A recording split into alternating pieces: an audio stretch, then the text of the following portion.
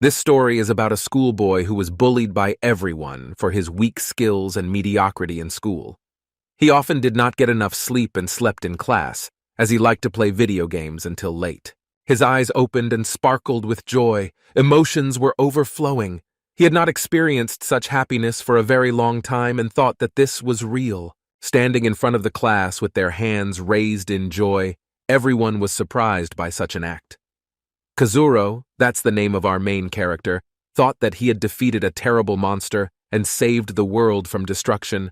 Everyone praised him, rejoiced, and thanked him. He was pleased and glad that he had finally become a hero. Opening his eyes, he found himself in front of the class, not understanding what was happening. Everyone laughs at him. Kazuro's smile disappears from his face, turning into the horror of realizing that it was a dream. How ashamed and awkward he felt because he achieved everything he wanted all his life. The world in which our hero lived was filled with monsters, and becoming a hero who would free humanity was his cherished dream. A long time ago, a war broke out on the planet with the monsters that came to our world. They callously killed people and destroyed cities one after another. The idea that this was the end of humanity was real, but the monsters that came to our world were extremely dangerous. But they had one vulnerability. A person could absorb them, making them his weapon. This is how absorbers appeared in the world. Unfortunately, not everyone had this power. Absorbers were in great demand, and their power was our salvation from monsters. But the power of the absorber depended only on the monster it absorbed and the number. They were divided into 3 types. Those who could absorb the power of one monster, the so-called B rank. There were the most of them. A rank, those who can absorb 2 monster powers, and S rank, 3 or more monsters. Kazuro was an ordinary low-ranking guy. The thoughts in his head overwhelmed him, standing in front of the class in confusion. The dream was so real it's hard to believe that it's not real. After this, I sat down and wanted to play my favorite game, where you have to kill ghosts. Trying not to pay attention to the jokes and grins of his classmates, he again plunged into the game world. The teacher started yelling at Kajuro for behaving like this.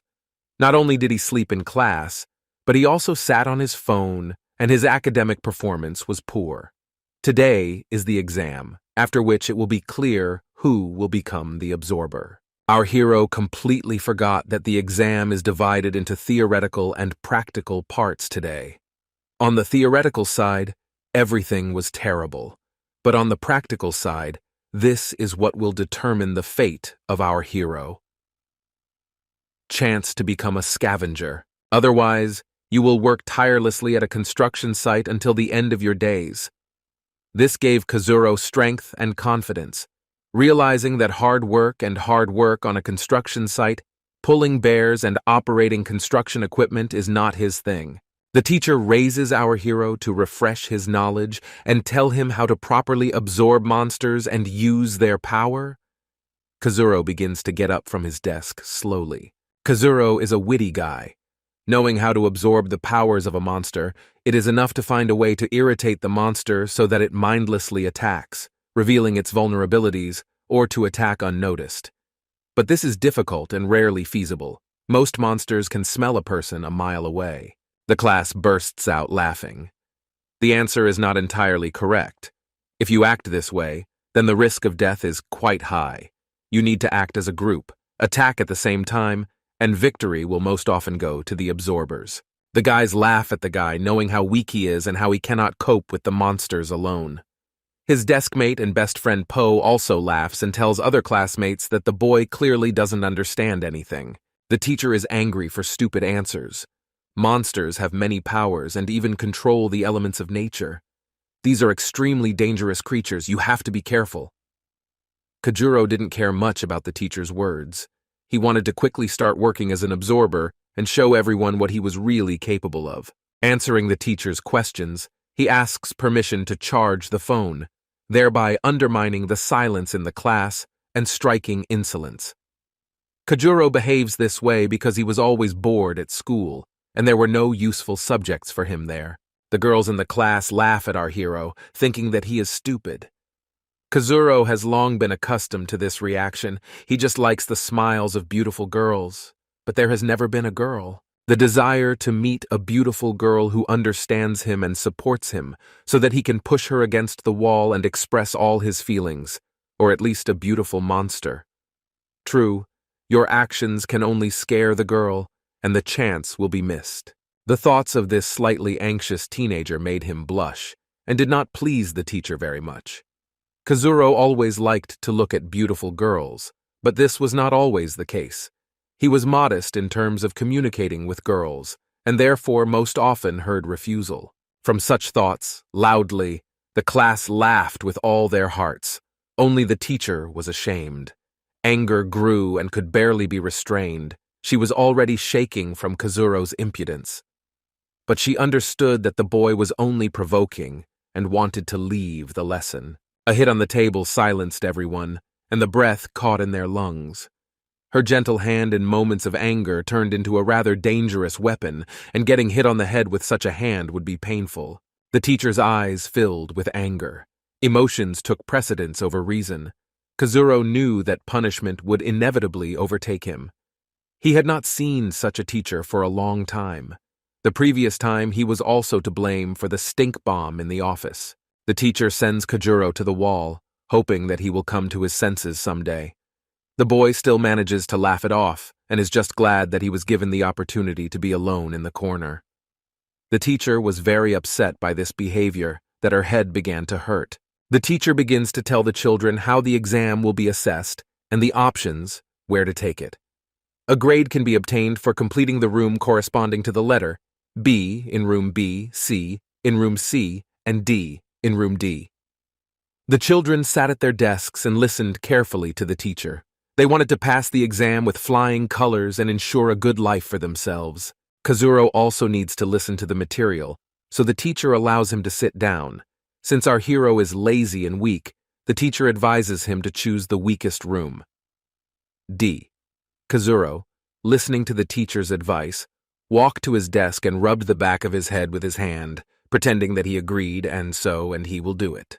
Children turn on their holographic computers to select the room where they will take the exam. Difficult choices that will shape their future. Each student carefully reads the description of each room with monsters to determine where to go and what they can pull with their strength. A classmate at his desk suggests going to room D together, to which Kazuro responds with a categorical no. He decided long ago to go through room A to prove to himself and others that he is strong. Po laughs and advises him to stop joking and do as the teacher said. Without thinking for long, Kazuro presses a button on the screen to start the exam in room A. This choice will entail many tests and show future development towards working in the Absorber Bureau. A teleporter begins to activate on the screen to transport Kazuro to the testing area. Advanced technology with magic makes this possible. Kazuro begins to feel how his body is gradually being sucked into the monitor screen. The neighbor at the desk is shocked by what is happening, since a weak absorber cannot survive in Zone A. He starts shouting to the teacher to pull him out and not let him in. Po was very scared for his friend and thought that he would not return alive. The teacher starts shouting for Kazuro to stop, otherwise he might die. This is too dangerous for a student of his level. All the children are surprised at how crazy the act is, but he decided a long time ago and was not going to give up. Everyone in the class looks on in surprise as Kazuro is pulled into the teleport of Zone A, a room where monsters live much more dangerous than in the video game. The rest of the children could not even think of going to this zone, because they understood that they were too weak. The teacher, seeing how Kazuro was pulled into Zone A, got scared and realized that the exam would not be possible without sacrifices. Our hero and other schoolchildren find themselves in an old, abandoned place infested with monsters. Determination is visible in the eyes. They stood and waited to be brought up to date and told where to go. There was a dark forest and a dark sky all around. Kazuro still had the same company, the school's favorite and main star, Tsuyuki, with her minions and 2 classmates. They looked at our hero with great contempt. These were students from another class, and they knew each other. The bespectacled boy always offended Kazuro with the fact that he was a weakling and could not even summon a monster. He stood behind Tsuyuki and adjusted the frame of his glasses on his face. Suddenly a strange ghost appears above his classmates, his red eyes and pale skin. For the first time they saw a ghost in person. The girl felt something appear behind her and began to tremble with fear, and her lips curled and trembled. The guys were scared and alarmed by the appearance of the monster at the start of the exam. The girl immediately climbed into the arms of her classmate, who always loved her. The boy did not immediately understand what had happened, as the girl pressed hard and almost knocked him down. Kojuro did not show fear. He saw a harmless ghost in front of him, although the others were scared, but he looked with suspicion. He was ready to begin the exam and show what he was capable of. This ghost turned out to be an examiner and will take an exam, according to the rules of which Nada will hold out for a day in an old, abandoned hospital and absorb the powers of at least one monster. The ghost looked like an ancient monk who helped people. Crows flew around and created an eerie atmosphere. Having learned that they had to stay in a hospital full of monsters for 24 hours, the children got scared and thought that they would definitely not survive. In order to be protected at night, they had to capture the monster's forces before midnight in order to get into the safe zone. The examiner assured the children that if they were in danger and they could not cope with it, everyone is given a scroll that will take them back to class. If they can kill the goblins and take their bead, they will receive a reward. Scrolls provided the ability to transfer, but not protection. If it was lost or damaged, you would not be able to get out of here. The exam starts now, 2 hours left until midnight. Our group stood in front of the huge arch of the hospital with monsters in fear and anticipation of something that will change their lives. A long and tall staircase led to the main entrance, and the decorative arches and decorations on the pillars were quite old. Even in front of such a terrible place, they looked at Kojuro and did not understand why he came here. He had no chance. Everyone was sure of his imminent death and told him to get out. The bespectacled boy stood behind, and this place was quite creepy that he was a little scared. Kojuro stood in front of the entrance and decided to go first in order to find a monster for himself as quickly as possible and test his skills. The guys behind saw that the boy went first. They decided not to split up yet and to follow him. The crows only frightened the children with their cries and forced them to follow inside. Upon entering the hospital, there were pools of blood everywhere, a disgusting smell and frightening sounds. Looking at all this, there were fewer and fewer good thoughts, so they stayed together. Kojuro and the rest of the students walked down the hospital corridor. There is blood all around.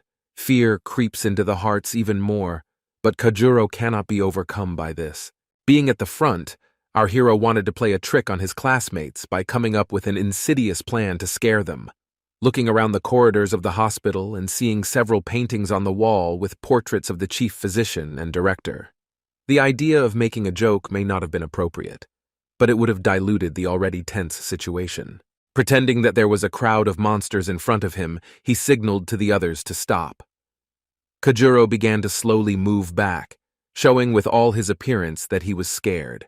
His steps were very careful and slow. He asked everyone not to make noise. He said that there was a huge fanged monster with a large mouth and a long tail devouring a man, and around there was a crowd of small orcs grinning their teeth. Suyuki and his comrades got a little scared and began to show that they were scared.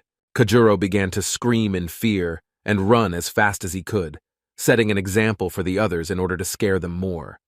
His scream was loud and could wake up the monsters, so the guys had no choice but to run away from here and back to the exit. The children rushed to run along the blood-stained corridor towards the exit, trying not to turn around. The fear in their eyes gave them the strength to run faster and hope for survival. While on the street, the students fell exhausted to the ground, knowing that the monsters did not leave the exam area. They could relax. They tried to catch their breath and calm down. Suddenly, after they came to their senses, they noticed that Kazuro is not with them. The thought was that he did not have time and was grabbed before leaving. But suddenly loud laughter is heard from the balcony of the hospital. The guys raise their heads to see who is laughing so hard and see him. It was Kojuro, standing and applauding his cowardly classmates. For the first time, he mocked them. "We bought it," he said. He clapped his hands and said that now it's clear who the bespectacled coward is. The guys were terribly unhappy with this action and began shouting at him in an irritated voice. They were ashamed that some weakling humiliated them, especially the main beauty of the school. The bespectacled man, without finding words, told Kazuro everything he was thinking and said what he would get for it. Beauty was upset at how she was set up and made to feel afraid, because she is the strongest of them. Her skill level was much greater than the others. The henchmen began to tell Kazuro what a brute and scum he was. Kazuro looked at their frightened faces. He was relaxed and felt no fear. Confidence in his abilities was high, but the statements of his classmates slightly shamed him. The beauty, proudly raising her head, said that she was not afraid, but simply followed the others, that in case of danger she would save them. To which the henchmen were touched by her words, and were sure that she would have saved them. She was from an influential family and meant a lot to them. Kajuro, listening to all this nonsense, simply turned around and left in search of monsters to absorb and defeat them. And while they are on the street, he has a better chance of finding someone first. Suyuki and the guys were very unhappy that they were being ignored and were not going to leave it like that. Going down to the first floor, he began to explore the offices in search of monsters and came across an ophthalmologist's office from where strange sounds were coming. "Here it is!" Kazuro exclaimed joyfully. Suddenly the same group entered the corridor, praising their queen, and began to say that he should not interfere with them and, if he saw or heard anything, tell them, and the beauty would sort it out. Kazuro was already fed up with their arrogance, and knowing that there was a monster in the office, an insidious plan matured in his head to teach the upstarts a lesson. If they are so strong, then it will not be difficult for them to defeat the monster. Politely letting them into the office, asking forgiveness to the beauty for their behavior, gives them the opportunity to be the first to fight the monster of this office. Fortunately, there are enough monsters in the hospital. Entering the office, they saw a strange creature sitting on a chandelier fan and were seriously scared. Their mouths were wide open and wanted to scream, but they understood that they would then be noticed and could be killed. This monster possessed the magic of illusions and made them feel their worst nightmares. He used his skill and a red light sparkled on the dark ceiling, which shocked them and made the children stand in stupor. Looking into the big red voice, the trio froze in a trembling stupor, succumbing to hypnosis. Kazuro watched from the side, not knowing the full danger, thinking that they would cope, and just waited. At first, he didn't understand why the guys froze and began to cower in fear. Seeing the trembling beauty Suyuki leaving the office, Kazuro turned pale. He was scared, thinking that he had set them up by falling into a very strong monster that none of them could cope with. "Are you okay?" he said, to which the girl told him what the monster was capable of, how he mocked them, forced them to plunge into their darkest nightmares. But it didn't last long, and we managed to get out. Afterwards, they decided that Kajuro had set them up, and that he knew about the monster, but did not warn him. It turns out that he used them to find out the monster's weak point and defeat it. The beauty and the company were terribly angry and said that he had no chance anyway.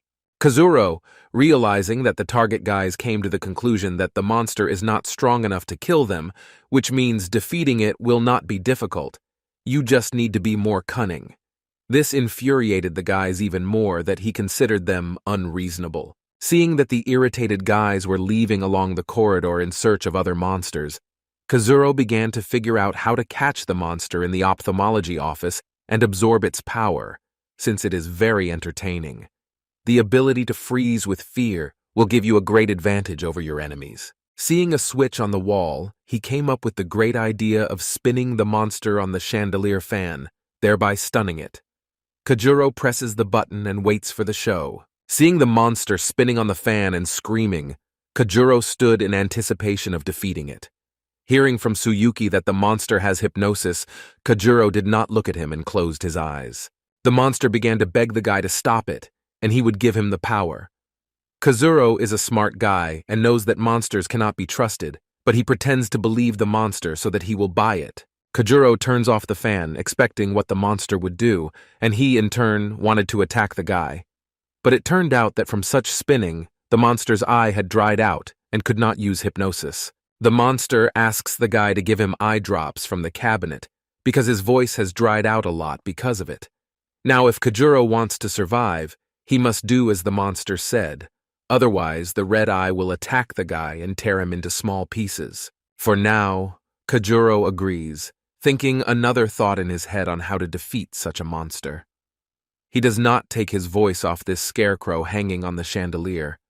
He begins to walk towards the medicine cabinet and tries to open it. Seeing that in the cabinet, in addition to various medicines and potions, there was also medical alcohol. Kazuro immediately understood what he had to do, and carefully, without giving it away, wiped the sticker off the bottle.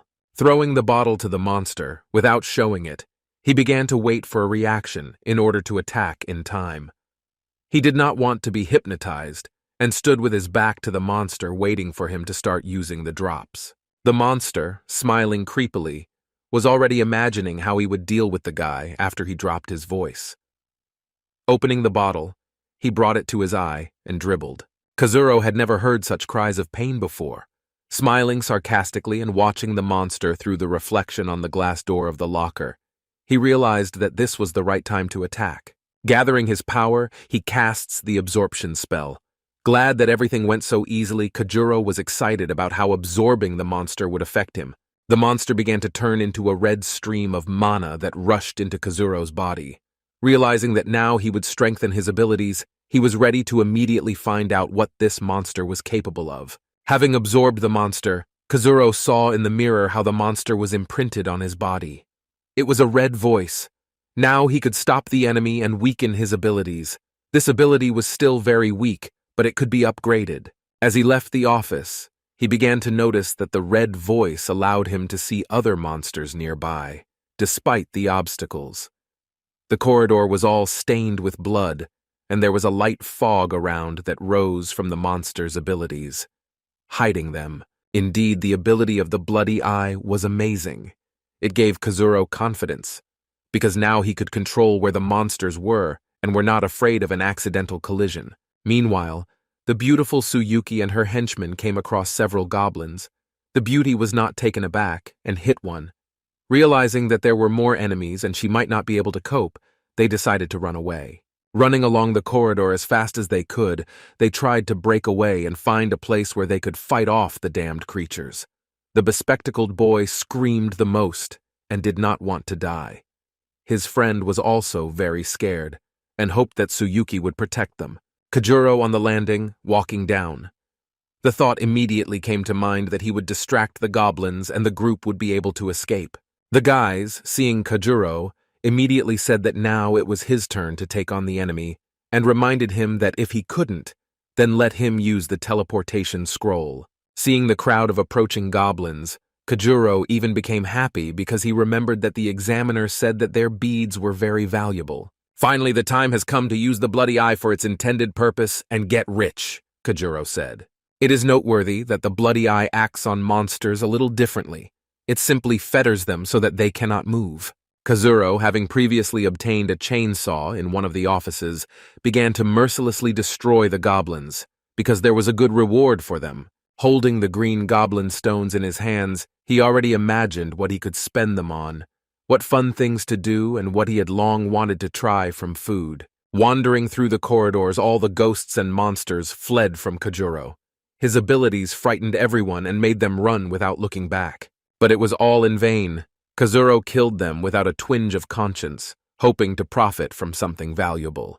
Continuing to walk along the corridor in search of a worthy opponent, he stumbles upon a surgery room, from where a strange glow and music can be heard. In it sat a beautiful maiden with ample breasts and long black hair. She was dressed in a kimono, and a white strap was visible on her belt. Kazuro and the devoured monster, seeing the beauty, immediately blushed as bad thoughts entered their heads. She sat in the office and played the zither. The melody was pleasant and bewitching. The skills of this beautiful monster fascinated and frightened at the same time. Who knows what she's capable of? Kazuro wondered what such a beauty was doing in the operating room and how strong she was. He felt danger from her but could not estimate how much. Kajuro began to think about how to defeat her and absorb the power. There were several ideas, but the red voice dissuaded him from going. since he knew that she was dangerous. Kajuro then suggested that she was not just in the operating room.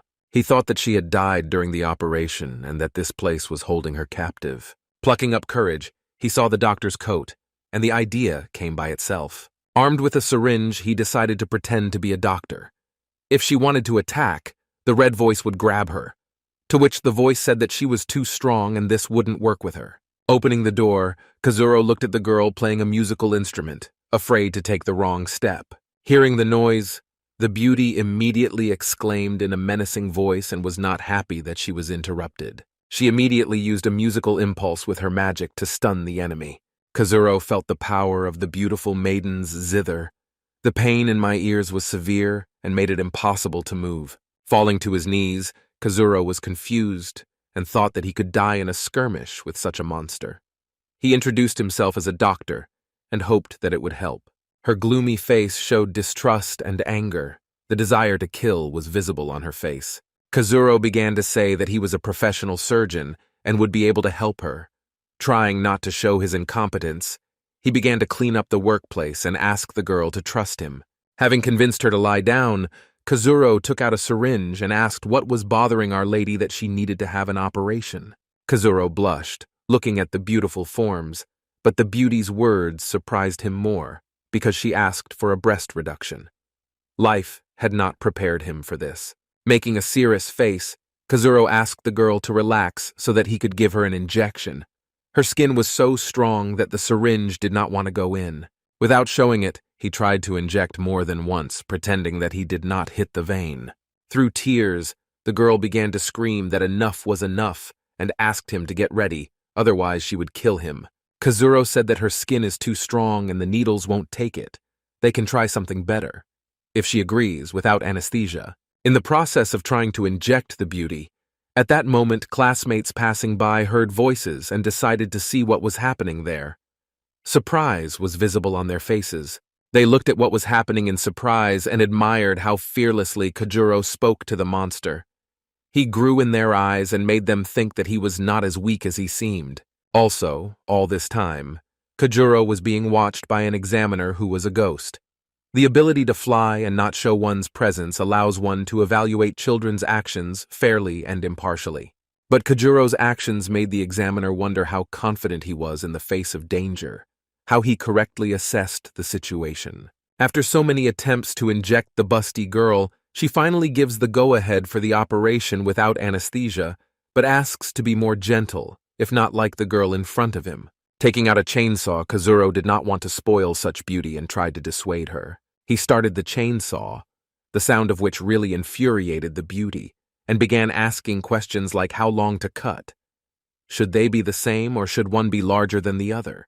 Kazuro knows that in order to devour a monster, he must make him angry. In his head, he tried to come up with more caustic words in order to achieve his goal and absorb her power. Kazuro reminded her that without anesthesia, it would be very painful, so she would have to endure it. After so much bullying and stupid questions, the girl became very angry, starting to scream and threaten Kajuro. Taking her zither in her hands, she wanted to use her strongest spell and kill Kazuro. The monster's aura was very strong, but the level of irritation reached a limit, which was not difficult for the guy to absorb its abilities. Using his power, Kajuro takes great pleasure in casting absorption spells. The busty beauty watches with great surprise, as her strength is useless in front of Kazuro, and the attack played a cruel joke on her. The monster's powers were absorbed. The screams coming from the office could be heard throughout the entire hospital. A monster of this level of power should give amazing skills, the guy thought. The skills were successfully absorbed, and Kajuro now had two monsters with super skills. Now all that remained was to gain enough trust from them to team up in battles. Confidence in his abilities, thirst for more. Now with two monsters of this level, he will be able to defeat anyone by giving them orders. The busty beauty began to shout at him that he would control her so unceremoniously. She was her own mistress and would not tolerate anyone ordering her around. Kazuro assured the girl that he had something else in mind and was not going to boss her around. He wanted to make friends with them in order to defeat his enemies, and he would never push around such a beauty. With virtues like hers, you can stop anyone. The beauty was dissatisfied with the guy's vulgar jokes and confronted him about his depraved thoughts, to which he replied that she had misunderstood again. It just so happens that the skill of the red eye fetters the enemy, but the enemy's mind is clear. This does not give 100% confidence in holding for a long time and puts him at risk. And with the beauty's skills, their brain is exposed to fear. It cannot think sensibly, and in a duet with the bloody eye, immobilizes the enemy confidently and for a long time. Hearing over the hospital speakers that there was less than an hour left by midnight, the voice from the speakers suggested that those who had absorbed the monsters should go to a safe zone to rest and gain strength. Hearing this proposal, Kajuro headed there in the company of his two monsters. The desire to see his classmates who thought he was weak and prove them wrong overwhelmed him. The school beauty and her friends heard that time was short, and Nada was going to the safe zone. They were just nearby and came first. Seeing what the room looked like for those who had absorbed the power of one monster, they were upset, because it was dirty and cold.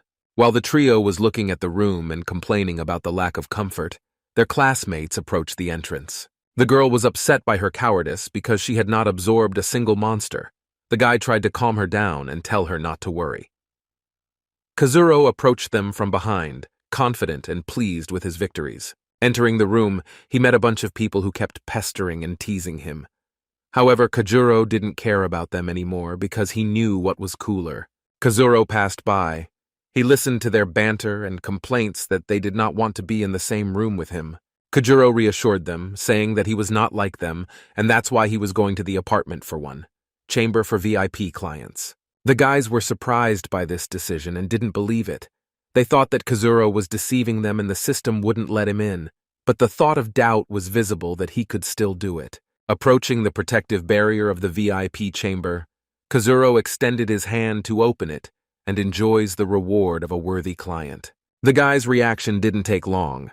When the barrier was opened, everyone was incredibly surprised by this decision.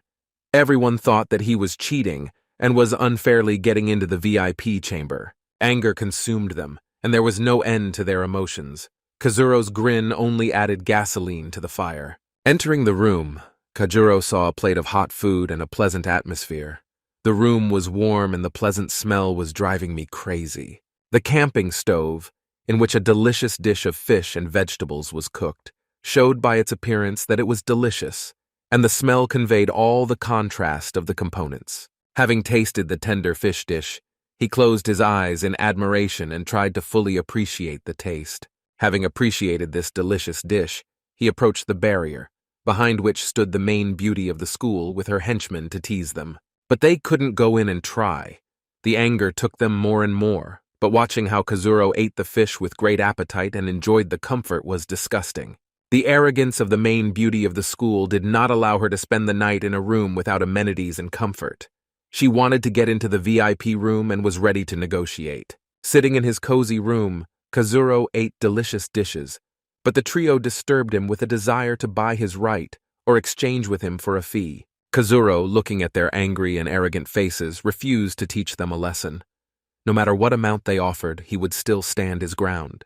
His classmates stood their ground and offered him a lot of money to give up his place. Unexpectedly, the girl reminded him that she was from a rich and influential family, and he would not be in trouble for such behavior. Putting his chopsticks aside, Kazuro looked at them and thought that he had not taught them a lesson enough if they continued to behave like this, and the threats were unnecessary. Approaching them closer, Kazuro offered to fulfill his wish if they so wanted to get into his apartment. Our influential beauty received an offer.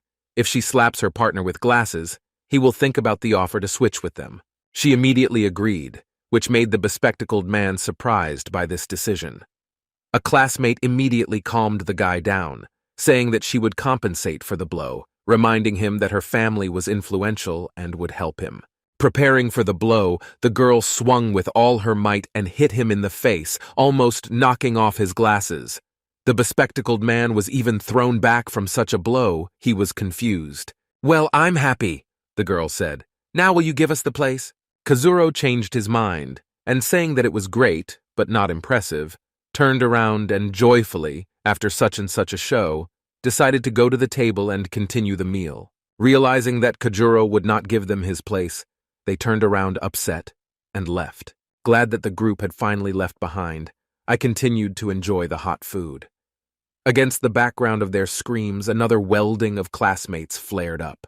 Unfortunately, not everyone was able to absorb the monster's power. Those who were unable to absorb the monster before midnight were prohibited from entering the safe zone. The girl was very afraid to be alone and asked her classmate to be with her. Kazuro knew this couple because the guy was in love with her. He often ran after her at school and helped her in everything. I have never seen a classmate answer him. She was afraid to be alone, asked the guy to take places with her and give up his place because he loved her. Knowing that her classmate is not indifferent to her, she uses an insidious technique in the form of a kiss to achieve her goal. She was sure that the guy would give in and give her the place. Looking at this, Kajuro understood that she had taken advantage of him, and he felt sorry for the guy. But he could not do anything. After the first kiss from the girl he loved, he immediately agreed to everything and gave up his place. Now, the girl was safe, and he remained near the entrance to wait until dawn. Kazuro was very tired from all these scandals and quarrels and lay down in a warm bed. He fell asleep quickly, and his snoring was so loud that it did not let anyone sleep. Because of the terrible snoring, no one could sleep. Everyone was tired, and looking at these beds, they did not think that they could sleep here, and the snoring drives them crazy. The thought of what a bastard this Kazuro is doesn't leave them alone. Being in this blood-spattered room, we looked for a cleaner place to rest. The influential classmate was already dreaming that morning would come and teach the nasty Kazuro a lesson to prove that she was the strongest and most gifted here. Looking at the blood-stained bed, he doesn't understand how anyone can sleep here. The bespectacled boy, in order to please his beautiful classmate, offers to lay his shirt down so that it doesn't get dirty. But alas, it will not be possible to remove the smell of blood. Putting a shirt on the bed didn't make it any cleaner, but it did provide at least some place to lie down and rest. The idea was good. The desire to please my classmate was great. While everyone was trying to sleep and rest, our loving boy, who had sacrificed his place for his beloved, was sitting near the safe zone looking at his watch. Suddenly, he heard a noise coming from the dark corridor, some ominous growling and grinding. Goosebumps of fear immediately ran through my body. Approaching closer in front of the guy, an entity appeared, 2 meters tall and with blood-red eyes. The classmate immediately took a defensive stance and prepared for battle. The appearance of this monster was like maniacs from horror films. The mask was tied with ropes, through which one could see. The bloody face of the monster made everyone fall into horror. The boy was pretty scared when he saw such a formidable opponent standing in front of him.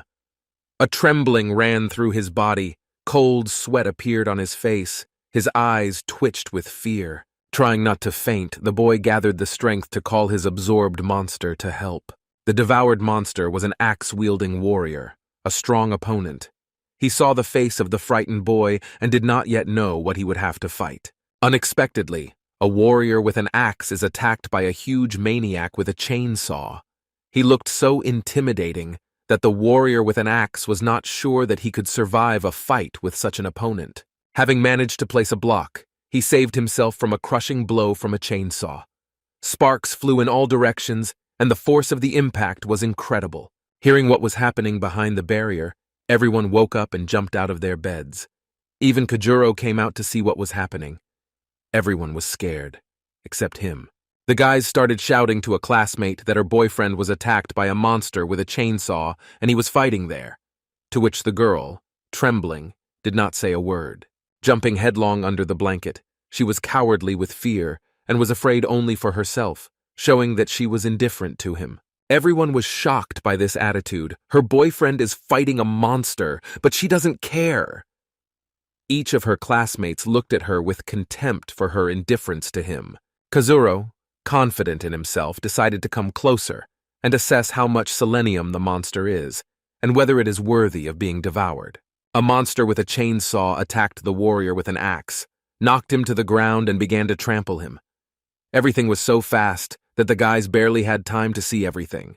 The blows were very strong and it was clear that the warrior with the axe was losing in this duel. His chances were getting less and less. Being pinned to the ground, a monster with a chainsaw tears off the warrior's arm. The monster's foot stood on the head and squeezed it. From the pain of tearing off his hand, the monster barely remained conscious. It was a cannibal. He greedily ate the warrior's hand, trying to get enough. Such a monster was very difficult to defeat. His mask tied to his face hid who he really was, and his torn clothes spoke of his long stay here. Having appreciated the taste of the axe warrior's flesh, he was not satisfied and threw it away. Apparently, the taste of the same monster was unpleasant for a cannibal with a chainsaw. Being angry and hungry, he continued to attack the warrior in order to kill him. The anger caused by hunger was very strong and frightening.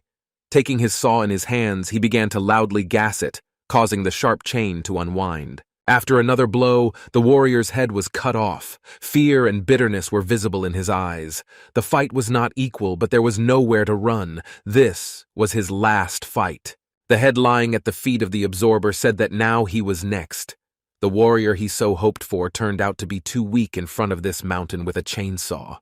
Kazuro was amazed by the monster's strength and understood that such a monster would be very useful in his collection.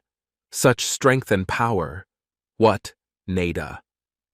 His satisfied and interested face was thinking about what he lacked for battles, and an attacking monster would be very useful. The monsters that Kazuro absorbed only had a stun effect, and there was no warrior among them. Having collected such a trinity, he will be able to withstand any opponent without any problems. While Kazuro was thinking, the cannibal cornered his classmate to taste his flesh. The roar of the chainsaw drove me crazy and made me even more afraid. In fear, he began to scream for help. The horror he felt was indescribable. Thoughts that this was his end appeared in his head. Classmates, seeing this, being afraid to do something themselves, began shouting to his girlfriend that he would die now if nothing was done. She didn't care about the guy. She was afraid herself and did nothing. She just trembled under the blanket and said that she was scared and wouldn't get out. Kajuro was disgusted to see such a reaction. He saw betrayal on her part. It was disgusting to realize that such love. While everyone stood behind the barrier and cowered in fear, instead of distracting the enemy, the boy in tears begged them to save him, at least Kazuro. His eyes began to shed tears of despair. Swinging his chainsaw, the monster tried to cut the guy so that he could taste the fresh, young flesh. But although the guy was scared, he didn't give up so easily. Having dodged the blow, he wanted to get to the barrier by sneaking under the huge monster. The saw chain, stained with blood, only splashed blood everywhere and frightened him with its roar. Unfortunately for the guy, the cannibal had a good reaction and did not miss the moment, hitting the guy in the stomach from his knee, realizing that he had missed the saw. The boy began to fly to the side, feeling severe pain from broken ribs. The blow was so strong that it broke a couple of ribs and blood gushed from the mouth. He had never experienced such pain. The chances of salvation disappeared with every second of confrontation with such a powerful monster with a chainsaw. Flying away from the blow, he slammed into the wall, almost losing consciousness. The number of fractures and the pain that followed them was great. The splash from the blow and strong cries of pain could be heard throughout the entire corridor. The condition was deplorable. The monster slowly approached with a screaming chainsaw to finish off the boy. The monster looked at him like he was a piece of meat and did not feel any pity. The sharp chain wanted to greedily dig into the guy's flesh and shred it. Being stunned and barely conscious, he suddenly feels pain in his shoulder. Seeing how the chain has dug into his body, tearing his flesh, he screams in pain. The sawn-off hand that the monster was holding was dripping with blood. The guy lost consciousness as a result of the incident. Greedily and with a crunch of bones, the monster ate the guy's hand, saying that he had not eaten human flesh for a long time. Horror ran through my body looking at this.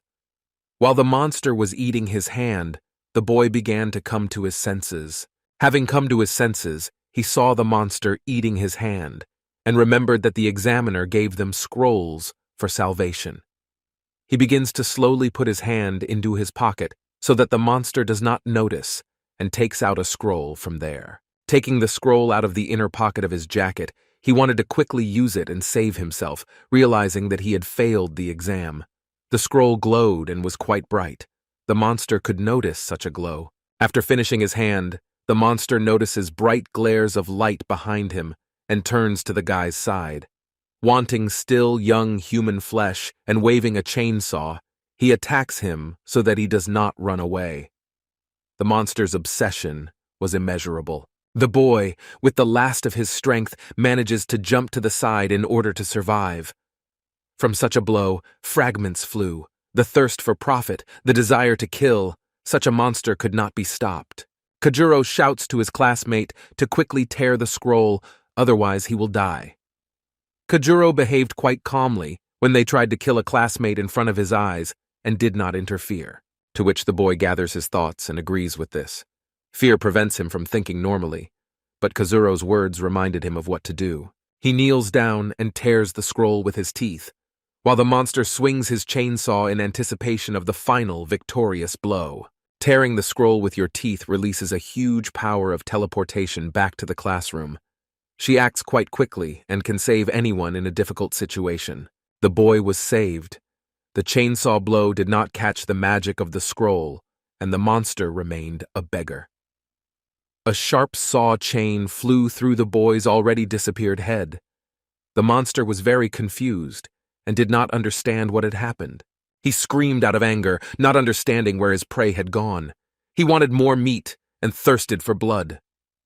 The body expressed tension and readiness for aggressive actions. Kazuro was waiting for the right moment to fight the monster, because his power made it possible to absorb the monster when he was as enraged as possible. Plus, he had to come up with a plan on how to defeat such a thug. Looking at the boy, the monster begins to shred the barrier, but it does not give in. Anger overwhelms him, but this is not enough for Kojuro. The big and angry monster has been trying to cut through the protective barrier for a long time and does not want to give up. Kojuro pretends that the monster is not trying hard, yawning and showing complete calm, that the monster's strength does not impress anyone and does not cause fear. The monster is even more irritated by this situation. Kazuro comes up with the idea of going up to the barrier and teasing the cannibal with his delicious hand, thereby angering the monster more. The boy provokes the monster by saying that his hand is so tasty and full of protein and the taste is just lickable, to which the monster, drooling, looks at the hand, emitting a pleasant young smell of flesh. Hunger controls him and gives him no rest. The monster cannot break through the barrier and begins to understand this. His face can't tear himself away from the sight of the nice, fresh meat that he loves so much. Kojuro teases the monster more and more, to which he boils. He abruptly removes his hand and begins to make faces, sticking out his tongue and fooling around with all his might. This brazen behavior of the guy began to make the monster very angry. I use a hail of my strongest blows on the barrier, exuding anger and loud screams with the chainsaw chain hitting the barrier in the hope of getting to this wretch and devouring him. After such an attempt, the monster decides to retreat, realizing that he was wasting his energy in vain because he failed to break through the barrier. Kojuro notices that the monster can leave. Kojuro is not happy with this situation, and he activates the barrier to get out. The monster must not be released, otherwise it could harm someone else. Having collected himself, Kojuro comes out, thereby showing the monster that he is not in the protection zone and can be attacked. The monster pays attention to the boy and with great desire wants to kill and devour him. Turning around, the monster rushed to run towards Kojuro, its desire for hunger and anger taking over and controlling it. The drool, like that of a dog, developed at high speed. Kazuro decided to have fun. Realizing that he should not show his strength to his classmates, he began to gain time by mocking the monster. The monster can't keep up with the guy and hits the barrier. The children are amazed at Kazuro's stupid and reckless behavior, but they don't interfere. Once again, the monster leaves as a beggar, screaming in irritation. This was not enough for Kojuro, and he goes out again to provoke the monster. He again sees the guy come out and teases him. Kojuro will not back down and will bully the monster until he wins so that he gives up. This time he runs even faster, screaming and the crazy roar of the chainsaw, trying to have time to cut off this damned head of the impudent boy. But again he doesn't have time.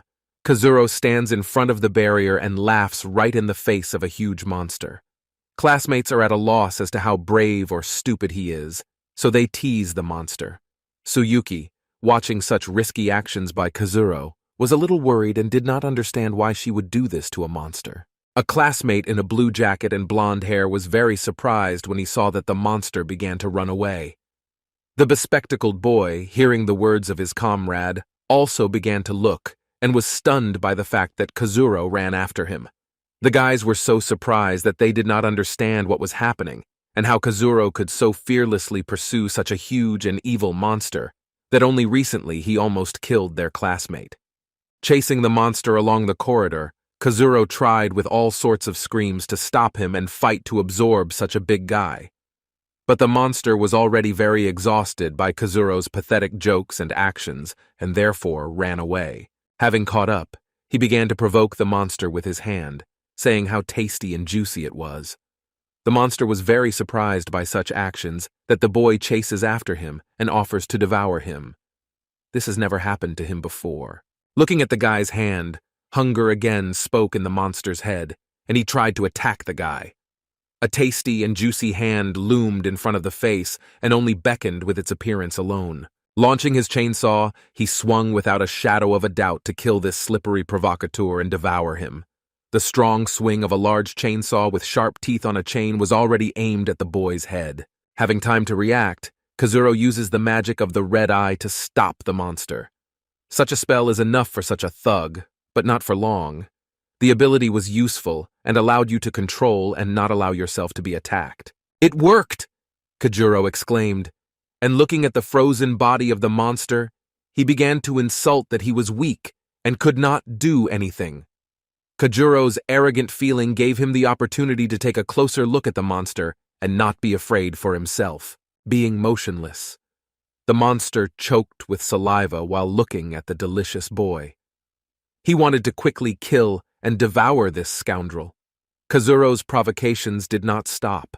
He kept showing his delicious hands and saying how delicious he was. Freed from the stupor spell, the monster immediately attacked the guy, but he dodged as if nothing had happened. The strong impact of the saw began to cut through the floor of the hospital, and a large number of sparks began to fly in all directions. The monster was already on the aisle, so if it would be enough to absorb it a little more and its defense would fall, it would become an easy prey for Kazuro. His body seemed to be burning with great anger towards the boy and wanted to kill and tear the insolent man into pieces. A look that exuded the maximum level of hatred and anger made his whole body tense. This was the limit of his emotional protection. Now Kazuro could attack him. Kazuro, with a slight smirk on his face, casts an absorption spell. Now he will have a great attacking warrior in his arsenal. It begins to absorb the monster and all its abilities. In bewilderment, the monster screams, not understanding how he was defeated, and in every possible way shows his dissatisfaction that this should not have happened. Finally, the boy had an attacking monster, which was displayed as a chainsaw on his hand. "The collection has been replenished," Kazuro said. He looked at his left hand and enjoyed the new sign of the monster that would serve him. The examiner watched everything that happened. He was sure that this was the new Lord of the Monsters. Although the guy's actions were questionable, there was almost no doubt. Through the windows of the hospital, he saw each and every action of the test participants. The examiner saw great potential in the boy, and the way he dealt with such a formidable opponent while playing raised many questions. His thoughtful look began to suspect that the boy really had abilities that would help him achieve high results in life. The speakers in the safe zone said that there were 7 hours left before dawn, and the guys were getting ready to continue the exam. The speaker worked on the examiner's magical abilities and did not require electricity, which the hospital did not have anyway. The children panicked, because the monster that Kazuro ran after could be nearby and waiting for them. They were sure that Kazuro had already gone to class after tearing up the teleportation scroll, because he could not defeat such a monster. Kazuro enters the room with his hands in his pockets, showing complete calm and confidence. They looked at him with many questions, but they did not think that the boy was capable of absorbing such a big guy with weak indicators. Kazuro said that the monster with the chainsaw is no longer there, and they have nothing to fear. If they want to complete the exam, they should look for other monsters. Classmates with surprised and angry faces did not believe that such a bastard could win. They began to assume that the monster simply ran away somewhere, and Kazuro did not find him, and they think that he wants to set them up again. Despite the insults of his classmates, Kazuro began to think about how the absorbed abilities of monsters could help him become one of the leaders of the Devourers. Remembering that the Absorbers have their own hierarchy of strength and class, he already imagined how he flaunts himself at the top of the food chain and controls everyone. After much thought, he was tired, since he had slept very little, and running after the monster had exhausted him greatly. I didn't think for long. I plopped down on the bed with a comfortable mattress and tried to sleep. The warm room warmed us, and the smell of food gave us comfort. As dawn came, the sun began to filter through the dusty windows. The street was calm and quiet. Huge houses could be seen through the windows nearby, and the place did not look so abandoned. Leaving the VIP room, Kazuro had breakfast with warm toast cooked on a magic tile that she cooks herself. The mood was good and he looked pretty good. Seeing his classmates leaving the safe zone, he noticed that they looked tired and hungry. Tsuyuki held her stomach and also wanted hot food and warm tea, but to get involved with Kazuro, who set them up. Kazuro decided to offer them his toast as a sign of reconciliation and act more amicably. If they don't eat, they will have little chance of fighting monsters without powers. This only infuriated the principled beauty Tsuyuki and the bespectacled man, but their friend was interested, although he understood that it was low to agree to such a thing, to be friends with trash. Kazuro began to smile at their reaction and continued to finish his toast. From the guys' conversations, the traitor to her boyfriend finally woke up, and everyone looked at her with contempt. She yawned loudly and drew attention to herself. Kazuro stood near her bed and, hearing the sounds, turned his head and stopped chewing. Seeing that everyone was looking at her like that, she felt guilty, but she was not going to show it. The condemning glances seemed to cut her from the inside. Kazuro and the others looked at her, showing complete disgust for her action. Kazuro said that she took advantage of the guy's feelings and he paid for it, and she, in turn, did not even help him. That guy didn't deserve this. Hearing Kazuro's words, the girl became pretty angry and began to make excuses that she did not have the absorbed monster and could not help him in any way. "You should have helped him," the girl exclaimed. Kazuro began to shout at her that she had abandoned him to the mercy of fate and they had to help him. The monster that attacked him was very weak and they did not know how to save him, and they were not obliged to. He survived, but failed the exam, outnumbered by his competitors, Kazuro said. The girl's gaze was filled with fear and disappointment in herself. She was overwhelmed with emotions and anger towards others who blamed her and did not stand up for themselves. The examiner was watching them all this time, since he has no right to interfere. Now he had to inform the guys about the last test for them and finish the exam. A voice from the speakers intervened in the welding of classmates, announcing that the upcoming test was to capture or destroy a dangerous monster. "They have until noon." The trio of our hero's main haters began to discuss a plan to catch the monster. They had to gather their strength and pass the test. Tsuyuki decides to take action and asks his comrades to keep up and keep their eyes open. Not everyone agreed with the words of the main beauty, since the monster that had to be caught or killed was of the highest level, and the monsters they absorbed were of an average level, and there was little chance of such an undertaking. Tsuyuki began to reassure her friend by saying that there were 3 of them, and they could cope with such a monster. Hearing that everyone was making plans to catch the monster and not offering her their help, she was terribly scared, realizing that she would be alone. Suddenly, a monster with a large tongue and glowing eyes appears on the ceiling behind her. The girl does not feel threatened because she is very worried that no one wants to help her. Noticing the monster, Kazuro tensed up greatly, as it came out of nowhere and took them by surprise. Fear temporarily consumed him. The others didn't even show that they noticed anything. The monster looked like a cross between a man and a spider, huge claws and 6 glowing eyes. Such a creepy creature could climb walls and ceilings silently, and the spikes on its hands looked very sharp. Kazuro was even more surprised that only he could see this monster. The others did not even notice such a huge thing on the ceiling. They were calm, which means they definitely didn't notice anything, remembering that one of the skills of the red eye is to see other monsters and their aura. Thanks to him, he was able to notice this. Kajuro realized that only he had a chance to defeat such a dangerous high-level monster. Kazuro began to tell them not to relax, because the monster might be somewhere nearby and attack them. Meanwhile, the monster began to descend and crawl closer to the girl standing near her bed. Pointing his finger at his classmate, he says that there is a monster over her, and everyone needs to leave here urgently. His face did not show fear, and the guys again suspected that the boy was joking. The others didn't believe him because they didn't see the monster. Again, they decided that Kajuro was mocking them in order to provoke them. Tsuyuki said that such jokes are too dangerous and cruel to the others, and Kajuro, "We need to stop making fun of them like that." The girl standing in the corner, realizing that everyone still blames her for what happened, is very unhappy that they are making fun of her so much, since she is very afraid of monsters. She begins to feel that no one needs her anymore. Suddenly, a hand breaks through her thin waist, making a deep hole in her stomach.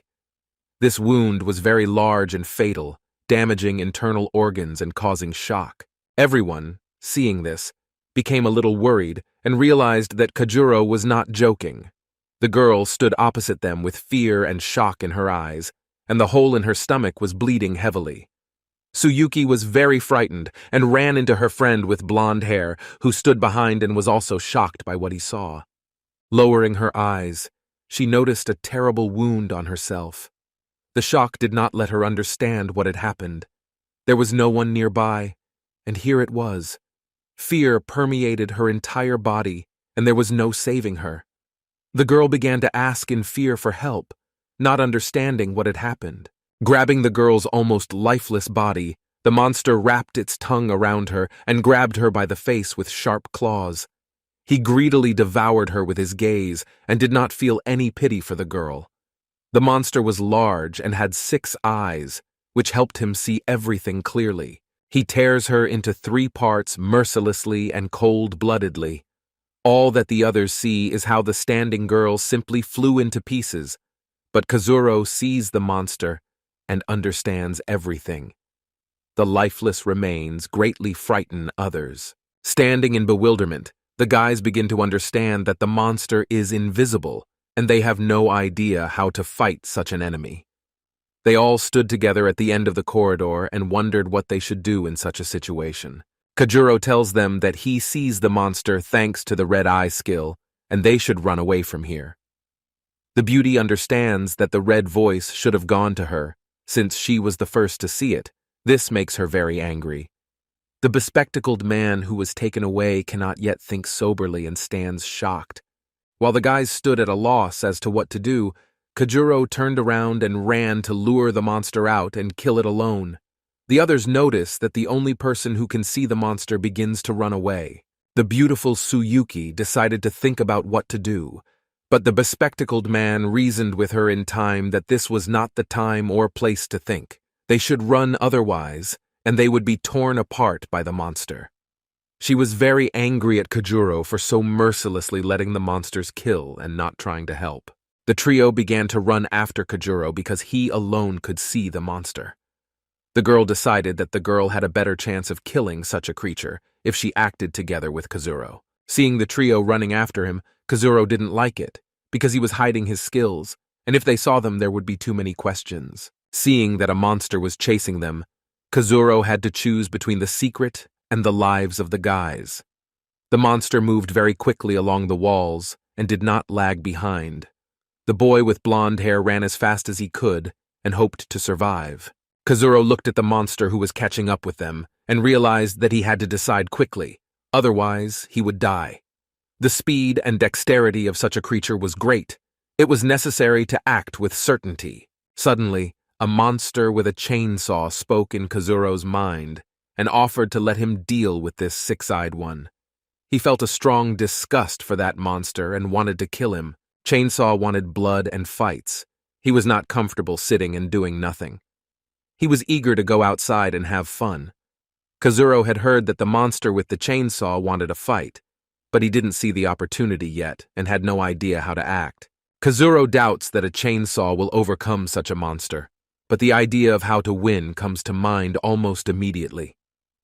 Feeling that they won't be able to run for long and the monster is still faster, Kazuro decides to attack. Stopping abruptly, he is already preparing to enter the battle using his monsters in a fight with such a dangerous six-eyed thing. His classmates, who were running as fast as they could, saw that Kazuro had stopped. Very tired of such a marathon, they started shouting at him to run.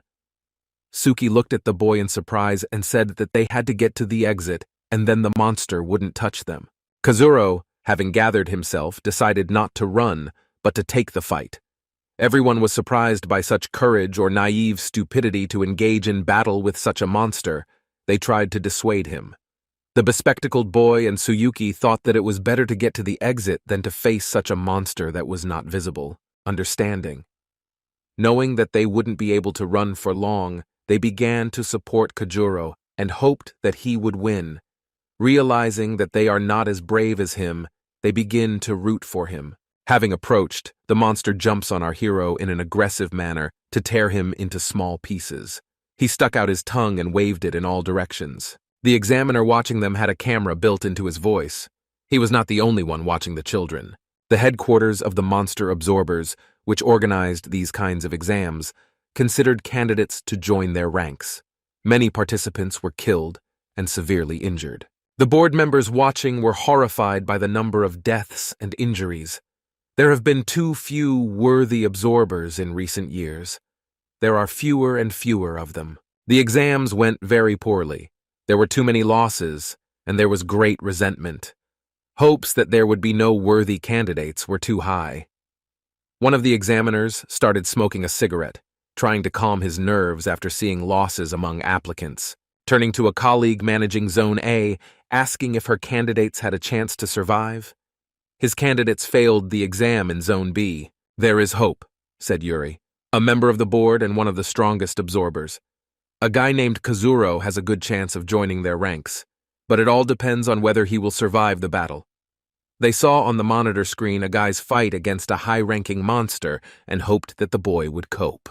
An aggressive face with an open mouth and protruding tongue ferociously approaches Kazuro.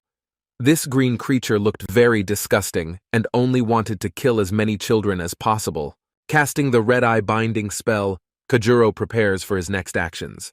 Everything happens so quickly that the slightest mistake will cost him his life.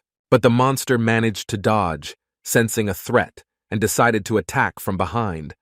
While the boy is trying to understand what is happening, he heads towards him. Kazuro, realizing that he didn't have time, decides to push the limits of his powers by casting another spell. His red eye didn't work on such a fast monster.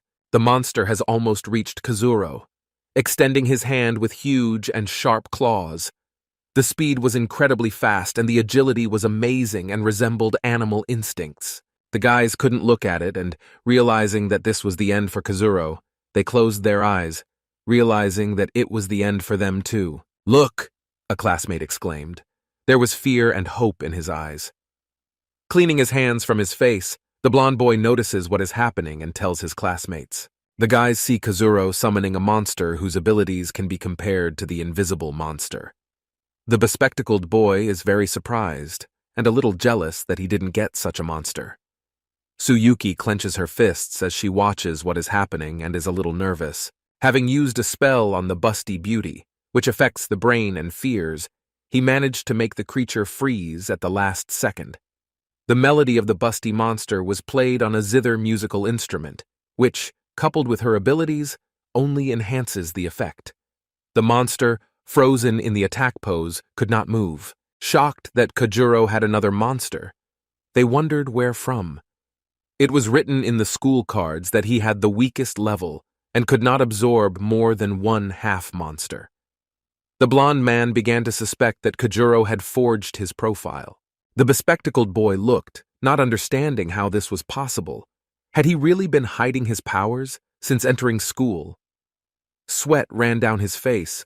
Thoughts of why he was hiding his potential and strength haunted him. Finally, Kazuro gives free rein to the monster with a chainsaw so that he can deal with the six-eyed degenerate and releases him by clicking on the saw symbol on your left hand and summoning a monster. The entity that emerged from Kazuro's mana was huge and resembled a monster with a chainsaw. The massive and terrifying monster was a warrior under Kazuro. Six-eyed, seeing a monster with a chainsaw, was pretty frightened. Realizing that he could not withstand so many strong spirits, he began to try to break free and run away. The attempts of the six-eyed man were even. The monster with the chainsaw, getting closer, wound up his chained beast and launched it with all his might to cut the six-eyed monster into pieces. The saw began to cut the monster and splash its blood all around. Strong cries of pain and suffering rang through the hospital corridors. Entering the body of the six-eyed man, the saw made him feel pain and fear of imminent death.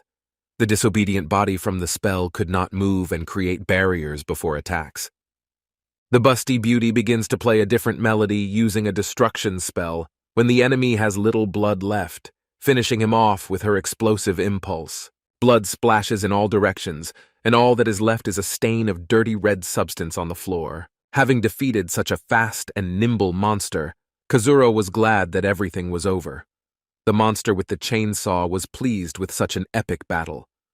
On the floor, a round stone fell out of the six-eyed one, similar to the goblin stones, but larger. Such a huge stone probably costs a lot of money. By collecting such a lot, you can arrange a comfortable old age, Kazuro thought, holding such a treasure in his hands. After finishing the fight, he returned all the monsters back to himself. Now he wanted to rest and think about what to do next when the exam was over. Realizing that his classmates saw that he had several high-ranking monsters who could tell the director and punish the guy. Watching our hero from around the corner, the three guys had a lot of questions and did not understand how such a weakling and incompetence could absorb three monsters at once, and two of them were the highest. The school beauty Tsuyuki imagined a pedestal on which she stood only in second place. It was humiliating for her.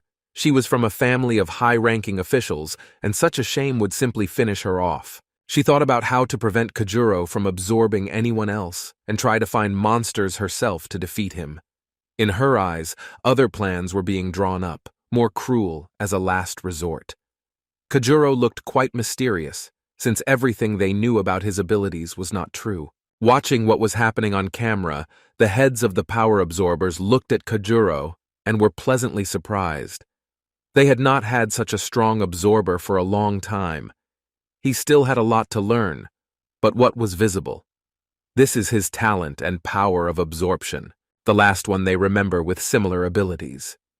There was one little girl with a rabbit and a blue bow on her golden hair. The small and seemingly innocent girl turned out to be a strong and dangerous monster absorber. Suddenly, a man in black shoes enters the applicant observation room. Everyone greeted him politely and waited for what he would say. They understood that everything depended on the decision of this person. He was a smiling, elderly man with glasses and gray hair. He was interested in how you are progressing the exam and whether there are any candidates. He was dressed quite simply and did not stand out with expensive outfits befitting his official. The manager of Zone A replied that she had found a suitable candidate and he had incredible abilities, to which the director replied that she would supervise his training and provide him with everything necessary. She stood quietly with her coat draped over her shoulders and listened to the order. Meanwhile, Kajuro stood on the roof of the hospital and looked at how beautiful it was around. A plan was emerging in his head to climb to the top of the absorber's career ladder. There are still too many monsters in the world that haunt people. Fighting them is a priority goal, and at the same time will help rise to the top. Monsters have captured quite a few cities and continue to rampage, killing and destroying everything around them. Knowing that he could absorb an innumerable number of monsters and use their power, he began to imagine what powers could be useful in his difficult path of becoming the ruler of the absorbed monsters. The types and powers of monsters are varied, and in order to understand which ones are suitable for him, he must absorb as many as possible. And then the army of monsters with their abilities and the power of Kazuro will be invincible. Then he will be able to become an invincible fighter of humanity who will stop extinction. The examiner looked at the time, which was only seconds away. He already wanted to give a command to the exam participants to stop searching for monsters. Hearing over the speakers that the exam time has come to an end, the examiner asks the participants to gather before leaving the hospital and announce the results. The exam was passed for all survivors, but based on the points scored in battles, we will determine the winner in an additional condition. The tall blonde man scored points for only one absorbed monster and did not participate in battles and takes last place. He spat on that stone from the examiner. He was glad that he survived. The bespectacled boy was in one battle and absorbed one monster. He comes out in third place. He was not happy, because he could have done more, but there were 3 of them and they had to share. Our beauty, Tsuyuki, also absorbed one monster, but killed 2 and takes second place on the podium. She was happy in her heart, but she didn't yet think about who would take first place. The examiner, focusing on Kajuro, began with great pleasure to list the guy's merits during the exam in the hospital. The one who killed 6 regular rank monsters, 1 high rank monster, and also absorbed 2 high rank monsters and 1 medium rank monster, was recognized as the best student who passed this exam. Since the additional condition was met, the examiner gave Kajuro his well-deserved reward, a high-rank monster stone. The examiner asks the children to stand in a circle and send them back to school. I use my abilities, the examiner flashes with a fiery aura, summoning a teleportation circle. Children stand in a circle and prepare to meet their classmates and teachers to talk about what happened. We are transported to the school from where Kajuro was successfully transported to the exam. The sunny day outside lifted my spirits. In a normal world, the exam lasted only 40 minutes, while on the exam day, the teacher nervously prayed that her students would be alive and well. Finally, the children began to teleport back to the classroom. The teacher was obviously happy, not realizing what was happening to the children. Her face was covered with horror from what she saw. Tears in her eyes were running in dense and large drops. The children that emerged were severely mutilated. Some were missing limbs, others were holding broken arms, some had vision problems and many mental injuries. They stood near their desks and begged for help, screaming from the pain and fear that they saw during the exam. In front of the teacher lay her student in torn clothes. His torn shirt was covered in blood, and the guy's tears from pain showed horror at what he saw. He begged the teacher to help him and take him to the hospital. The teacher ran to the first aid post to call doctors for help. The hysterical state forced him to act very quickly, and the endless crying from what he saw gave no rest. The doctors who came to the rescue began to quickly examine the children and try to save them. The wounds received during the exam were terrible. Many would be crippled for life. Many people in medical suits carried wounded children on stretchers and bandaged their bodies, trying to stop the bleeding and treating the wounds. Kajuro, having teleported to his place, saw how badly the exam went for the others. He had never seen so many wounded. There was a silent question in his eyes. Why is all this? The teacher saw Kajuro standing safe and sound. She went up to him to find out how he was feeling and whether he needed medical help. The guy stood in shock and could barely answer the teacher. The teacher came up to him in tears and hugged him, stroking his head, reminding him that why he didn't listen to her, go for the weakest exam, but chose the most difficult one. Fortunately, at least he returned alive and pressed him to her chest. This made Kajuro come to his senses a little and became a little embarrassed. He had never felt such beautiful and soft breasts so close. The teacher was clearly concerned about the children's well-being and did not think it was inappropriate. The teacher asked how his exam went, to which Kajuro pointed to the monitor screen. Seeing the results, the teacher was surprised since the guy did not stand out in any way and was even weak compared to the rest of the students. With a big smile on her face, the teacher began praising the boy for his great achievement. Kazuro was very surprised by her actions. She constantly just shouted at him and reminded him how stupid he was. He looked at the teacher and was glad that he was finally praised. Kajuro had only modest joy on his face, but the awkward situation did not leave him. She also noticed that Kazuro had a bag of decorations on his table. Having asked where he got them from, she only heard that he came across dead bodies and removed them, as well as from defeated monsters. The package contained a variety of jewelry and stones. You could get good money for them on the black market if you tried to sell them or exchange them for something more valuable to the boy. The teacher looked at him and was surprised that he took the time to loot while there were monsters walking around. But judging by the maximum number of points scored, it was not so simple. She saw in him a future, fearless hero. This was hope for humanity. His aura was sunny and his hair was long and his clothes were like royalty. This is how she imagined Kazuro's future. While the teacher stood, flying in the clouds, Kazuro looked at her in bewilderment as to what she was up to. There was admiration and joy on his face. "Maybe she wanted to invite me to a cafe?" Kazuro said. Throwing away these stupid thoughts, Kazuro notices that a teleportation circle begins to appear near him and is supposed to transport his best friend Po. Kazuro hoped that he was okay and wasn't hurt. Having appeared, the fat man slept soundly, not giving the appearance of being alarmed. There was not a scratch on him, because he chose the weakest level of the exam. There were almost no threats there.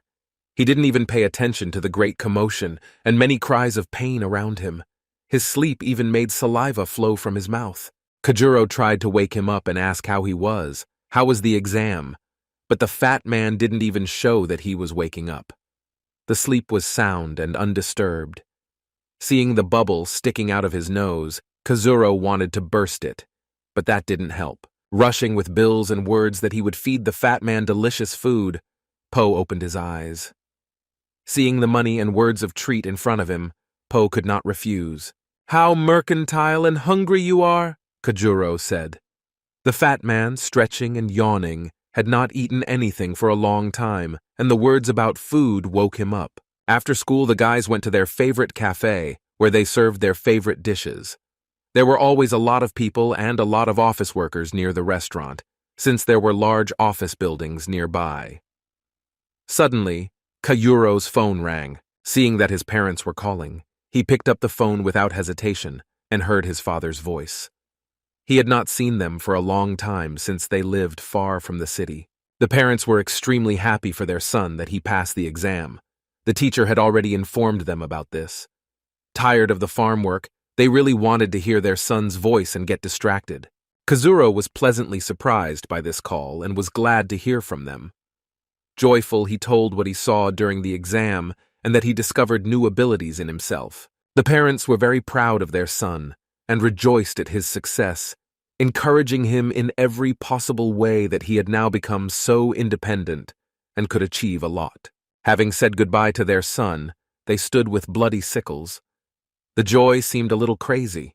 Standing against the backdrop of sunset in a cornfield, they clearly were not telling their son something. Dead bodies lay at their feet. Some were still alive and in fear tried to beg to let them go.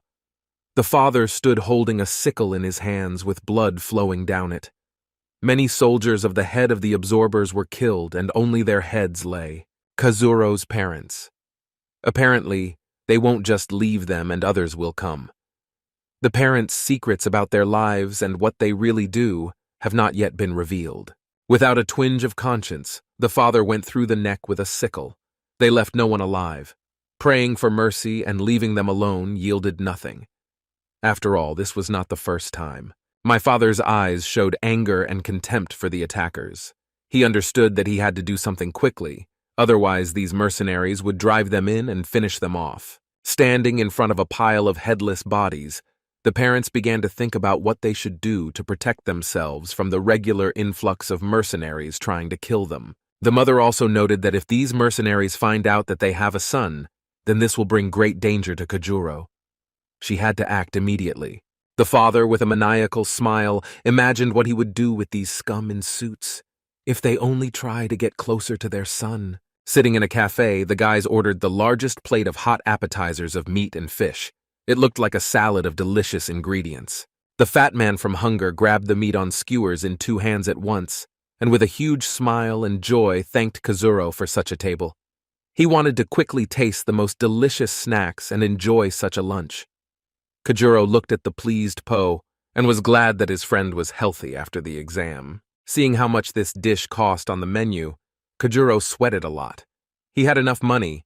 He earned a tidy sum for the jewelry from the testing zone, but he didn't want to spend it so thoughtlessly.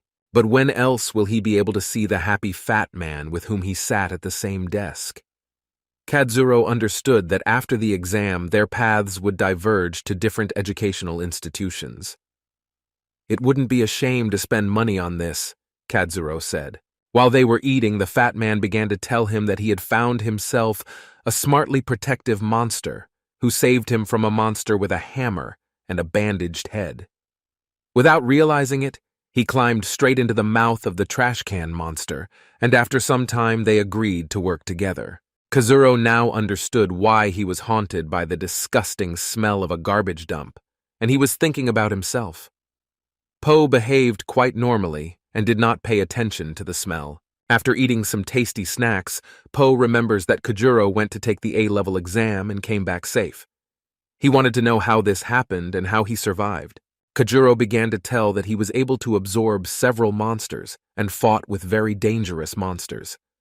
Some students from their school died or were left disabled after brutal battles with monsters. He recalled that their classmate was torn apart before his eyes. Suddenly, their gaze turns to the TV, which was broadcasting battles with monsters.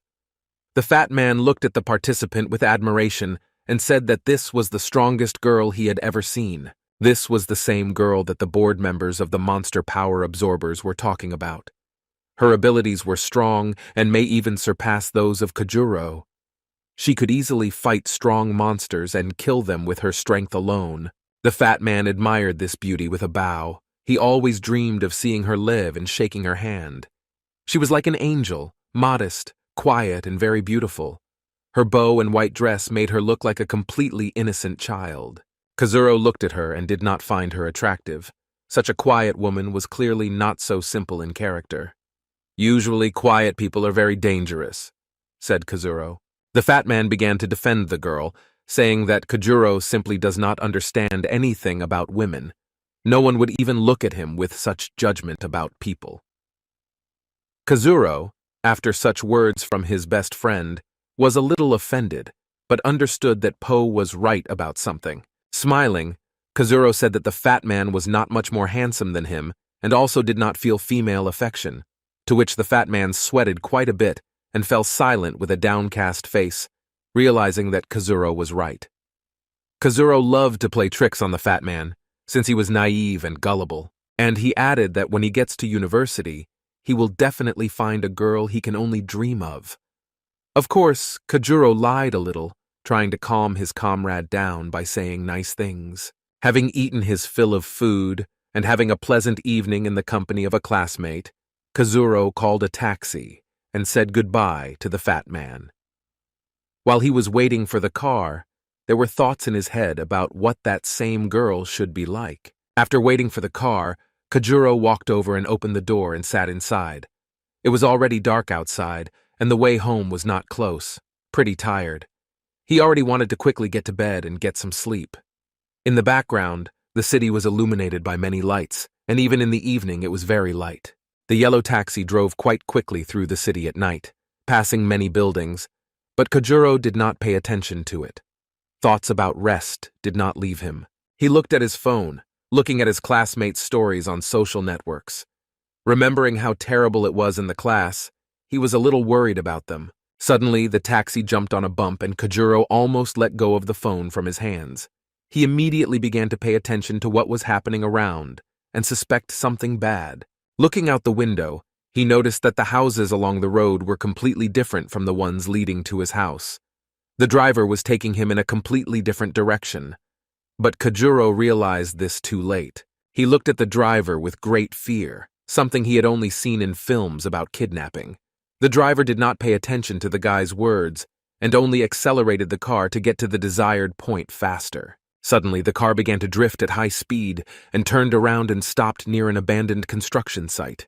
It was dark, and not a single person around. Horrified by what was happening in front of him, the door opened. It was a taxi driver. He asked Kajuro to get out of the car. Kajuro, fearing for his life, begins to suspect and closely monitor his actions. Kajuro did not move. Then the driver threw him out of the car. In front of the construction site stood a girl with her back turned and a huge pumped-up man sharpening his blade. They sat near an abandoned building and waited for Kajuro to approach them. Kajuro stood up and shook himself off from the fall, raised his head, and saw a girl in an outfit that looked like a clown, Harley Quinn style, thought Kazuro. Turning around, her face was indeed painted like a clown, and her hair was multicolored. She was quite serious and very suspicious. Kazuro looked at her and said that he had never seen such a creepy clown. Usually they should make you smile, but here it's just a shame for inept makeup. The boy tried in every possible way to laugh it off and cause a storm of indignation among the kidnappers. Hearing a caustic joke from a guy, she got pretty angry and decided to start right away with why he was brought here. Her angry gaze and dissatisfied face only showed that she could be hurt by words. Kazuro, hearing her voice, added that she also needed to work on her voice. Otherwise, he is somehow brutal, even slightly masculine. Realizing that he might be going a little overboard, Kazuro tensed slightly and hoped that he could create a distraction, being at a loss at such impudence on the part of the boy. She began to approach him with a very aggressive step. Kazuro was slightly tensed by this, but he could not do anything. The taxi driver stood nearby and watched the boy so that he would not go anywhere. Approaching him, she hit the car hard with her foot, showing that there was no escape from them, and he was behaving very impudently, not understanding who was in front of him. Kazuro began to understand that he would now be interrogated and tried to act calmly. Her gaze was aggressive, her grin showed anger and a desire to teach the guy a lesson. Having pressed him to the car, she began to threaten the guy so that he would give her all the loot from the hospital exam. She knew about the exam and what he learned from it, which means she has accomplices who gave her such information. The maniac's gaze looked quite frightening. Kazuro was confused, because almost no one knew about his prey in the exam area. He began to suspect that there was a spy among his classmates or someone else. But trying to behave naturally in such a situation, he decides to tell the truth. Having told her that he had already sold everything and had no jewelry, he hoped to simply pay off with money and leave alive. Kazuro tried to act calmly and, looking at the car behind, wanted to wait for the moment to escape. The clown was terribly upset and started shouting at him that he was a fool and didn't know how to use the monster stones. He just took them and sold them. Kazuro, rubbing the back of his head with his hand, begins to act stupid and say that he does not understand what she is talking about. People like her can kill him without any hesitation, and the creeping doubts that the guy lied to her and did not sell the jewelry began to creep into her head. Kazuro looked at her tensely. Kazuro began to convince him that he had sold everything and did not have any precious stones. He can pay them for a taxi to take him home. An absurd conversation with stupid jokes from a guy makes a girl in a clown outfit lose her temper and makes her start being very rude to the guy and threatening his life. Listening to the conversation between the clowns and Kazuro, her henchman stands up to help and intimidates with his sharp blade to say that he will not leave here alive until they get what they want. Realizing this, Kazuro breaks away from the distracted clown and begins to run away from them. While the fear of death is in my head, he can't think straight and is just trying to buy time. The clown realizes that she was fooled and did not keep track of the boy and begins shouting at him to stop. Running across the road, hoping to get away, he notices while alive that something is wrong and looks around.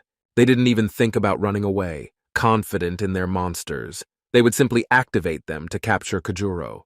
They were a huge, pirate-like monster with a barrel and a ghost with half a body and a face. They rushed to catch up with Kazuro. Attacking from above, Kazuro manages to notice them.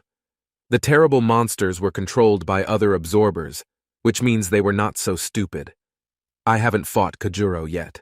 Having hit him with his barrel from above, the pirate thought that he had finished off the guy. Fragments of asphalt scattered in different directions. Kazuro managed to jump away at the last moment. He was trying to understand the abilities of the monsters in order to assess his chances in the fight. Strategic thinking made it possible to defeat any monster by finding an approach. Looking at these two monsters, he wanted to see what they were capable of, but they had not yet used their magic. Kazuro had never fought two monsters at once, and it scared him a little. Standing in a defensive stance, he waited for the right moment and tried to find opportunities to attack. There was a certain uncertainty in the look, but there was more than enough determination to act. He looked at the monsters and clown girl with his minions, waiting for an attack. Remembering that while he and the fat man were sitting in a cafe, there was news on TV that talked about a gang of robbers and murderers attacking the absorbers. While Kajuro was distracted by thoughts of what he saw, the monster pirate used his power and began vomiting his incomprehensible substance at the guy. The terrible stench was unbearable and began to spin the head and cause a state of intoxication. Such Kajuro didn't expect it. It was one of the types of stun magic. While Kazuro was staggering in all directions and could not collect himself, the clown decided to use her strength and finish off the little brat. She summoned 2 high-rank monsters at once.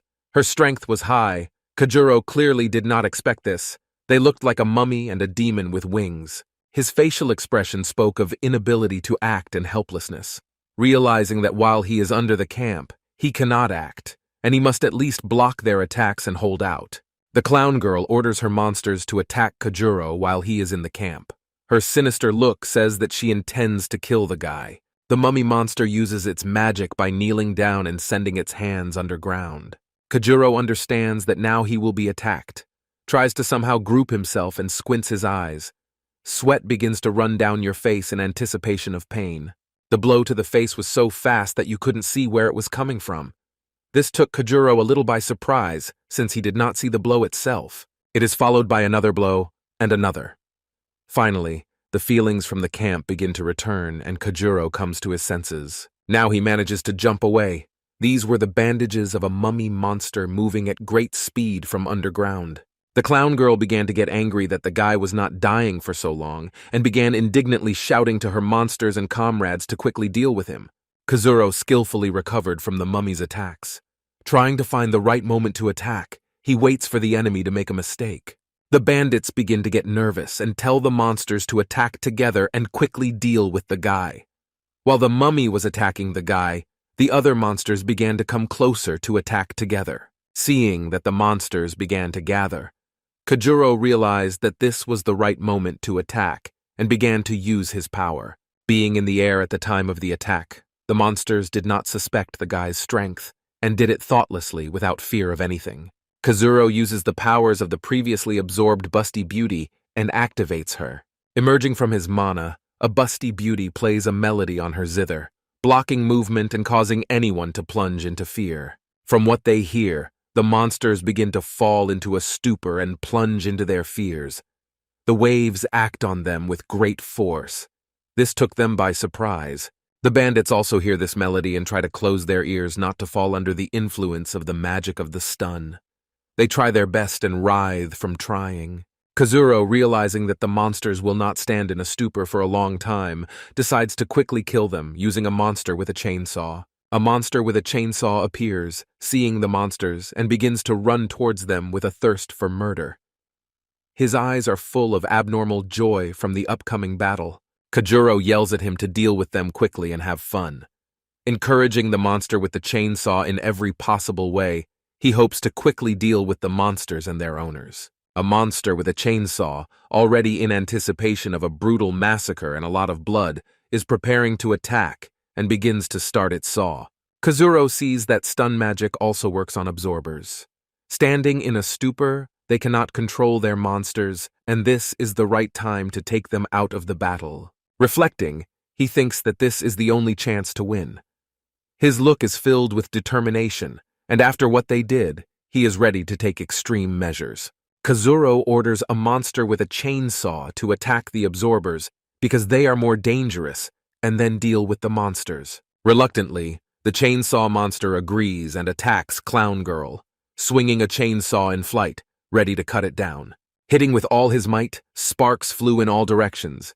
After such a blow, there would be nothing left of her. Unexpectedly for Kazuro and the monster with a chainsaw, she is saved by a demon monster with wings. Apparently, the magic of the stun has a very weak effect on him. Having jumped a decent distance with the girl, they were safe from unexpected attacks. The monster with the chainsaw got up after the blow and began looking for a target. The clown, standing in the arms of her monster, with an ominous grin and gaze, she said that her top-rank monster and Kajuro's pathetic attacks would not help him in any way. She was stronger than him. Chainsaw notices Clownshaw's associates, who while they were under the camp, Vulnerable targets stood right in front of him. Without thinking twice, he attacked them. The thirst for blood again took over the mind of the monster with a chainsaw. The girl in clown makeup was scared for her partners and started screaming at them to come to their senses. Her eyes showed the horror of accepting the worst. From a strong blow from a chainsaw, a fan of sharpening his maple loses his leg. Being stunned by the magic of the zither of a busty monster, he does not yet feel pain or awareness of what happened. Kazuro shouts at the monster with the chainsaw to not lose control and finish them off quickly. The risk of losing began to increase. The stun time is not unlimited. Seeing a severed leg on the asphalt, the chainsaw begins to salivate and the thirst for hunger awakens. He looks greedily at the leg and cannot help himself. Throwing the chainsaw on the ground, the monster begins to greedily eat the leg, loudly slurping and not paying attention to anything. Kajuro doesn't like this.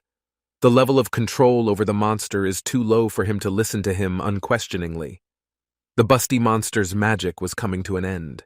The monsters began to come to their senses and are preparing to attack. They were very angry and mercilessly wanted to deal with Kajuro. The pirate with the barrel came to his senses, heard the loud cry of the owner and turned around to look. The owner came to his senses and saw that he had no leg. The wound was bleeding heavily. A monster with a chainsaw sat next to him and ate his leg. Screams of horror could be heard tens of meters away. Seeing that the chainsaw was still distracted by eating his owner's leg, the pirate decided to jump on him from a height and hit him with his barrel. Hitting his back with all his might, the saw drops his leg, which he chewed so deliciously, and falls to the ground. By interfering with the monster's meal with a chainsaw, the pirate incurs the wrath and fury of the chainsaw. The loss of a fresh piece of flesh greatly angered the chainsaw monster. Grabbing the pirate's face with his hand, the monster with the chainsaw hit him on the ground with all his might. Such a blow was fatal for the pirate with the barrel. Everyone around was horrified by what they saw. The strength of the monster with the chainsaw was incredible. While Chainsaw was distracted by eating the pirate, the others decided to run and, controlling their bandages, the mummy began to envelop the guy without a leg. Worried about their comrade, the bandits quickly began to wrap his leg with bandages. Writhing in pain and blood loss, he tried to stay conscious. They grabbed him by the shoulders and began to drag him into the car. The clown was very worried about what had happened and looked tensely at her comrade. Having put him in a taxi, it was time to quickly take him to the doctor. The pain from the loss of his leg and blood made his body go numb. He fought with all his might not to pass out. Having sent her partners to the doctor, the clown girl was very unhappy and wanted to take revenge on Kazuro by taking his life. Climbing onto her monster, Clownshaw wanted to attack Kazuro, but gathering her thoughts, she realized that by succumbing to emotions alone, she could lose. Therefore, I decided to retreat. Seeing that the bandits who had kidnapped him were retreating, Kazuro was glad that it was all over. He was able to win the fight. He looked at the departing silhouette of a demon with wings carrying Clownshaw, and the thought did not leave him that this would not be their last meeting. Suddenly, the thought comes to mind that while he and the fat man were filling their bellies, eating all sorts of goodies, a girl was shown on TV destroying monsters. She looked a lot like the clown. The facial features were very similar. On TV, they showed a girl with a bow and a teddy bear. She didn't look like a child, but very dangerous. Then he remembered her appearance. Looking at the phone, he saw how late it was already. He wanted to quickly get home and go to bed. A red eye appeared and began to ask Kajuro why he didn't use it in the battle. Kazuro said that he was ashamed to release such a cool monster against such petty monsters, and would wait for a more opportune moment. Red Eye's ego was boosted, and he wasn't angry at the guy.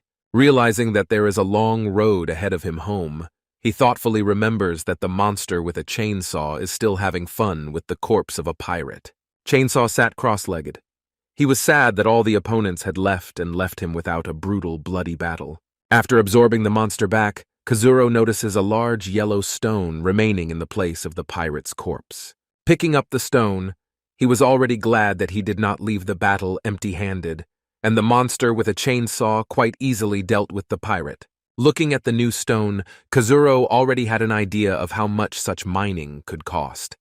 But remembering Clownshaw's words that the stones could be used somehow, he thought about it. It was dark and various sounds began to appear around. Annoying the boy, He began to look around and start walking home. At that moment, the bandit's car parked near the abandoned hangar. A nurse was called in to try to put stitches on his leg to stop the bleeding. The guy was in pain. Clenching the stick with his teeth so as not to scream and give away their location, he endured the torment. Having stopped the bleeding and placed dense tissue on the cut site, the nurse sutures with a needle with a thick and dense thread. The girl in clown makeup supported her partner in every possible way and tried to distract him from the pain. The car driver and the mummy monster standing next to them also supported the guy. The mummy had a basin with bloody bandages that needed to be disposed of. The girl crying into a basin of water understood that she was to some extent to blame for what had happened and blamed herself. After removing her makeup, she promised to get even with Kojuro and kill him. While he is alive, she will not calm down to finish what she started. Finally, Kojuro reached home. The lights were dim and in need of replacement, but the homeowners didn't care. Entering the room, he looked at the bed and longed to go to bed quickly. My legs were so heavy from the long walk that they needed a massage. Falling onto the bed, he could barely force himself to undress and lie down in the soft and warm bed. Kojuro yawned heavily. He had an exhausting day with adventures that made him shiver. Silence and tranquility were all that interested him now. Hearing loud screams from the top floor, Kojuro was irritated and was willing to go to great lengths for silence and deep sleep. Eyes covered with bloody wreaths and bags under the eyes confirmed the extreme fatigue of our hero. I was surprised at the impudence of the homeowners, who forbade everyone to make noise after 11, and they themselves organized a karaoke party. A brilliant plan matured in his head on how to teach the homeowners a lesson, calling on a busty beauty. With a grin, he imagined the owners' faces when a monster appeared in their house. Initiating the busty monster into the insidious plan, he anticipated the joy of finally teaching these greedy house owners a lesson. Meanwhile, the boy sang into the microphone with all his voice, and his parents applauded him. The guy was not gifted with a voice, but his parents supported his children's joy. Trying to outshout himself, the boy shouted to the whole house, and the parents, not paying attention to this, rejoiced at their son's musical skills. The boy sang a song from his favorite anime, and there was no limit to the joy. The parents, applauding, tried in every possible way to sing along with the baby. Suddenly, the mother felt goosebumps run through her body from the cold, and was a little distracted from her son's performance. Having told his husband about this, he decided that it was probably getting cold outside and suggested closing the window. Enjoying his son's performance and the way he sang, he did not notice anything around him and simply enjoyed the evening. Continuing to shout into the microphone, the boy began to dance to the beat of the music. The parents applauded all this time without distracting the baby. Suddenly, the lights went out in the apartment and the music stopped. Everyone wondered what was happening. Mom, with a trembling voice, says that the TV is still working and there's a woman in a pink outfit on it. The busty monster played a melody that instilled fear in the listeners. Parents didn't understand how this was possible. They looked with apprehension and were pretty frightened. The boy began to cry in fear, thinking that it was a monster. The father grabs the remote control and, in an attempt to press some button with trembling hands, switches the channel. The picture disappeared, the disgusting hiss of the disconnected antenna. It wasn't particularly calming. The father begins to reassure his family that everything is fine. It's just a glitch in the TV program. The mother, exhaling calmly, hoped that this was so. Opening their eyes and looking at their husband, mother and son were horrified to see behind him a terrible monster appearing from the TV. Raising his head slowly, the man saw a creature with huge eyes and a big toothy smile eager to kill them. Kojuro, already lying in bed, hears screams of horror and tries to sleep with a calm, light smile. Along the way, remembering that she had to absorb the monster back, no matter what she did here, realizing that now no one will bother him, Kojuro tries to sleep and rest. A warm blanket envelops him and helps him fall asleep faster. Waking up in the morning cheerful and in a good mood, Kojuro went to the store to buy food. The same homeowner and his son were walking towards him. Kojuro greeted them, realizing that he had given them an unforgettable evening yesterday. He, smiling, notices that the boy is holding his cheek and is very dissatisfied. Kojuro is tempted to make fun of the boy, but barely restraining himself, he doesn't do it. The father, with a very tired face, sighing tiredly, tells Kojuro that they were attacked by a terrible monster yesterday. while they were having a cultural evening. Kajuro points out that they could summon the music monster with their singing. Trying to hold back his laughter, he tried to speak seriously. The father hit his son on the butt and said that he had brought this fate upon them. There will be no more singing. The boy falls to the floor screaming and agrees to never sing again. Seeing how the boy got it for his passion for music, Kazuro, feeling guilty, offers to help and deal with the monster. The landlord looks at the guy and thinks he's lucky they're renting to a monster eater. Kazuro, trying to figure out how to pretend to destroy monsters, suggests using a ritual to provide them with protection and a shield from monsters. The boy's father agrees with everything Kazuro says and suggests not to hesitate, but to carry out the ritual as quickly as possible. Kazuro, blushing with joy and the opportunity to mock them, pretending to be doing something important, happily agrees. He takes water with salt, and pretending that it is a magic potion, begins to spray the apartment, not missing a single place. The family looks at what is happening with a slightly surprised face and does not interfere. And then Kazuro comes up with a brilliant idea. He takes a mouthful of potion to do another dirty trick on the owners. Having doused everyone with water and salt, they were a little surprised but tried not to show it, thinking that it is necessary. Now Kajuro has finished the process of applying protection to them and their home. The parents rejoiced and thanked Kazuro. The landlord even allowed us not to pay for this month. As I left the apartment, the phone rang in my pants pocket. Kajuro reached out his hand to see who was calling him. It was the chubby guy that Kazuro loved to eat with so much. He offered to play a mobile game with him and have fun. He immediately agreed, because it was his favorite MMO. Arriving home, Kazuro sat down at the table and, saying that he would now create hell for the enemy, launched the game. Having joined the composition of the puffball, they began to wait for opponents for battle, simultaneously discussing and selecting a character for the game. The fat man told Kajuro that there was a new update recently, and new characters were added. Seeing that the red voice character had appeared, Kajuro was very happy, because now he would be able to evaluate all the monsters' skills and practice controlling them in battle. While waiting for the players to be selected, Kazuro asked Puffy how his day was and what he planned to do on the weekend. The selection of allies and opponents was completed. Now they could play the game. While waiting for the countdown to end, Kajuro thought through a strategy on where to go to attack. Standing in ambush, he waited for the right moment to attack, and he also saw a familiar character, also added to the game. It was a mummy.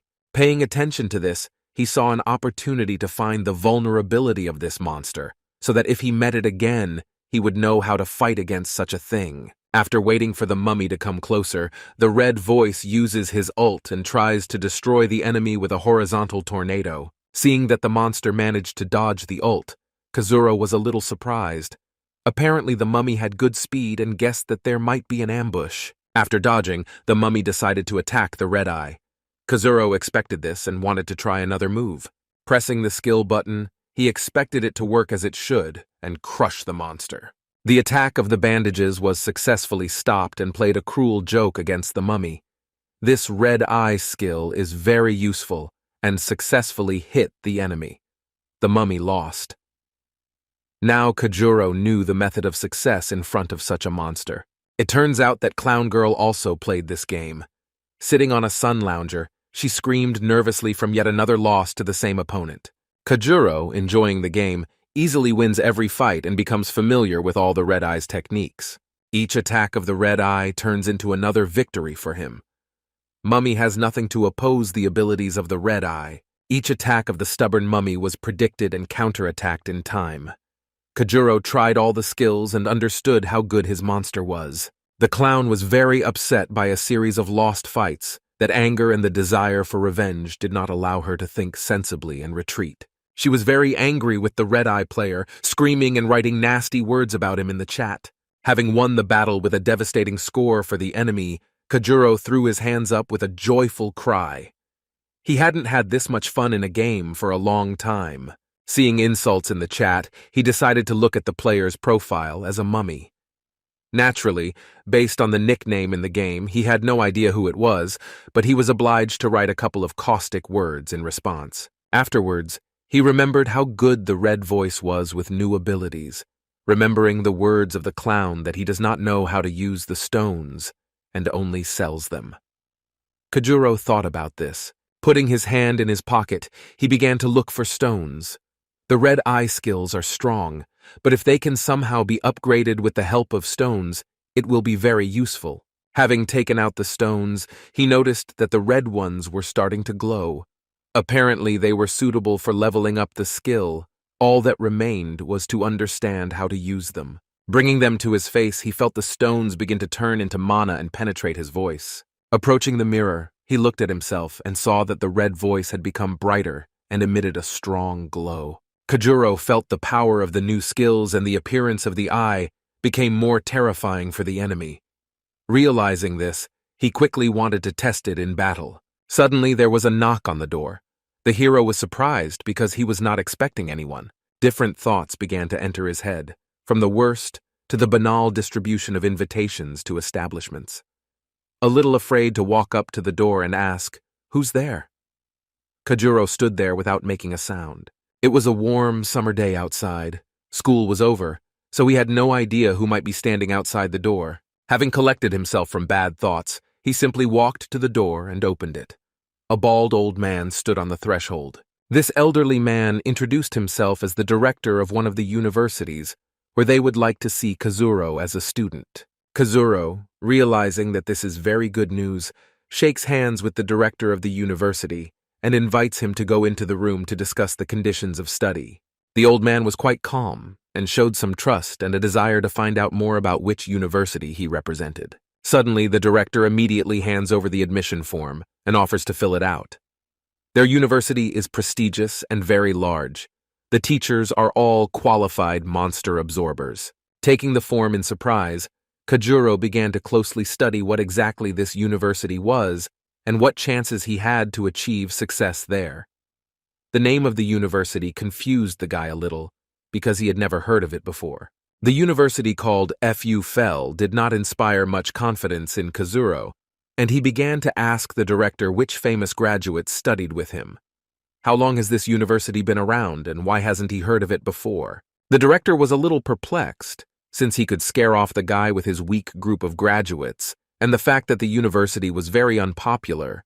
The weakest people who had not entered anywhere usually ended up there. Trying to come up with strong words for the guy, the director mentioned that his studies were free, and the strongest teachers would teach him. To which Kajuro asked, "What are the names of those very strong ones?"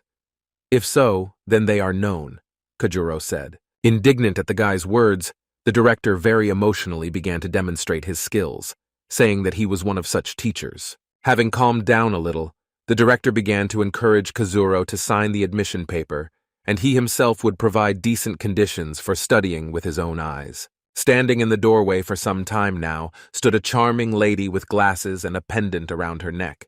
She clearly did not pass by, but came to her destination. Introducing herself as the rector of one of the most famous universities in the country, she greeted Kazuro. Having said that it was sent by the Minister of Education himself, the director and Kazuro's mouths dropped open. They clearly didn't expect this. The director's chances of inviting the guy to his school were fading before his eyes. Coming closer, she, smiling, extended her hand to Kazuro and offered him a place at the best university in the city. Stretching out his hand in response, Kajuro turns his attention to her hand and notices the many monsters that were absorbed. She was clearly very strong and amazingly beautiful. Taking out from her purse an application form for admission to the University of the Supreme Devourers named after Mao Qi.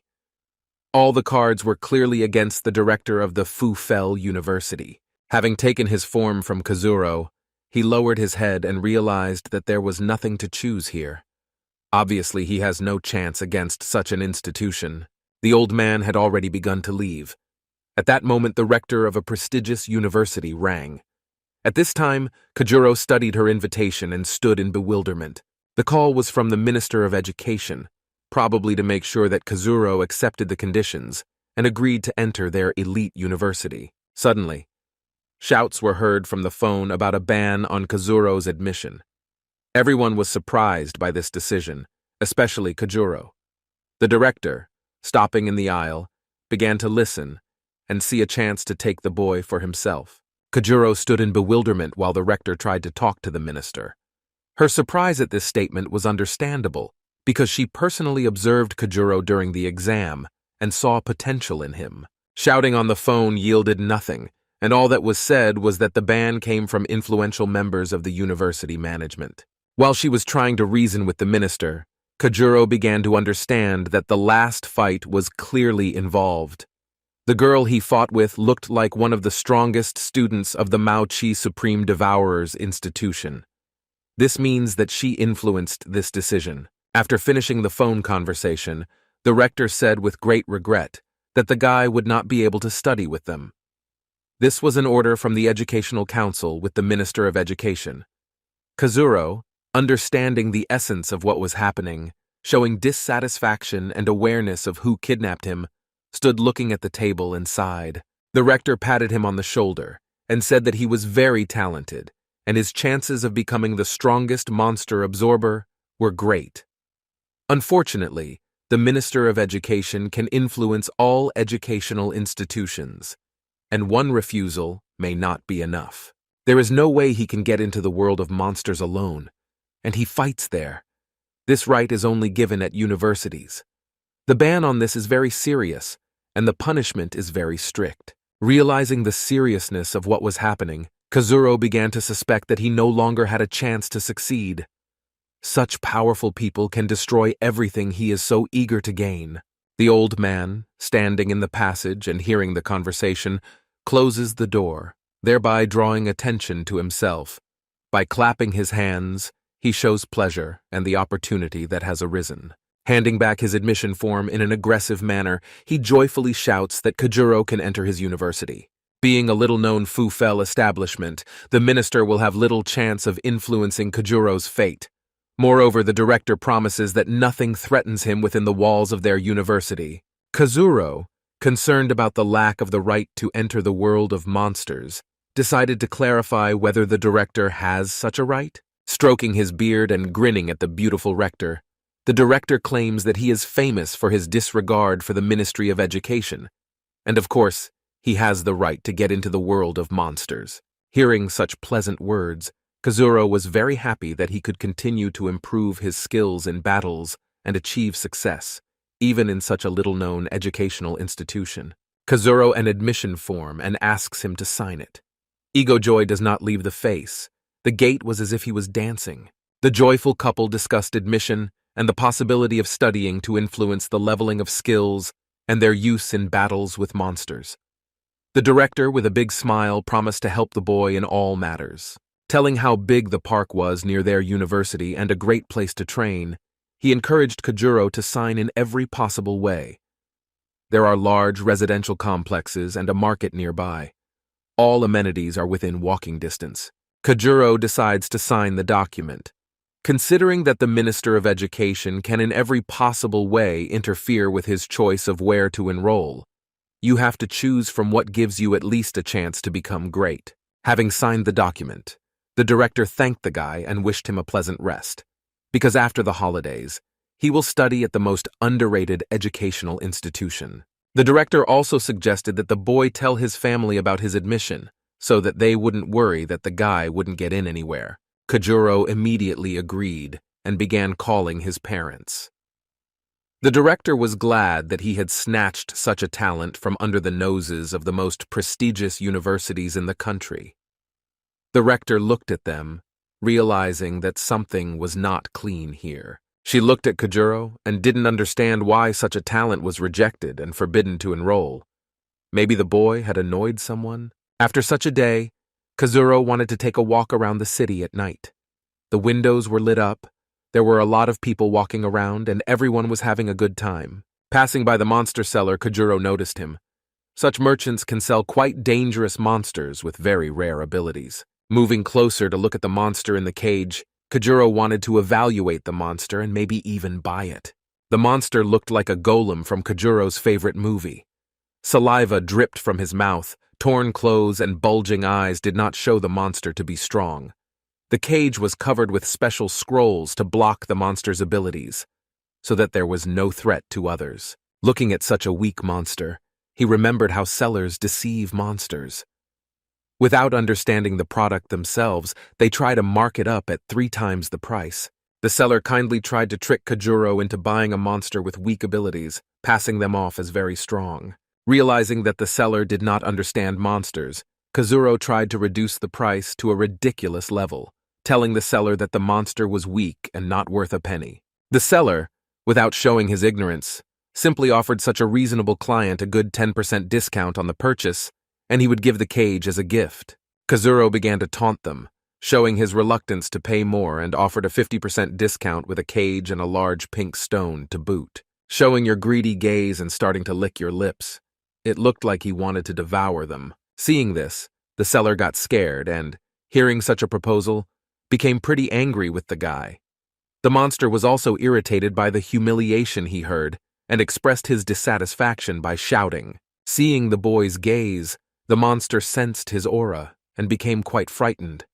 After all, the absorbed monsters of Kazuro strengthened the aura, thereby showing the monsters who was standing in front of them. Considering that after improving the Red Eye's skills it became a high level, then the guy already had 3 high-rank monsters. The seller, seeing how the guy intimidates the monster and scares away the customers, shouts for him to get out. Smiling at the humiliation of these scoundrels, Kajuro began to leave. Throwing his hands behind his head and whistling, the satisfied boy walked away in search of something interesting. The seller, clutching his chest, became very nervous with anger and sat down to rest. At the same time, Tsuyuki and her brother were walking around the market.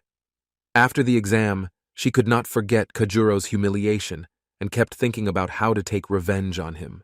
Suddenly, anger creeps through her body as she sees a familiar silhouette in the distance. The outline was very similar to Kajuro, whom she hated greatly. Coming closer, she made sure it was him and began screaming in anger. Meanwhile, Kazuro examined the seller's goods and drove him crazy, paying attention to all sorts of little things. Tsuyuki told her brother Fen that this is the same guy who insulted her, and he needs to be taught a lesson. Fen looked at Kajuro with contempt and a desire to humiliate. While they were talking, Kazuro pestered the seller with low-quality stones. They did not shine brightly enough and were damaged, which means they had weak power.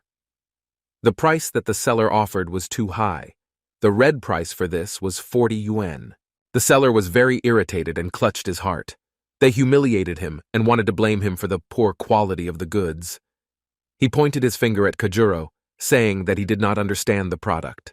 Unsuspecting Kazuro, holding the stone in his fingers, feels like it is being torn out of his hand.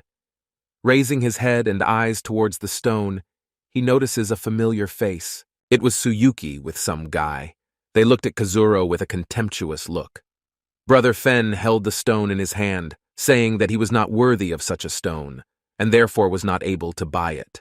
Looking up, Kajuro was angry and wanted to teach the couple a lesson. Considering that Tsuyuki could influence admission to the university, they were quite famous and would not attack in front of strangers, so we must figure out how to humiliate them, Kazuro thought, holding out a card to pay for the purchase of a monster stone, thereby trying to humiliate Kazuro. The seller was glad to finally get rid of the stone and gladly accepted the payment. Tsuyuki stood behind with a slight grin, agreeing with her brother's words. Kazuro, hinting that the boy is stupid and buys broken stones for a lot of money, makes Fen doubt his choice. Looking at the stone, he became convinced that there were many cracks, and the monster's magical power could evaporate from the stone without leaving a trace. Trying not to embarrass himself and keep up the brand of a rich kid, Fen said that he didn't care about the stones, and he just helped the seller with the money. His family will not be poorer because of this. Hearing this, Kazuro had the idea to teach the rich a lesson. He started shouting to the whole market about rich clients buying broken stones. This made the brother and sister feel a little dazed. Their status and fame could be ruined by one awkward refusal or action. Hearing such a wonderful offer, most of the nearby sellers began to bring their broken stones with an offer to buy. Naturally, these scoundrels did not lower the price and tried to scam the client out of a tidy sum, realizing that now the entire market will flock to them.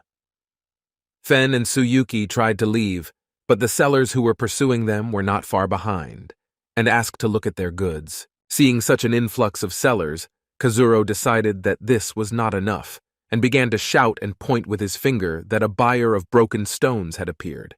Going out to the middle of the market, he loudly began to talk and point to the sellers of broken stones, trying to draw attention to them and not let them go so easily.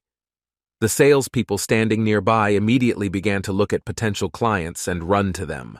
Brother and sister, in turn, were very angry at such actions of Kazuro and looked at him with a desire to punish the provocateur and rogue.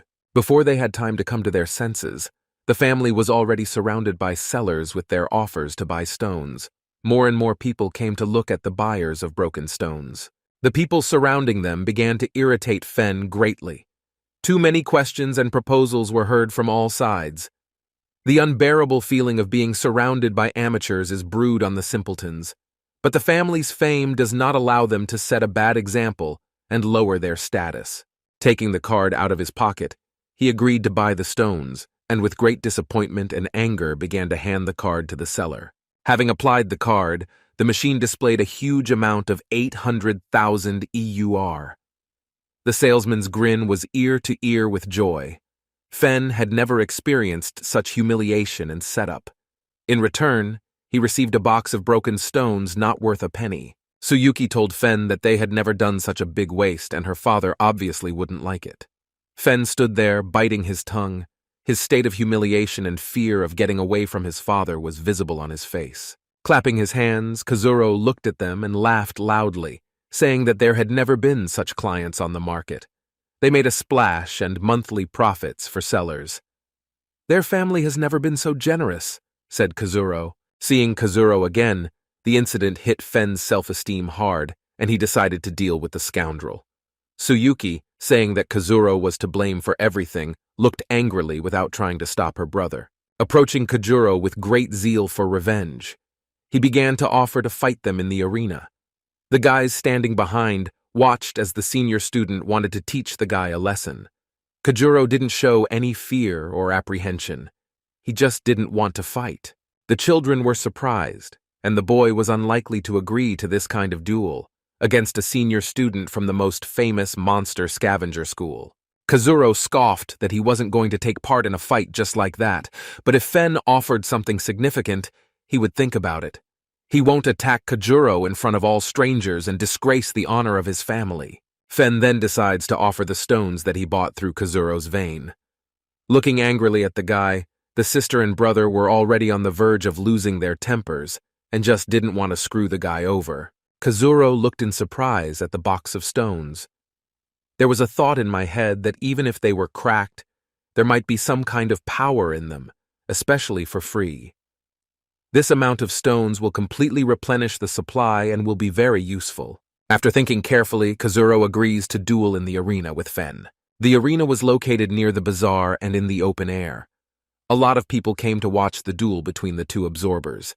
Usually athletes fight here, but today is a special evening. Walking past the market, Hanami the clown heard a noise near the arena and came to look. Among the crowd of screaming people under the arena, she approached the arena and saw Kazuro there. She was delighted to see her opponent in the arena. Hoping that the enemy is very strong and will teach Kazuro a lesson would be very helpful. Removing the bandages from his hand, Fen looked at Kazuro and was determined to deal with the impudent scoundrel. Senior students were famous for their skills and frequent trips to the world of monsters, where they honed their skills. Kazuro had little chance against such a master. While Kazuro pretended that he was not in the mood for a serious battle and continued to joke, Fen, with his proud grin, was preparing to strike. As soon as the gong for the start of the fight rang, Kazuro immediately used a monster with a chainsaw to attack. With his behavior, he only tried to distract attention and show that he was weak. Summoning a monster with a chainsaw, he immediately began to run towards Fen to attack and end the battle with an easy victory. The monster's speed was high, as was its strength. Having barely dodged a chainsaw attack, Fen was surprised by the monster's power. The idea that Kazuro deliberately wanted to lower the guy's vigilance was already obvious. Having managed to jump away from the chainsaw attack, Fen begins to activate his monsters for battle. Rolling up his sleeve, he revealed that he also had 3 monsters, just like Kazuro. Standing in a fighting stance, he summoned 2 of his monsters, a swamp and an electric one. These were quite dangerous creatures. Their power exceeded that of a chainsaw. Hanami, who was watching what was happening, looked thoughtfully at the duel. She began to worry that Kajuro might be killed, and she would not be able to take revenge on him herself. Noticing a thoughtful girl nearby, the man next to him said that she reminded him of someone. Confused that she might be found out, she said she had been filming a food commercial on TV, in order to divert suspicion from the criminal world. Fen orders the swamp monster to attack Kajuro using dive magic. The power of such a monster was capable of inducing a prolonged stun on the enemy from which it was impossible to escape. The magic of immersion meant that the sensation became as if the opponent was underwater and could not breathe. Movement was also constrained, and it was easy prey. Kajuro didn't expect this, but he didn't plan on being strangled either. Being in a state of immersion, he tried to calm down and hold his breath as long as possible. Trying to figure out how to get out of the camp and win the fight, he tried to focus on his breathing. Fen stood opposite and watched Kazuro suffer. He thought that it would be an easy victory and there was no reason to worry. Self-confidence was high, and training in the world of monsters was not in vain. Pointing his index finger at Fen, Kajuro directs the monster with a chainsaw to deal with the enemy, thus hoping to free himself. Being distracted by Kazuro, Fen, out of the corner of his eye, notices how a monster with a chainsaw is trying to attack him, and swinging its chainsaw is ready to cut the guy. At the last moment, he manages to summon his third monster for protection. Confident in his defense, Fen realizes with a slight grin that Kajuro's attack failed, and now he definitely has no chance of winning. Having dug into the body of a huge and slippery monster, the saw could not cut the body. The monster was like a huge pile of dirt that could control the density of its body. Fen looked at Kajuro's futile attempts to defeat and damage his monster. This look spoke of complete control of the situation and extensive experience in battles. While Kajuro was fighting the water trap and was focused on survival, he closed his eyes and remained calm. Fen decides to end the fight with a lot of fun. He orders another monster to attack Kazuro. Full of confidence and the desire to teach the guy a lesson, he spares no effort in attacking. The electric monster begins to summon a bolt of lightning to strike the target. Opening his eye, feeling something not good, Kajuro tries to gather his strength. You can see the image of an approaching lightning strike in your eyes. Having managed to jump away in a water trap, Kazuro saves his life for now, but with the lack of air, it won't last long. Kazuro notices that the monster with the chainsaw is losing its power against a monster of a higher rank and is beginning to lose ground. Trying to somehow help, he activates the passive saw skill. This skill allows you to attack a monster of any rank twice as strong, but for a very short time. This should work and give you a chance to win. Enraged, the chainsaw-wielding monster begins to attack the mud monster. He was fierce, and the thirst for blood awoke in him and his eyes shone even brighter. The feeling that the saw began to spin twice as fast and became sharper. The mud monster began to feel severe pain and scream. There was fear in the eyes. The incredible power of the chainsaw began to break through the monster's defenses and cut him. Fen, standing behind, saw how the saw began to cut through his monster. The monster's durability and likelihood of death began to increase. Trying to escape, and realizing that his plan for an easy victory is already in doubt, Fen orders the electric monster to attack Kajuro with rapid lightning attacks. Accumulating its power, the electric monster began to attack the guy. Turning away from the discharges, Kajuro tries with all his might to survive and wait for the right moment to attack. Making incredible somersaults and bounces from lightning, people around the arena rejoice at what they see. Such an exciting fight will not leave anyone indifferent. Fen begins to get nervous and asks the electric monster to strike with lightning more often and finally finish off the guy. Fenny really didn't like this situation in the battle, that some boy who had just graduated from school could dodge lightning bolts like that and could even harm his highest-ranking monsters. Breaking through a huge number of discharges, Kajuro tries to get to Fen and attack him.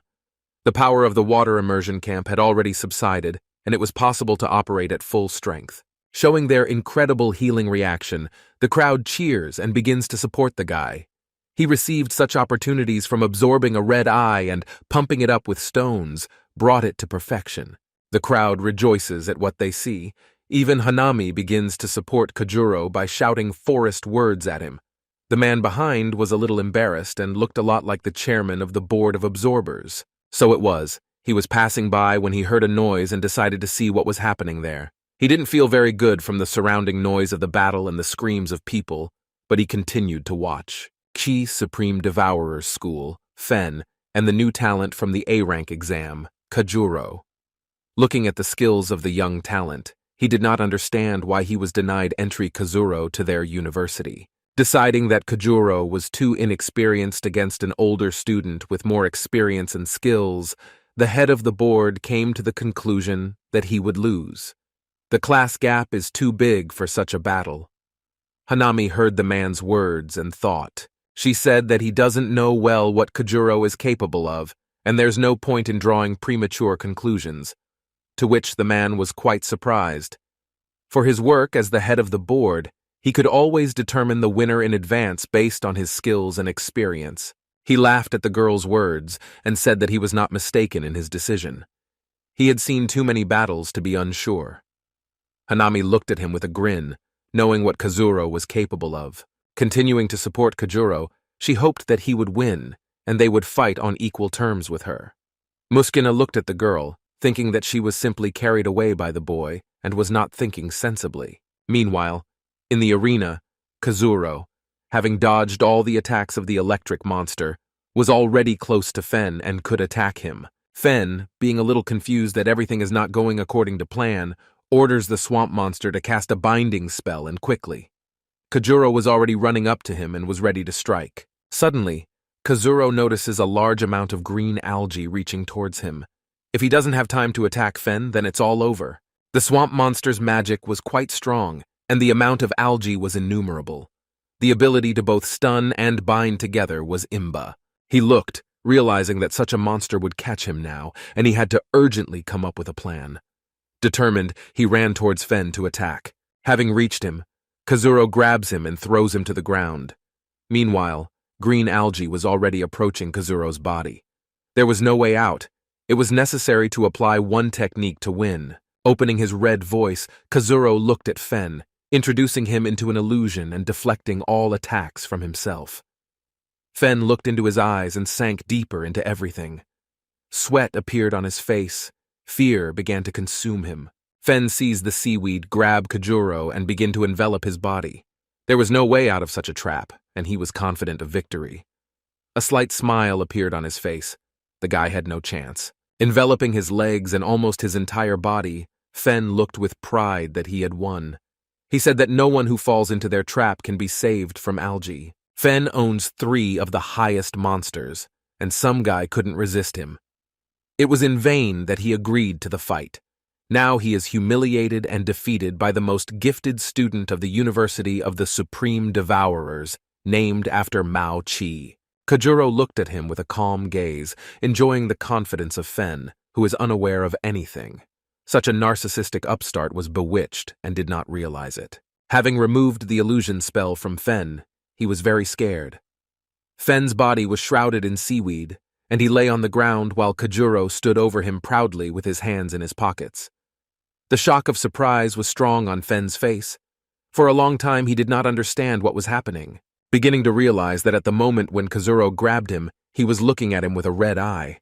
Apparently this was the moment Fen plunged into illusion. Realizing his failure, Fen was very angry and agitated. Kajuro looked at him with a smile, telling him how Fen looked foolishly believing that he had won while tied up, and he reminded him that he owed him a box of stones. The chairman of the school's board was extremely surprised by Kajuro's victory. Everyone around was happy about such a show. Especially Hanami was pleased that the winner was Kajuro. Due to such noise, even television came to film the battle for a new news release. Kajuro stood in the arena surrounded by many people cheerfully shouting and supporting him. They haven't had a show like this for a long time. Kazuro's calm face spoke of his steadfastness and desire to quickly get the prize and go home. Hanami began to tell the man that he was wrong, and was in vain to reason so superficially, not knowing the full power of the guys. The chairman felt that he was wrong. This was the first time for him.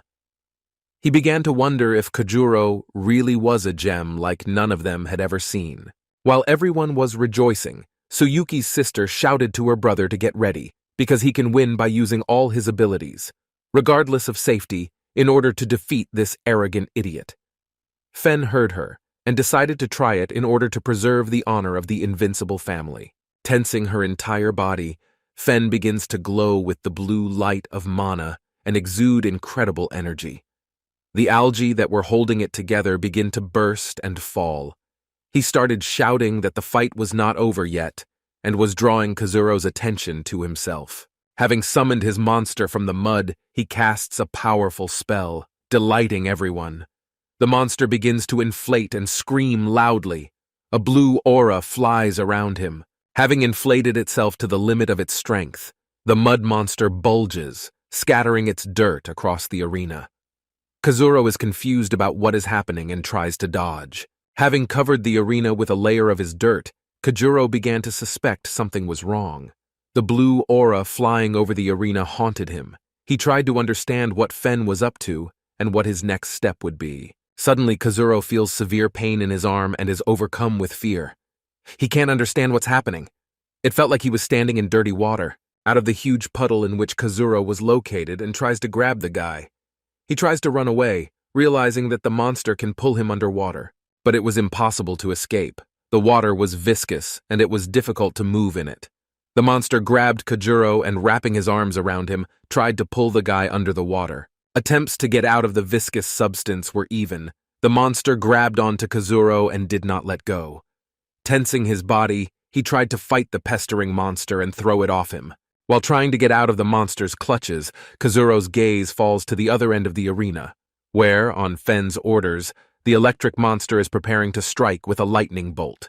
Knowing that he has little strength, he resorts to a desperate step and calls for a busty beauty. Hoping that there is enough mana, he wants to use an attack on Fen and incapacitate him. There was enough mana to summon a busty beauty. Starting to cast a magic spell on your zither, playing a certain melody, captivating those around you with the beauty and sound. Surprised that the guy still had the power to summon monsters, Fen was scared. He didn't know what the busty beauty was capable of. His gaze was frightened, and cold sweat ran down his face. A strong blow from a magical attack was aimed at Fen's feelings and consciousness. The body was very tense and could not move. He started screaming in pain. Being motionless, he was an easy prey, and Kojuro ordered the monster with a chainsaw to attack Fen. A running mountain with a hungry look and a screaming chainsaw greedily devoured the guy with its gaze and wanted to cut him into small pieces. The mud monster, which managed to help its owner, tried to cover him with its body. Chainsaw, jumping up to intensify the attack, attacked him with all his might. From the damage received, the power of the chainsaw only increased, and now cutting the monster from the mud was not a problem. Fen's look of surprise that his strongest defense monster had been defeated was great, and standing under the spell, he could hardly move. The spell was slowly fading away. Kicking off the stricken monster, the chainsaw finally rushed to taste Fen's flesh and kill him. Horror rolled over his face. Cold sweat flowed from fear. The thought of an imminent loss from a schoolboy was humiliating. But an attack from such a monster could kill. This had to be avoided. The gaze of the bloodthirsty monster was moving closer and closer with great speed and power. The desire to kill was visible on his face. The terrible roar of the monster and the sound of a sharp chain spinning on a saw instilled fear only more with each approach. Fen saw the determination in Kazuro's eyes, and he began to think that it was in vain that he got involved in this squabble between his sister and this rogue. The fear that the plan was beginning to collapse forced Fen to act without caution and change the battle strategy. Trying to drown out the roar of the surrounding spectators, Fen began shouting in fear to the electric monster to attack the monster with the chainsaw as quickly as possible. At the moment the monster swings with a chainsaw, the electric monster hits him with a strong electric shock. Fen stood in fear that he would not have time to save Fen and thought that this was the end. Struck in the back by lightning, the monster with the chainsaw began to scream in pain. His legs began to give way, and he could barely stand. Leaning against the running chainsaw, the monster could barely hold on. Having received such a strong blow, he should have died, but the saw's passive abilities were much stronger. The smoking wound on his back and heavy breathing greatly weakened the monster, but he did not give up. Fen had already completely freed himself from the power of the busty monster's magic, and watched as the monster with the chainsaw was amazed. Now nothing threatened his plan, and the confidence in his gaze returned again. Kazuro, aware of the passive skills of his monster with a chainsaw, begins to shout at him to use them and finally deal with Fen. The chainsaw's passive skill doubles strength and speed with a low health margin. The monster now begins to use its most dangerous attack while screaming at the top of its lungs. Spinning his chainsaw at great speed, Fen begins to move away and is angry that he is not succeeding. Such enormous speed cannot be easily dodged, and barely having time to lower his head, Fen manages to delay the time of death. Having fallen to the ground, he tried to crawl to the side to avoid being attacked. The incredible power of the monster with the chainsaw forced him to retreat. Looking around, Fen sees how a bloodthirsty monster waving his chainsaw begins to approach him. Fen, lying on the ground, was frightened and was already aware of failure and death approaching again. The electric monster, who made it in time at the last moment, covers Fen with its body and thereby sacrifices itself, saving its owner. Seeing how the electric monster saved him, Fen begins to try to gather his strength and get up. Seeing how ruthlessly the monster with the chainsaw dealt with his monster, there were very few options for victory. Unexpectedly for Fen, he receives a glancing blow to the face with a saw, and with cries of pain he falls to his knees. Lowering his eyes to the floor, he sees drops of blood flowing from his face and a severed ear.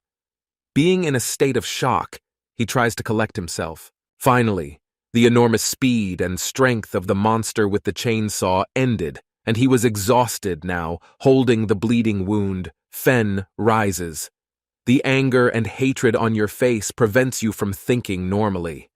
The desire to defeat and kill Kajuro was too great. Having lost two of his loyal monsters, who fought to the end to protect their master, Fen understood that he only had one left, but he was still holding Kazuro, preventing him from entering the battle. Fen summons his swamp monster to himself, thereby freeing Kazuro. Now, after being freed and having accumulated a little mana and strength, Kajuro rises. Rising from the water, stretching his neck and clenching his fists, Kazuro prepares to finish off Fen and take his stones as a reward. The crowd jubilantly shouts words of support to the boy. The head of the absorbers looks admiringly at Kajuro and understands that the boy is no mistake, and he underestimated him in vain. Such talent should not be wasted. The crowd screamed in delight. Everyone was glad to be present and see the battle of the two absorbers with their own eyes. Hanami looked at Kajuro with a joyful look. It was no longer clear whether she wanted to kill him or make friends. Tsuyuki, who was standing next to them, looked at the beating of her brother very upset, and not at all good thoughts were ripening in her head. Tired and crippled, Fen stood with his surviving monster. In front of them lay a heavily wounded mud monster and an electric one. Their bodies needed restoration. On the contrary, Kajuro stood with his almost exhausted monsters. Assessing that the busty beauty still had the opportunity to deliver one blow, Kajuro began to wait for the moment of attack. Clenching his fists, he tried in every possible way to persuade Fen to give up and leave alive with at least one monster. Assessing his chances, Fen understood that they were few, but he did not want to give up. Looking at the confident Kazuro, a little afraid of what he might do, Fen stood waiting. Kazuro asks the buxom beauty to use a supersonic note and end the fight.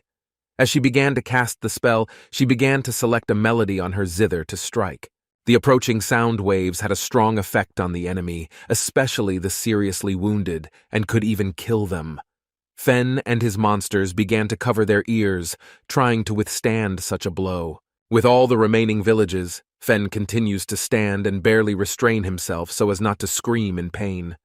Looking down at his lying, wounded monsters, he is horrified by what he sees. From the force of the supersonic impulse, they cannot stand it and begin to die, turning into dust. Fen is also at the limit and, in order not to die, absorbs the swamp monster back into himself. After the supersonic strike ended, Fen fell to his knees with a look of horror on his face.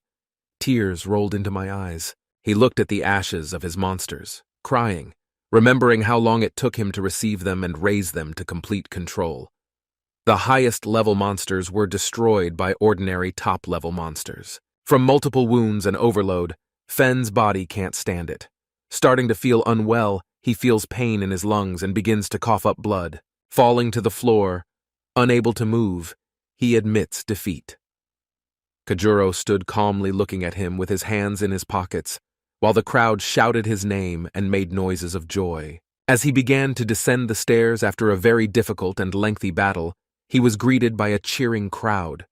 Camera flashes and many lenses were pointed at him. He already understood that such an event would be shown on TV. Approaching a very aggressive Tsuyuki, he asked to give him the box with stones, because he had won.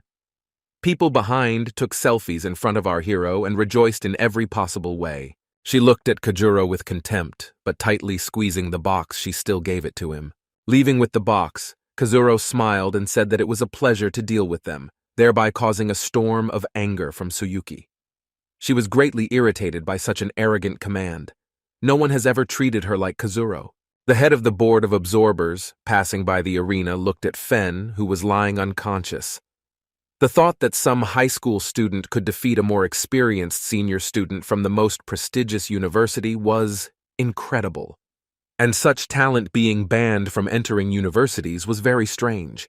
Kazuro's victory, Hanami decided to approach the man who believed that Kazuro had no chance and say that without assessing all the skills and abilities, it is impossible to predict the winner. Accepting his defeat in the conclusions, the chairman decided to give a large green stone to the girl for a valuable lesson, and opening his eyes, show real talent.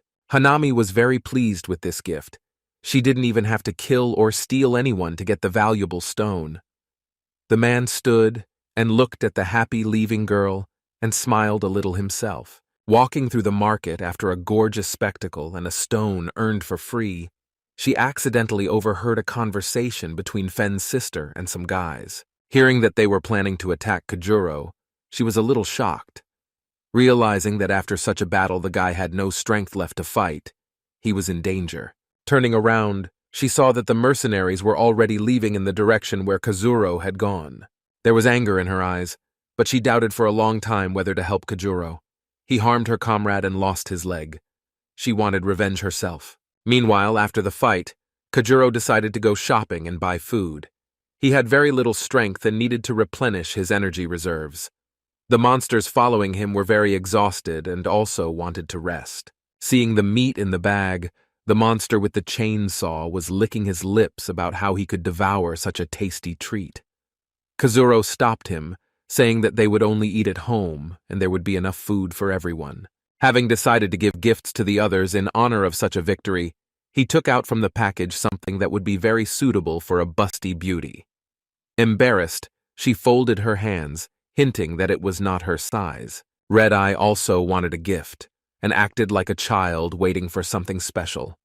His voice shone with curiosity, and his mouth showed a desire to smile with happiness. Deciding to troll the red voice a little, Kazuro hints that he will get a bag in which it will be convenient to carry him. The red voice was very angry at such a joke, thinking that the little asshole did not appreciate such a strong monster at all. Kazuro looked at the red eye, realizing that it was in vain that he decided to joke, and began to try to calm him down. Showing his stupidity and lack of respect for Red Eye, Kazuro began to apologize and give him any gift he chose. Having folded his tentacles into a lock, he looked at the guy not particularly trustingly, but agreed. Kazuro didn't want to quarrel with him, because he is the only one of the three with whom he communicates normally. The others still don't trust Kazuro much. Turning into an alley to shorten the way home and quickly have dinner, Kazuro pays attention to the silence and the absence of people around, but does not give it any importance. Red Eye begins to feel that someone is following them, to which Kazuro agrees with him, because he also felt it. Red Eye notices that they are too weak and will not be able to fight. They need to get out of here quickly. Kazuro, understanding this, also agrees, but he has not yet figured out how to do this. A sudden attack from some purple goo catches Red Eye and Kazuro by surprise. Having managed to dodge and jump away from the attack, Kojuro rolls to the side. Raising his head, he pays attention to the purple slime, which begins to hiss and melt the asphalt. This was a very dangerous attack, which means the enemy intends to kill them. A guy appeared in the alley with a cigarette in his mouth, looking at Kojuro with a smile. Behind him stood a purple monster, which attacked the guy with the red eye. Hearing other voices, Kojuro raised his head and saw another guy in glasses with a bat-like monster on his back. Kojuro, standing behind with his monsters, was tense. He understood that it was too dangerous to engage in battle now. Another guy appeared behind. Kojuro understood that they were surrounded. Now they couldn't leave so easily. Nada urgently needed to think about something. He looked at his monsters. They were exhausted and weak. Cold sweat ran down his face. While the surrounding bandits did not attack, Kojuro had a chance to think and find an answer on how to escape. The red eye was completely dry and needed drops, and the busty monster was weak. Her mana level was depleted. She needed at least 2 days to rest. They themselves agreed that they could not fight and would rather give up. For the first time, Kojuro saw their upset faces not causing fear among others. Only the insatiable monster with a chainsaw burned with a passion for battle, and despite his exhaustion, he was eager to fight. Kojuro knew that zeal alone was not enough, and he would simply lose the saw. While Kojuro was reasoning, a monster bat was already flying above them, looking around. A guy with a large bag stood behind, blocking the path. His monster was not yet visible. Reluctantly, Kojuro realized that they had no choice but to surrender to their opponents. Caught by surprise, completely exhausted by strength. If the situation had been different, there would have been a fight. Not knowing what to expect from the attackers, Kojuro was still ready and waiting. Aggressively minded bandits stood, preparing to attack. Their leader held a lit cigarette and looked at Kojuro, noticing that behind him the enemy was also at the ready. Kojuro did not know what to do. He was in a hopeless situation, turning into a dark alley so that a shortcut was not the best decision. Kojuro, with a contemptuous look, the bandit having finished smoking his cigarette, throws it towards the boy, deciding how best to attack and kill him quickly. Kojuro comes up with a very stupid but funny idea to pretend that he can pay off in kind and make a loving face, hoping that this would scare them off and they would let their guard down so he could escape. The bandits were offended by such a brazen act, and with strong antics of disgust, showed that they were not interested in this. Unfortunately for Kojuro, they weren't distracted, and it didn't work. Having finally gotten rid of the mercenaries, they decided to attack in order to teach the asshole a lesson. The guy with glasses was already ready to personally deal with the guy, but the chief stopped him, holding his stomach while holding back his gag instinct. Having given the command to his purple monster to attack, the leader of the mercenaries was already ready to have a good time for the rest of the evening in some pub with the girls for a reward from the death of Kojuro. Seeing the monster rushing towards him, Kojuro thinks to take a risk and release the monster with a chainsaw. He did not plan to give himself up to death so easily. The evil look was determined not to give the enemy a chance for an easy victory. Suddenly, someone intervenes in their mess by throwing tear gas grenades from a height. Having fallen to the ground, they exploded and enveloped everything in thick gas. It was impossible to breathe. My eyes were watering and I wanted to run away. The bandits were at a loss and did not control after the explosion where Kojuro was. But the boy was not at a loss, taking out from the bag a bra that he had bought for the busty monster, pulling it over his face. Unexpectedly for him, there is a rope in front of him, hinting that he should climb along it. Starting to rise from the thick fog, he looks at the bandits so that they do not pursue him. While they were at a loss, Kojuro did not lose the opportunity and rose higher and higher. Suddenly the rope began to rise on its own at high speed. Rising above the cloud of tear gas, Kojuro took off his bra from his face and breathed in fresh air. Raising his head, he leads in front of him the same clown who kidnapped him then. She smiled and tried to help Kojuro by extending her hand. Opening his eyes, standing among the dissipating cloud of gas, the leader of the mercenaries notices that the target is running away from them through the air and orders his minions to catch up with them. Having come to their senses, the bat with its owner on its back rushed in pursuit of Kojuro.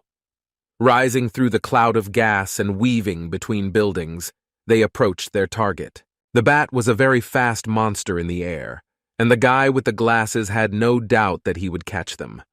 It was already a matter of revenge to finish off Kazuro. Seeing that they were approaching, the clown was absolutely calm, and putting her hand into the inner pocket of her jacket, tried to find something there.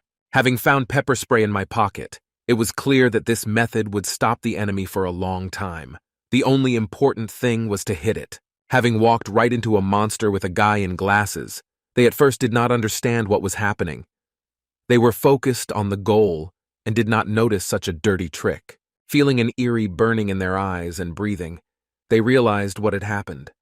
The intense burning sensation made it impossible to continue the chase. Losing balance and suffering from pain, the monster and its owner fell back to the ground and disappeared in a cloud of gas.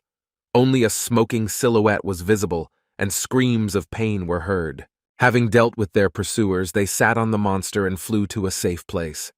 It was light outside and a beautiful starry sky. Flying through the sky, Kazuro was a little scared, and he grabbed Clown Girl by the waist. She was a little confused and asked to remove her hands.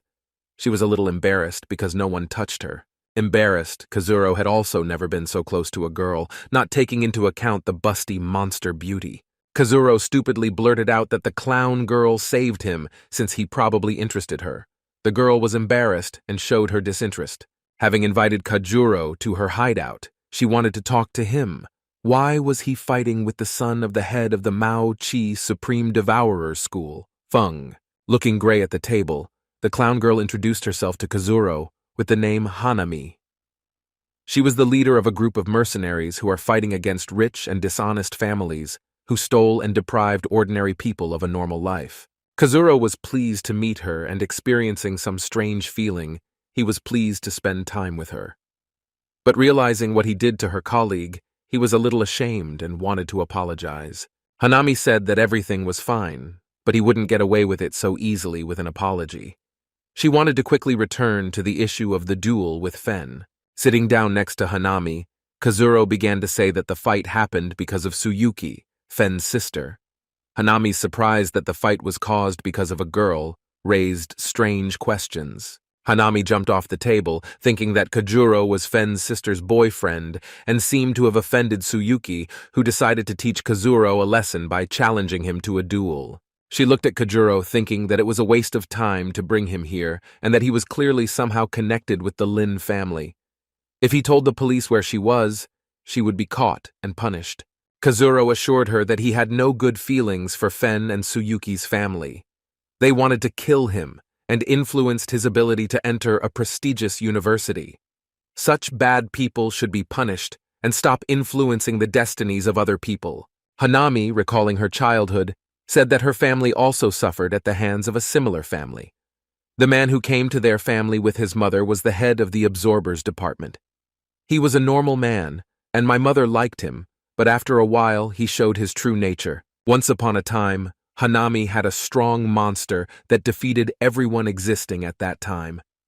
The man who came wanted to kidnap the monster and take it for himself. He showed his essence. He was not interested in his mother. He just wanted to kill them, taking the monster for himself. At that time, he had a daughter to whom he could give the monster. Then, Kazuro remembered the girl from TV, defeating all opponents. He noticed that Hanami was similar to her. This was the work of that monster who was kidnapped by the man. It copied the owner's appearance and made the owner look like a doll. Kazuro listened to Hanami's story and sympathized with her. He thought about how to help her, Timolol, when they had so much in common. Kazuro told Hanami that his parents also left the city.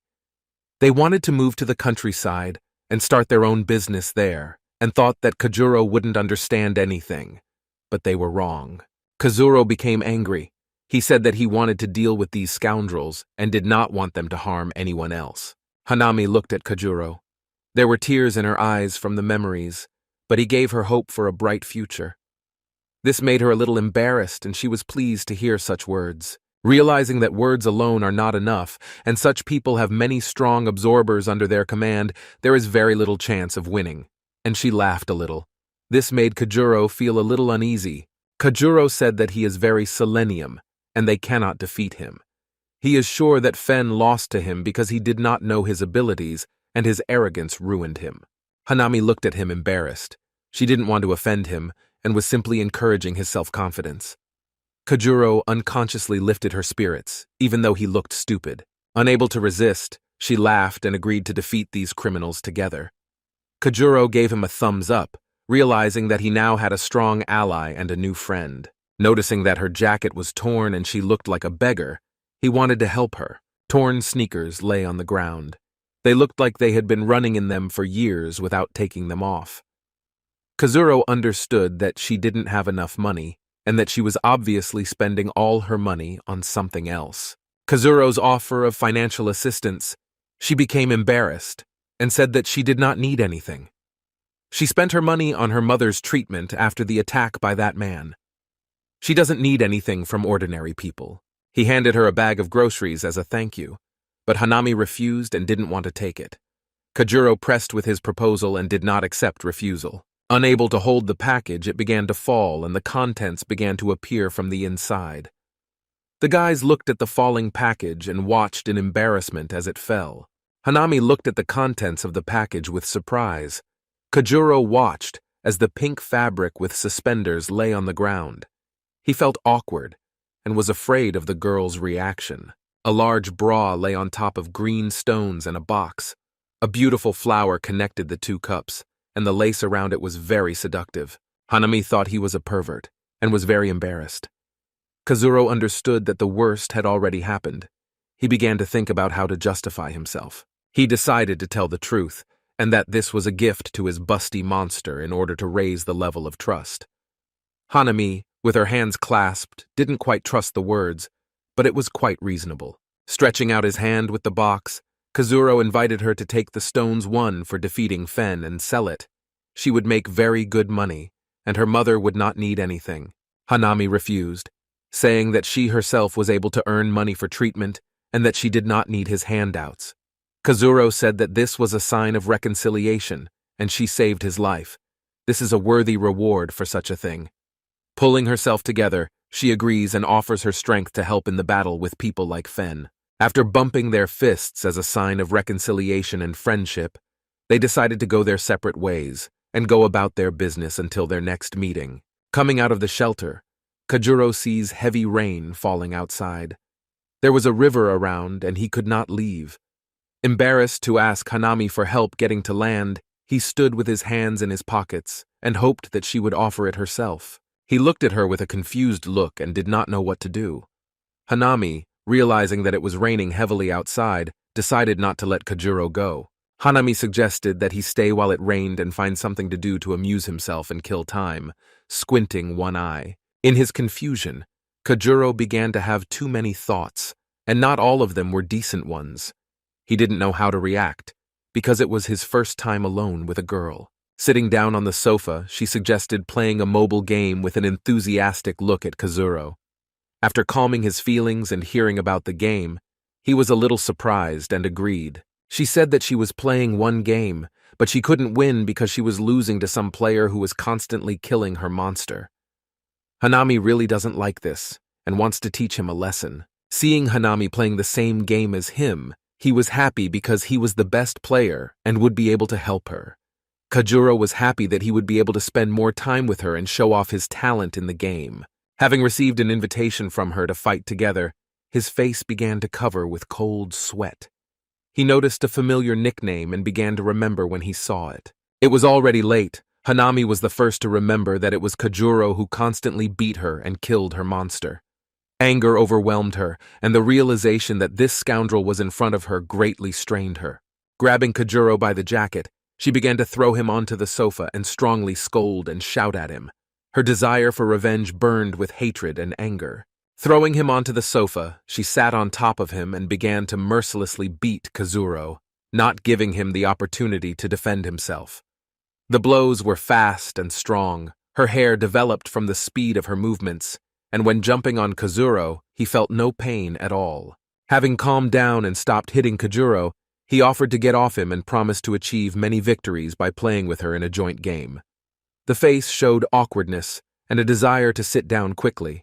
Hoping that this would be the case, Hanami climbed off him and sat calmly from the awkward situation. Kazuro, sighing with relief and the end of the beating, began to rise to sit down and begin the game. That same day, screams were heard in the office of the head of the monster absorbers, and the sunny day was broken by bad news. After hearing the bad news, the head of the scavengers was very angry, disappointed in the weakness of his charges, that they could not cope with two people. The head of the Maochi Supreme Devourers University, Wang Lin, came with a report on the failed mission to capture the two fugitives. The head, out of anger, threw the ashtray lying on the table into the wall where Director Lin was standing. With great disappointment, he screamed in anger and did not understand how the 9 masters of the absorbers could not kill the two fugitives. Director Lin was very worried and barely dodged a flying ashtray, which broke into small pieces on the wall. Having calmed down, the head of the absorbers leaned on the table and began to talk out loud about how to correct the mistake of the incompetent Director Lin. To which the director said that apparently they underestimated the enemy, and in vain the head rushes at the director. The report said that 9 heads were found in the cornfield. There were no bodies nearby, so it took them a long time to find the missing agents. Most likely, after the murder, these 2 refugees fled to another city. So far, the whereabouts of the fugitives have not been revealed. Realizing that the enemy is very cunning and selenium, the head proposes to expand the search and hire bounty hunters. Give a reward worthy so that everyone will look for them. During the decision-making process, Director Lin's secretary knocks and enters the office. Before she could say a word, the director attacked her, shouting that he was busy and she was out of time now. Very frightened, she apologized and said that Director Lin's son was severely injured in the battle in the market arena. Fen lost a lot of blood and 2 of his monsters. Director Lin and the head of the absorbers were shocked by what they heard. Fen was a very capable and strong absorber. He could become a strong absorber and chairman of the board. The father, having learned that his son had been severely beaten and had lost a lot of strength, grew worried and stood with a gloomy and nervous face. This news greatly crippled him. His son, the heir of the family, is now weaker than his sister. And what will happen now? The head of the absorbers, after hearing the tragedy of Director Lin, looked at the joint photo with his daughter. He was proud of his creation, giving it incredible strength. He looked at the photo and was sure that this would not have happened to his daughter. She was too strong for any opponent, thanks to that monster doll that he took from the girl a couple of years ago.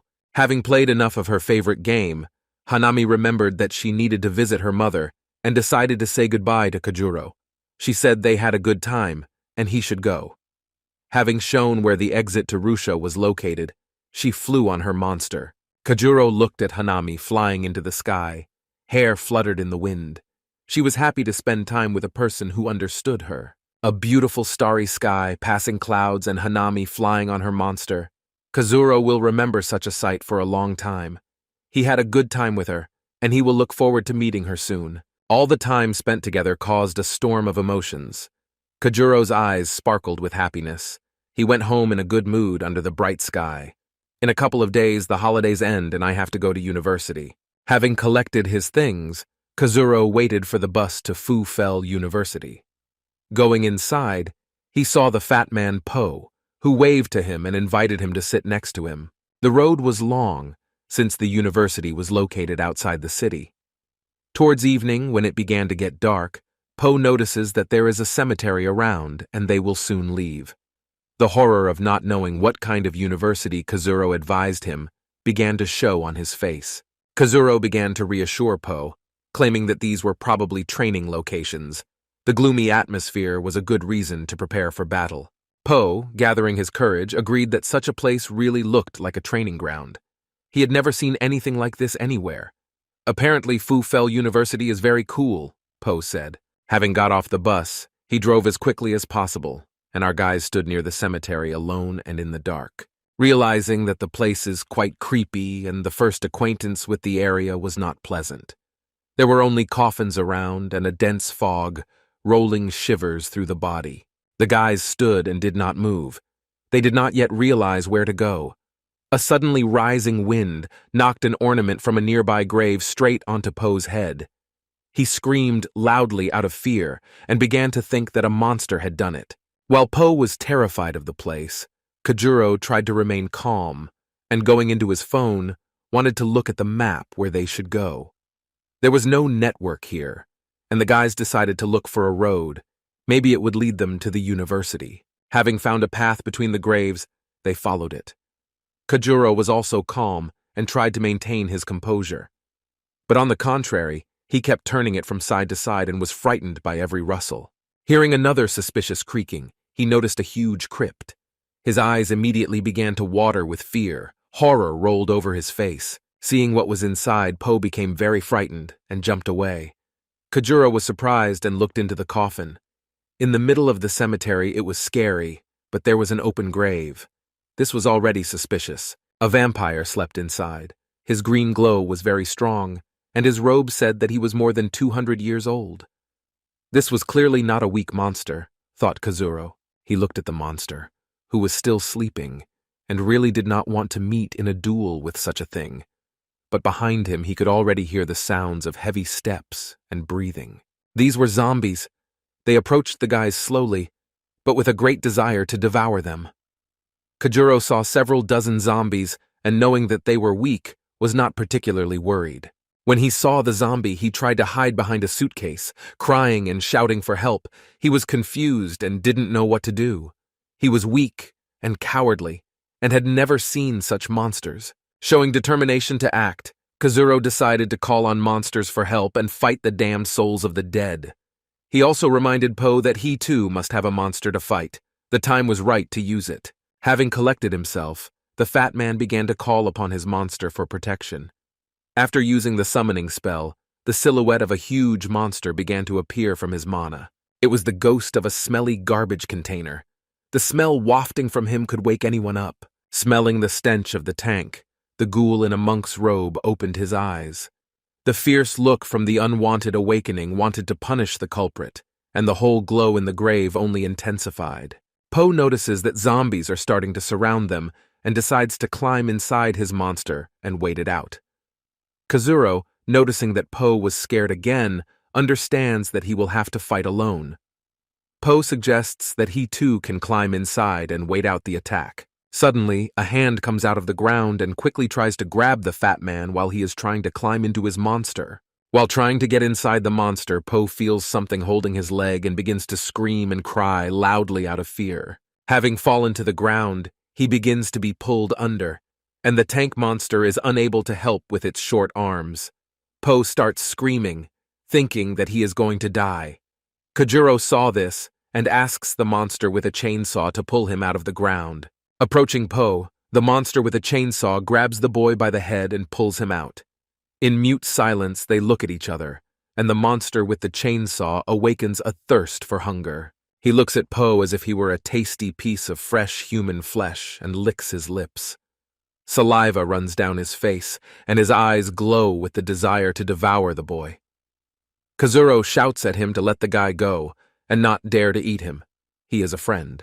The monster with the chainsaw reluctantly lets go of the boy, but when he falls to the ground, Po feels like a couple of small monsters have grabbed his legs and want to bite him.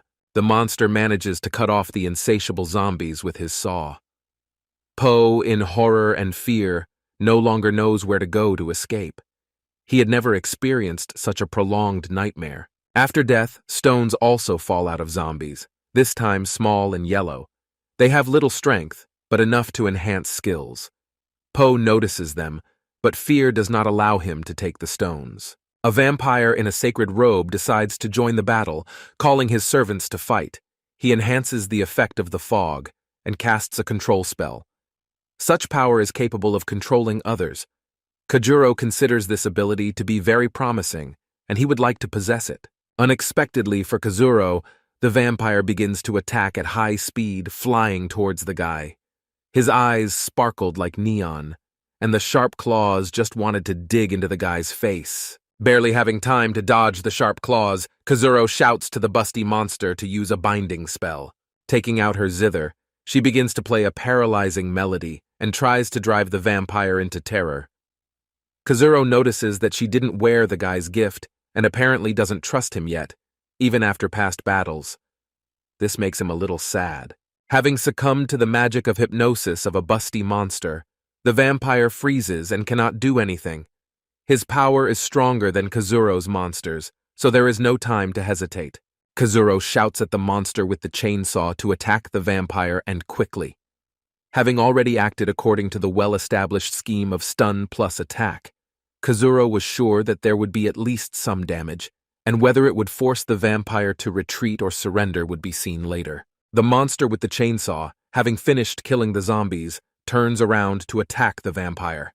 Loudly accelerating his chainsaw, he rushes into the attack.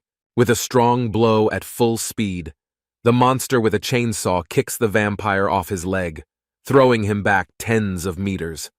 Then he starts running at him to cut him. Poe, having opened the lid of the tank, began to shout to Kajuro to get into his tank. There were more monsters, and his monsters could handle it themselves. Kazuro, hearing Poe's words, doubts a little, but realizes that it will be safer this way because he won't do anything to the monsters anyway. Garbage Can apparently does not have offensive skills, but he does have damage blocking and defense skills.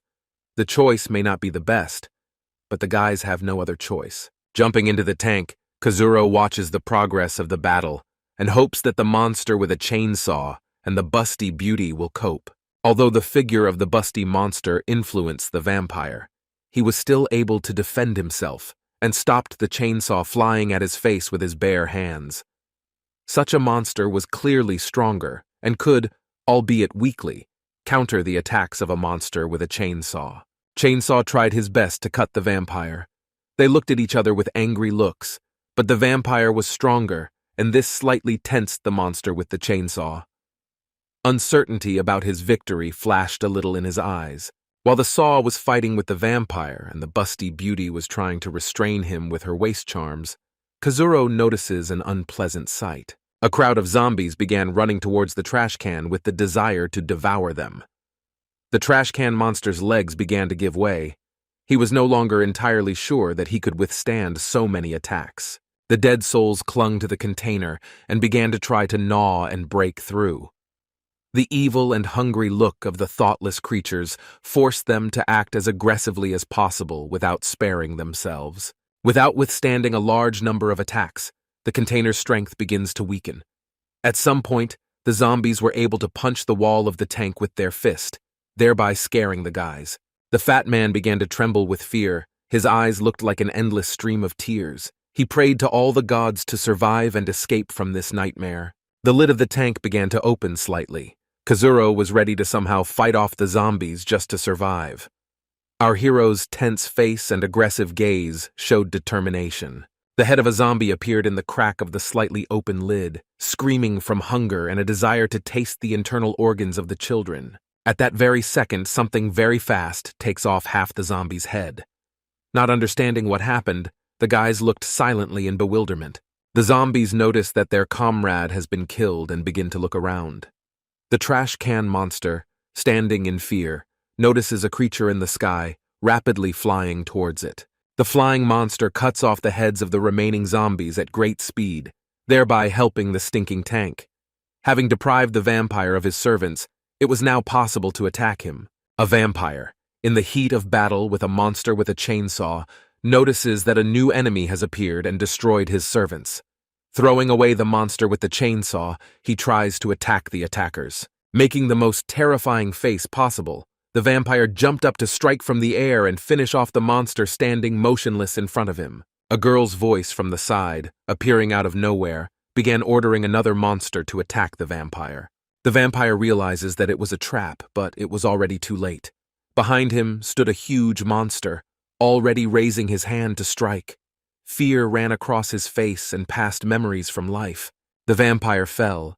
Next to him stood a monster without a head, and with a face on its torso, which dealt a powerful blow. This did not kill the vampire, but knocked him out for a long time. Opening the lid of the garbage can monster, Kajuro sees a girl standing in front of him and looks around in surprise. A friendly and rather pretty girl introduces herself as Sarah, and declares that she is a senior student at Fufel University. She has come to take the guys to their dormitory. Kajuro was very happy, but said that she was a little late. Another couple of minutes, and there would be no trace left of them. Smiling, she said that she just wanted to see what they were capable of and watched from the sidelines. Having clarified that Kajuro held up quite well and skillfully controlled his monsters, Kazuro thanked Sarah for his kind words and added that his monsters are capable of more. I just don't quite trust him yet.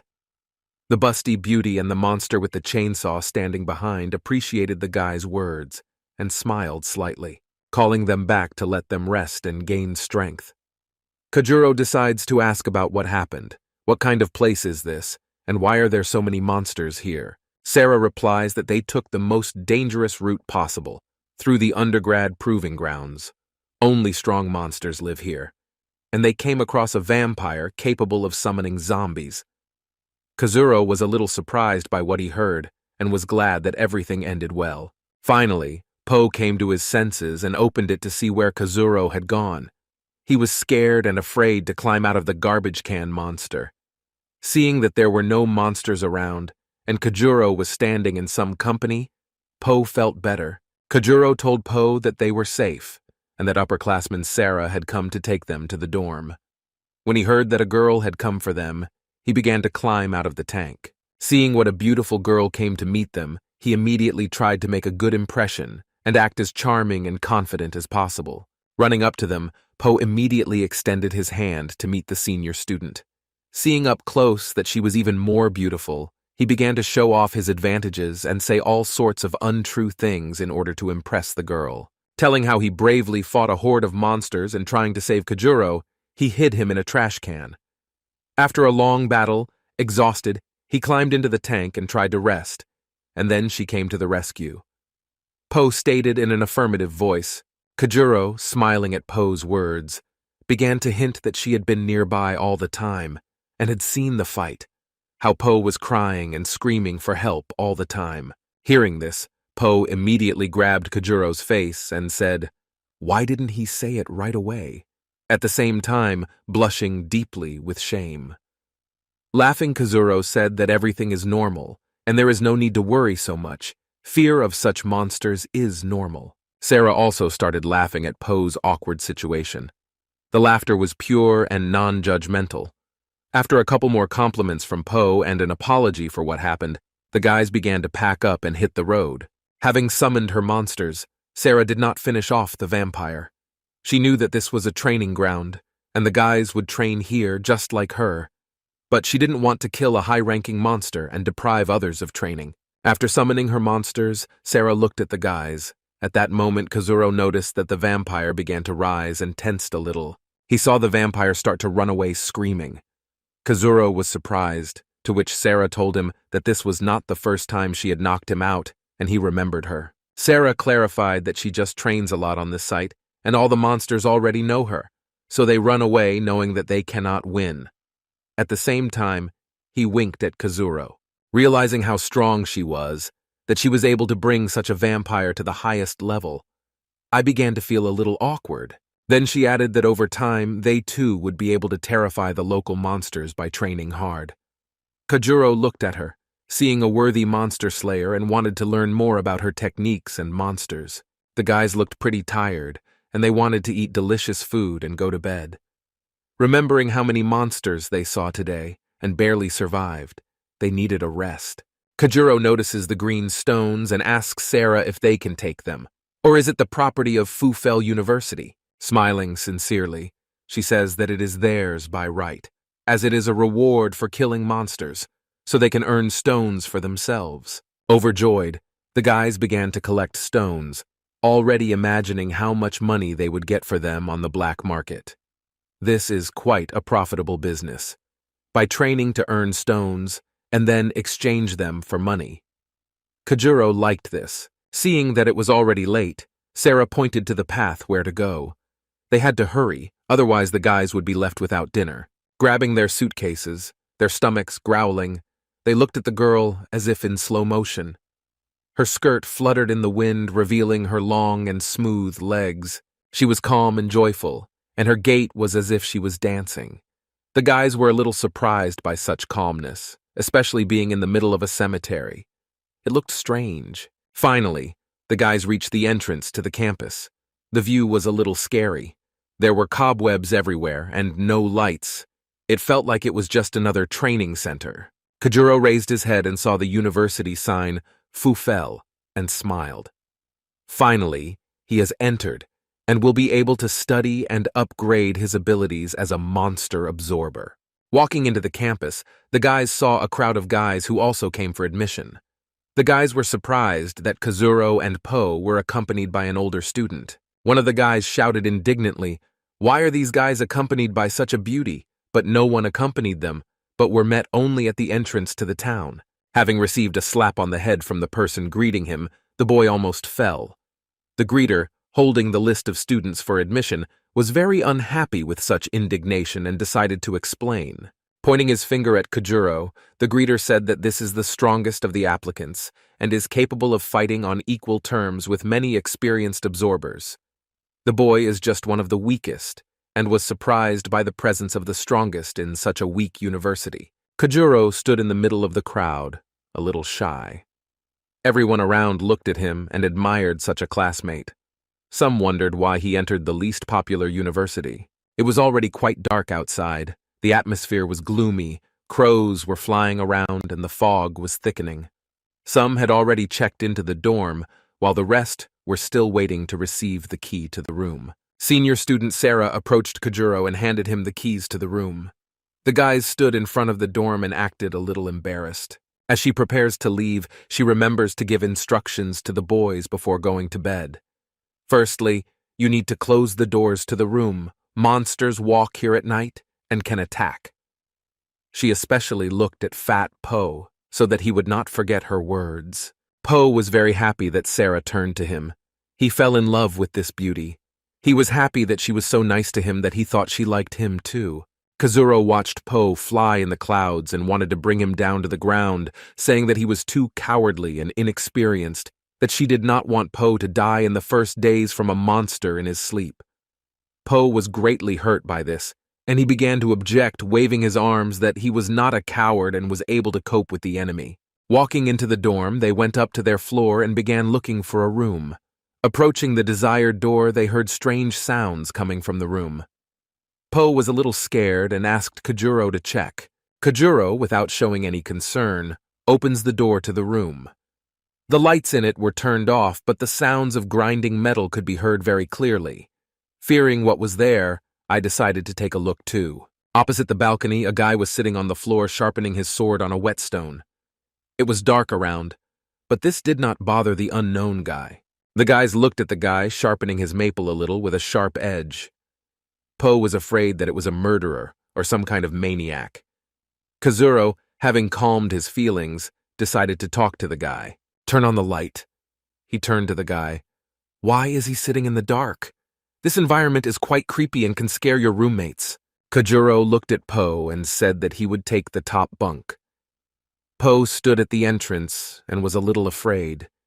His uncertainty was a weakness that greatly exposed him to his opponents. Climbing up onto his bed, Kojuro began to cover it.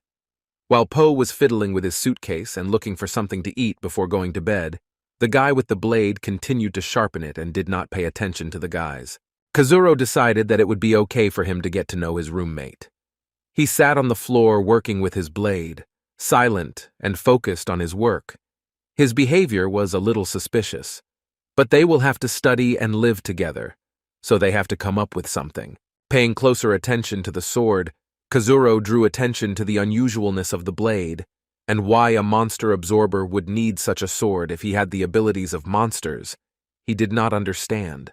The red voice turned to Kazuro with the words that this is not an ordinary sword. People used to be executed like this for disobedience to the shogun in ancient times. Apparently, this is a family heirloom, and the guy inherited it. Kojuro decided to ask his roommate directly what kind of blade he had, and why would a monster absorber need such a weapon. Testing the sharpness of the blade without taking his eyes off the maple, he replies that it is his family's heirloom, passed down as an inheritance for passing the tests.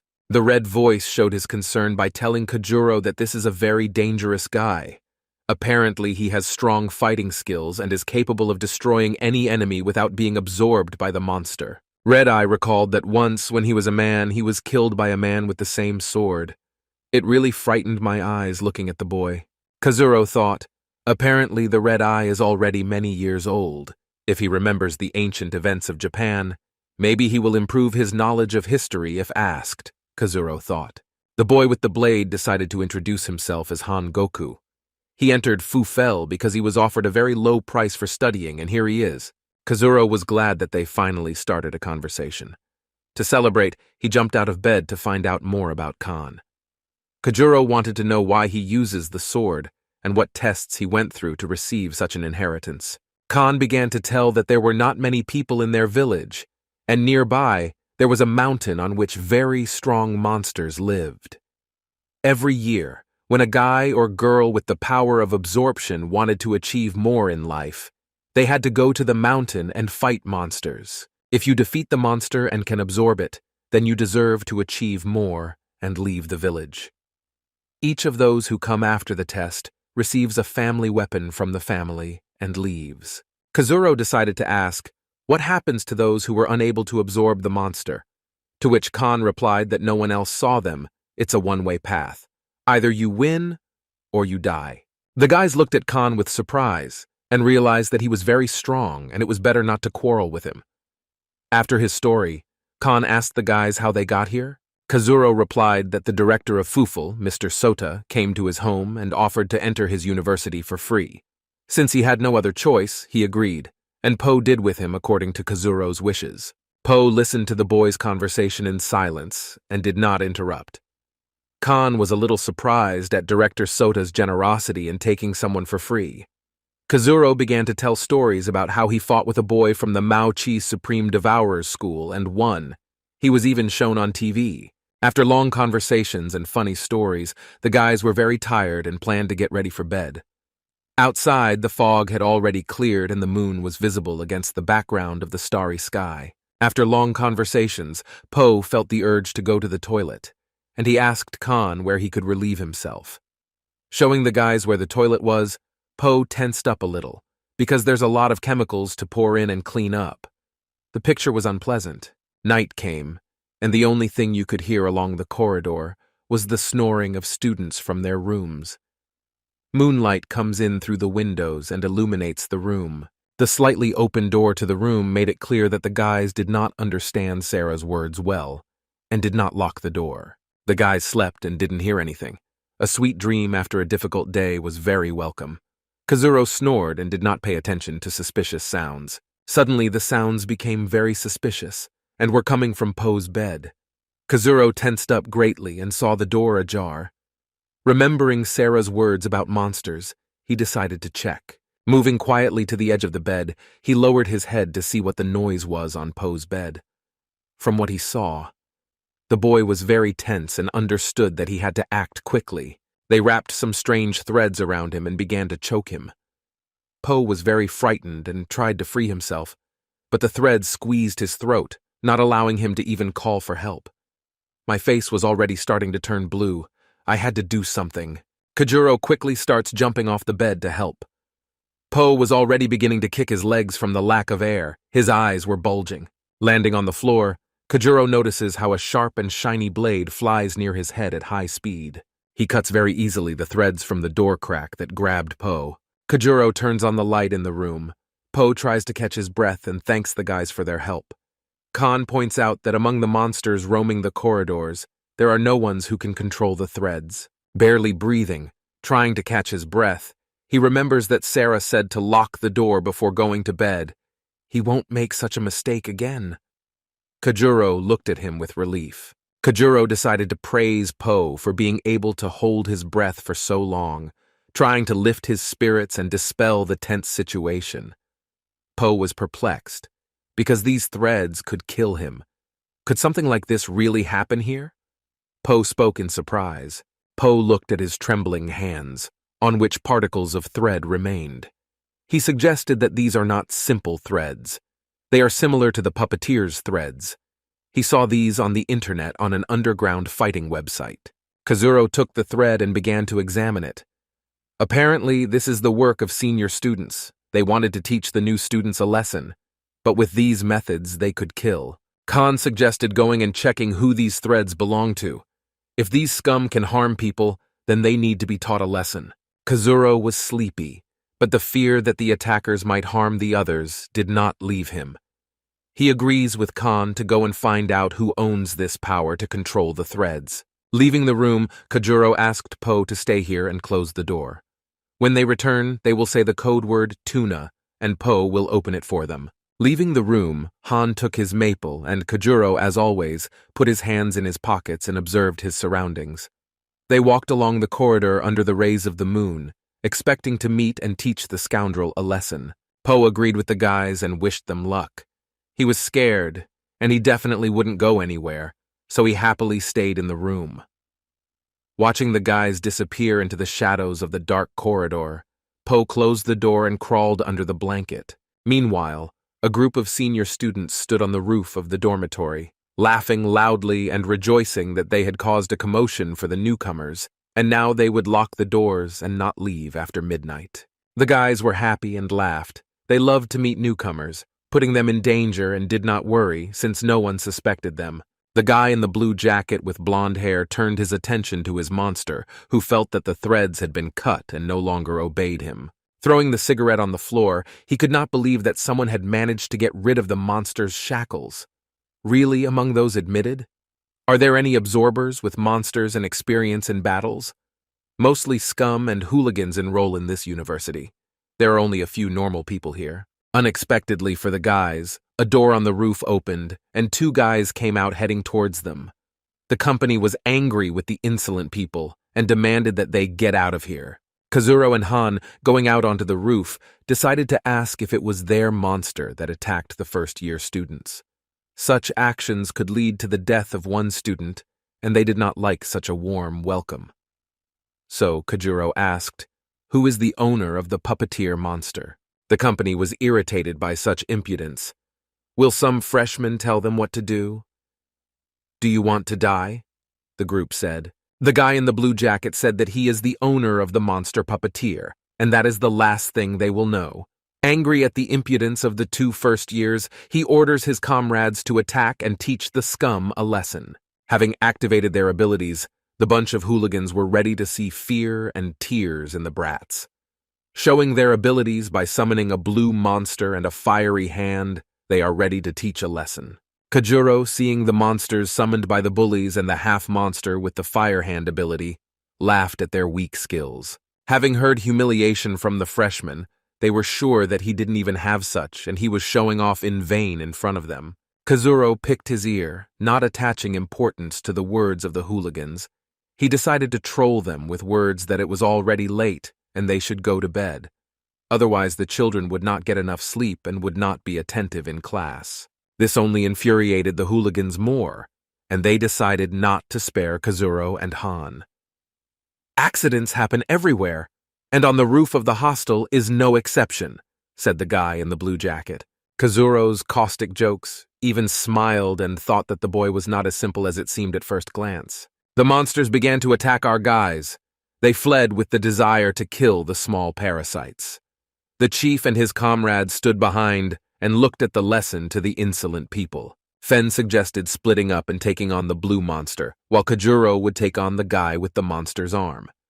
Having agreed, the guys began to act. Kazuro, realizing that this was a man, did not want to kill him. Han's very fast speed surprised Kazuro. He knew that he skillfully wielded a sword, but he had no idea that his abilities were so enormous. Standing in surprise, Kazuro doesn't even have time to notice anything. The blue monster's head was cut off. The speed of the blade and Khan were elusive to the eye. Nobody expected this. The owner of the monster coughed up blood and felt sick, all because of a side effect of the absorbed monster. The girls behind were surprised and did not understand what had happened. The guy with the monster's hand was already approaching Kajuro and, stretching his hand to a huge size, swung to hit the guy. Activating his red voice, Kazuro puts the guy into hypnosis and makes him fall asleep. Feeling a trembling in his body and a state of sleepiness, the guy tries to fight the hypnosis and resist, but the power of the red eye is too strong. Having fallen exhausted and drooling from deep sleep, the boy began to snore heavily. Kazuro stood and looked at the stupid attacks, realizing that he and Kazuro could not cope. The guy in the blue jacket, realizing that the enemy was not stupid and had experience in battles, became a little worried. The girls sitting on their knees behind him were trembling violently for fear that they might be punished. He started shouting to Kajuro and Han that how dare they attack the senior students. They wouldn't get away with it so easily. They don't even know what they've gotten themselves into. Listening to the pathetic threats of the guy in the blue jacket, Kazuro and Fen stood in bewilderment. They didn't care about punishment. They just wanted to teach the senior students a lesson for mocking the weak. Having interrupted the guy in the blue jacket, Kazuro decided to continue the fight and tell him to talk less and engage in battle. Otherwise, it's somehow boring with them. Kajuro hasn't seen such weaklings who think they're tough for a long time. The girls, out of fear, grabbed the legs of the guy in the blue jacket and began to ask him to help and save them. The tears in their eyes and the fear that they would tell the director everything and they would be expelled was very strong.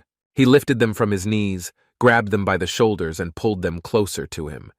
He whispered that he would deal with the scum. It was clear in his gaze that he was planning something. Hugging the girls, the guy in the blue jacket looked at his monster puppeteer with one eye and came up with a way to win. He forced the monster to wrap control threads around his girlfriends. They screamed in pain and the realization that their body was beyond their control. This was a very dirty act by their leader of the student group. He became like a puppeteer and could control the girls. Such actions are very dangerous, and the guy's psyche is clearly disturbed. Realizing this, Kajuro began to come up with a plan to free the girls and a way to capture the guy in the blue jacket. The girls began to say that they were in pain. They couldn't control themselves and they wanted to go home. Kazuro thought that Han, with his blade, would be able to cut the threads, as he did with Po, and save the girls. Suddenly, the girls began to attack Kazuro and Han. There was fear on their faces, and they did not want to die. The guy in the blue jacket turned around and began to run away in the opposite direction in order to complicate the task for our heroes. Having managed to dodge the attacks of the girls' uncontrolled movements, Kazuro tried to come up with a plan and wait for the moment. Their movements were very fast and did not quite match their outfits. Khan was also attacked by a girl, although she moved quickly, but with a guy who has the skills of his ancestors, this will not work. She was ashamed and scared to fight with such guys, but she could not resist the skills of the puppeteer. With their backs pressed to each other, the guys stood waiting for the next attack. Kazuro suggested splitting up. Kazuro will take charge of the girls, and Hanu will have to deal with the guy in the blue jacket. The girls begged to be saved. They were in pain, but they could not control their bodies. Kazuro decided to summon a chainsaw monster and deal with the problem. The monster with the chainsaw wanted to cut and devour the girls' flesh, but Kazuro forbade him to attack the girls. They only had to cut the threads. Chainsaw didn't like it, but he did it. Having fallen from the release of their bonds, the girls were very frightened by the monster with a chainsaw. He looked at them with a hungry look, but Kazuro forbade them to eat. The guy in the blue jacket was very scared that now they could deal with him too. The path to the stairs was blocked, and they will be able to catch up with him with such and such skills. An emergency decision had to be made. Having wrapped his body in the monster's threads, the guy in the blue jacket decided to jump off the roof. Finally, he told the guys that he would take revenge on them later. Jumping from the roof, the guy in the blue jacket only laughed in response as he descended. His monster controlled the flow of the thread and watched its master's descent. Han and Kazuro try not to let go of the guy in the blue jacket and try to cut the threads in time. Khan jumps up to enhance the effect and cuts the threads. The blade is very sharp and cuts everything that comes under it without any difficulty. Before he can get down, the guy in the blue jacket falls from a height and breaks his leg. Screams of pain come from him. Raising his head, the guy in the blue jacket was very weak from his wounds and tried to climb out of the dorm with his own hands and call an ambulance. Kazuro and Han looked at the humiliation of the guy in the blue jacket and thought that if they finished him off, it would not be entirely humane. Such a bastard could return in a couple of weeks and catch him in surprise and attack. Noticing that the monster of the guy in the blue jacket is still standing on the roof, Kazuro decides to teach the guy a lesson and kill his monster, simultaneously ordering the monster with a chainsaw to deal with the puppeteer. Mercilessly, the chainsaw monster cuts off the puppeteer's head with its razor-sharp saw chain. From killing an absorbed monster, the owner suffers severe pain from the loss of the monster. It is believed that this is how a part of the soul dies. If the devourer loses too many of his monsters, he may even die from the pain. While the monster with the chainsaw enjoyed the meat of the killed monster, the girls were afraid of fear, looking at such a terrible sight. Kazuro approached the monster with a saw and began stroking it on the head, telling the girls that they should not worry, no one would eat them. Leaving the roof after an easy victory and solving problems, the guys approached their room. Khan opened the doors and was a little scared. Kajuro looked at him and began to suspect something was wrong. He was afraid for Po and ran to the door. Seeing a huge trash can in the middle of the room, Kajuro calmed down and told the Khan that this was Po's protective monster. There was no need to chew it.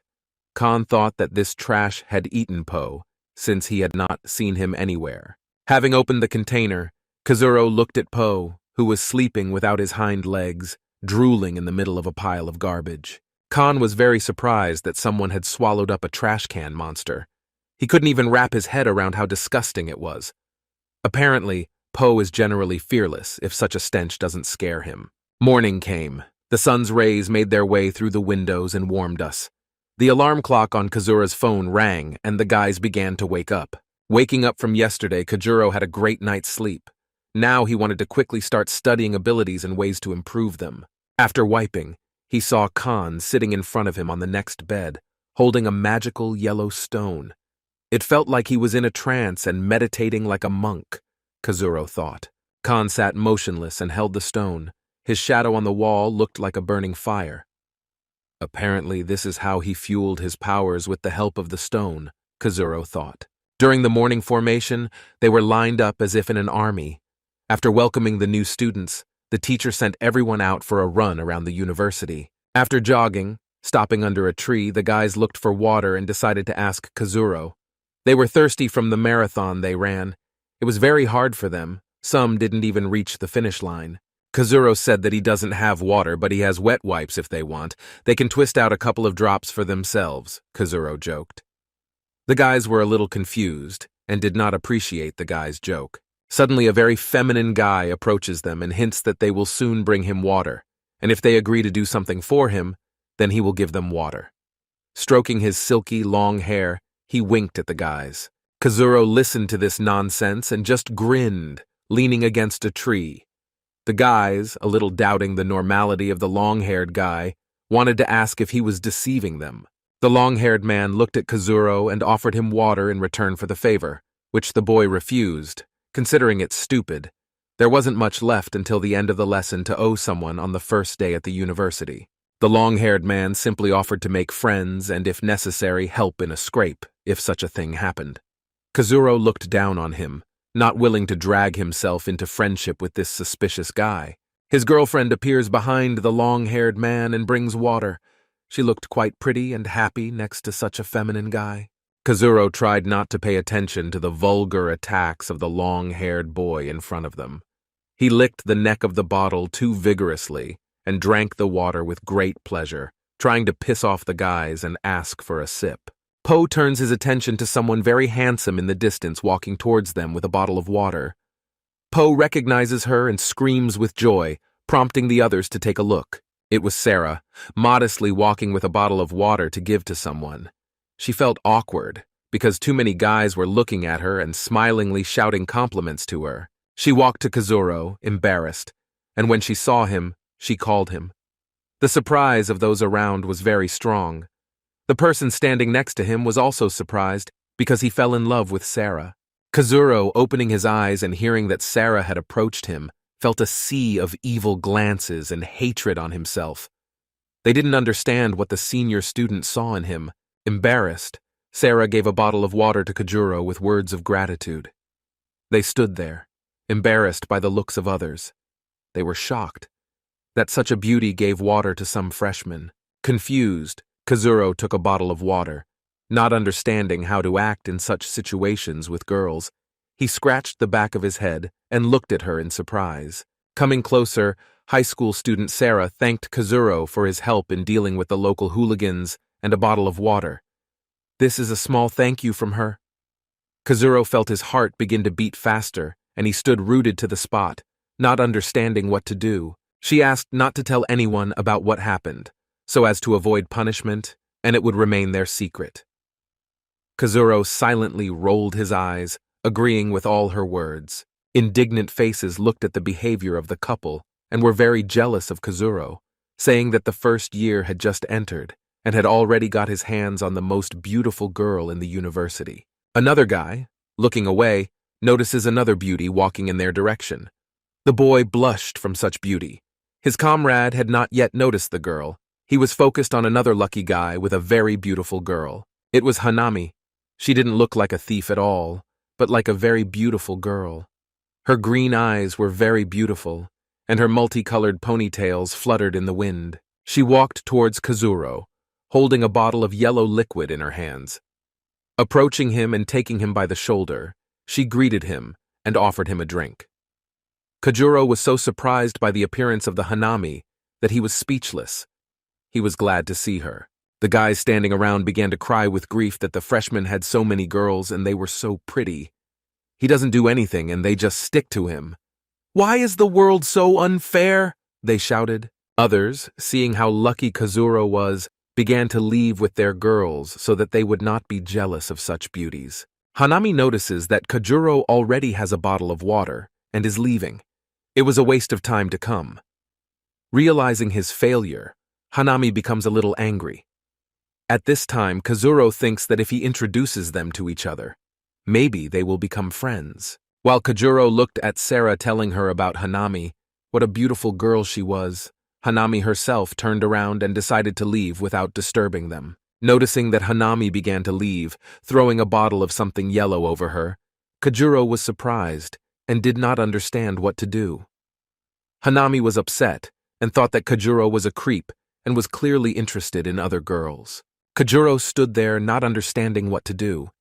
He didn't know what the problem was because he had never been in a situation like this. There wasn't even a thought in his head that he had done wrong, that he had offended Hanami. Sarah decided to cheer up Kazuro by saying that he needed to catch up with the girl and explain everything to her. Otherwise, he would lose her and the friendship would end. Kazuro decided to listen to Sarah's words and talk to Hanami. Picking up the bottle from the ground, he began to catch up with Hanami to talk. Hanami was already terribly annoyed and thought only about all sorts of nasty things about Kazuro. Having caught up with Hanami, he began to drink her drink with great pleasure, not knowing what it was. In his head, he only thought that he wanted to see her smile and joy. Hanami stood very tense. Steam was coming from her head. She was very unhappy with Kazuro and wanted to hit him hard. Kazuro looked, not knowing what to say, and just stood behind. Sarah looked at Kazuro's pathetic attempts to apologize, and she felt ashamed. She realized that the boy had no idea how to care for girls, and apparently this was their first fight. Hanami remembered her mother's relationship and was afraid to repeat it. Hanami thought that Kazuro was a very good person and would not betray her, but she could not see other girls next to him. Although she understood that they were not boyfriend and girlfriend at all, she was still hurt. Grabbing Hanami's hand, Kazuro began to try to apologize, not understanding why. He began to explain that Sarah was the senior student who had met them upon arrival at the university and given them a tour. Hanami was not satisfied with this answer, and she only took her hand back, thereby making Kazuro think, and he told about the evening story with the hooligans, and that Sarah simply gave him water in gratitude for his assistance in catching the criminals. After Kazuro added that the drink is very tonic and quickly restores strength, he wondered what it was. With great pleasure, Kazuro began to finish the bottle of cool drink. Enjoying every drop, he was very grateful to Hanami for such a gift and thanked her after every sip. Looking at the insatiable Kazuro and apologizing after every sip, Hanami was annoyed by this, and she began to shout at him to stop, and she would tell him where he got the drink. There is a dragon monastery in the mountains. It is ancient and few people go there. When her mother took her to the monastery to taste the healing drink flowing from the dragon's mouth, It increased the power of control and consciousness, made the body more collected and alert. There she took it for Kazuro. Kajuro listened carefully to Hanami's words, and he was pleased that she did so much for him, that she treated him so well, and he wanted her to stay. Hanami puffed out her cheeks and looked to the side, pretending to sulk at him. Kazuro decided to ask Hanami to take him to the monastery and show him that place. Hanami had doubts and decided to refuse the guy, hinting that he would not receive anything else. Kajuro started looking at her with puppy dog eyes and begging Hanami. The girl began to understand that she was probably too hasty with her conclusions because he was just her friend. Taking the bottle from his hands, Hanami agreed to bring him another drink later and suggested meeting him in the evening after school, near the exit from the campus. Kajuro agreed with great pleasure because he already wanted to spend more time with her. He waves after her and is glad that she smiles. It was a nice feeling, hearing from the outside how they were making fun of him. They started laughing that he didn't even know how to talk to girls, much less express his feelings and give compliments. That Kazuro felt ashamed, and it felt like they started throwing stones and shooting arrows at him. He walked past the guys, who were filled with envy and a lack of understanding why. They all wanted to be in his place and would know exactly what to say to such beauties. Kajuro looked at the reactions of his classmates and thought that he could ask Hanami not to come during lessons. There would be less risk of being discovered and arousing suspicion. Moreover, someone might recognize her, since she is a criminal. Evening has come. Kazuro with Hanami and her monster are flying to a new, interesting place that Hanami has found. The place did not look romantic, more like a cemetery or ruins. Kazuro looked a little apprehensive. He thought that they would somehow spend the evening more romantically. Hanami was having fun and was looking forward to arriving at the place.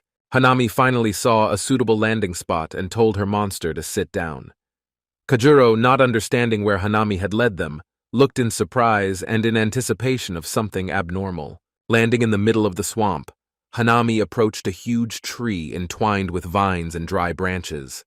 Kajuro stood behind, not understanding why they were here. While helping clear the branches of a tree, Kajuro and Hanami see a cave with bats flying out of it. The guys got a little scared and started covering themselves with their hands. Hanami looked contentedly into the cave and enthusiastically prepared to go there. Kajuro looked at what was happening, not understanding what they forgot here, but he could not dispute Hanami's desire and simply wanted to be with her. Kajuro didn't understand where Hanami was leading him, but he followed her. The surroundings were damp and slippery, and they began to descend down the slippery slope.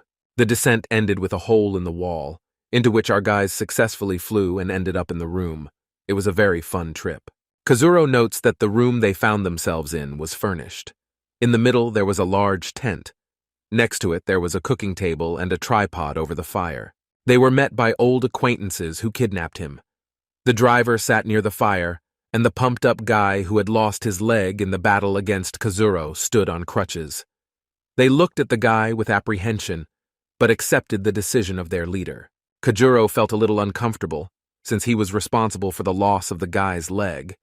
Now they were allies with a bad history together. He thought that they would not accept him and would avoid him or even betray him. The pumped-up guy greeted Kajuro with the words that he lost honorably, having underestimated his opponent. Kazuro felt relieved and responded with mutual respect and an apology to make up for the guilt he felt. Kazuro was surprised to hear a familiar voice from the tent. Turning to it, he saw his classmate, who had lost his arm while fighting a monster with a chainsaw. Kajuro was surprised to see him here and began to ask how he got here. The boy began to tell how after the exam, his life went downhill and he wanted to commit suicide, but at one point Hanami met him and saved him. Having accepted into her team, she promised to help and channel her strength in the right direction by helping others. Kajuro looked at Hanami and realized that she was doing a very important job, saving people. Her kind heart only made her fall in love with herself more. After the heartwarming story of classmate Hanami giving a tour to Kazuro shows where she collected water. Kajuro looked at the dragon head statue and noticed that it was strange.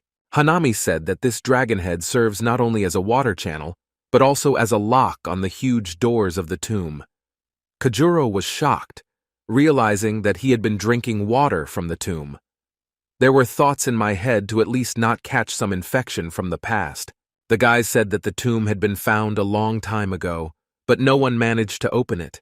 Apparently, she was under the strong effect of protective magic, and it was impossible to get there. Kazuro, activating the red eye effect to explore and identify weaknesses, began to roll up his sleeve to summon a monster with a chainsaw. He expected to open the tomb and explore.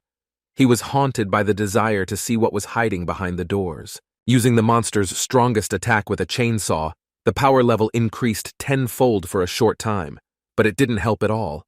Sparks shot out in all directions. Incredible power fell on the statue. After such a powerful attack, Kajuro and the monster with the chainsaw looked at the statue in surprise. There wasn't even a scratch on it, apparently. The protective magic here was of the highest level and was not subject to attacks. Kazuro's stupid attempts and said that they themselves had tried everything before him. No one will be able to open this door with attacks. All that is needed is magic of the same level as the protection spell on the door, realizing that they are most likely right. Kajuro reabsorbs the chainsaw monster. He begins to think what to use in this case and begins to examine the statue. Feeling a strange feeling from the statue, he decides to touch the statue with his hand. She looked so familiar, and Kazuro thought that he had seen her somewhere in his childhood. Unexpectedly for the guys, the bolts on the door began to move and the door opened. Stale air and dust immediately began to escape from the long closed room. Kazuro was extremely surprised that he could open the door with one touch. This greatly surprised him. The guys behind were shocked that the boy managed to open the door. Without thinking twice, the guys decided to go into the room to be the first to see the secrets of the tomb. There were many statues of old-world knights around. The size of the room was amazing. It was dark inside, but the light from the huge open door illuminated a huge corridor between the statues of warriors. The guys stood near the door looking around the room. At the end there was a tall staircase leading to a pedestal under a huge engraved arch. On that pedestal stood what looked like a coffin. The guys saw a huge number of warriors guarding the room and decided that this was the tomb of some ruler or commander. Looking at the warriors and the room of the tomb, Kazuro decided to go to the stairs to the top and see who was lying in the coffin. After the first steps, goosebumps ran through Kazuro's body. He heard strange sounds coming from the statue warriors. There was a thought in his head that it was a trap, and he was caught. Hanami was scared for the guy when she also heard strange sounds. She started screaming for him to retreat as quickly as possible. Her heart began to beat faster, because she had not yet told Kazuro about her feelings. She really didn't want something to happen to him. Fearing the worst, Kajuro narrowed his eyes and stood frozen in place. The statues, making terrible creaking sounds, sat down on one knee in front of the guy, showing their respect to him. The surprised expression on Kazuro's face at what he saw showed his confusion at the situation. He didn't understand what was happening. Why did the statues start bowing to him? Red Eye began to suspect that the boy was not as simple as he seemed, and maybe he had strong ancestors with incredible abilities for absorber magic. The guys stood behind, not understanding what was happening, why the statues suddenly came to life and bowed to Kazuro. Hanami, worried about the boy, held on to the pendant that her mother gave her. The guy in the suit decided to go too, but the statue reacted by getting up from his knee and pointing a spear at him. He was very scared and did not move. They realized that the statues would not let them through. Apparently only Kajuro was allowed to enter. Having blocked the road with spears, the statues stood quietly and controlled the actions of the children. Hanami, worried about Kajuro, asked him to be careful and not do reckless things. Kazuro begins to notice that there were murals around with the history of the great man. He began to guess that the guy's assumptions were true and that a very influential man of the old era really lay here. Kazuro began to tell the guys what was painted on the frescoes and paintings around them. A warlike and strong warrior leading a huge army of warriors. The shiny blade and furious gaze caused only fear in the enemies. In another picture, it was clear that, having gone through hundreds of warriors, he defeated thousands of warriors and fought very fiercely, leaving no chance for the enemy. His actions before the enemy were ruthless. He cut off the heads of their commanders in front of the warriors' eyes, forcing them to fear and bow to the greatest warrior. Years later, he sat on a hill, leaning against a tree and enjoying the greatest country he served. Having defeated so many warriors, he saw the dawn of an empire and pride that all this was not in vain. Climbing the stairs, Kazuro was amazed at such a great man. The huge tomb was worthy of a great warrior. But why was it closed with high-level magic? Kazuro thought as he stood up. Rising, Kazuro saw a coffin in the middle of the pedestal. There was nothing around, no offerings or weapons or decorations. Just a coffin, and that's it. Approaching closer, a blue glow and a menacing voice began to be released from the coffin. Kazuro became very tense, because the ghost of such a great man could have unimaginable power. A huge blue ghost rose from the grave. He looked at the boy with an aggressive look. His soul did not realize that he had already died and was looking for his home, asking the guy where the city of Fuji was and was it safe. The city that the ghost asked about was a beautiful provincial town, famous for its rice fields. But once it was a large and beautiful city. About 100 years ago, the ruling clan of the Crow at that time attacked the city of Fuji and burned it. The entire history of the city was lost under the houses burned to ash. Kazuro read this in 10th grade history class. The ghost who learned about this was very upset. He lived defending his beloved city from enemies, but it was burned and a small village was built in its place. Emotions of anger were overflowing. Unimaginable power began to be released from the ghost's soul. It was very difficult to resist the power of the ghost's magical power.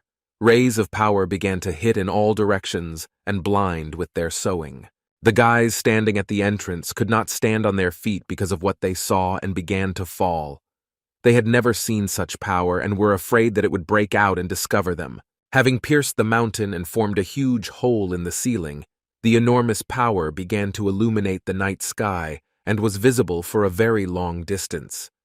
Nobody expected this. Meanwhile, in the office of the head of the absorbers, there was a serious conversation with Director Lin about the missing couple of escaped absorbers. Suddenly they were interrupted by a pillar of light rising in the sky. Feeling the enormous power of the force from the radiance, the head of the absorbers was extremely worried that such a force had appeared in the world and began to think about doing something.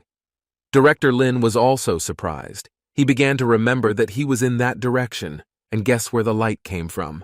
The head of the absorbers orders to send all people to the place of power and find out the source if possible, remove them and not leave witnesses. Director Lin agrees with the order and begins execution. Kajuro's parents saw a bright light in the sky and suspected that it might be their son. They knew what was in the tomb, and only their son from their ancestors had access. The father was very glad that his son finally matured and found the entrance to the tomb. Mom, realizing that if their son was able to find the tomb and open it, then not only they saw such power, now Kajuro will be in danger if he is found and finds out who his parents are. The father gradually began to lose joy from his face, and concern for the safety of his son, he decides to act. Taking his sickle from the stump, the father already imagined what he would do to those who would harm his son. His gaze expressed an abnormal attitude towards people who prevented them from living in peace. His straw farmer's hat looked a little shabby, and the towel around his neck showed his hard work and dedication to his work. In the tomb, the guys were very worried about what was happening. They looked at the beam, knowing that Kajuro was there. Realizing that such a glow would be visible far away, they decided to hurry Kazuro and run away from here. Hanami tried to see Kajuro through the bright beam and make sure that he was not hurt. Understanding the concern of her comrades, she agreed to hurry the guy and run. Kajuro stood in fear, not understanding what to do. Such power is probably beyond anyone's control, Kazuro thought. Red Eye stood behind, clinging to the guy. He had also never seen such power. Having collected himself, the Red Eye told the guy that the spirit belonged to the object inside the coffin. Kazuro, fearing, began to understand the Red Eye, but it was very difficult to get closer. Near the skeleton of the deceased ghost lay a sword exuding unimaginable power. This was the ghost's object. If you take possession of it, you can subdue the ghost, said the Red Eye. Being next to the body of the dead man, Kazuro and the Red Eye, afraid, decide to act. The power of the glow began to increase. It was necessary to act urgently. The red voice said that a drop of blood was needed to subdue the ghost. Being very worried and unsure of his actions, Kajuro decides to bite his finger to draw a drop of blood. Looking at the sword with beautiful designs and gems, Kajuro brings his hand to it and applies a drop of blood. The enormous power of the ghost begins to weaken and thicken over Kazuro. The guy, realizing that something was going wrong, became very tense and began to move away. Enormous power begins to fly into Kajuro's body at great speed. The guy, feeling the horror of what he saw, begins to feel severe pain in his body. The disappearing ray into Kazuro's body knocks out the guy and he falls into the coffin. Hanami, seeing what happened, was very scared and decides to do something. Realizing that the guy needs to be saved and get out of here, Hanami decides to use her monster. The guys standing behind her begin to encourage her and remind her that they don't have much time. Hanami begins to summon a flying demon-like monster to fly over the crowd of warrior statues and save the guy. Climbing onto the monster's back, Hanami, worried about Kajuro, orders the monster to fly faster to help. Dodging the attacks of the warrior statues, the monster with Hanami begins to approach the pedestal with the coffin where Kazuro fell. Having spilled over the last soldiers, the monster and the Khans began to fly along the stairs, rising towards the guy. The soldiers did not pursue them. Apparently they were tied to the place and could not get up. Rising to Kajuro, Hanami jumps off his monster and rushes to the rescue. She is very worried about the guy and wants to scold him for his stupid actions. She saw Kajuro lying inside the coffin in a state of shock. His eyes were wide open, as was his mouth. He was breathing, but was not conscious. Hanami looked at the guy with horror on her face, afraid that everything was very bad. Understanding that she needs to leave quickly, she begins to try to lift the guy up. Grabbing Kajuro by the hand, Hanami tries to lean him on his back to make it easier to drag him. Using all her strength, the girl tries to save the boy. While the guys are trying to get out of the tomb, mercenaries of the head of the absorbers have already gathered on the street to catch or take away the light source. While going down the stairs, the monster held Kajuro's body in his arms. The soldiers did not block their path, but knelt and bowed. Hanami sat on the monster's back and told him to hurry up. The guys began to get out of the tomb in their cave together, hoping to escape the pursuit of the mercenaries of the head of the scavengers. Meanwhile, the mercenaries of the head of the absorbers were already beginning to divide into groups and inspect the entire territory in search of suspicious individuals, parking your cars almost throughout the cemetery. Rising outside, the guys saw that they were already looking for them. Hanami kept Kajuro in an incomprehensible state and was very worried. The guys looked around and thought where to go. Sitting near the high slab of the grave, the guys noticed the glow of a flashlight and a crowd of people walking in their direction. The guys began to urgently think about what to do. One of the guys looked at Kazuro and realized that it would be difficult for them to leave with such a load. There will be little chance of salvation. He wanted to leave the guy, but he understood that there would be many who disagreed with his decision. Hanami realized that it would be difficult to escape, but she could not leave Kajuro. His condition frightened the girl very much, because she didn't know how to help. Classmate Kajuro agreed with Hanami's words that they were not going to abandon anyone. He decided to divert the attention of the police and give his comrades a chance to escape. He stood proudly, looking towards the enemy, realizing that this could be their last meeting, and wished them good luck in their rescue and achieve their goal in saving people from injustice. The guys decided not to leave their partner to the mercy of fate and help him. The goal was to save Hanami and Kajuro from the enemy by allowing them to escape. Hanami was greatly concerned by the devotion of her comrades that tears began to form in her eyes. She thanked them for such a chance and asked them to be careful and not get caught by the enemy. The guys with a proud smile, realizing their choice, rushed to distract the enemy. Each of them set themselves the goal of helping the weak and wounded. Stop bad people from continuing to rule the system and the world. Running in different directions to distract as many policemen as possible, Hanami told them after them that she was worried about them and in tears begged them not to take risks and to save themselves. One of the guys had already approached the police and began to run, distracting them further, falling under the flashlight beam and provoking the cops. A classmate who had lost his arm also found a group of cops and began to distract him by running and insulting those who were not competent. Unable to withstand criticism, they rushed to catch up with the impudent boy. Realizing that the enemies were distracted, Hanami, calling on her flying monster, quietly began to leave, observing the situation. She looked at the many beams from the flashlights and hoped that her friends would be able to escape and not get caught by the enemy. Hanami was very worried about them and prayed all the time for their lives. Meanwhile, Director Lin sat in the car awaiting results from his men. Calmly observing the situation, he was not worried because his people had cordoned off the entire territory and would not let anyone through.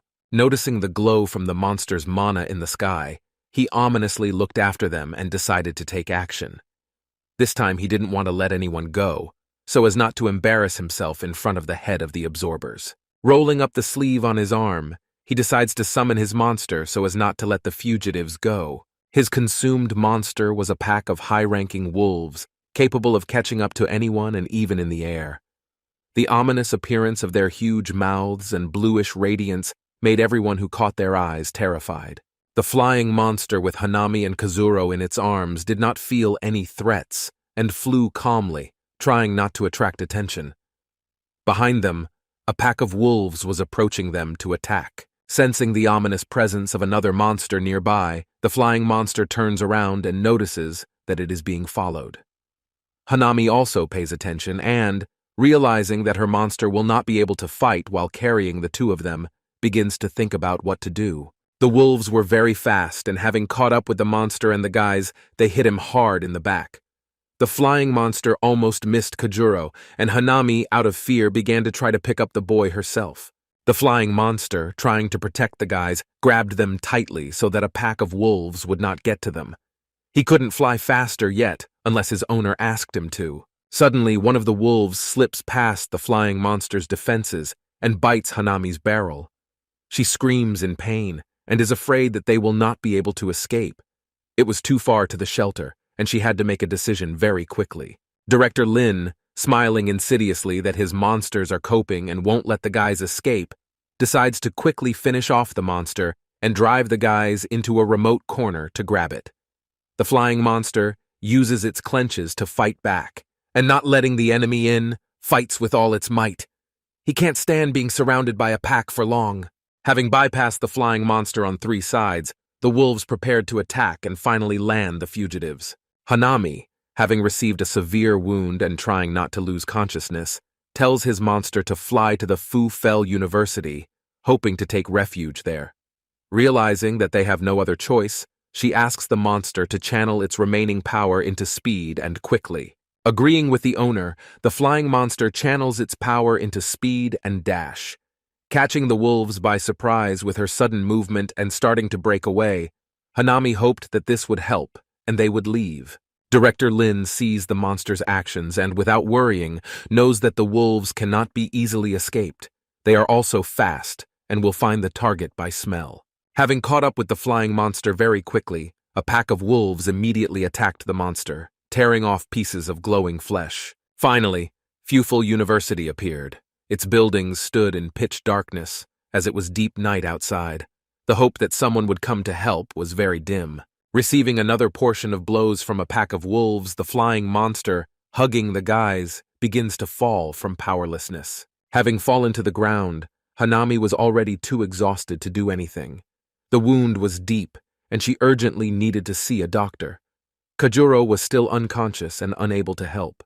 Holding on to the guys with all his strength, the monster prepared for the last attack of the wolves and understood that he would die. Suddenly, another monster appears above him and saves him, repelling the attack of the wolves. It was the headless monster of high school student Sarah.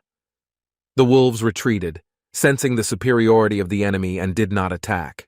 While on patrol around the university, she noticed monsters fighting in the sky and hurried to check. Seeing the familiar faces of Hanami and Kazuro in the arms of the fallen monster, Sarah was worried and horrified by the injuries and understood that they needed medical help as soon as possible. Sarah stood in horror and didn't know where to start. It was too dangerous for her to leave the guys alone for help.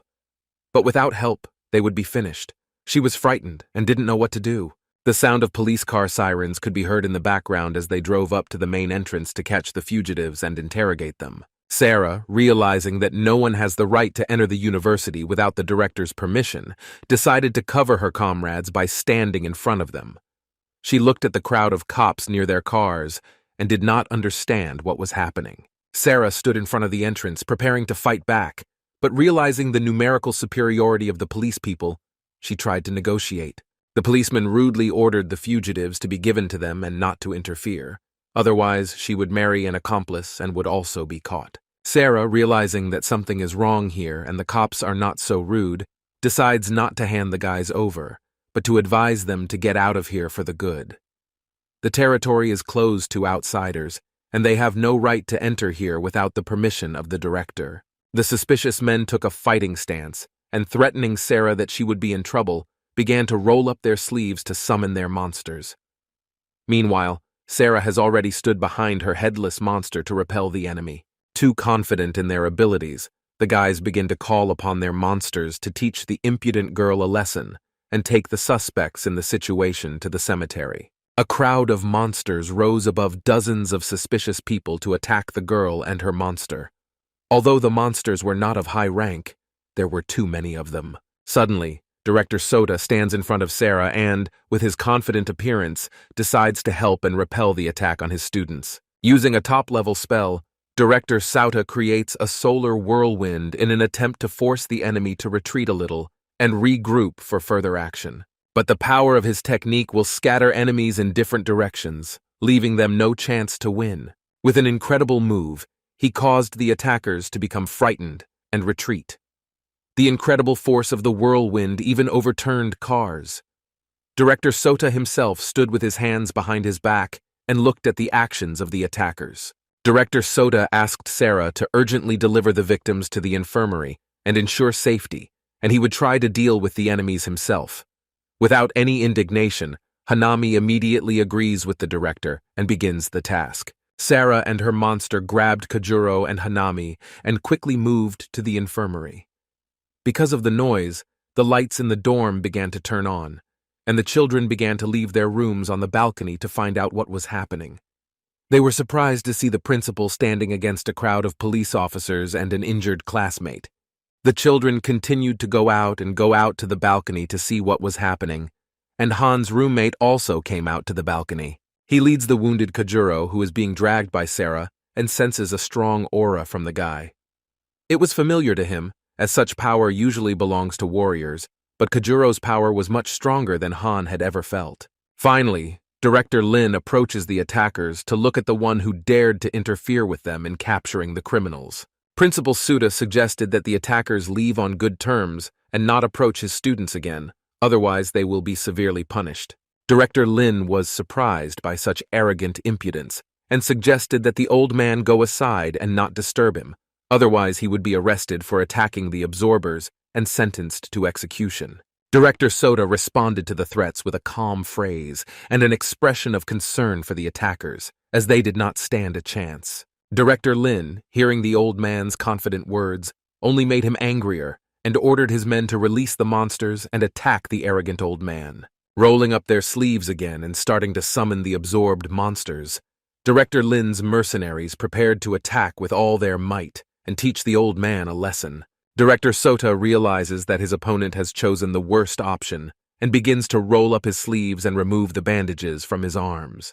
Director Sota owned many powerful monsters and was once a very famous scavenger, but now he is a simple director of the little-known Fuful University. Director Lin's mercenaries summoned their monsters and prepared to attack. Looking at the old man's enormous strength, they tensed a little, but realizing that there were more of them, they were ready to attack and waited for a command from Director Lin.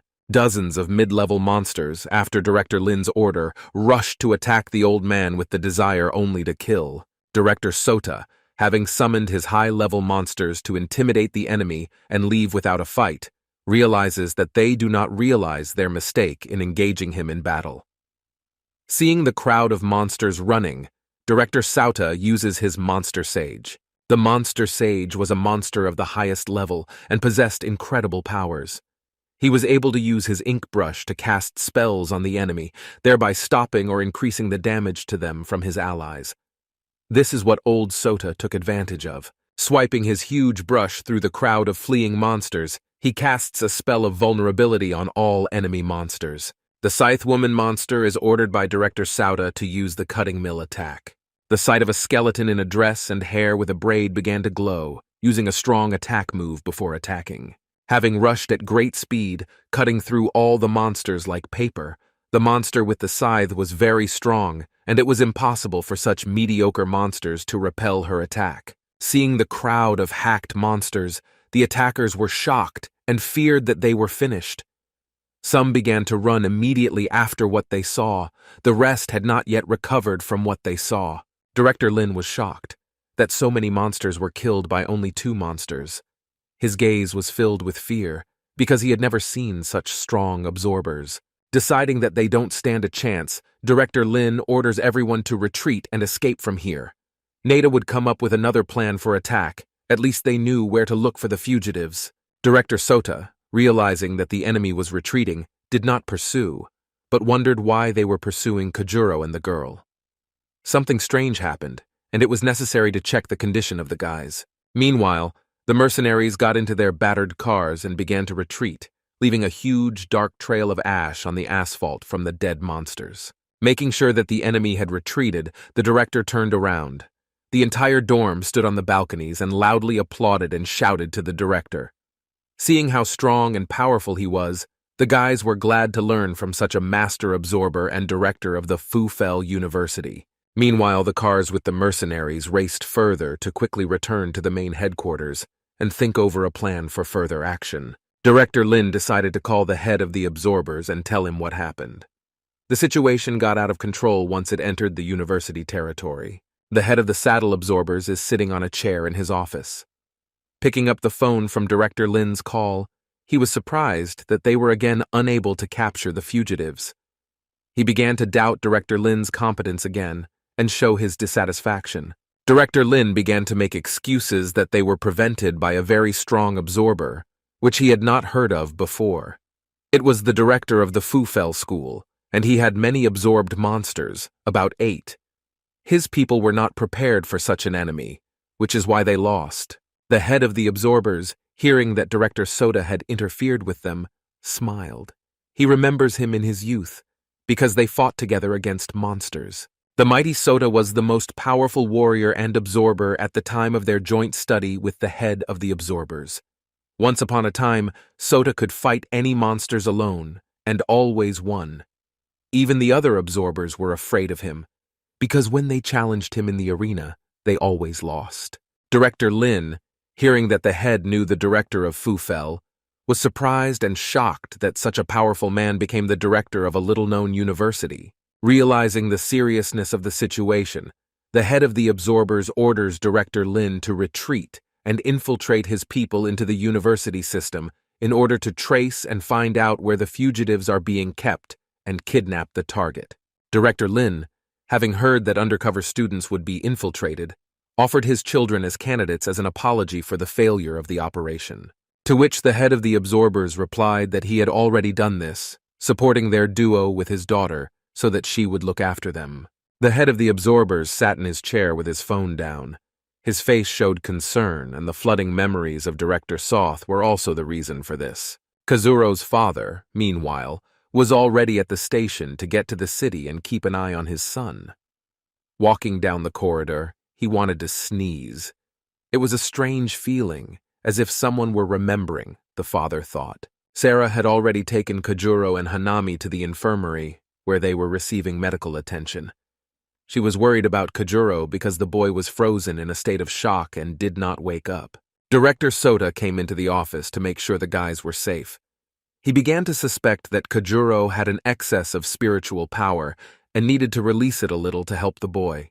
Taking the sacred needle out of his pocket, Director Sota recalled how he had used such a thing before. He hoped this would help the guy. Having inserted the tip of the needle into a certain point on Kazuro's face, power began to ooze from the wound in blood-red waves, freeing itself from the body. After the procedure, Director Sota began to leave, saying that now he had to wait. Sarah decided to cover the guy and pulled the blanket. The director notices the logos of the absorbed monsters on Kojuro's hand and sees a very strange monster mark. This frightened him greatly, and he automatically attacked Kojuro, not paying attention to his surroundings. Sarah was afraid that the director attacked the guy without any reason. Director Sota was horrified by what he had done and removed his trembling hand. Having not managed to commit the terrible thing, he decides to leave. Turning his head to the surprised Sarah, the director apologized for what he had done and said that it seemed to him that the boy had been captured by something and that he wanted to test this theory. Director Sota looked at the guy with caution and felt a very powerful force in him that was beyond anyone's control. He was afraid that the boy would not survive, but for such a long time, the monster did not manifest itself, which means that the guy might be able to subjugate him. Such a creature. Warm, sunny day. Children are running and having fun while their parents are working in the field.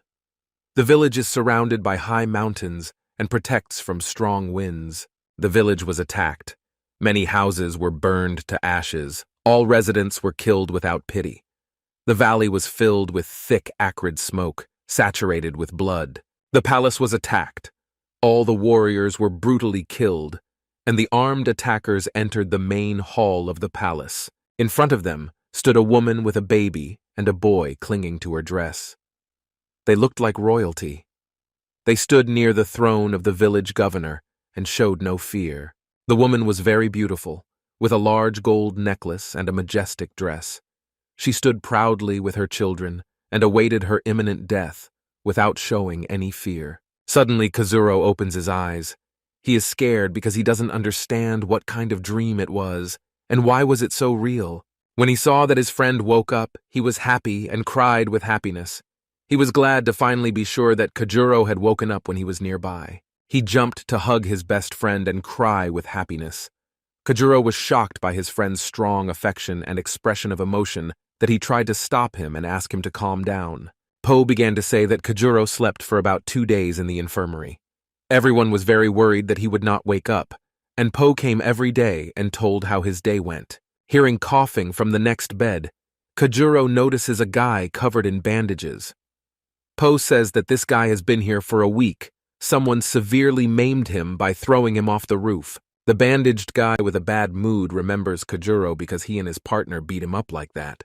Kojuro remembered that this was the guy in the blue jacket who forced his girlfriends to fight them, and he tried to climb down from the roof and fell when Han cut the monster's threads. Po looked at the bandaged man and remembered that he had been strangled in his sleep with some threads and that he was probably involved. The bandaged guy became a little nervous, realizing that they could do something else with him. Kojuro remembered that he was with Hanami in the cave then, but she was not nearby, and he asked Po where she was. In the background, the door to the room opened, and Sarah stood at the entrance. She came with a bottle of water. Hearing Kojuro's words, she said that Hanami had suffered greatly while saving him, and she was lying in a separate room under a life support system. Kojuro was very scared for Hanami and decided to get up and check on his friend. His legs did not listen to him, and he fell. Sarah told him not to rush so much and better lie down. He still wouldn't be able to help Hanami yet. The bandaged guy, seeing Kojuro fall, began to laugh loudly at him and say that he was also weak. Kojuro turned to him, rising with Sarah's help, and said that he had simply been lying there for too long and his legs were a little weak. Already standing on his own 2 feet, Kojuro, not listening to the advice of his friends, decides to go to Hanami. Passing by the bandaged man, he gives him a slap on his broken leg. In pain, the boy begins to scream. Po stands there, smiling maliciously with the words just right for him. Sarah is concerned about Kojuro's condition and stands watching in surprise. Walking into the next room, behind the glass of which lies Hanami. Her condition is stable and serious. Kojuro is worried about her and wants to help in some way. Sarah followed him and stood behind him, watching and realizing that they could not do anything yet. Sarah reveals that Hanami dragged Kojuro to the university and received severe injuries. Doctors are doing everything possible to save her, but for now, she must fight for her life herself. The wounds were very severe. Apparently, she was bitten by the wolf that Sarah was able to drive away when they set foot on the university grounds. Kajuro stood, holding back his anger that he could not save her. He decides to take revenge on the mercenaries for the harm they caused to his friends. Realizing that they suffered while saving him, Kajuro did not want to remain in debt and deal with the damned mercenaries. Walking down the corridor, reflecting on his actions, Kajuro stumbles upon Director Sota. He offered to follow him and discuss what had happened. Kajuro was too overcome with emotions and said that he did not have time to talk. He had to quickly find a way to save Hanami. Director Sota followed the stairs to the top and said that he was waiting for him on the roof. Kazuro looked at the old man leaving and thought that he did not hear him. Sarah approached them from behind. Trying to convince Kazuro that now is not the best time for thoughtless actions, she advised him to follow the director and discuss everything, especially since he saved them all from the enemy by fighting them. Having calmed down a little, Kajuro agrees to talk with the director and goes up to the roof. The director stood near the edge and looked at the beautiful view of the surrounding nature. Turning around, the director said that he was glad to see him here and wanted to talk to him about what happened. Director Sota asked the guy what they were doing before he passed out. Kajuro was afraid to reveal all the secrets since it was Hanami's secret place, and he didn't really trust the director to reveal all the secrets. Director Sota, realizing that the boy did not trust him yet, decided to give advice. If Kajuro wants to deal with the attackers, then he will have to undergo a test in the mountains to prove his ability to fight and survive. The director, showing the direction of the test, told the boy that he would have to fight very strong monsters. If he defeats them, he can achieve greatness and fight those mercenaries who harmed his girlfriend. If Kazuro agrees, then the director will help him master his powers. Kajuro agreed with the director's words to pass the test, but helping Hanami was more important, and he asked the director to give him advice on how to do this. Director Sota was glad to hear the agreement and promised that Hanami would not be in any danger under his supervision. The director said that he would teach Kajuro how to deal with his monsters and how to properly control them for defense and attack, and also teach him how to control the flow of mana for long-term use. Kajuro looked at the old man and remembered that he had already had moments, that he no longer had the strength, but the battle continued, and it would be very useful for him to manage his strength correctly. The old man was clearly wiser. His wisdom was great and worthy of a teacher. Kazuro bent down on one knee and promised to cope with all the tasks that the teacher set for him.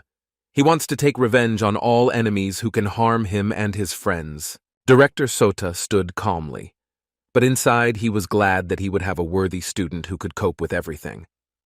After the conversation, the director asked the guy to come to him in the evening after classes. Kajuro and Po went to the training center for lessons. Kajuro held his head with the thoughts that he had slept through the first couple of days of the initial course of familiarization with the material, and it would not be easy for him, walking through the corridors of the training center and reaching the office, cheerfully talking about their admission. Kajuro was a little embarrassed that he had missed a lot and didn't know how to catch up with the others now, to which Po told him not to worry and everything would work out for him. Listening to Po's words of encouragement, Kajuro opens the doors to his office. There was noise and commotion in the class, and he hoped that no one would pay attention to him or focus on him, seeing that all the boys surrounded the girls in the class and tried to please them, giving gifts and compliments. The appearance of his classmates was not entirely attractive to Kajuro, and he did not understand what the boys saw in them. The reaction of surprise was strong. He was afraid that everyone was acting very strange towards such girls. When he lowered Kazuro to the ground, he said that the guys, seeing him with two beauties, became very jealous and began to look for a mate for themselves, not paying attention to their shortcomings. The girls felt very proud that so many guys were courting them, but they did not show any response. Every guy in the class treated the girls courteously and gathered in groups near each one. Kajuro looked at all this shame because of the appearance of Sarah and Hanami on the sports ground, which he was even ashamed of. He and the fat man sat down in the empty seats and prepared for the first lesson. Remembering what happened in the crypt, he notices the sign of the consumed ghost of a warrior on his hand. Kajuro was surprised, but did not feel the power of the ghost. Apparently, he was so strong that he was knocked out from absorbing such a huge amount of the monster's mana. Finally, the bell rang for class, and all the children began to take their seats and wait for the teacher. The class sat quietly, and Principal Soda, who would be teaching the lesson, walked through the door. The children in the back rows greeted the director with admiration, remembering his fight with the police. Principal Soda greeted the students and asked to welcome the new exchange students from Mao Chi Supreme Devourers University. They will study with them for a whole semester and take part in joint training. 3 children entered the class. These were Tsuyuki Lin and her brother Fen, as well as the daughter of the head of the Absorbers, Yui Aragaka. Director Sota greets the new students and introduces them to the children. The guys in the class immediately paid attention to their new classmates. They were so beautiful that the guys in the class lost their heads and fell in love with them immediately. The trio stood in front of the class and greeted all the students. They were glad that they would be able to study with them and train together and learn something new. Yui looked into the classroom and noticed Kajuro, who was very interesting to her father. Director Lin's children also knew him and said that the guy was not as simple as he seemed. She looked at the guy and thought to win his trust and find out all the secrets he was hiding.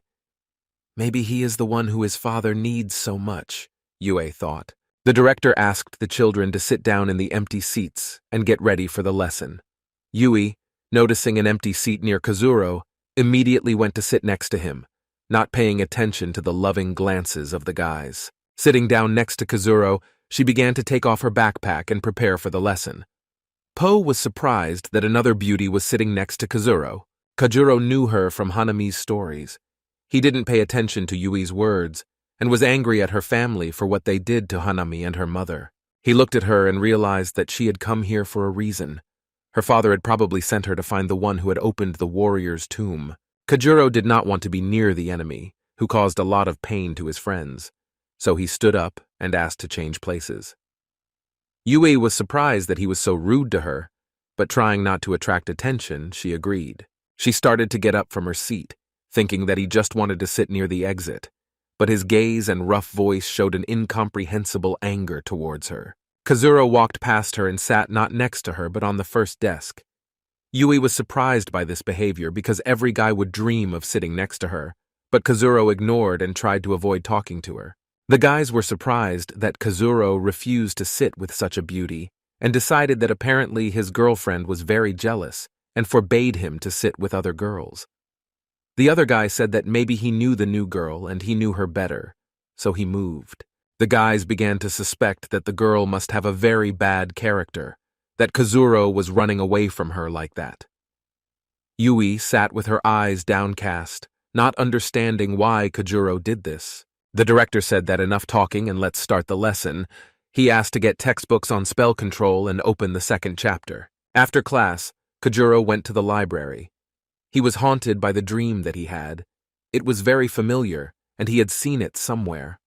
Approaching a shelf of history books, he began to look for a suitable book that might contain this story. Having found suitable books about the history of the ancient world, he began to take them out from the shelf.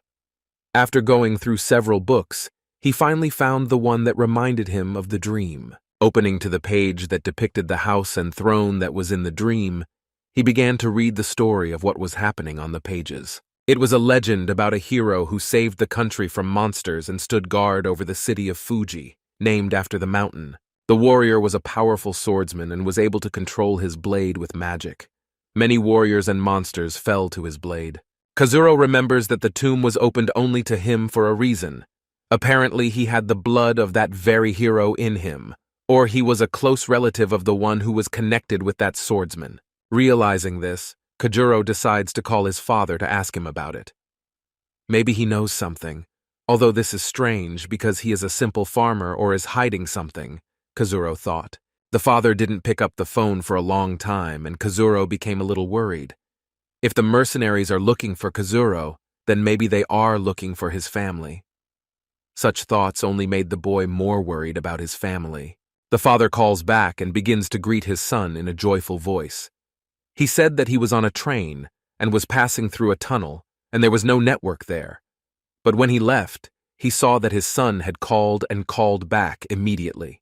Kajuro said he was worried and asked why he was on the train, and the guy had some questions about who his ancestors were. The father laughs and reassures his son that he is going to visit him to bring some vegetables that they grow. Otherwise, in the city, you eat only chemicals. Father will arrive soon and he needs to hang up. Kazuro, hearing his father's voice, calmed down, but he did not answer the question about his relatives. Maybe when he arrives, they will talk about it. Suddenly, Yui appears near Kazuro and asks what he is reading here. Kazuro, frightened, immediately turned away from her and refused to discuss anything. She tried to behave tactfully and with her beautiful eyes trying to get the guy to talk. He refused to talk to her about anything and asked her not to get in his way. He was not interested in her, Kajuro said. Yui was very surprised because she had just come to their class and he was avoiding her. Yui starts screaming from not understanding why he treats her like this and avoids her. Kajuro replies that he doesn't want to have anything to do with people like her. Having caught up with Kazuro and standing in front of him, not allowing him to pass, she begins to ask the guy why he treats her so badly, why he doesn't want to talk and make friends. Pushing her aside with his hand, Kajuro said that he had never seen such cruel and ruthless people as her family. Yui stood confused and did not continue to pursue the guy. She began to understand that the boy might know her father and therefore was avoiding. Meanwhile, behind Yui there was a group of guys who were watching her and wanted to get to know each other. They saw Kajuro send Yui and were surprised. The strong surprise of one guy forced him to go and teach Kazuro a lesson for such behavior with a girl, while the other looked and admired Kazuro for being able to refuse such a beauty attention. After classes and visiting the library in search of information, evening came. Kazuro prepared to go to the director's office for further instructions. Having reached the office, Kajuro knocked. The light was not on inside, and the guy thought that the director was not yet there. After trying to turn the handle, the office opened and Kazuro came in to take a look. Unexpectedly, Kajuro is attacked in the director's office with a dagger in his hands. This was very unexpected, and the guy did not have time to react. At high speed, the dagger, fueled by mana, approached Kazuro's chest. All life and fear begin to flash through the guy's eyes. Kazuro's chest cavity. The guy in a state of shock does not feel pain but realizes that the wound is very deep. The sensations of pain disappeared. The body began to emit an aura like that of a ghost.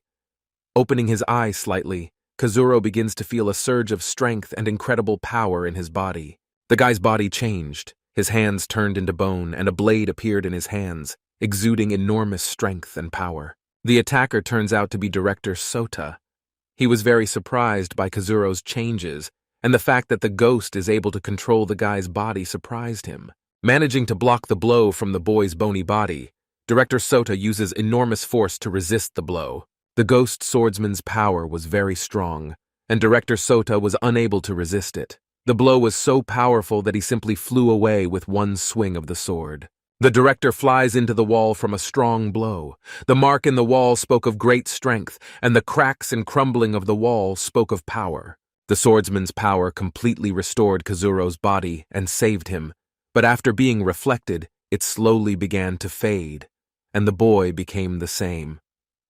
Director Sota, after a strong blow to the wall, stood on one knee leaning on the floor. The director apologizes for his actions, explaining that he saw the guy's mark as a swordsman and wanted to test what he was capable of, and the fact that the boy was filled with power spoke of the great power of the ghost. Kajuro draws attention to the hand and says that he himself saw the sword's sign, but did not feel the presence of the monster and could not summon it. Director Sota rose to his feet, walked to the wall, and turned on the light. Kajuro stood and looked at the director in confusion. The director, with a serious face, tried to explain to the guy that his swordsman has enormous power, but so far he does not know how to control the monster. The director attacked the guy to release his strength to improve his condition. Kajuro stood scratching his head and told the director that he attacked him with a dagger and hit him, and if the monster had not appeared, then what? The director replied that he hit a vulnerable area without touching the organs, so the boy would simply get stitches and that's it. Suddenly, the director's confident stance turned into a hunched old man who was coughing from chest pain. Such a strong blow definitely left marks after hitting the wall. Kajuro was a little frightened by the teacher's condition. Realizing that it was he who hurt him, the boy felt a little ashamed. Hiding his injuries, The director told Kazuro that everything was fine. He was just getting old and his body was failing him a little. Kazuro ran up to the teacher and, grabbing his hand, led him to the sofa and sat him down. Fearing for his condition, the guy was worried that he could seriously harm the director while being out of his mind. Sitting down on the sofa in the office, the director smiled and said that the boy should try to find an approach to the swordsman's monster, and then he would be able to fight with anyone with such strength. But this could take a lot of time. Kazuro, fearing for Hanami's life, remembers that she is now lying in the ward because of him, and he doesn't have time to master and prepare. He needs to act faster. The director, understanding the boy's words and his bitterness, suggests trying to repeat the murder attempt, but only if you have to get into a fight with the monster and let him kill you. Then the swordsman's soul will appear to save you. Kazuro was glad that Nada would just fight the monster and die. Then he could call the swordsman again and try to subdue him. To celebrate, Kazuro decides not to hesitate and go to the cemetery, where he fought monsters as soon as he arrived. Director Sota was surprised by the boy's strong desire to die that he didn't even know what to say. Trying to stop the guy, the director stood up and asked Kajuro to think it over carefully. Here you have to be ready to give your life, and it's not that easy to do. Kajuro, smiling, said that in principle, he was ready to die if it would help subdue the swordsman and save Hanami. Then the director had nothing more to say, and he asked the guy to be careful and choose the enemy as strong as possible so that the swordsman's monster would definitely help. Having heard the director's advice, Kazuro agreed and joyfully went to look for adventures, waving to the director along the way. After leaving, the director stopped holding back the pain and relaxed. The body was buzzing and there were many fractures. Judging by the coughing up of blood, the ribs were in splinters. Director Sota felt hellish pain and understood that the boy possessed a unique monster that he had always been looking for, but only a chosen one could possess such a thing. Hoping to quickly meet a strong monster and fight, Kazuro ran as fast as he could toward the cemetery, not paying attention to Nina. 3 exchange students were standing near the school late in the day and saw Kajuro running somewhere. Fen was glad that the time had come to avenge his humiliation and fight him. Tsuyuki also wanted to teach Kazuro a lesson and agreed with Fen to follow the guy and finish him off. Yui understands their feelings, but forbids them, since they have not yet found the one who opened the tomb. And if it is Kajuro, then even more so they cannot kill him yet. Having decided to follow where Kazuro was going, the guys began to run after him without attracting attention. Yuya had her own interest in not killing the guy, because he knows something about her family. Kazuro ran out of the university grounds for now, not suspecting that he was being pursued. The guys behind tried to keep their distance and keep an eye on him. Kazuro ran in search of a strong opponent. Running through crowds of weak zombies, he rushed without stopping. A company of pursuers had already appeared behind. Fen begins to notice the monsters around and got a little tense. He was weak and lost 2 monsters when fighting with Kajuro, so it would be hard to get caught by the monsters. Tsuyuki also sees crowds of low-level dead, but the enemy's numerical advantage can take him by surprise. Kajuro runs in search and turns his head. Suddenly he notices that 3 exchange students are running after him. He hopes that they will fall behind, run into a crowd of monsters, and lose him. Seeing in front of him the same vampire who had greeted him and Po so cordially and wanted to kill him, Kajuro decided that this was a suitable monster to fight and ran towards it. He began to greet the monsters in an attempt to stop them and draw attention to himself. The vampire, accompanied by 2 of his servants, walked with a human leg on his shoulder. Overtaking the monsters, Kazuro stands in front of them and begins to ask the vampire to fight him. The monsters were surprised by such fearless impudence. Kazuro begins to invite the vampire to throw away the rotten leg and fight him, and also to taste fresh human flesh, taunting him.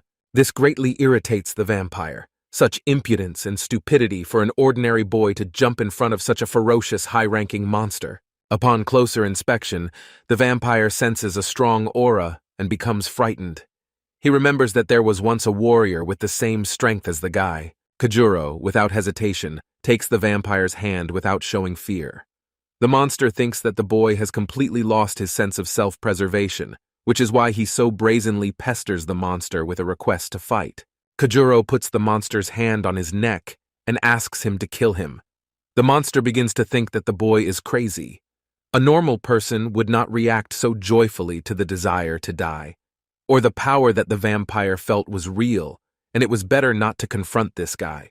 The vampire again feels a strong aura when he touches the guy and jumps away from him. Now he is sure that the guy just wants to test his strength and is mocking them. The vampire said that he had too important a meeting to stain his suit with the boy's blood and refused to fight. Kajuro, surprised, does not understand why the monster refuses. Is this possible? They usually attack without hesitation, but here he even put his neck in his hand, and he jumped away. Kazuro decided not to give up, and began to catch up with the monsters. Clutching the vampire's hand, the boy began to beg him to fight or just kill him. The vampire no longer knew how to get rid of the guy, and began to come up with excuses to get rid of the guy. The vampire said that the boy had a disgusting smell, and that's why he didn't want to eat him, and he didn't want to go to the wedding after eating stinking meat. It will also scare away the guests. Kazuro began to sniff himself, and was surprised. Raising his head, he noticed that the vampire and his servants began to run away very quickly. Apparently, they wanted to get rid of the guy this way. Kazuro realized that the monster had tricked him and decided to catch up. The vampire was sure that he had broken away from the boy. Suddenly, Kazuro catches up and matches the monsters. He begins to ask the vampire to take him at least to someone who can kill the guy. The vampire can no longer withstand such persistent requests from the boy that he begins to beg him to leave them alone. Kajuro says that he will leave behind when they kill him. Suddenly, the vampire stops and begins to beg on his knees for Kajuro to leave them alone. They can't kill him because he scares them. Fen and his sister, hiding behind a stone, see how the monsters begin to bow to Kazuro. Standing in the cemetery, Kazuro was very surprised by the reaction of the monsters that he did not know what to say. The surprise of the brother and sister was incredible. They had never seen anything like this, for a monster to worship a person without being absorbed. They began to suspect that Kazuro had greatly progressed in absorbing and controlling monsters, that he was able to control their minds and force them to do anything. Yui began to calm the guys down by saying that there was no need to push things. We were just keeping an eye on the guy, and, if necessary, using force. And with Kajuro, Yui will figure it out on her own. Meanwhile, Kajuro lifts the vampire from his lap and asks him to take him with him. Maybe there will be that monster that is capable of killing the boy. The vampire reluctantly agrees, but warns that he is not a welcome guest and may simply not be allowed in. Kajuro decides to try and follows along with the vampire and his servants. Fen, his sister, and Yui watch the guy and decide to follow them. As you get closer to your destination, more and more monsters begin to gather around. Some people stare at Kajuro and don't understand why he's here. The vampire accompanies Kazuro along the way, and around there are only more hungry glances wanting to taste the boy's flesh. One monster comes closer and asks the guy why he's walking so calmly with the monsters. Will he really be the main dish on the table? The monster joked. Kazuro, without being at a loss, invites the monster to try his hand and give his opinion about the main dish. The monster tensed a little and looked at the hand with a hungry gaze. Sensing a strong aura from the guy, he jumped away, just like the vampire. Realizing that something was wrong with the boy, he decided not to come close and go further away. Kajuro was again surprised that no one wanted to attack him. Seeing the bright light, Kazuro turns his attention to a beautifully decorated house located deep in the forest. Dozens of monsters converged on him. The vampire remembers that Kajuro was not alone when they fought, and asks where the plump bun that was with him when they first met. Kazuro replies to the vampire that he had some plans for Po, to which the vampire says that he must be very tasty, and Kazuro retorts by saying that he sleeps in a trash can and smells disgusting. The vampire began to laugh loudly at Kazuro's words and pull him along. Tsuyuki and her brother looked at the joyful vampire and Kazuro and were surprised at such a relationship. It all looked somehow suspicious, Tsuyuki said. There were dozens of monsters around, heading into one building, and Kazuro was walking there, accompanied by a high-level monster. Fen was confused and didn't understand what was happening. Yui suggested staying calm and sticking to the surveillance plan. We need to figure out how to get inside the building and find out where Kazuro was taken. Taking out 3 magic stones from their pockets with the ability to hide their identity, they planned to enter the building and reconnoiter the situation. After looking at the stones and then at each other, Fen agrees and accepts the stone first. The task that the head of the Devourers entrusted to them was very important, and it was impossible to fail. Throwing a stone into himself, Fen began to feel changes in power and waited for the result. Tsuyuki also made up her mind and threw a stone into her mouth. Walking inside, Kazuro notices a huge line of monsters bringing donations and gifts to their mistress. Kazuro suggested to the vampire that he present it as a gift. Finally, the vampire's turn has come, and he offers a living guy as a gift, trying to behave naturally. Kazuro, on the contrary, shows absolute calm and joy. The recipient of the gifts asks his colleague to take Kazuro to the room where he will be handed over to the main one. "Such a gift from a vampire is very valuable," said the butler. Pushing the boy into the gift room, they closed the door and continued to do their work. The room was ordinary and even decorated, reminiscent of a person's home. Kazuro begins to look around the room and hears everyone in the next room making noise and rejoicing. The guy begins to think that he is at some kind of monster drinking party. Kazuro starts kicking things around in anger. He needs to quickly test his monster swordsman and save Hanami. But here he doesn't understand what's going on. Red Eye senses a strong monster at the top and suggests to Kazuro that he should act faster, and there was no time to wait until he was brought to the main one. Seeing the window, Kazuro decides to open the window and climb out through it. While the monsters are hanging out and drinking, they definitely won't notice him. While Kazuro was trying to quietly climb out of the window, 2 little maids were already watching him. They were surprised by the guy's action, because he was getting into a crowd of monsters, and he was also a human. Jumping out of the window, Kazuro begins to run upstairs, running through the crowd of monsters, trying not to attract attention. 2 maids again stand behind him and watch what the boy is doing. The girls had never seen such zeal among the mistress's guests, but they had never seen friends among people either. Approaching a large room at the top, Kazuro looked around and immediately decided to go inside. Opening the doors, Kazuro notices a girl sitting at the end of the room with her head covered.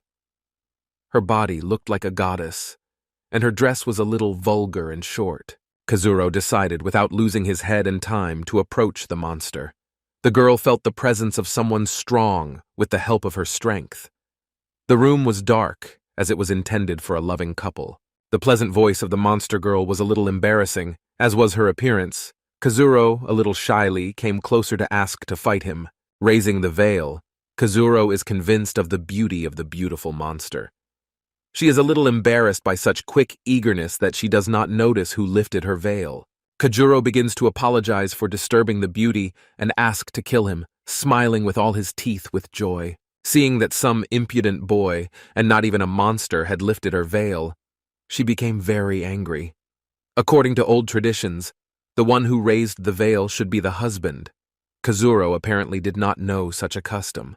Kazuro was glad that she was very angry, which means she could kill him and end the torment of mastering the sword monster. The bride monster calms down and makes a very strange decision, which leaves Kazuro shocked. She approaches the boy and hugs him, resting her body and embarrassed. She agrees to marry the guy. Kazuro was very embarrassed and surprised at the same time by such tenderness. Kazuro begins to get scared and frees himself from the bride's embrace.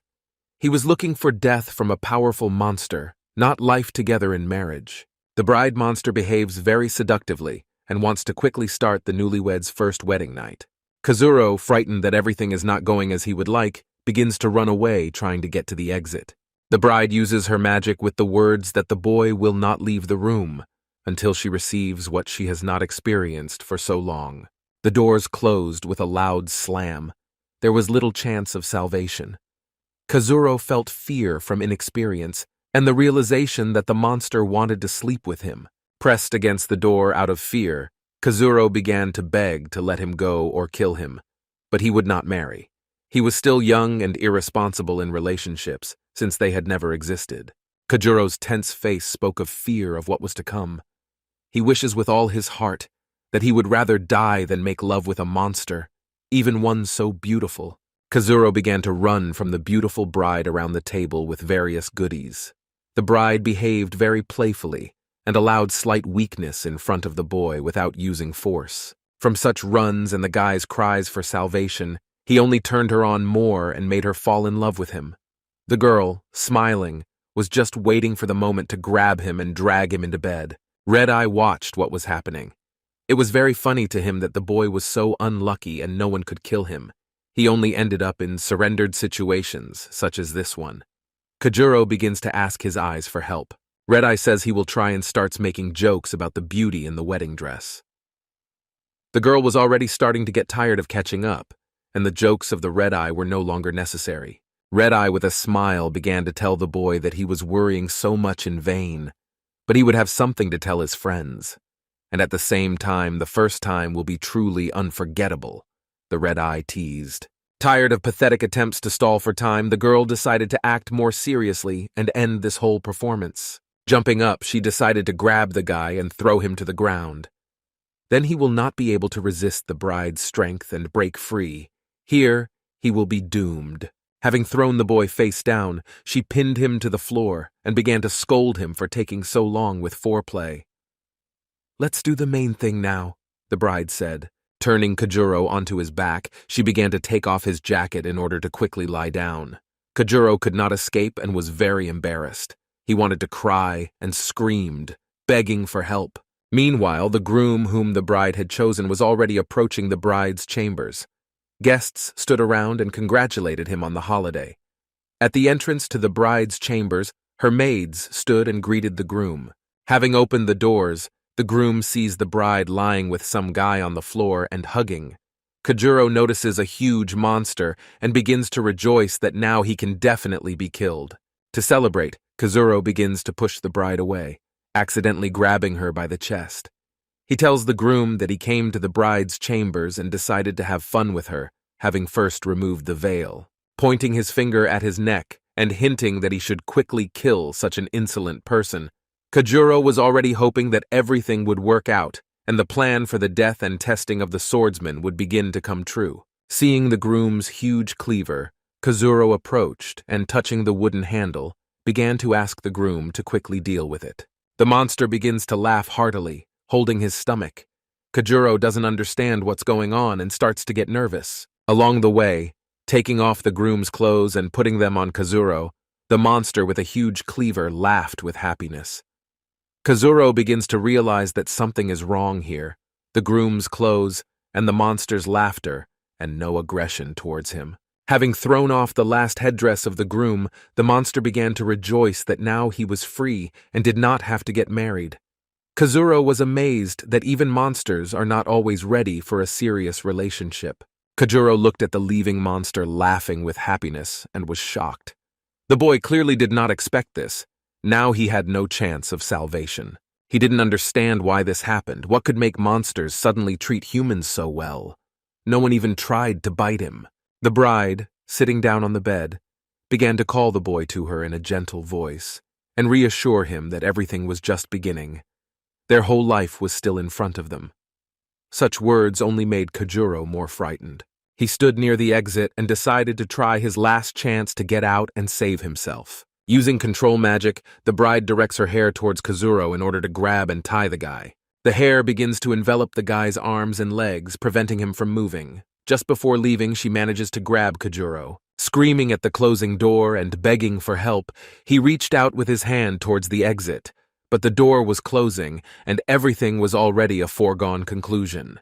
Meanwhile, 3 guys who were chasing Kajuro enter the monster palace.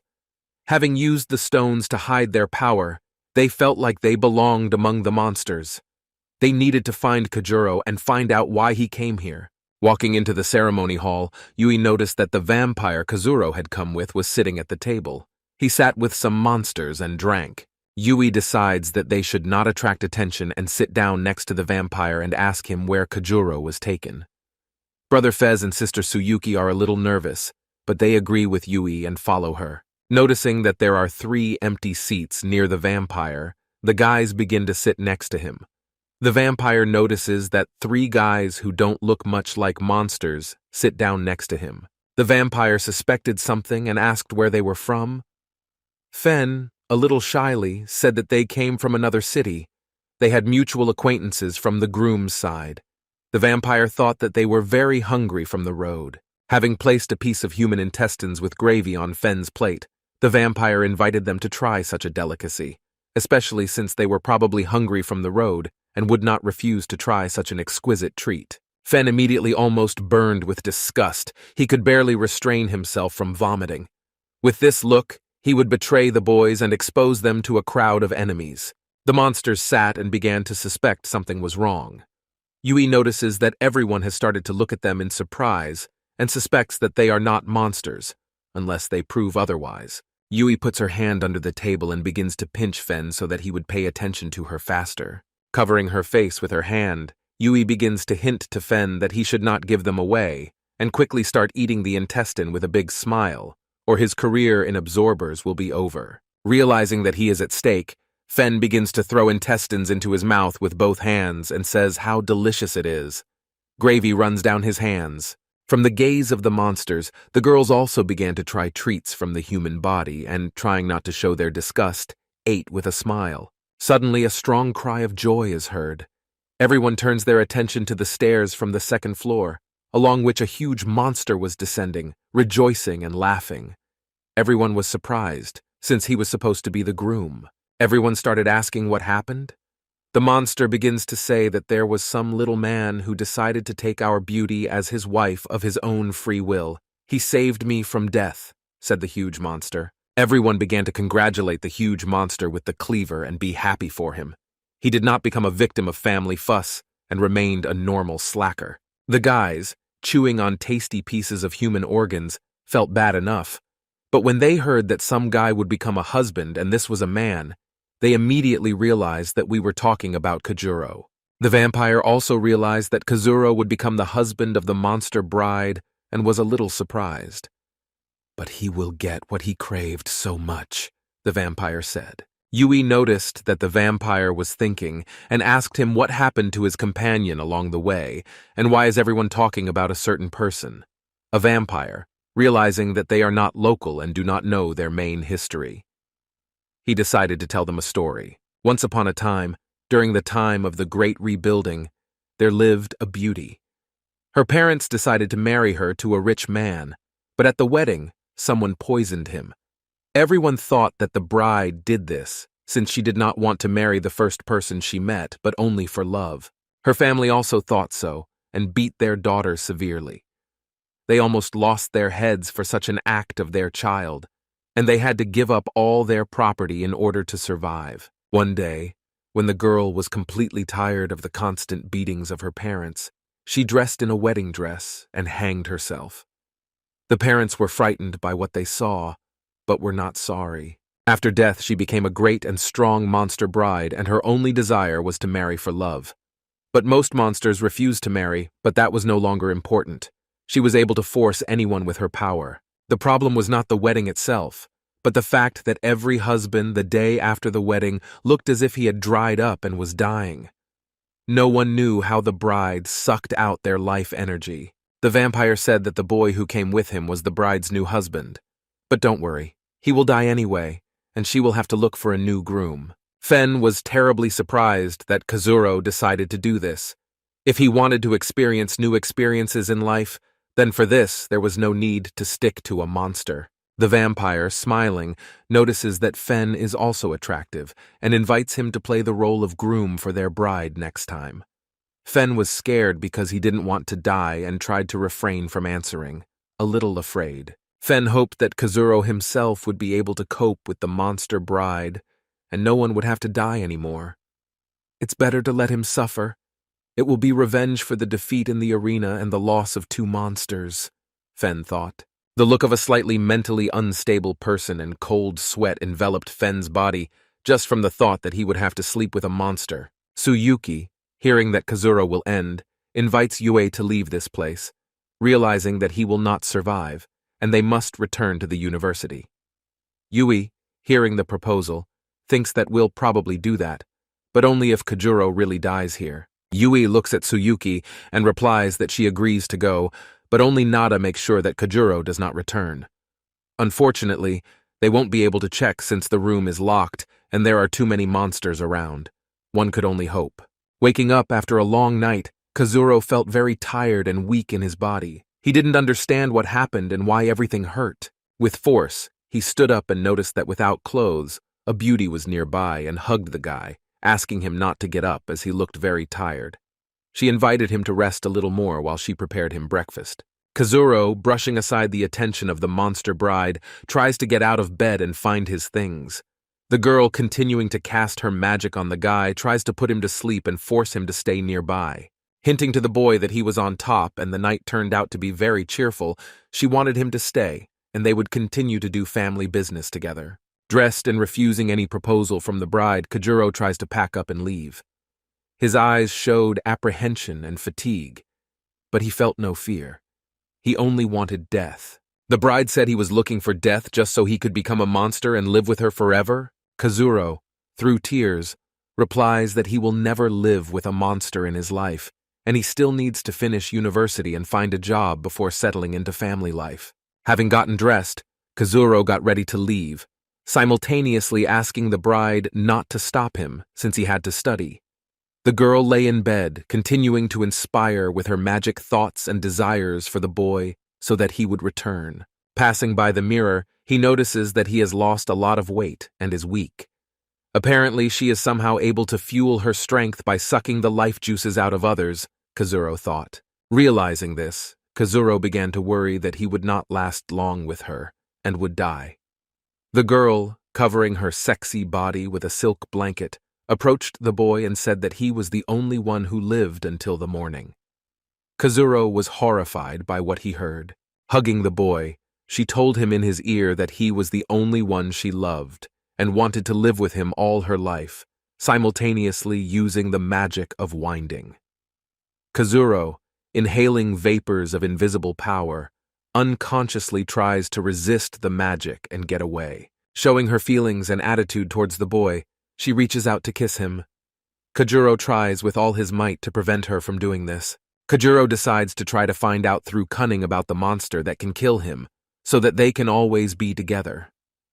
The beauty replied that no one could kill the guy on her territory, but there was a place. In one forest, not far from them, there is a very strong monster, capable of doing what the guy wants. Having heard the information, Kazuro decided to clarify where exactly and where to go. The girl says that there is a forest in the west, where he will find that monster. Having heard everything that interested the guy, he gathered the remnants of his strength and rushed out of the room along the way, almost knocking over the mistress's maid. The maid with a delivery and a cup of tea sees the boy running again and asking the lady if she should intervene. Embarrassed with happiness, the bride replies that there is no need to worry. The boy himself will want to return to her. She was confident in her words and looked very happy. Having run through the forest and finally arriving at his room, Kazuro, dying of fatigue, grabs the handle to open the door. Opening the door, behind which Khan with his cleaver swung in a jump to attack. Kajuro was surprised and too tired that he thought it was already the end. Having barely managed to stop the blade near Kazuro's neck, Han was surprised. Kajuro broke out in a cold sweat from fear and did not understand what was happening and why Han attacked him. Han said with a surprised face that he thought there was a monster behind the door. Kajuro's aura was somehow corrupted and looked like a monster. Having woken up from the noise, he draws attention to the very tired Kajuro and asks what happened and where he was all night. Kajuro replies that he was carrying out the director's instructions and cannot say. Feeling very tired that his eyes were getting dark and his head was spinning, Kazuro said that he felt bad and he needed to stay at home. Climbing out onto his bed, Kazuro tries not to fall and go to bed, saying at the same time that he won't go to class today, and asked him to tell the director that he was sick. Han began to suspect that Kajuro had gotten into something bad. His aura was corrupted by the monster's aura, and it was very strange. The power of the shadow monster made it possible to evaluate the enemy's aura, and Kajuro's was very weak. First lesson in class, everyone is having fun and comes to the classroom to take their seats before the lesson. 3 exchange students, after a night of shadowing Kajuro, were very tired and sleepy, and when they went to class, they lay down on their desks and fell asleep. The weather was sunny outside, and the warm rays warmed everyone in the class. Before class, Sarah enters the freshman's office in search of Kajuro, whom she has not seen since yesterday. She was a little worried, because she knew that after his conversation with the director, he had run away somewhere. When he saw Sarah, he ran up to greet her and wish her a good day. He was a little nervous because he liked her very much, but he understood that his chances were slim. Sarah asked him if he had seen Kajuro, since yesterday he ran away somewhere after school. Poe said that Kajuro came back this morning very tired and exhausted. He had never seen him like this. The spy school children heard Poe's words that the boy had survived and were very surprised. Was Kajuro able to survive what that vampire told them? Fen said. Tsuyuki looked at her brother and couldn't believe it either. Apparently it is not as simple as it seems at first glance, said Tsuyuki. Meanwhile, Kazuro came to the infirmary, asking for some restorative medicine, yawning profusely and suffering from body aches. The doctor looked at the boy and advised him to devote more time to sleep and study, rather than an active and exhausting life while studying. Kazuro agreed with the doctor, but he still received the pills and with great desire began to immediately throw several into himself for a greater and faster effect. Yui and her brother and sister Lin walked past the doctor's office and saw a guy. He stood near the door and greedily ate the pills without leaving. Having thrown in the pills, Kazuro collected his thoughts and came to visit Hanami in the individual therapy room. He chewed on her behalf and wanted to tell her how much he missed her. Entering the room, Hanami was sitting on the bed and was already conscious. Kajuro was very happy, but realizing that she was still weak, he did not dare to touch her. He calmly sat down on a chair next to her bed and began a conversation. Hanami said that she woke up this morning. Kajuro acted a little confused and was glad that Hanami's condition was gradually improving. He wanted to tell her so much, but didn't know where to start and was a little lost. Hanami began to reassure the boy with the words that she had received worse wounds in her life and always got out of trouble. She was very pleased that he was so worried about her and embarrassed her a little. Hanami began to ask the boy what happened during the period while she was unconscious. What happened in the tomb before he passed out? Did he find something important there?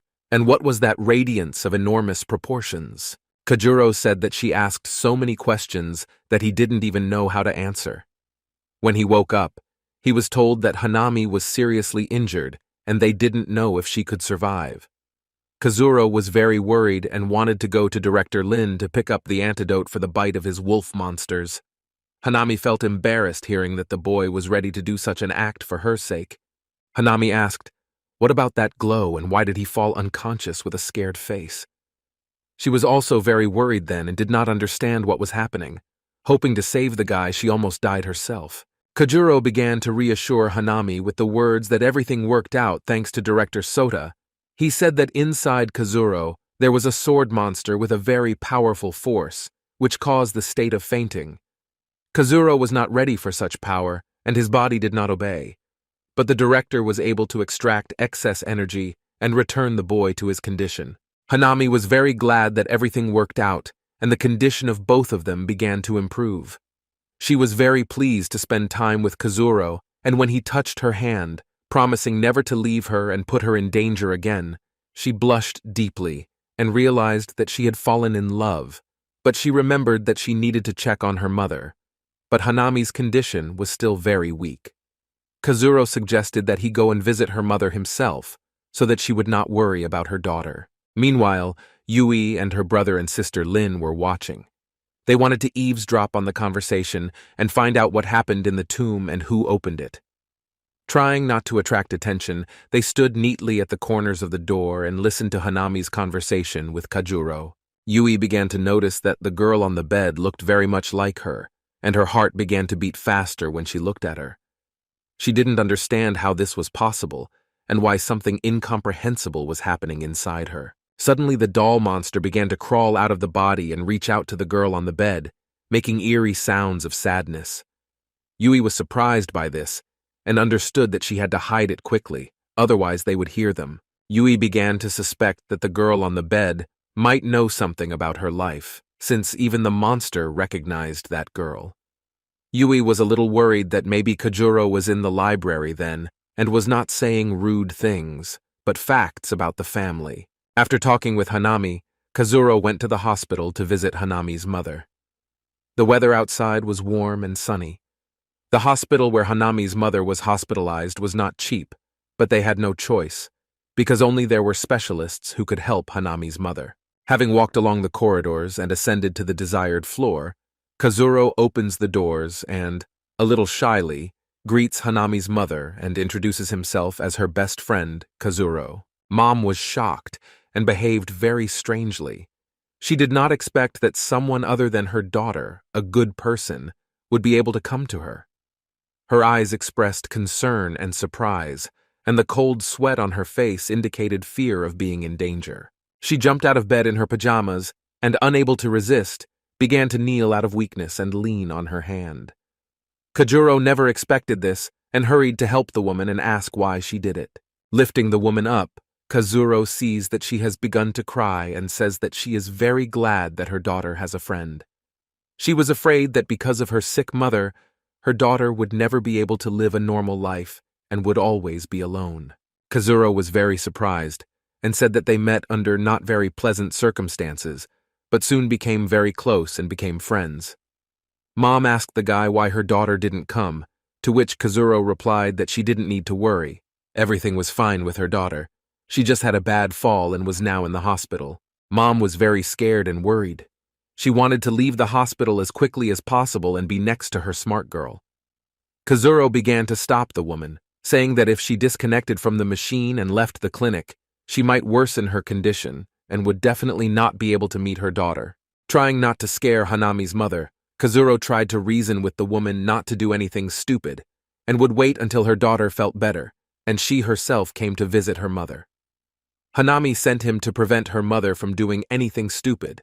"So don't scare your daughter," Kajuro said. Reducing his ambition a little, realizing that he spoke too harshly, Kazuro begins to apologize and politely ask the woman not to do something for which she would be ashamed in front of her daughter. As they helped Hanami's mom to her bed and laid her down, they started talking about their parents.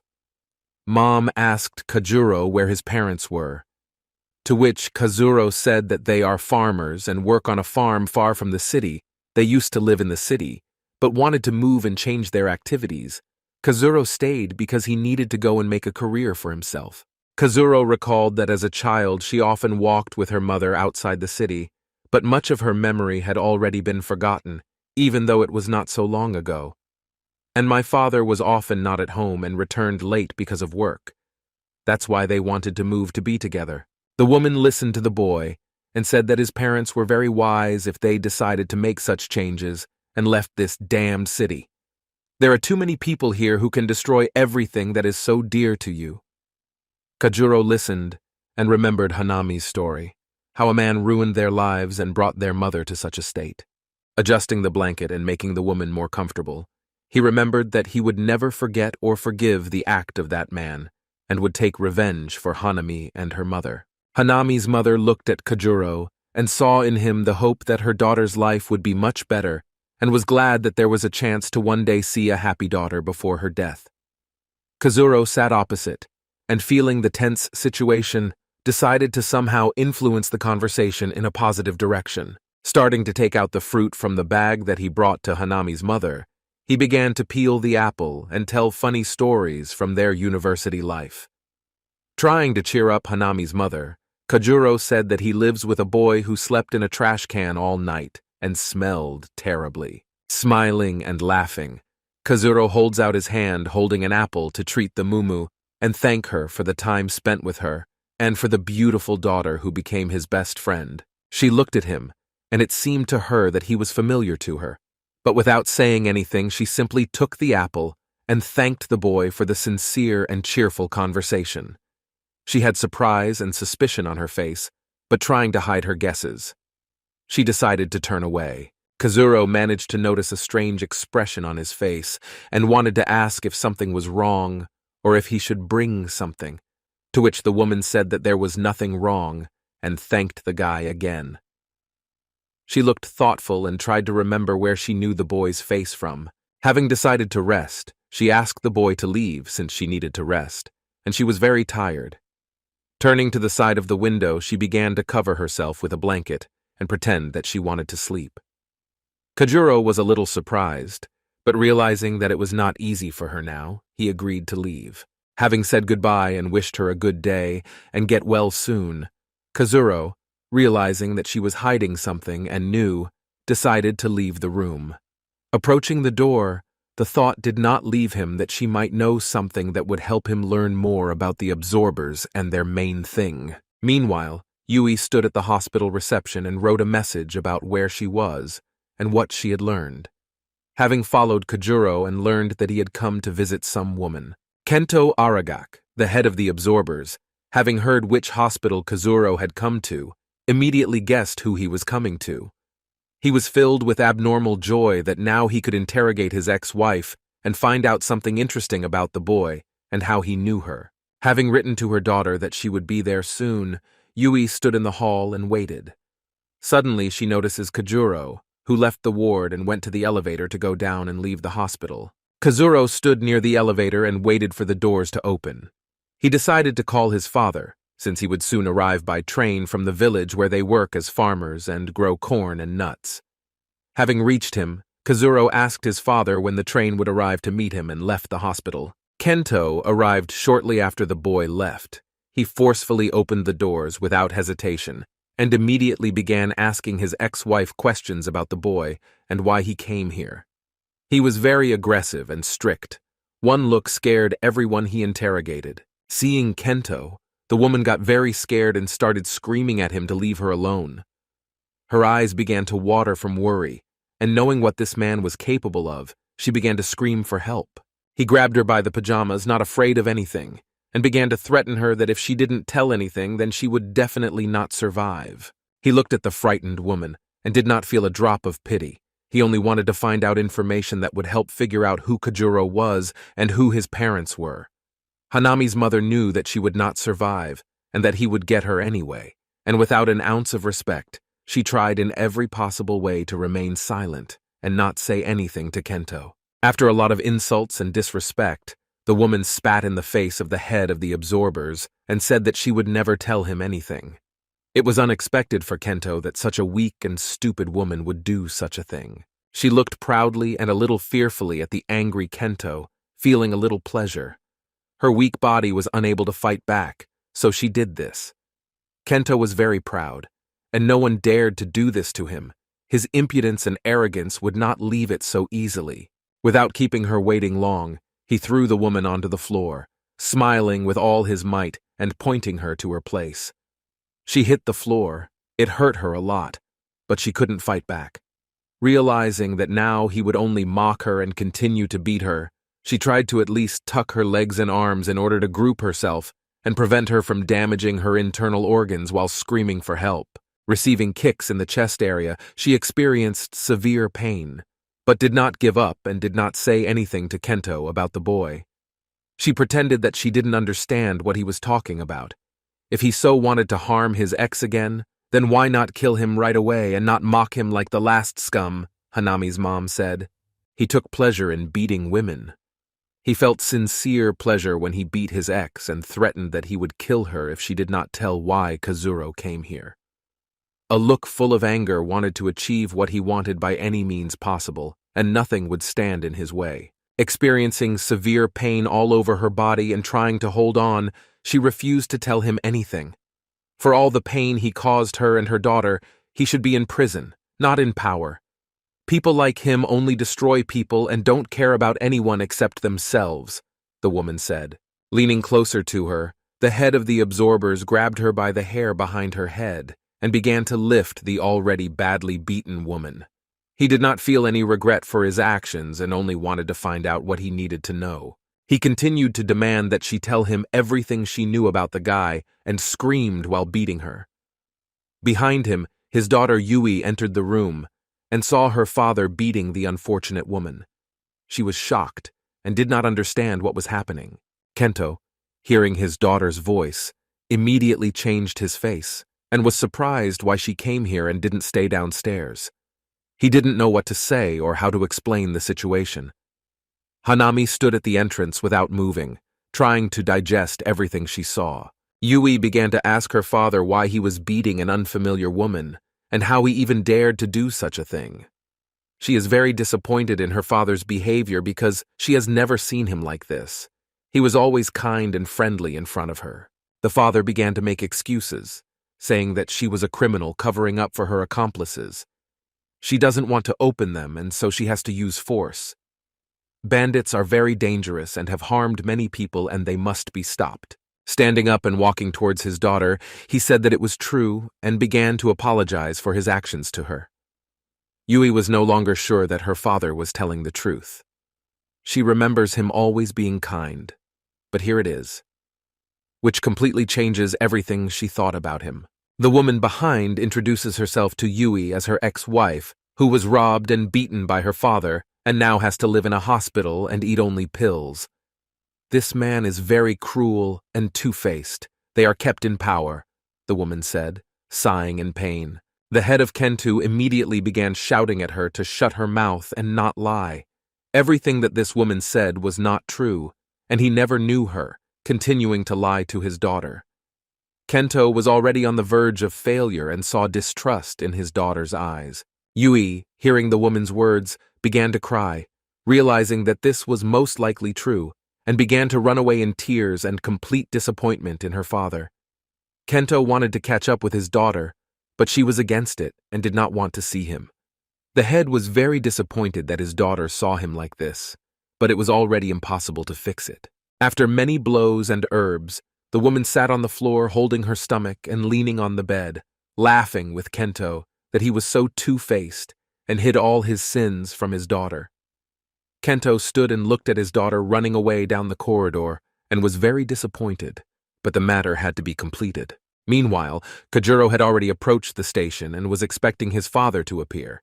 His train arrived at the station 2 minutes ago, and his father should already be near the exit. Kazuro notices a strangely dressed man with a yoke and, looking closer, sees his father in him. Starting to wave his hand to attract attention, Kajuro welcomes his father to his arrival. The father notices his son and rejoicingly approaches him, holding the yoke on his shoulders. The father was very happy to finally see his son after a long break. He arrived with 2 buckets of nuts and words of congratulations on entering the university and starting a new adult life. Kajuro was pleased, but he was a little surprised to see so many nuts, but thanked his father. The father, wiping the sweat from his face, began to show pride in Kazuro, saying that he was the only one in the family who entered the University of Absorbers and would become the most glorious and powerful of them. Kajuro, smiling, begins to ask why he decided to come and why only one. The father replies that he just wanted to check on his son, and the mother stayed on the farm with her daughter, who is still sick, but is slowly getting better.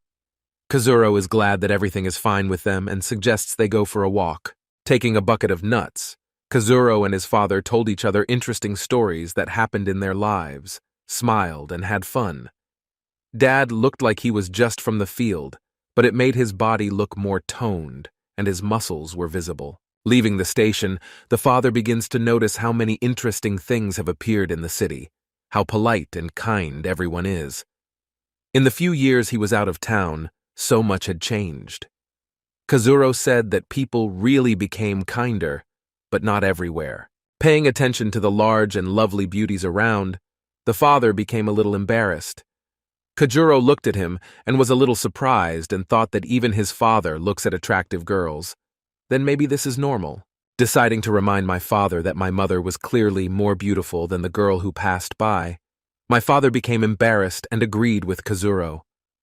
Having told your son that you can watch, the main thing is that your beloved does not find out about it. Otherwise, you will be in trouble.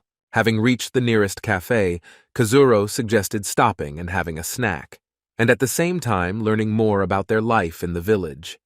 The father agreed because he was already tired and wanted to drink a glass of water. Walking inside, they were greeted by a waiter wiping the table.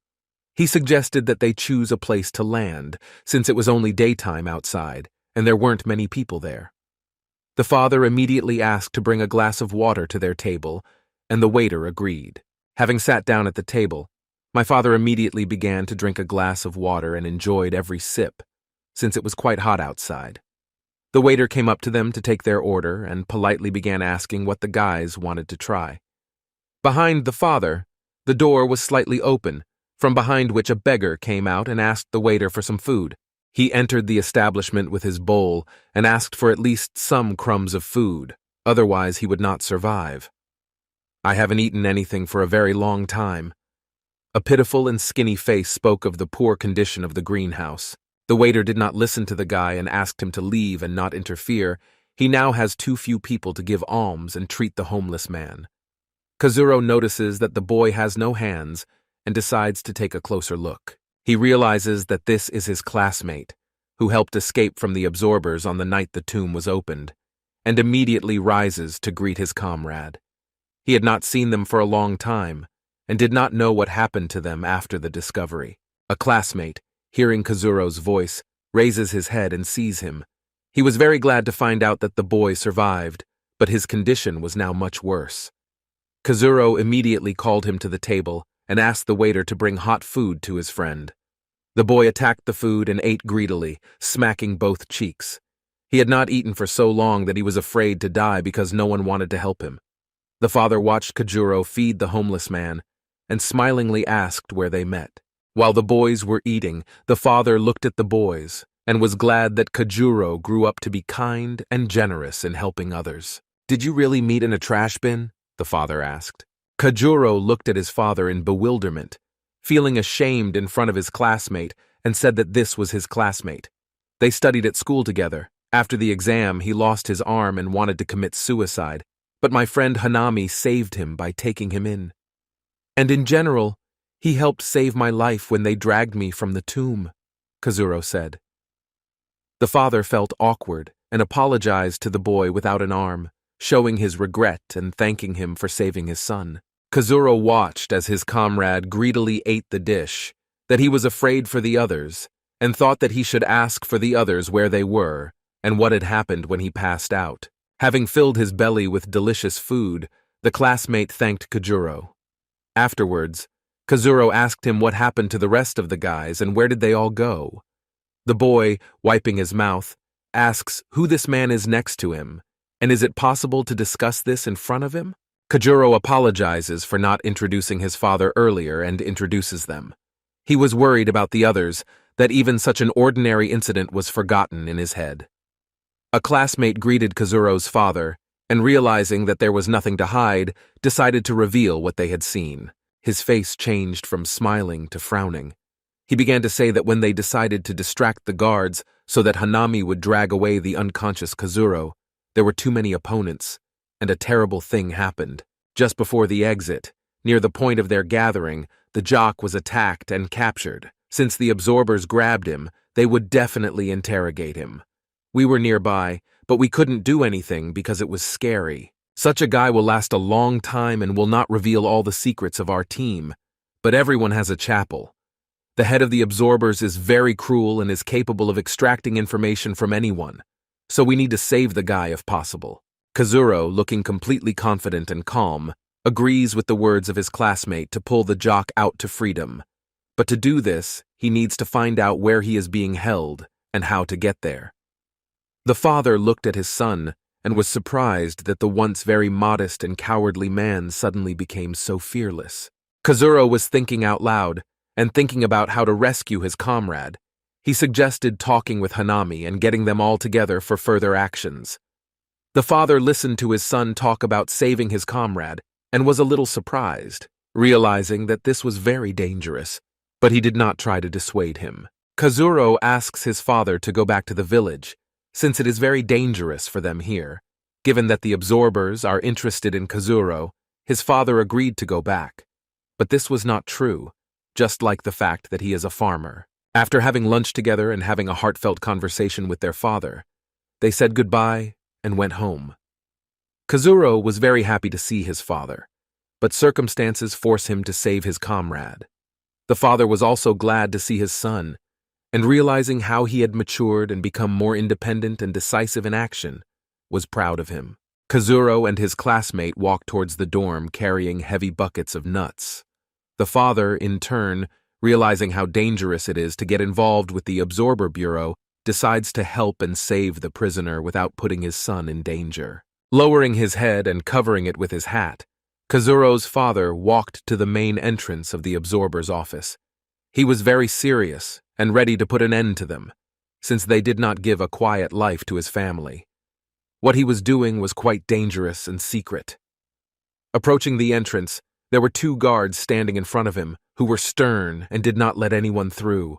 They saw a man dressed as a farmer approaching them and tried to stop him by saying that there was no way through.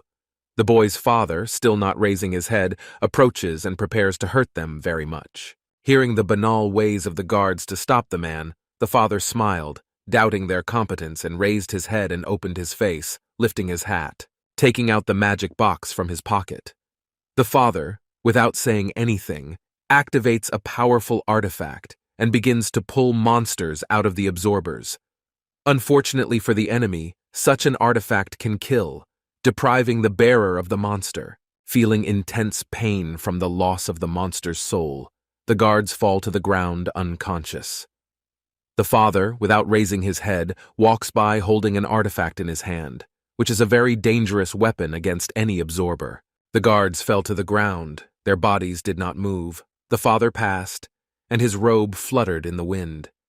He knew that there were many cameras around, and it was better not to take off his hat so as not to harm his family. Under the setting sun, the father climbed the stairs and prepared to enter the station to find Comrade Kazuro and save him from the hands of the damned Bureau of Absorbers. Despite their appearance, the absorbers had no idea that the most wanted man had come to them.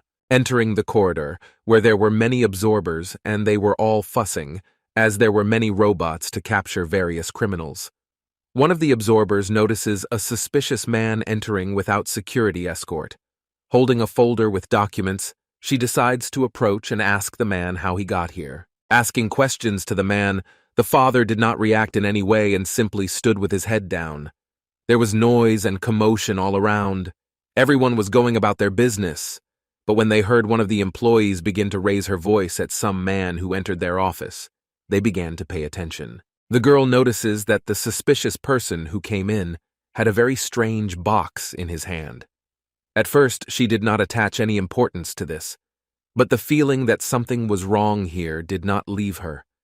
Memories of what it is began to spin in my head. Suddenly, a clear explanation comes to her mind that in front of her is a man with an artifact capable of sucking out the souls of monsters and killing a person. She became very frightened and began shouting to her colleagues to start fighting immediately. Everyone began to summon their monsters to attack the enemy, but not yet realizing how bad things were for them, they behaved a little nervously, but confidently. Unfortunately, summoning takes some time, and at this moment, the absorber is very vulnerable. Raising his head, realizing that the enemy is now vulnerable and clearly weaker than him, he uses the absorption artifact. His gaze was very calm and cool.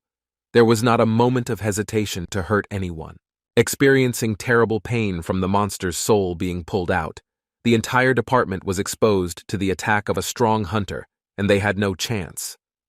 The artifact could affect large groups of people and was able to activate very quickly. The merciless expression on his face, without feeling pity, watched as the lifeless bodies fell to the floor. No one managed to resist the power of the artifact and survive. Without a shadow of a doubt, the father headed through the crowd of lying corpses in search of his imprisoned comrade Kazuro. Walking along the corridor past tables and offices, entering each one to find the guy. At the same time, in the interrogation room, 2 police officers were interrogating a muscled guy with no leg, trying to find out where his henchmen were and what they were doing at the scene. Aggressive cops threatened and beat him every time the guy refused to answer. Kachek sat shackled in a chair. His body was covered in bruises and abrasions. He tried to hold on and not tell anything to the mongrels of the head of the absorbers. Every time he was asked about the tomb, he answered with caustic jokes and only teased the enemy. These jokes only aggravated an already difficult situation. One of the cops decides to use a more brutal method of torture and invites the guy without a leg to tell everything. Otherwise, he will feel something unpleasant. Having refused once again, the cop presses the button and the jock experiences strong electric shocks. He is shaking, and the intense pain makes him scream. A loud cry of pain begins to be heard along the corridors, and this helps to find him faster. The father, hearing the screams, immediately went to the interrogation room and without hesitation kicked down the door. In the room, 2 policemen were very surprised and did not understand how some guy got here. The cops were very scared, and they began to suspect that the man was there for a reason. They did not understand why the alarm did not go off if the station had been infiltrated, and were thinking of attacking the man in the hat with their monsters. Entering the interrogation room, Father Kazuro greeted those present and was glad to see that the jock was still alive. His expression intimidated the enemy whenever they saw him. One of the cops recognizes the man who knocked down the door and tells his comrade that this is the fugitive from the report, for whom several squads have already been sent. All of them turned out to be dead. They became very tense and began to try to roll up their sleeve to summon the monster to fight. A quick movement of the hand with a sharp blade cuts through the air, delivering fatal blows without giving the enemy a chance to understand what happened. Frozen in one position, the cops were already beheaded. The fatal blows were inflicted by the professional blows of a very experienced and skilled warrior. Fear and horror froze on the faces of the police. Approaching the muscle man, Kazuro's father began to untie and remove the shackles from the guy's arms and legs in order to free him and take him out of the station and take him to a safe zone. The jock was surprised and a little scared that he was saved by an unknown person with such incredible fighting abilities. Such a person clearly has balls of iron if he entered the station and freed me, the jock thought. Having freed the boy, the jock began to thank the man for saving him and asking how he got here and who sent him. To which Father Kazuro replied that he was just passing by and heard terrible cries of pain and wanted to help. The father did not want to give himself away that he helped Kajuro, otherwise he would quickly be discovered. The father gave the jock a card to go to a secret place and stay there until everything calmed down.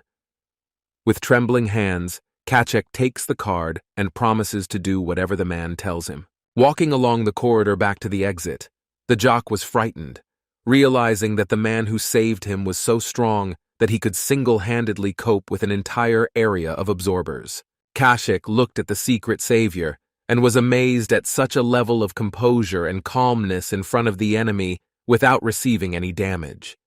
It was clearly no coincidence that such a warrior passed by and wanted to save him. Someone definitely sent it, the jock thought. Meanwhile, Kajuro finally made it home with 2 buckets of nuts. He opened the doors and greeted Po, saying that he had spent the day with his father and received many souvenirs from the farm. Kajuro sees himself watching the news in surprise and reacts nervously. The news said that some man in a hat came to the absorber site and mercilessly killed everyone. Anyone who can provide information about the attacker will be generously rewarded by the head of the absorber bureau. Kazuro noticed that the attacker looked very much like his father, but he couldn't believe it. He is an ordinary farmer who was never rude or shouted at anyone. He was kind and a little stupid in his habits. After all, he did not have a higher education. Evening came. Kazuro again moved into the forest to find a monster that would help tame the swordsman in battle. Fen, Yui, and Tsuyuki again began to follow and chase him into the dense, misty forest. Running into the middle of the forest, Kajuro notices a huge cave made by people. There were obelisks with inscriptions around. Kajuro suspected that a strong monster was located in the cave. Approaching Kazuro, he tries to catch his breath and prepare for battle. In front of the entrance, behind the obelisk, a little boy appears, watching Kajuro and not understanding what he forgot here. Kazuro notices the little monster and grabs him by the t-shirt and starts asking about the strongest monster that lives in this forest. If the boy tells where he is, then Kajuro will not kill him. The boy was scared and immediately agreed, pointing to the cave. Kazuro, not feeling sorry for the little monster, throws him to the floor and kicks him into the cave with the words, "Show your monster." The boy was weak and in great pain, but if he took Kazuro to a strong monster, he would be spared and not killed. Having flown several meters along the ground from the impact, the boy screamed, putting his hands out in front. A thick layer of dust rose behind him from sliding on the ground.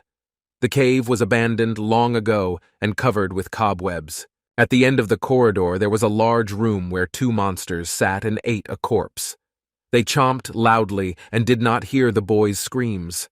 Severe hunger forced him to mercilessly kill a weak monster in order to restore his strength at the expense of the flesh of another monster. The boy got up and started running down the corridor towards the monsters and screaming about the guy who had come to fight them, a real living person.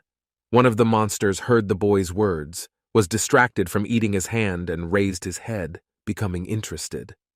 Another monster was eating the body and did not pay attention to the noise. The monster with long hair, who ate the hand, is surprised at such a strange act of an ordinary person and invites his lizard-shaped monster to go and have fun by killing the impudent boy who dared to distract them from the meal.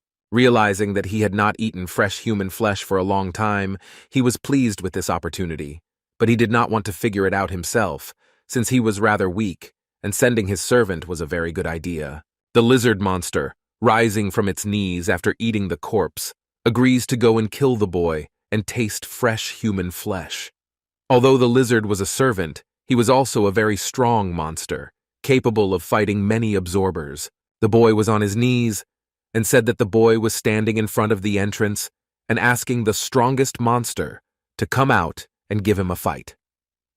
The long-haired monster, holding a piece of his hand and enjoying the taste of flesh, tells his servant to go and finish this circus and then come back with the body of a fresh person. Will give even the little one some. The lizard's ability was quite strong, since its speed could be incredible and invisible to the eye.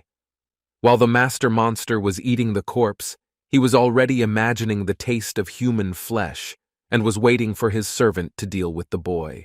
Kajuro stood at the entrance and waited for a strong monster to come out to fight him. He hoped that the sword monster could come out long enough for Kajuro to tame the ghost.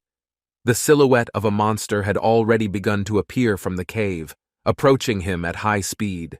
Kajuro, seeing the monster's aura, was a little upset, as he expected a much stronger opponent, and relaxed. He began to tell the monster to go back to the cave and call the strongest monster. The monster was outraged by the impudence and reckless self-confidence that the monster immediately wanted to teach the boy a lesson and kill him in the most cruel way. Using its ability for incredible speed, the monster prepared to attack. Having gained maximum speed and used its tail to strike, the monster strained all its power into its legs and, accelerating, begins to spin for the strike. Kajuro doesn't even have time to understand something. A strong blow throws the boy a long distance. Kajuro feels severe pain in his abdomen. The internal organs were clearly damaged after such a blow, but it was not fatal. From a strong blow, Kajuro flies off and hits a tree. A thick cloud of dust rose all around, that even the birds flew away from the noise.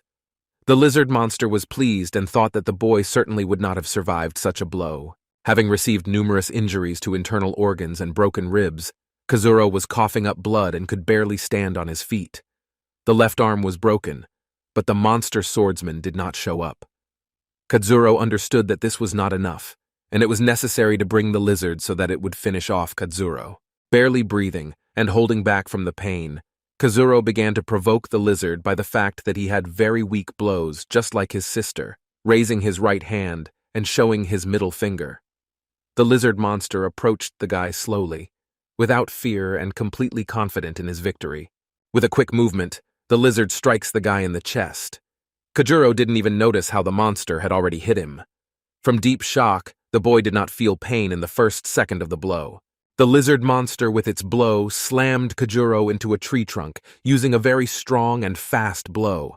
The guy felt his body being nailed to a tree at great speed, and severe pain ran through his body. The monster's hand pierced the guy's chest and tore everything inside. Kajuro immediately began to choke from the amount of blood entering his mouth. His eyes began to roll back. This was definitely a fatal blow. 3 classmates spying on Kajuro see how the boy was severely injured and stood, motionless, pressed against a tree trunk. The monster, without removing his hand, said that the guy had come here in vain, unless, of course, he wanted to commit suicide. The guys were shocked by what they saw and scared. They didn't understand why the guy gave in to the monster so easily without fighting it with his monster abilities. Yui was shocked and could not believe that someone who interested her father so much could die so easily. Suddenly, Kazuro's heart begins to glow blue and beat. The guy begins to come to life, and the mana of the sword monster begins to leave his body, restoring the guy. A strong cry of pain excited the guys watching the guy being beaten. The lizard monster was surprised that the boy did not die with a hole in his chest and began to get nervous. The swordsman's monster captured the guy's body, turning his arms into bone. The guy's head was lowered and did not yet understand what was happening. Placing his bone hand on the hand of the lizard monster, Kazuro sighed and said, "Thank you. Now it's my turn." Emitting a strong glow of power, his eyes began to glow and look very scary. The lizard monster does not suspect that the guy owns a very dangerous monster, and he needed death to release his power. A magic ghost sword appears from the boy's hand, with which Kazuro, without any problems, cuts the lizard monster in half, exuding enormous power and glow. The lizard was shocked that the guy was able to defeat him and screamed in pain with his last breath. Fen and Tsuyuki, seeing how Kajuro was resurrected and was able to kill the monster with one blow, were very scared that someone could have such enormous power. Yui looked, not understanding how this was possible, and remained silent. The brother and sister were very frightened and began to worry that if he took them away, he would kill them without any doubt, remembering everything that they had done to him and wanted to do. Fen began to reassure his sister with the words that they should be quieter and not give away their position, then nothing would threaten them. Yui began to suspect that Kajuro was the one who opened the tomb, but what he received inside the crypt is a very powerful monster, and apparently to activate such power, one must die.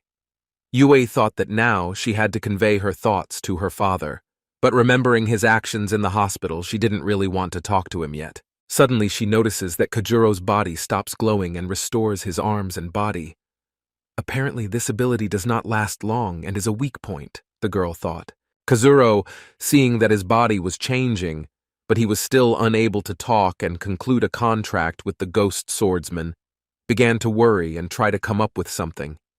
The strength gradually left him, and his bony arms grew in muscle. Trying to call the ghost back, Kajuro held his hand tensely and begged the monster to enter into a contract with him. His desire to help his friends and use power for good was felt by the monster swordsman and decided to give the guy a chance. Signs of magical power began to appear from the hand, and Kajuro began to sense a powerful force. A voice sounded in my head that the swordsman agreed to help the guy with his blade in the fight against the enemy. From Kazuro's hand, which is released along with the sword and envelops it, giving the owner unlimited power of the sword. Kajuro is glad that he was able to conclude a contract with the swordsman much faster than Director Sota told him. This meant that the boy was capable of incredible things. Kajuro decides to test his strength under controlled consciousness and strikes a nearby boulder. The force was so great that the stone shattered into pieces. Remaining full of strength, Kazuro understands that sword attacks do not take away the absorber's magical power, but are fueled only by the abilities of the sword monster. Kazuro understands that these are endless attacks without the expenditure of strength and magic, which means you can be sure that there will be enough mana for the rest of the monsters when fighting against several opponents. The sword mark now appeared on the hand and was active for use. Realizing his capabilities, Kazuro wondered what he should do now. Red-Eye decided to congratulate the guy on the successful mastery of such a ghost and hear words of praise, since it was thanks to him that the guy succeeded in everything in the crypt. The monster with the chainsaw, sensing the powerful power of the new monster in Kazuro's body, crawled out and began to be indignant that he was now not the strongest and wanted to fight to determine his strength. Kazuro, hearing the indignation, tried to calm his monsters and promised to appease them with goodies and not worry about who is stronger. The main thing is that they will now fight together. While Kajuro was talking to his monsters trying to calm them down, he felt a powerful aura coming from the cave. The guy began to slowly turn his head towards the monster and was preparing for battle. A barely walking monster emerges from the cave, leaning on a cane. His body exuded a strong aura and scared Kajuro a little. He had never killed such a strong opponent before. The monster looked like a very angry grandmother, with glowing eyes. The monster looked very old, and its enormous strength was the only thing that bothered Kazuro. He didn't know what the monster was capable of, and not wanting to die anymore, he decided not to let the monster get close. Meanwhile, at the monster bride's estate, the beauty stood in front of the mirror and applied makeup to her face.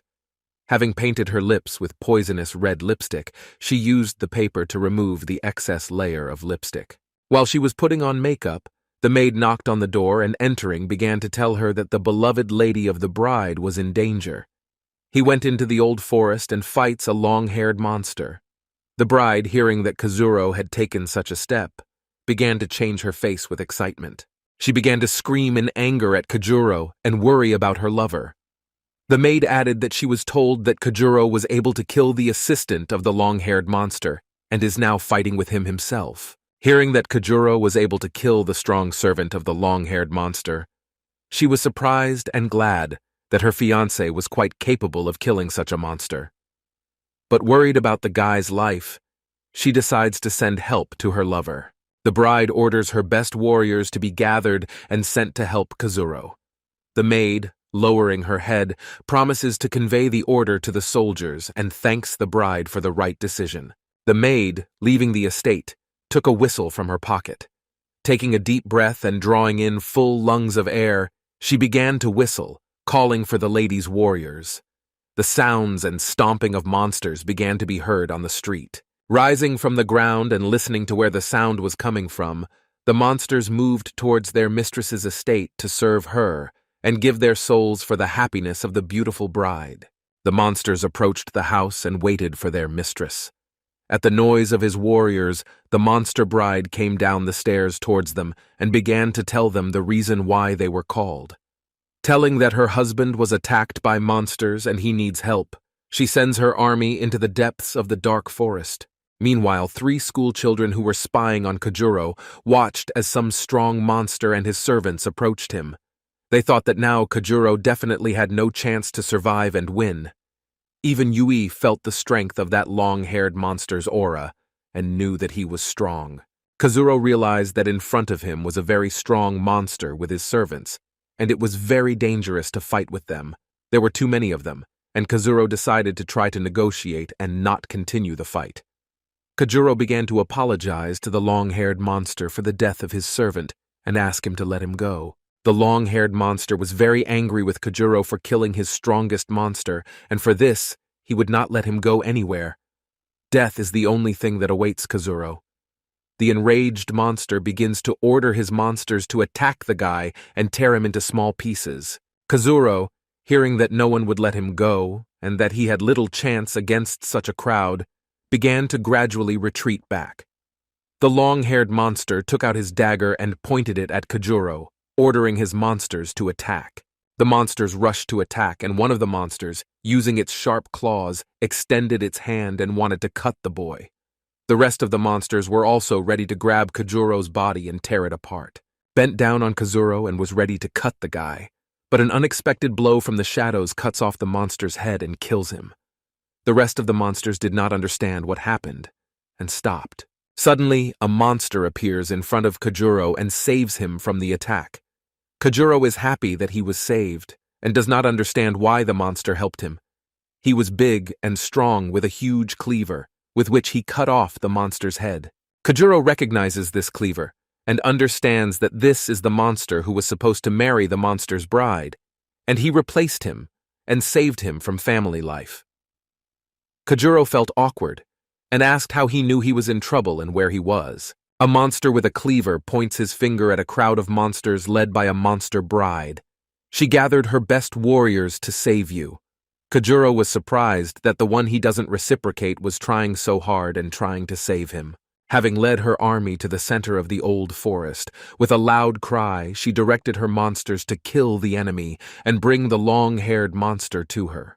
She was very serious, and the desire to save her lover was very great. Monsters on both sides rushed to the attack, killing each other and fighting for their leader. They were brave and fearless in using their abilities. The entire forest was covered in loud screams and the noise of battle.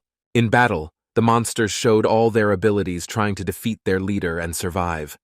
One of the monsters had the power to kill an enemy with one blow. Other monsters were capable of vomiting acid and disintegrating their opponents. Each side had its own strong warriors, but no one could compare in strength with the leaders of the long-haired monster and the monster bride. Kazuro looked at the big battle and was amazed at the number of monsters who fought using their skills and head, rather than running away mindlessly. Such a sight drew you in and made you not look away. In the heat of battle, the bride sees Kajuro standing to the side and runs up to hug him and make sure that he is safe and healthy. She was glad that he was as beautiful and healthy as when they first met. She hugged the guy to her and looked with a loving gaze, a little embarrassed and showing it through the redness on her cheeks. Kazuro looked at her and saw a beautiful girl with attractive shapes and a gentle voice, but everything was spoiled by the fact that she was a monster. While Kajuro was hugging his bride, the long-haired monster fought off the attacks of the bride's warriors. He used strong magical skills and scattered the warriors in all directions. The bride notices that the long-haired monster wants to attack them and covers her groom behind him. She prepares to fight that monster and asks Kajuro not to interfere in the fight. She loves Kajuro too much to risk him. Kazuro, hearing such words, begins to wonder whether it is possible to live together with a monster. The monster bride, using her magic, decides to attack the long-haired monster with sharp poisonous darts. Using her magic and abilities that are on par with her opponent, she attacks him. The darts fly into the crowd of monsters and hit almost everyone who was there. The long-haired monster manages to jump away and avoid being hit by such a powerful attack. When a dart hits the monster's body, they begin to feel an unpleasant state and fall into a stupor. Affected bodies begin to melt like ice cream in the sunlight. The power of poison in the darts created with the help of the bride's magic is capable of causing fatal damage to all weak monsters and can cause critical damage to strong ones.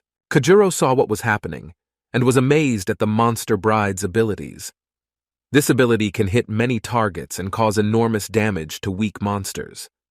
Some monsters managed to jump away from the attack and were shocked by such an attack and retreated in fear.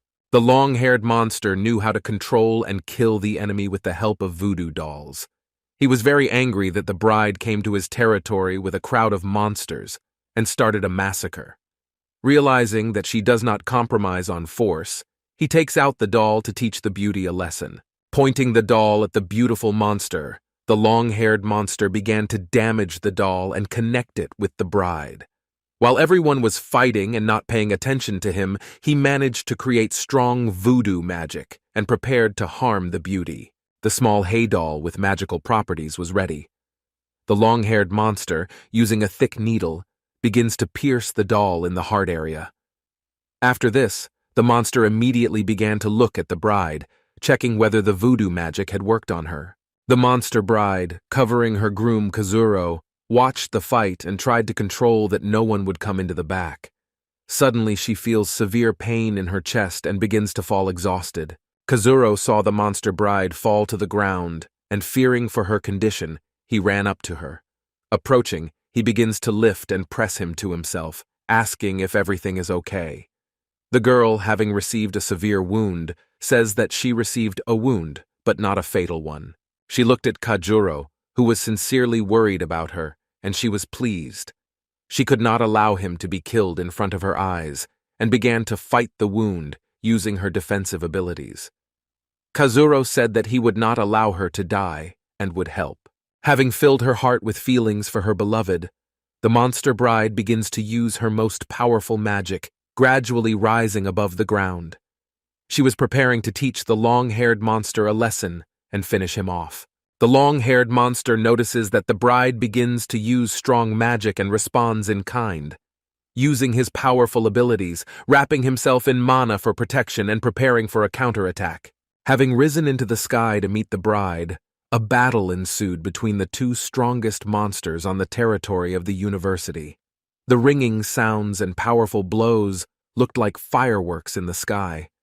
Such a sight could be seen far away, but not enough to worry about the appearance of the head of security's people. Kajuro, watching the battle, decides to use his monsters to help his new friends and give his monsters an opportunity to have fun and increase their confidence level. Having summoned a monster with a chainsaw and a busty beauty to his aid, Kajuro, armed with a sword, began to attack the enemy monsters with enormous force. The monster with the chainsaw was glad to finally join the fight and cool down his desire to fight. In the heat of battle with monsters, Kazuro notices a monster preparing to cast a fire spell. Realizing that he has no protective magic, he pays attention to the vampire standing behind him and decides to ask him for help. The vampire, while fighting, feels how Kajuro begins to grab him by the back and asks him to cover him from the fire monster. The vampire, not understanding what is happening, turns around and leads the fireball approaching him. The vampire feels the fire covering him, and he experiences intense heat. Kazuro was hiding behind him and also experienced heat, but not direct contact. The vampire was a strong monster, and a weak fire attack would do nothing to him. After the fire attack, the vampire was not happy that Kajuro had set him up like that, and began to show his displeasure and yell at the guy. Kazuro felt ashamed, but understood that nothing would happen to the vampire after this. Scratching the back of his head, he began to apologize to the vampire and say that he had no choice. In the heat of battle with the long-haired monster, she noticed how the fireball was approaching the guy, but he managed to hide behind the vampire. Worried about the guy, she was distracted from the battle and revealed that she was worried about the guy in front of the enemy. The long-haired monster notices the bride's strong concern for the guy who killed his strongest servant and understands that he must attack the boy.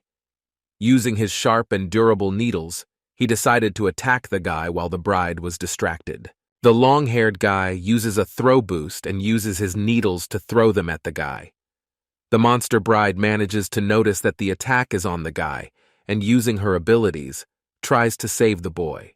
Kajuro was fighting monsters and had no idea that sharp needles were flying at him at great speed.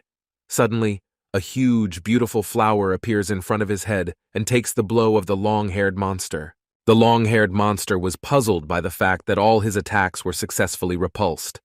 Angered, he uses a power-up strike with a fast sorcery technique and decides to strike the monster bride. Before she can dodge the blow, the bride takes a very strong blow, which takes her out of the fight for a short time. A strong blow to the stomach can stun any monster. Kazuro notices that the fight is not going in favor of the monster bride and decides to help her. After telling his buxom beauty to use stunning magic on the long-haired monster, Kajuro is worried but hopes to help. Using his zither, waves of deafening notes began to fly towards the enemy. The long-haired monster suddenly freezes, receiving strong sound waves that take him out of the fight for a short time and block his abilities.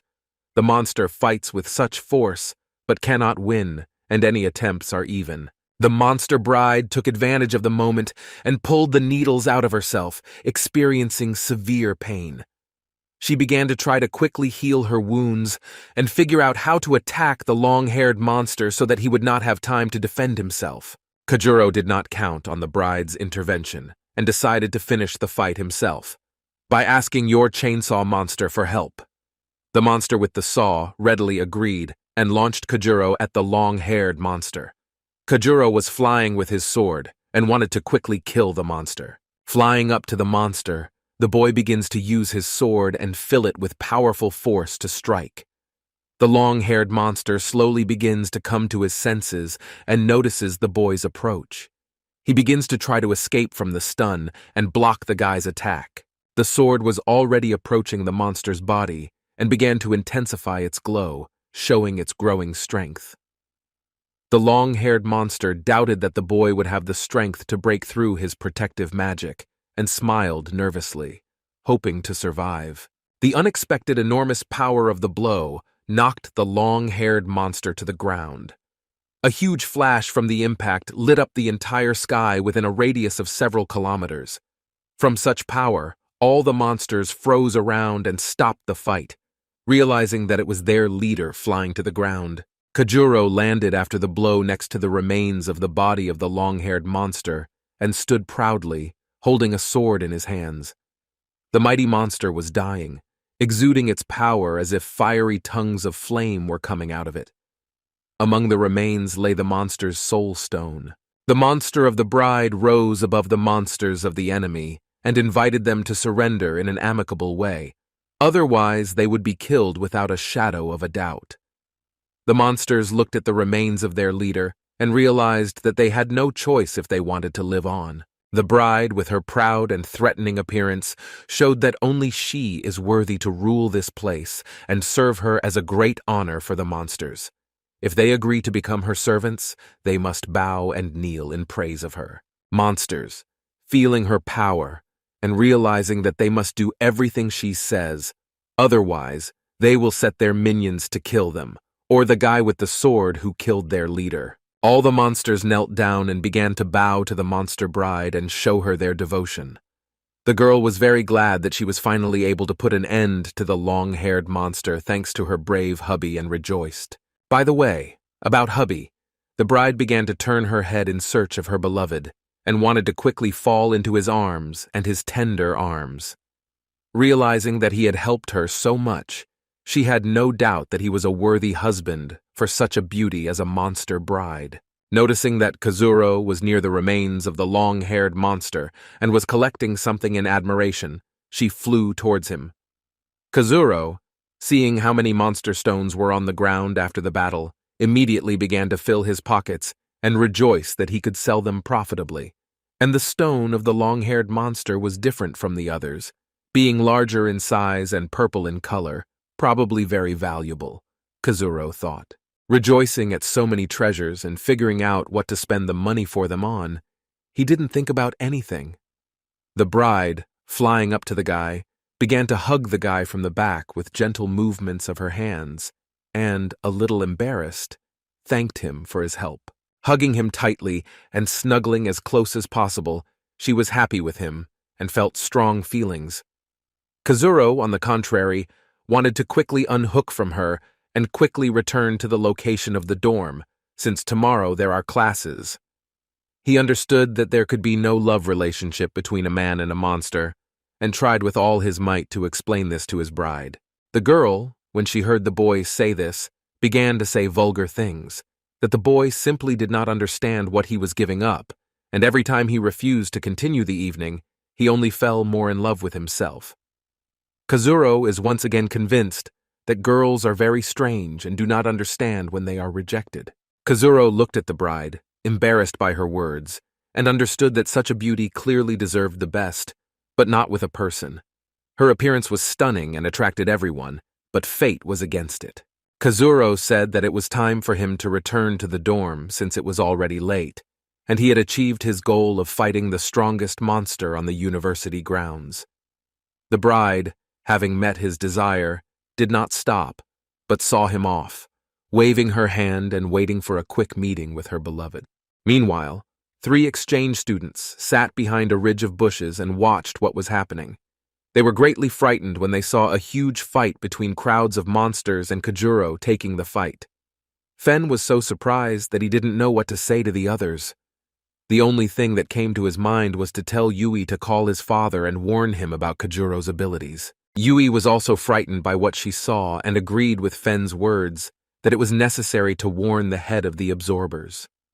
Remembering the incident at the hospital, she didn't really want to call her dad and still couldn't see or talk to him, so she decided to write a message. Tsuyuki asked why she couldn't just call and tell it like it was, to which Yui replied that there were too many monsters around, and they could be heard. Trying not to reveal her condition, Yui thought that this would be better than telling what she saw in the hospital. Having received a message from his daughter, the head of the Kento absorbers urgently convened a meeting and began to bring all employees up to date. Nada had to urgently come up with something and do something with this guy, otherwise he poses a threat to his existence. It has not yet been possible to find out who his family is, but then we need to grab the boy and wait for them to appear, said the head of Kento. Kento began to warn his employees that the boy already owned 4 high-ranking monsters and was only becoming more dangerous. We found information in school records that he was only able to summon 1/2 ghost and no more, and now he already has 4 high ranks. Something else is clearly involved here. Either he hid information about himself, or he has a very rare ability to increase the possibility of absorbing monsters, the head of Kento nervously said. The director of the Maochi Supreme Devourers University, Lin, was very worried about this problem because his children were in danger, and if they gave themselves away, they would pay with their lives. He wanted to ask Kento to call off the undercover students and deal with Kojuro to his people. Kento replied that as long as he did not do this, it might cause suspicion, and added that there was no need to worry about them. They were capable of taking care of themselves. Director Lin, having calmed down a little, begins to ask the head, "What options will there be for capturing Kojuro then?" Kento, from his long experience of serving as the head of the absorbers and in the ranks of ordinary soldiers, remembers that for such strong opponents it is necessary to carry out an ambush on a huge scale with the participation of outsiders in order to remove suspicion from what is happening. Director Lin remembered that there would soon be a competition between universities to catch dangerous monsters in a closed city. This is a very suitable place to ambush and capture the guy. There won't be many people there and the chances are quite high. Chief Kento agreed with Director Lin and thanked him for the great idea. Meanwhile, at the time of the monster battle, the director of the cell was on the street and noticed bright flashes from the battle. He immediately realized that it was Kojuro. He would not confuse such strong sword magic with anything, pulling his hand with a lit cigarette to his mouth. Feeling severe pain in his lip from the charred part of the cigarette, Director Soda cried out in pain and shed a tear. Without realizing it, he decided to smoke a cigarette on the wrong side and was caught by his carelessness.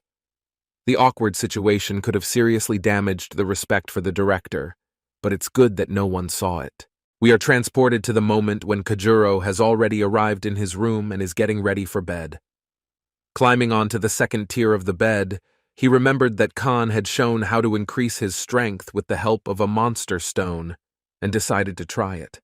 Taking the lotus position, he began to meditate, trying to channel the energy of the stone into his body. After several minutes of meditation, the stone began to emit a strong purple glow, and power began to flow out of the stone into Kojuro's body. A state of calm and balance in the soul helps to quickly absorb the powers of the stone and increase the level of mana and strength in the guy's body. Having absorbed all the power from the stone, Kojuro woke up and, holding the stone in his hand, was glad that Han's words were true and helped raise all the characteristics and restore his condition. This is great advice that will help you recover faster after fighting monsters, Kojuro thought. Feeling much better, Kojuro decided to go to bed and get some sleep while he could.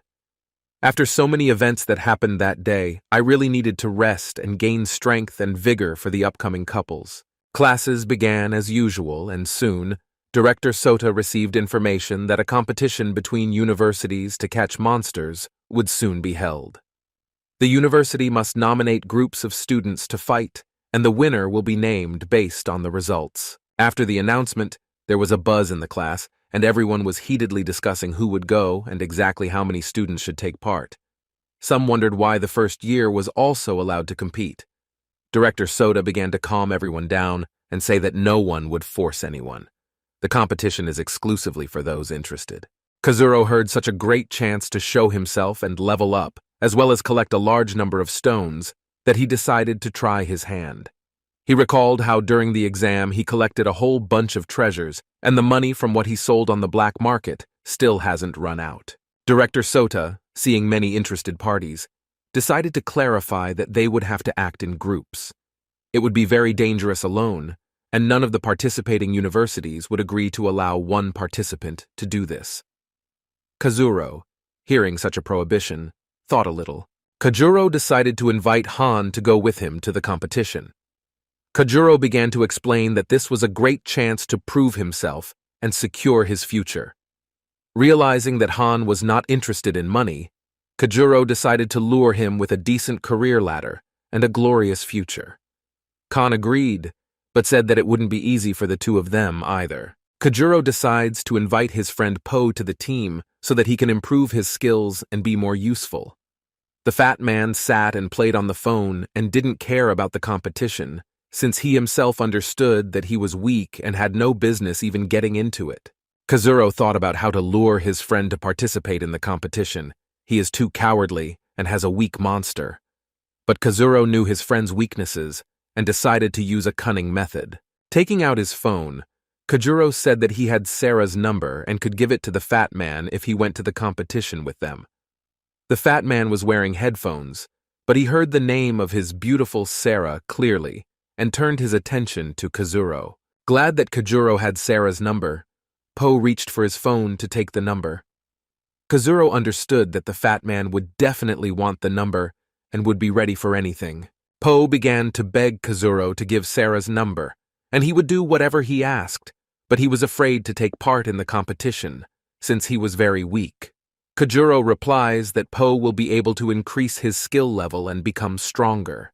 Kazuro encourages Poe and says that if they win, then Sarah herself will come up to Poe and greet him.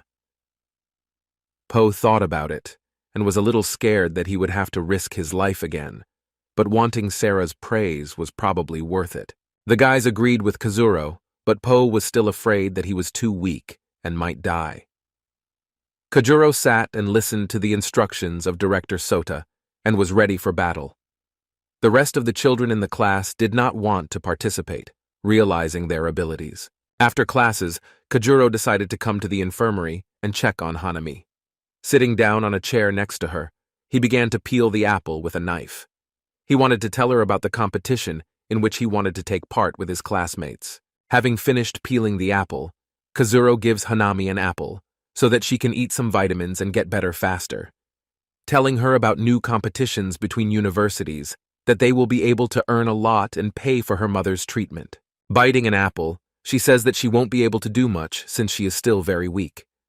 Kazuro takes the apple and agrees not to force her to eat it. Smiling, he takes the apple and continues to say that he is not interested in winning, but only in the opportunity to collect as many stones as possible or find jewelry to sell on the black market and give to her. Hanami says that she doesn't like the fact that Kazuro is willing to risk so much for her.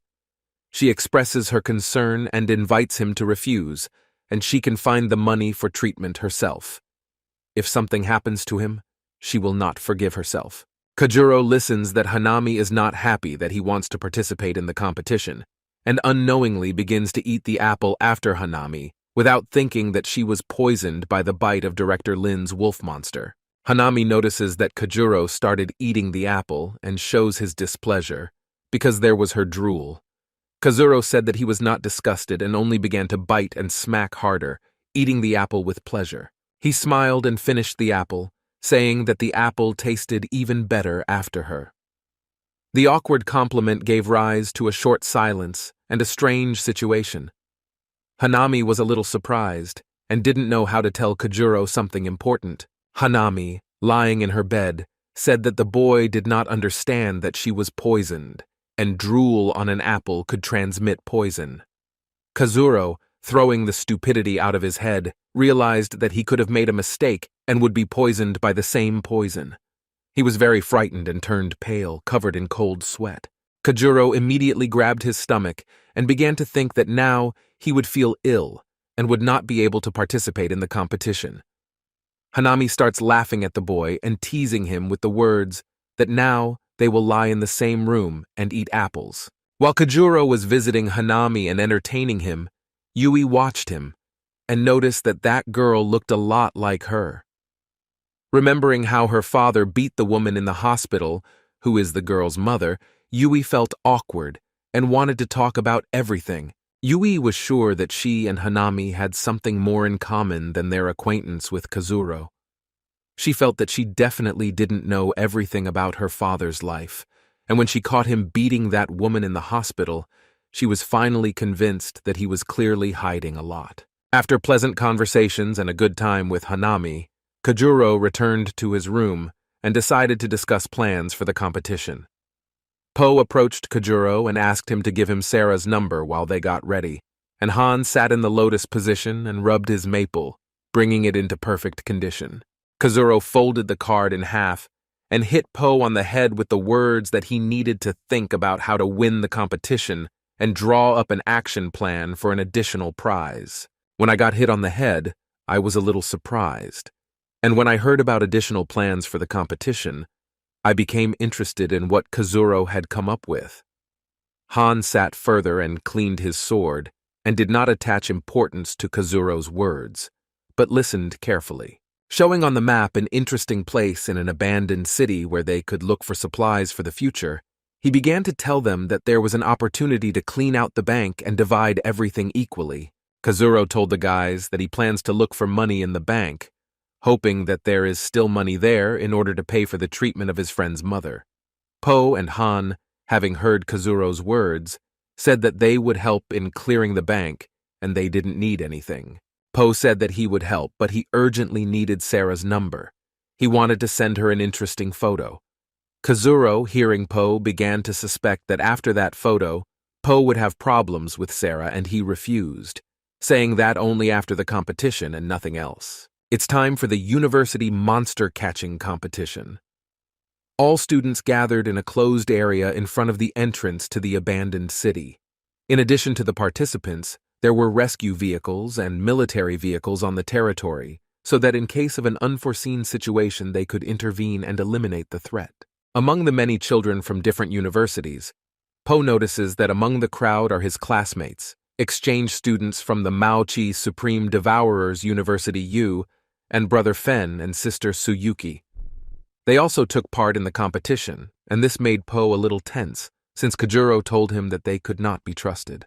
Gathered near the performance area, Director Lin came onto the stage and welcomed everyone to take part in the university competition for the title of Best University of the Year. The director began to tell them what awaited them in the closed city and their upcoming goals, for victory which we will have to work hard for. Some of the participants were scared that they would have to fight monsters, but they came here willingly, wanting to succeed and become stronger. But Director Lin's words only reminded that there are a lot of dangers in the city, and you need to be very cold-blooded and strong to win. Kazuro, listening to Director Lin's loud statements about all the obstacles that await them, heard that some participants began to change their minds about taking part in the competition and wanted to go back home. They were filled with fear for their own lives, and the decision for which they came here was in vain. Director Lin, after telling them what awaited them all in the closed city, decided to ask one last time if there were anyone who wanted to refuse to take part in such a dangerous competition. He wanted to weed out all sorts of weaklings as much as possible, so that the competition would be as dangerous as possible. Some began to raise their hand, trembling in fear. One of the participants refused to take part, thereby exposing his classmates. He only wanted to survive, and his friend dragged him here, but he himself did not want to risk his life. His bandmate attacked him, grabbing his t-shirt and starting to shout that he was a coward and was only ruining everything. He is already very weak at the university and could improve his skills by taking part in such an important competition between universities, but now they will all be expelled if the group is not complete. The boy was scared and did not know that because of his cowardice, the whole group would suffer. Suddenly, they are pushed aside by the invisible forces of Director Lin's abilities. A statement that before the competition they must not injure themselves or anyone in the squad. The punishment would be exclusion from the competition, Director Lin said. Having dropped out of the competition, the participants begin to leave the closed area and the safe zone point of the abandoned city. They were very upset that this happened, but at least they would not die because of their stupidity in thinking that they could cope with strong monsters.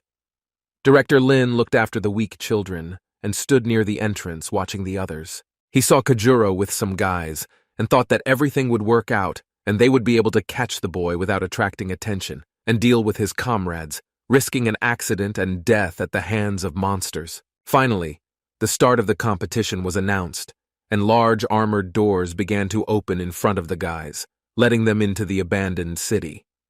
Most of the participants proudly began to walk towards the door, as did our heroes Kajuro and his comrades. Behind the open gates, only destruction awaited everyone, human skeletons and remains, and many dangers at every corner.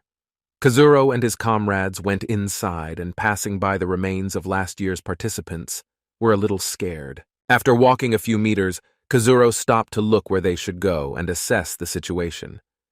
Khan watched what was happening on the left and tried to remember which of the participants went in that direction. Po watched from the right and remembered how much went to the right.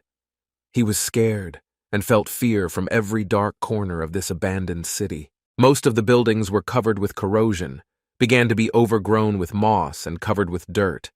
From long periods of inactivity and the influence of weather, the buildings could collapse from any movement. No human has set foot in it for more than 10 years. The whole city was filled with monsters. Such a place was ideal for holding such a dangerous competition. The guys walked along the old open street and looked at the old city. On some buildings there were old signs that could be used to navigate. Kajuro took out a map to make sure they were going in the right direction. He wanted to quickly find a suitable road and get away from the prying eyes of other participants, who were also still following the main road and were afraid to turn into a dark alley. Trying to see where they needed to go on the map under the light of the moon, he came across one place on the map where they could look and stay there until the right moment.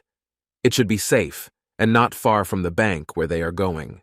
Po stops the guys, saying that while passing by a tall building, he saw something strange there, and suggested that monsters could hide in buildings and only come out when they see lonely targets in order to surprise and kill. Han, listening to Po's story, was not surprised and knew that he could not be approached unnoticed. Kazuro, looking up from the map, was captivated by Po's opinion and agreed that this could be so. Po noticed that the guys in front of them were walking from the very beginning and weren't turning anywhere. Maybe they knew something, Po said. Kazuro was completely indifferent to the presence of other participants and replied that if so, they would clear the way for them from the monsters. Among the three guys there was a girl in a military suit. They approached a small building with a sign about car repair. Perhaps they wanted to go to the service to see if there were monsters there so they could fight them. They were very quiet and calmly observing their surroundings. Kajuro said that if they plan to go where he is, then Nada will stop them and prevent them from taking all the money from the bank before them. Kajuro didn't want to let anyone stop him from saving Hanami's mother. He was very serious and did not intend to lose. Noticing that Kazuro was right, and the guys began to enter the building with a sign on the wall of the car service and climb the stairs to the top, Kazuro calmed down, and the guys continued to walk to the given point on the map, simultaneously looking at the group of guys entering the building. Having reached the next alley, Kazuro looked out to make sure there were no obstacles or troubles. Po also decided to look out, and trying not to shake with fear and maintain composure, looked to see if there were any monsters there. Kazuro notices a suitable house where they can stay. It was an old abandoned small house surrounded by a fence. Po and Han began to approach him, looking around a little and making sure he was safe. The doors were broken, and there was a lot of dirt and cobwebs inside from the lack of people. Kajuro smiled and said that this was a suitable place to spend the night. Khan went inside and did not show any emotions. He just looked around and assessed the situation. Po tensely entered the building, afraid that they would sleep in a house without doors and be vulnerable. Khan, having found a good place, decided to wipe it down so that he could sit down and not get his clothes dirty. It was a little unexpected for Kazuro that such a quiet man and a master of the sword was so neat and always carried a rag with him. Having wiped the place for himself, Khan wanted to sit down and start checking his blade, but without having time to do anything, he sat down on a clean place. Po, and with great zeal, began to say that it was time for them to have a snack and fill their bellies before bed, not paying attention to Han's surprised and slightly angry face.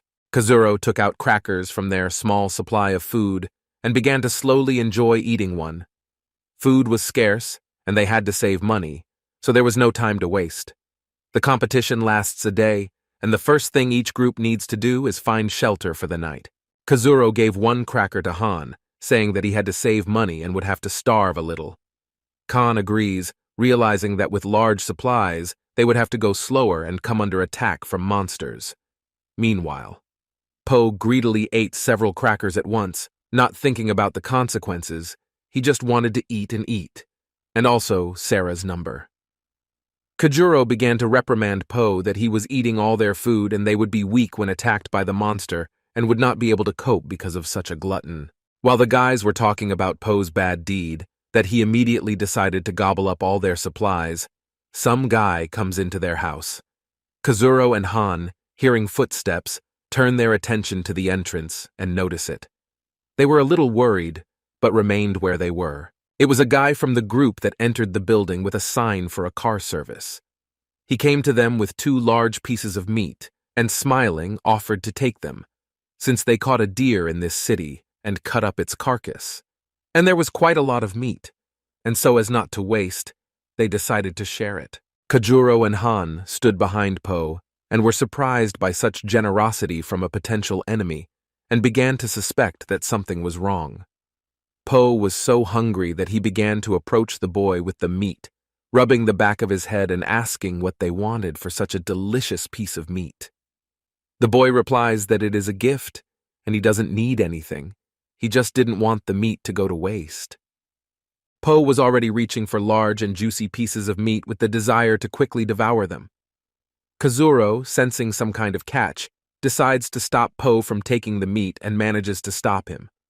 Kazuro is still sure that no one will simply give food as a gift in such competitions between university participants. Kazuro thanks the boy for coming to treat them to such delicious pieces of meat, but he doesn't quite understand how an ordinary animal like a deer could survive in an abandoned city with a lot of monsters.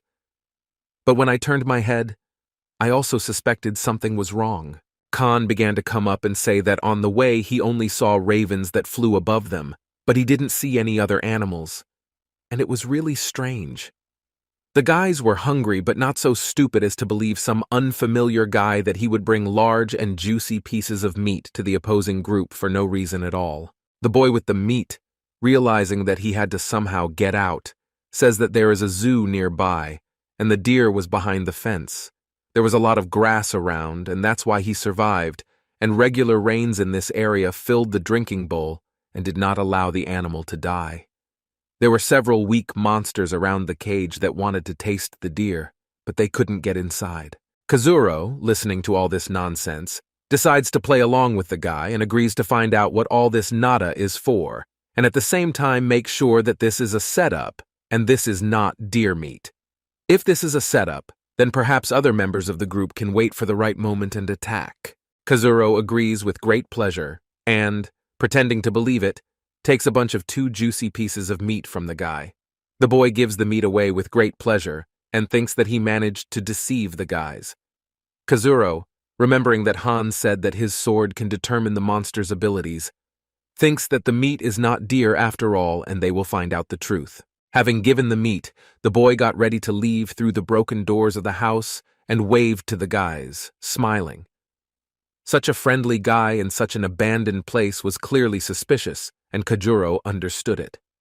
After leaving, Kajuro asked Han to check the meat for any suspicious substances. Placing the bundle on the table, Kajuro tells Han to act. Poe looked at the meat and salivated with desire to taste the tender and juicy meat. Khan pierces the meat with his blade and Poe doesn't like it, causing him to raise cries of misunderstanding. Kazuro stops the screams by saying that this is how it should be, and they must make sure that the meat is safe and can be eaten. Having cooled down a little, he begins to understand Kajuro's idea and why he so kindly agreed to take the meat after he himself had forbidden it. Khan took out his blade from the pierced pieces of meat and began to look at the blade. When it changes color and begins to give off an unpleasant odor, he can determine what kind of animal or monster the meat is. It takes some time, but the answer will be soon, and the guys need to wait a little. Meanwhile, Poe can no longer control his hunger and, drooling, greedily looks at the meat and reaches out to devour it. He is so stupid that his brain turns off at the sight of food and his patience disappears. Khan finally realized whose piece of meat it was, and the information was unpleasant for the guys. The meat was a monster capable of causing severe paralysis and sleepiness. After eating such meat, they would never wake up again. After hearing Hana's words, he was very upset and hungry. He understood that Kajuro was right and no one could be trusted in this abandoned city. Kazuro stood with his head bowed and realized that the boy had hardly gone far and would wait for the poison to take effect in order to inform his comrades in the group. Kazuro invites his comrades to pretend that they have eaten meat and go to bed, simultaneously preparing for an attack. Kazuro asked Han to throw the meat somewhere, and Po to make sounds of pain and show concern about the condition. If that boy is nearby, he will hear and tell his friends. Then we will attack them if they appear. Po began to make sounds of regret and pain from meat poisoning. The other guys also tried to pretend that they felt bad. The boy who brought the meat heard that they bought and ate the meat. He was nearby and realized that he had succeeded in deceiving those three and poisoning them. The insidious plan to eliminate the competition participants worked. Even no one will understand who did it, since the monster's meat could be eaten at any time. The boy was sure that now no one would stop them from finding a high-ranking monster in this area and killing it, delivering the stone to the exit and winning. The guys pretended that they had gone to bed and tried to act convincing. Po, after so much loud snoring, suddenly fell asleep for real. Having cleaned the floor before bed and laid down their sleeping bears, the guys rested on the wooden floor listening to their surroundings. Suddenly, they heard loud words arranged in rhyme. At first, they did not understand what was happening and thought that it was the group that poisoned them that decided to attack in this way, accompanying the attack with poetry. But this was not so. Beautifully composed words came from the theater stage located nearby. Two monsters appeared on the theater stage and played the play, not paying attention to the fact that there were no spectators or anyone at all. Their playing was quite loud and could be heard throughout the entire area in that area. The ghost woman was dressed in a beautiful and ancient robe made of silk and had long sleeves. She had a short hairstyle on her head, decorated with red stones and designs. Her eyes glowed and evoked fear from the mysterious monster. The stage comrade looked like an ancient warrior in golden armor skillfully operating a naginata. They played a scene together in the theater and were happy on stage. Their story of a warrior in love and the daughter of a ruler was played every evening in an abandoned city. Seeing through the window that two monsters appeared on stage and were performing a play, Kazuro was a little surprised. He had never seen anything like this, and thought that such monsters were clearly different from ordinary low-ranking ones. Khan complimented Kazuro's guesses by saying that he felt a strong swordsman's aura from one of the monsters, and they were definitely strong. Meanwhile, another group of students with a boy who tried to poison Kazuro and his comrades began to invite their roommate to go together and fight the monsters. Since they were of high rank and by winning, it would be possible to deliver their stones to the gate and win the competition between universities. The girl in a military suit agreed to attack the monsters on stage and began to summon her monster, which looked like it was made of mud and was melting before our eyes. Their attitude was serious, and they were preparing to attack the monsters on stage, interrupting the performance. While Kazuro and Han were discussing their next steps, Po began to wake up after some girls' loud vocal performances. Yawning, he asked the guys what was going on and where were they going. Kajuro looked at Po and said it was time for them to seize the moment. He looked at Po and said that after trying to kill them and hearing that strong monsters had appeared on stage, Kajuro suggested going to the stage and watching the show without interfering with the fight. If possible, and most importantly, do not show fear, then they will not be touched for now. On the stage, a girl in the national attire of the old era sang a song about love for her warrior groom, fighting with other countries and warriors. Kazuro and his comrades came to the stage and began to listen and encourage the monsters to perform well. Po tried not to show that he was scared and sat quietly on the bench. Khan cautiously approached Po to sit next to him. Only Kajuro did not hesitate to express his emotions and loudly applauded and praised the theater actress.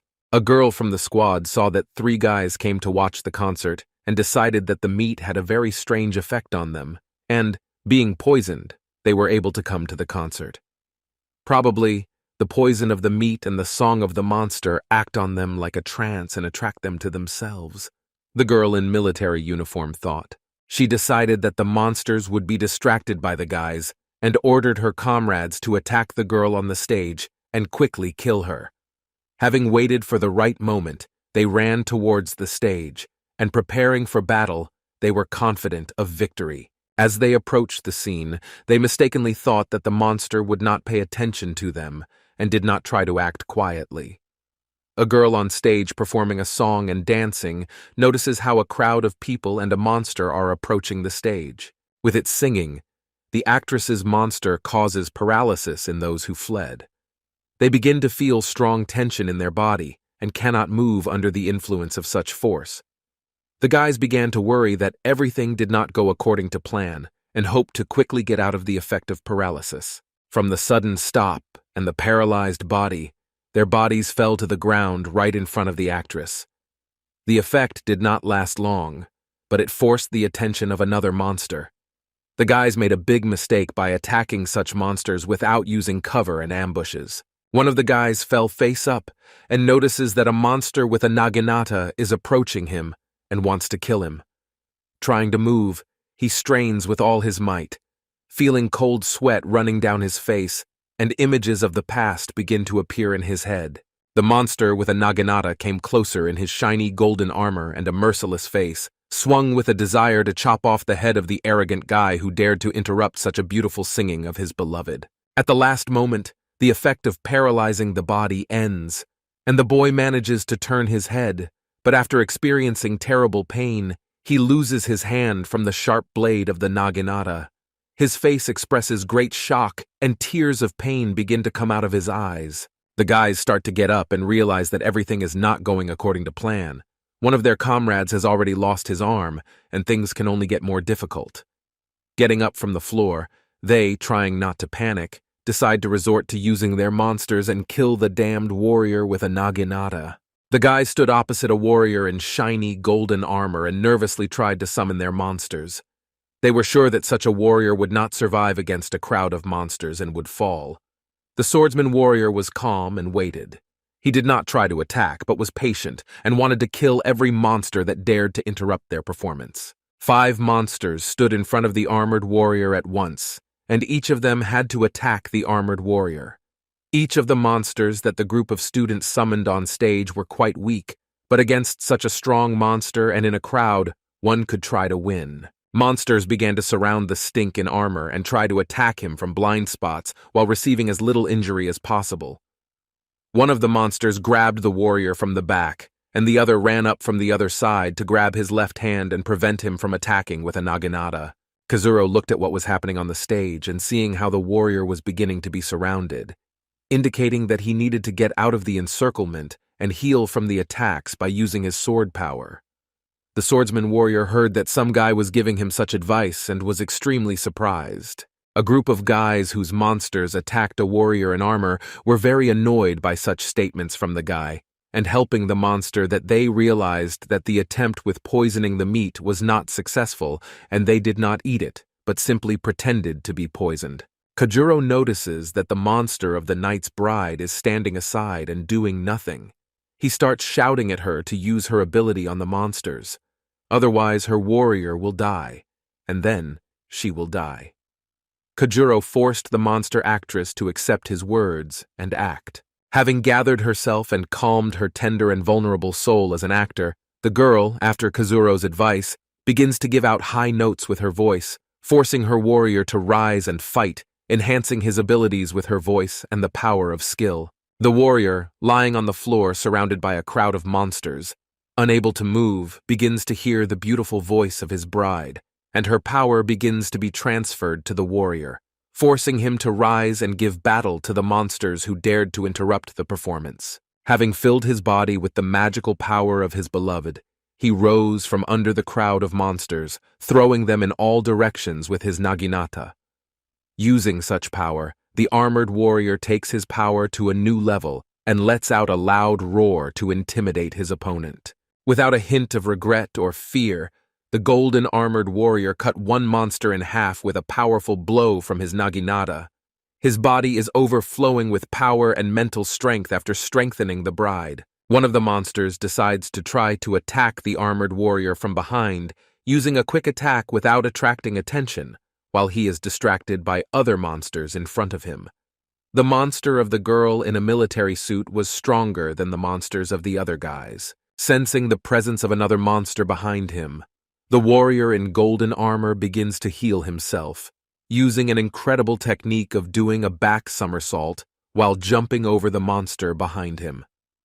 Everyone did not yet understand what had happened and watched the battle. The warrior who tried to attack the armored warrior from behind crashes into the mummy monster who was fighting the warrior face to face. Having jumped over the monsters and not allowing himself to be grabbed, the armored warrior dodged and prepared to strike. Finding himself behind those monsters that tried to attack him, the warrior in golden armor delivers a strong and accurate blow to another monster, who did not expect such a turn and loses his head. The mummy monster and the swamp monster fall to the ground without understanding how this happened. Kajuro begins to loudly support the warrior in golden armor, thereby surprising everyone that a person is rooting for a monster. The warrior in golden armor was also surprised, but tried not to be distracted and keep an eye on the other monsters. While a crowd of monsters tried to attack and kill the warrior in golden armor, another boy ordered his monster to attack the monster's girlfriend from behind, thereby provoking the armored warrior to become distracted or give up and die, sacrificing his life in place of his bride. While the warrior in golden armor fought against the monsters and tried to fight back using various techniques, he managed to kill the mummy monster and assess the situation and determine another target for attack. A warrior in golden armor notices that a monster is creeping up on his bride from behind and immediately decides to attack him. Running up and jumping over the monster, the warrior began to swing his naginata and kill the damned monster. A strong blow at an unexpected moment for the monster who wanted to attack the monster's girl led to instant death. The armored warrior pierced the monster's head with his sharp naginata blade, causing him to experience severe pain, as did the owner of the monster. All monsters and people were neutralized or killed. The golden armored warrior proved that his abilities were high and his sword skills were amazing. Such a warrior is a worthy opponent for a strong opponent. One of the attackers was still alive and able to fight, but the fear of the monster and the understanding that it is strong enough and even stronger than she expected begins to beg for mercy and try to crawl away. The girl was scared and felt that she had no chance against such a strong monster alone. The fear of imminent death appeared on her face.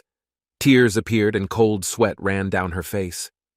In the last moments of her life, she tried to figure out how to survive and do something. Seeing Kajuro, she began to beg to help her and save her, bowing low to the guy and apologizing for trying to poison them. The armored warrior came closer and prepared to deliver the final blow. Being next to her dead classmates, the girl was in despair and begged for salvation. Kajuro was relentless and was not going to forgive the attempt to kill him. If she intended to kill him without any regret, then she did not deserve mercy. Kajuro pretended not to hear her begging him to help and simply winked at her before dying. After a strong swing of the warrior in golden armor with his naginata, the girl's head was chopped off with a sharp maple. Kajuro did not feel pity and believed that there would be no mercy for any attempts to kill or maim him or his loved ones and friends. After such a strong performance from the monsters and fighting alone against a crowd of monsters, Kajuro stood up and began to applaud the monsters, showing his respect and courage for such talented creatures. The warrior and his bride stood ready and were not going to give in to some guy who supported them in battle. Kazuro, realizing that the monsters are quite strong, decides to activate his sword skills and prepares for the battle. The armored warrior is the most dangerous of them, but attacks from his bride cannot be ruled out, for they can inflict paralysis or enhance the skills of their warrior. Kajuro began to climb onto the stage, where a crowd of corpses of monsters and students lay. The warrior in golden armor came closer and prepared to attack the guy. Kajuro was ready for the attack and kept an eye on the monster's movements in order to react in time. The warrior girl began to sing a quiet song and cast some kind of spell. The warrior in golden armor was waiting for the right moment to attack and was very serious, and suspected that the boy did not just interfere in the battle, but observed and suggested, without even resorting to the help of his comrades. The boy began to feel strong magic around him. It was reminiscent of winding fog, blinding the enemy. This technique would have worked if the boy was not ready for this, but the premature activation of the skills of his swordsman of the highest rank blocks all weak attacks of the enemy. A warrior in golden armor, thinking that the boy is now vulnerable and will not be able to repel the attack, begins to attack him, running with a sharp naginata and smiling, confident of his victory. His movements were honed and perfected over hundreds of years of living as a monster. Such a monster was quite a difficult opponent. Kazuro, showing his disappointment, begins to summon his monster with a chainsaw, saying that it was in vain that they decided to attack him. Rolling up your sleeve and pressing the symbol on the saw's arm, a blue glow began to break out, from which a monster should appear. A strong monster with a chainsaw pops up unexpectedly for the monster in golden armor and repels the attack with its saw, causing the warrior to doubt his actions a little. He began to understand that the boy was much stronger than all those who attacked him combined. A huge monster with a chainsaw showed its power with its terrifying appearance and began to attack the warrior in golden armor with a saw. The warrior managed to put a block with his naginata, but he couldn't hold out like that for long, and he had to do something. The bride looked at the battle and did not know how to help him. Her strength was exhausted, and she needed to rest and gain strength to help her warrior. She was worried that the warrior wouldn't cope, and the boy would kill them. The strong attacks of the monster with a chainsaw forced the warrior in golden armor to strain all his remaining strength to protect himself and not allow himself to be pierced. He fought with all his strength and did not want to endanger his beloved. The warrior's bride in armor began to worry about her lover, but she did not have enough strength. She needed to help her betrothed and use reinforcement. The warrior in golden armor was at the limit of his strength and could not withstand the power of a huge monster with a chainsaw for a long time. Unable to bear it, feeling that he might lose his love, with the last of his strength, he tries to cast a strong spell, and singing a song about love, begins to create a spell. Her heart began to beat faster out of fear for the warrior in golden armor. Enormous power began to be released from the singing of the beautiful singer and fueled the abilities of the warrior in golden armor, giving him a chance to confront the monster with a chainsaw. The warrior begins to increase his strength and absorb the golden mana of his bride's enhancement. His face begins to become covered with veins from the great absorption of his beloved's power, and the power begins to grow. Overcoming the pain in his body, the warrior in golden armor begins to shout, intimidate, and try to repel the attack of the monster with a chainsaw. A warrior in golden armor, having overpowered a monster with a chainsaw, successfully throws away the saw with his naginata and frees himself from the protective stance. Now he can, thanks to his speed and increased strength of his beloved, attack. Ignoring the stunned chainsaw monster, the armored warrior tries to dodge past the monster and attack Kajuro with his naginata. Kajuro pays attention to this and, calling on his sword, stands ready. The warrior with the chainsaw did not understand how it happened that some monster weak for him could resist him in such strength. Imbuing his sword blade of the highest level with magical and powerful power, Kajuro prepared to repel the attack of the warrior in golden armor. He was absolutely confident in his actions and was not afraid to engage in battle. The sword exuded enormous power and intimidated the enemy with just the sight of it. Swinging, Kajuro tried to hit the armored warrior with his sword, but he managed to block with his naginata. The force of the blow was so strong that the warrior could not stand on his feet. No one in this city had ever seen such a fight on the stage of an open theater. The battle of so many monsters and scavengers was incredible and brutal. After being struck by Kazuro's sword, the golden-armored warrior flew back and fell to the floor of the stage. He was shocked by the guy's power and began to realize that he couldn't stand it that easily. A warrior with a chainsaw stood next to the guy and did not interfere yet, but waited for an order. The warrior girl in armor was scared and worried about her betrothed. The warrior in golden armor was angry and filled with rage at such an impudent interference in their performance on stage. Lying on the floor of the stage, he wanted to take revenge on everyone who had somehow offended his bride and kill the arrogant people with their henchmen monsters. Kajuro began to raise his mighty blade above his head for the final blow, enhancing the characteristics of the sword and wanting to finally break through the defense of the golden armored warrior. He looked at the monster and thought that such a worthy warrior could join his collection of monsters, but for this he had to subdue him by breaking through his defenses. An incredible force fell upon the warrior in golden armor. After the blow, he was thrown to the side with his naginata broken in half. The blow also caused damage, causing the warrior to cough up blood. This seriously frightened the bride. The monster girl with acting talents and beautiful singing was very scared and feared for the life of her beloved warrior in golden armor. Her eyes and mouth were wide open in fear and surprise. Cold sweat ran down my face from fear. Looking at the badly wounded warrior, she could not stand it and began to run to him to help and restore his body. The stage actress and beloved armored warrior's abilities included buff and stun skills. She could heal the warrior constantly, and then it would be difficult to defeat. Kajuro understood this, assessing the enemy's skills before engaging in battle himself. Summoning his monster, a busty beauty, Kajuro orders his beloved warrior in golden armor to stop. The busty beauty agrees and, using her zither, begins to perform the melody with a stunning effect, not allowing her to move. The bride feels the influence of the abilities of the busty monster and begins to stop, feeling dizzy and weak. Her body could not withstand the abilities of the camp and begins to weaken. Her legs begin to give way, and she falls. Kajuro runs up to her in time and catches her, preventing her from falling. The monster actress was very weak, after so many attempts to save her warrior in golden armor, that she needed rest and recovery.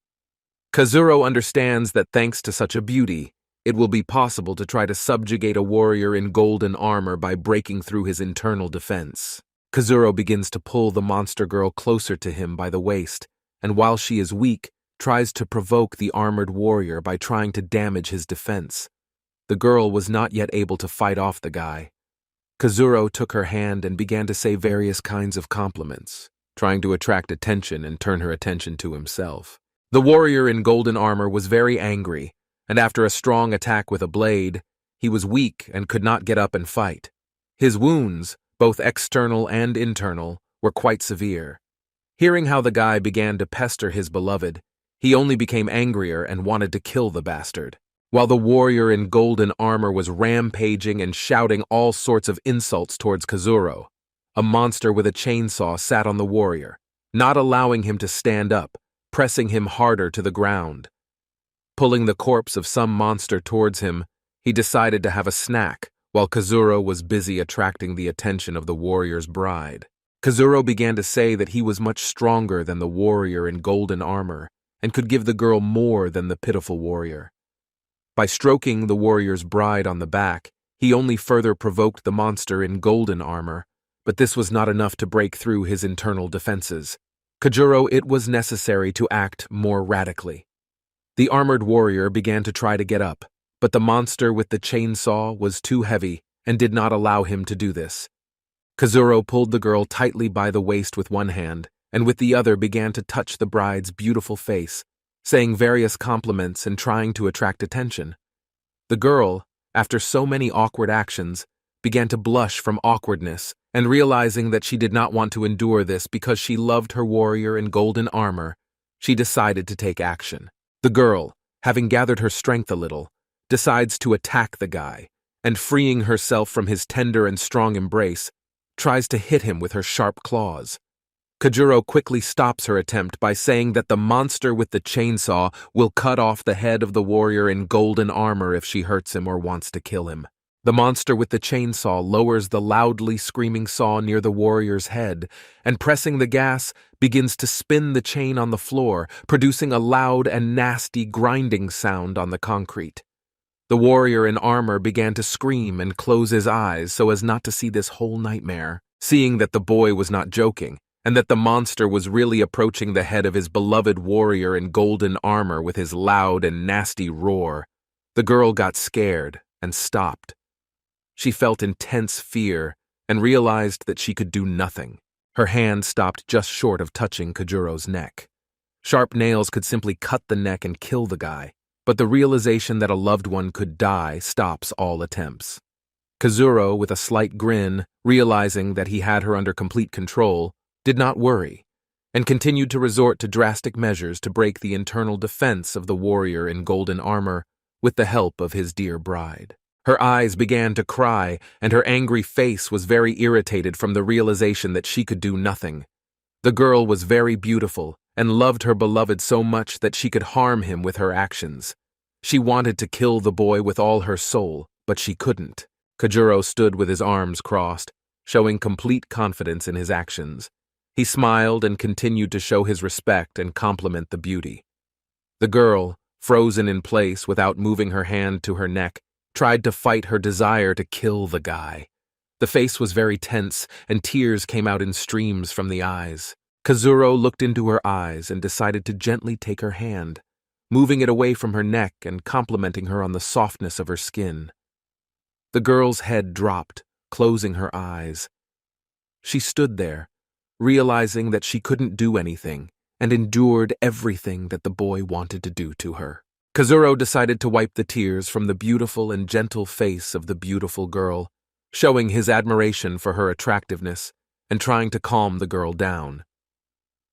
This is quite a tender moment, and the warrior in golden armor should definitely react, Kazuro thought. The warrior, out of anger that the guy is touching his beloved's face, begins to flare up with anger and scream, begging the guy to stop. The monster with the saw continued to hold the saw nearby and, if the monster tried to rise, immediately cut off its head. Kazuro decides to do a very dirty act and, hugging the girl by the waist, bends her over and reaches out to kiss her face. The girl begins to understand what the guy is trying to do and gets very worried, realizing that he doesn't want this. Kajuro feels that if the monster sees the kiss, then its defense will definitely fall and it will succumb to absorption. Pretending that he was kissing the girl, having first turned her to the side so that the warrior would not see the kiss itself, he waited for a reaction and hoped that it would work. Kazuro's cunning act was very ugly, and he understood it, but the warrior's abilities would be very useful to him. The warrior in golden armor saw that the bastard began to kiss his beautiful beloved, and became very angry. His emotions were very stormy, and he felt enormous disappointment in himself that he could not save his beloved in any way. The warrior's defense fell after this, and Kazuro felt it. Without wasting any time, Kajuro begins to absorb the warrior in golden armor. A monster with a chainsaw, sitting on a warrior, eating the monster's leg, felt how the body of the warrior under him began to disappear, and he plopped down on the ground. All this time, Kajuro kept the girl's back to what was happening, and she did not know what was happening. Kajuro devoured the warrior in golden armor and was pleased, but now he had to do the same with the girl, so as not to be a scumbag in their eyes further, and then explain his intentions and apologize to them. The girl didn't quite understand what was happening, and why the boy pretended to want to kiss her. Having released the girl, Kajuro began to think about how to break her defense. The girl turns around and sees that her beloved warrior in golden armor has disappeared, and not a trace remains of him. She begins to ask Kajuro where he took her lover, and if he killed him, then she will do everything to kill the guy. Kazuro, listening to the girl's threats without answering anything, decides that if she is shamed, the protection will fall and he will be able to absorb her. While the girl did not understand anything and was at a loss, he took advantage of the moment and began to try to remove her outfit, thereby exposing part of her body. His perverted face showed great interest and desire to see a woman's breasts. The girl, realizing that the boy had completely lost all shame and was starting to undress her, she was very scared and did not understand what to do. Her eyes began to cry and her closed eyes showed only an unpleasant feeling in her soul. Kazuro began to pester him even more, trying to cause intense shame and weaken the beautiful girl's internal defenses. He began to pull his lips closer to her face and try to kiss her, saying all sorts of obscene things. He started talking about how they could have a good time alone without anyone bothering them. The girl, realizing what she was getting into, got very scared and started screaming, calling for help. Kazuro feels that the girl has given up and her defense is broken. He lets her go and says that everything will be fine now, trying well to calm the girl down. By using the absorption ability, Kajuro activates his powers. The girl begins to be absorbed, emitting a pink aura and forming another symbol on the guy's hand. Now these two will serve the guy together, and no one will separate them. On the stage, now only the corpses of the guys who tried to kill Kazuro and his comrades, and the stones of their monsters remained. Kajuro now owned another attacking monster, and a monster with new abilities that could strengthen all monsters, giving more power. These were pretty good monsters, and now you can be calmer having two warriors at once. After contemplating his achievements, Kazuro absorbs the chainsaw monster and the buxom beauty back into his body, and stands on the open stage, wondering what to do next and where to go. He begins to descend from the stage and feels something unpleasant. The soul of the warrior begins to rage and scream that as soon as he gets out, he will immediately kill the guy, showing his broken feelings and seeing what the guy did with his beloved. Kajuro begins to say that he did nothing wrong, and all his actions were to weaken the warrior's defenses for further absorption. Kazuro understood that the couple of lovers now felt great distrust and anger towards him for his actions. But Kazuro was a rather smart guy and thought about how to calm them down and convince them that everything was to save them and preserve the relationship, leaving them now together forever. A warrior in golden armor hugging his beloved shouted at the guy, showing his hatred for kissing and indecently touching someone else's lady. Kazuro began to make excuses, saying that he did not kiss his bride and only touched his waist without opening his arms in front of him. The girl confirmed the guy's words and admitted that the boy really only pretended to want to do something, but only provoked the warrior. And she decided not to tell the guy's action after absorbing the warrior, blushing a little for safety. The warrior in golden armor heard from his beloved that the boy did this only to save their lives, and so that they could always be together. He was surprised. Having thought carefully about what the boy had done for them, they agreed to such conditions, and were glad that they could always be together while continuing to perform.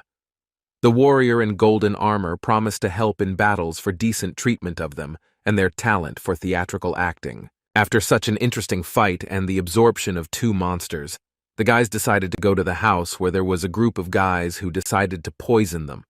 Check if there were any provisions there and maybe something else. Walking inside, the guys came across food lying on the table and a box with stones of weak monsters. Poe held a bundle of meat in his hands and was glad that he could eat normally. Khan, having checked the food for poison, said that everything was safe and they could have a snack. Kajuro was very exhausted, and after the battle, he needed to rest and restore his abilities and gain strength. He yawned and stretched, showing his fatigue and desire to sleep. Beside him lay his backpack, in which he kept all his belongings. Kazuro decided to go outside, taking his backpack with him and telling the guys that he wanted to go outside to unwind a little and get some fresh air. Han was surprised that Kajuro, instead of sleeping, decided to go outside and breathe. Kazuro said that he would not be long and would return soon, but for now they could have a snack, since they would soon move on. Han looked at Kajuro and felt that the boy was growing stronger, and his aura was filling with new colors and increasing in size. Such power was quite dangerous even for the owner of so many monsters. Han was beginning to worry that Kajuro might lose control of the monsters and die. Kazuro, going outside, decided to sit at a table and take stones from his backpack to improve his strength and the strength of the monsters. It was quite light around from the cloudless sky and moonlight. Kajuro laid out the stones on a napkin. He summoned the busty beauty to improve her abilities and try to unlock new skills. Such a monster deserves attention and strengthening. Kajuro began trying to activate the stones and charge them with energy. The stones began to glow and rise as if by the magic of levitation. Kajuro sent a large amount of power at them and asked the buxom monster to absorb the stones. Now the girl's abilities will be enhanced and will be able to provide new skills for further use. The busty beauty, opening her mouth wide, began to absorb stones saturated with powerful power, improving the abilities and strengthening the monster. Her aura began to glow more intensely and slightly enlarge her beautiful body shape. The busty beauty was surprised that her breasts had grown so much, and felt awkward and uncomfortable that her breasts could fall out of the dress. Kazuro, embarrassed, tried not to focus on his large breasts and wanted to see how much the busty monster's strength had increased. Having discovered the characteristics of the monster, he began to check whether he had enough stones to activate a new skill. The points were enough to activate the skill, and looking at the busty monster, Kazuro realized that after all, the bra that he had given earlier would definitely not be enough now. After the busty beauty, Kazuro decided to increase the skills of another monster, and taking the backpack in his hands, the guy turned it over, pouring the remaining monster stones onto the table. A large number of stones can pump up the strongest skill of a monster, and Kazuro began to summon it. Having opened his red voice, Kazuro began to absorb all the remaining stones on the table, strengthening the skills of the red eye and allowing him to open a new ability. Having collected a sufficient number of stones, Kazuro was eager to test the capabilities of his half-monster. Having opened his eye, Kazuro became able to see through objects and walls. The power to notice the aura of monsters in dark places began to progress and turn into X-ray vision. It was very cool and useful. Now the guy will be able to see the enemy, no matter where he is hiding. Kazuro notices that if you look closely, you can see all the points of contact of power and the channels of the soul through which mana moves. This ability allows you to assess the enemy's strength reserve and the amount of strength for further battle. Kazuro was pleased with such improvements and rejoiced. Red Eye agreed with the guy and pointedly showed how strong and dangerous he was now. Such superior skills will not hide anything from the Red Eye when the enemy is in front of them. The ability to analyze the enemy's abilities speeds up the speed of action, and there is no need to wait and evaluate. You can now immediately attack knowing about the enemy's abilities using Red Eye skills. After some time, having had a snack and collected their things, the guys moved to the point they needed on the map, to the bank. They walked along a small path. There were only power lines and green hills around, hiding from the wind. The guys looked around and were always on the alert. Suddenly, some guys appeared in front of them in bandages and with many wounds. They ran and screamed in fear. Judging by the fatigue, this lasted quite a long time, and the guys were very exhausted. Kazuro pays attention and thinks that someone is following them. Running past, Kazuro manages to ask the guys why they were running like that and what happened. The guys, very tired, say that a crowd of monsters is chasing them and they also need to run away. Kazuro, hearing that there was a whole crowd of monsters there, got a little scared and thought about it. Having decided to fight them, Kazuro and Fen ran towards the crowd of monsters with great pleasure. Fen took out his sharp blade and prepared for battle. When he saw that his comrades began to run towards the monsters, he got a little scared and asked to wait for him. Poe didn't want to be left alone in a dark and dangerous city, but he was also scared to fight a crowd of monsters. The fleeing guys noticed that the guys they met, running away from the monsters, ran in the wrong direction, but towards a crowd of scary monsters. He started shouting at them to come back and run in the other direction, otherwise they would die. Kazuro and Fen were in the mood for a worthy battle and ran towards the crowd of monsters with great pleasure. Once on the bridge, a crowd of monsters appeared in front of the guys, and they continued to run without stopping. The monsters were of a weak wound, but there were dozens of them, and with their mere scream they scared ordinary people but not our guys. Fen uses his shadow monster in front of Kazuro for the first time and orders him to fight. The monster looked like death with a large and sharp scythe that cut through the enemy like a knife through butter. Fen did not lag behind and acted like a ninja, attacking from above with his sharp sword. Their attacks were coordinated and honed to perfection. They acted together and covered each other. Such a monster was very strong and capable of standing up to a crowd of monsters alone. Fen, covering his monster with filigree precision, throws his sword at the head of the monster that was trying to attack the shadow from the back. Kazuro, trying to keep up with Fen and his monster, summons his chainsaw monster and a warrior in golden armor to fight. A monster with a chainsaw offers a bet to a warrior in golden armor on whoever kills the most monsters wins. The warrior in armor reacted to such a proposal only with a grin and simply said that we would check which of them was the more effective and capable warrior. Crowds of monsters moved towards our guys and did not feel any fear. The horde of mindless creatures only wanted to eat as many people as possible and did not pay Nina any attention. Their loud roar and aggressive attitude caused fear. Sharp teeth could tear flesh with one bite, and no one wanted to get caught by something like that. Kazuro, skillfully wielding his powerful blade, scatters monsters to the right and to the left. He sees how many monsters there are and is happy that so many monster stones can be collected and sold on the black market, which may be enough to last him a long time as president. A warrior in golden armor and a monster with a chainsaw scatter small monsters with their moves and sharp weapons. There are only more monsters, and they keep coming and coming. The monster with the chainsaw takes notice of this and warns Kazuro to use a stronger attack and kill them faster. Kazuro, in the heat of a back-to-back battle with his monsters, hears the words of a monster with a chainsaw and wonders what to do. Remembering that one of the red-eye skills can kill a crowd of low-level monsters at once, he decides to use it. Kazuro begins to use the red-eye skill on the explosive ability of a group of low-rank monsters.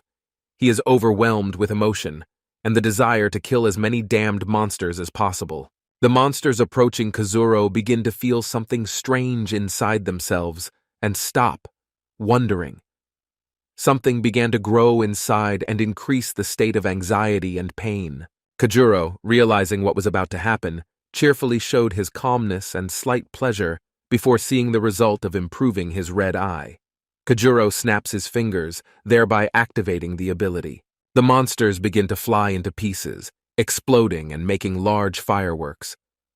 Kazuro, seeing that he was able to defeat a large group of monsters with one ability at once, understands that it was not in vain that he improved the ability of the red eye to the maximum level. After such a battle, the guys stood in the middle of a bridge strewn with corpses and stones of monsters back to back. They defeated the crowd of monsters and were happy. The fat man stood behind with those guys who were running away from the monsters and were shocked to see such strong absorbers. There was a dead chaos on the street. Only the idling of the monster's chainsaw and the heavy breathing of everyone after the battle could be heard. Having finished the battle, the guys began to check their weapons and try to catch their breath. Poe and the three guys stood in shock that his comrades were capable of such a thing. The guys were shocked to see such strong students taking part in the university competition and realized that they had no chance. They saw such brutal killings of monsters without any hesitation or fear. These were real maniacs. Kazuro and Han looked like real serial killers, and they liked to kill. The guys were so scared, looking at such fearless warriors, that they didn't even notice that one of them was standing nearby and did not take part. They decided to ask Poe why he didn't help his comrades.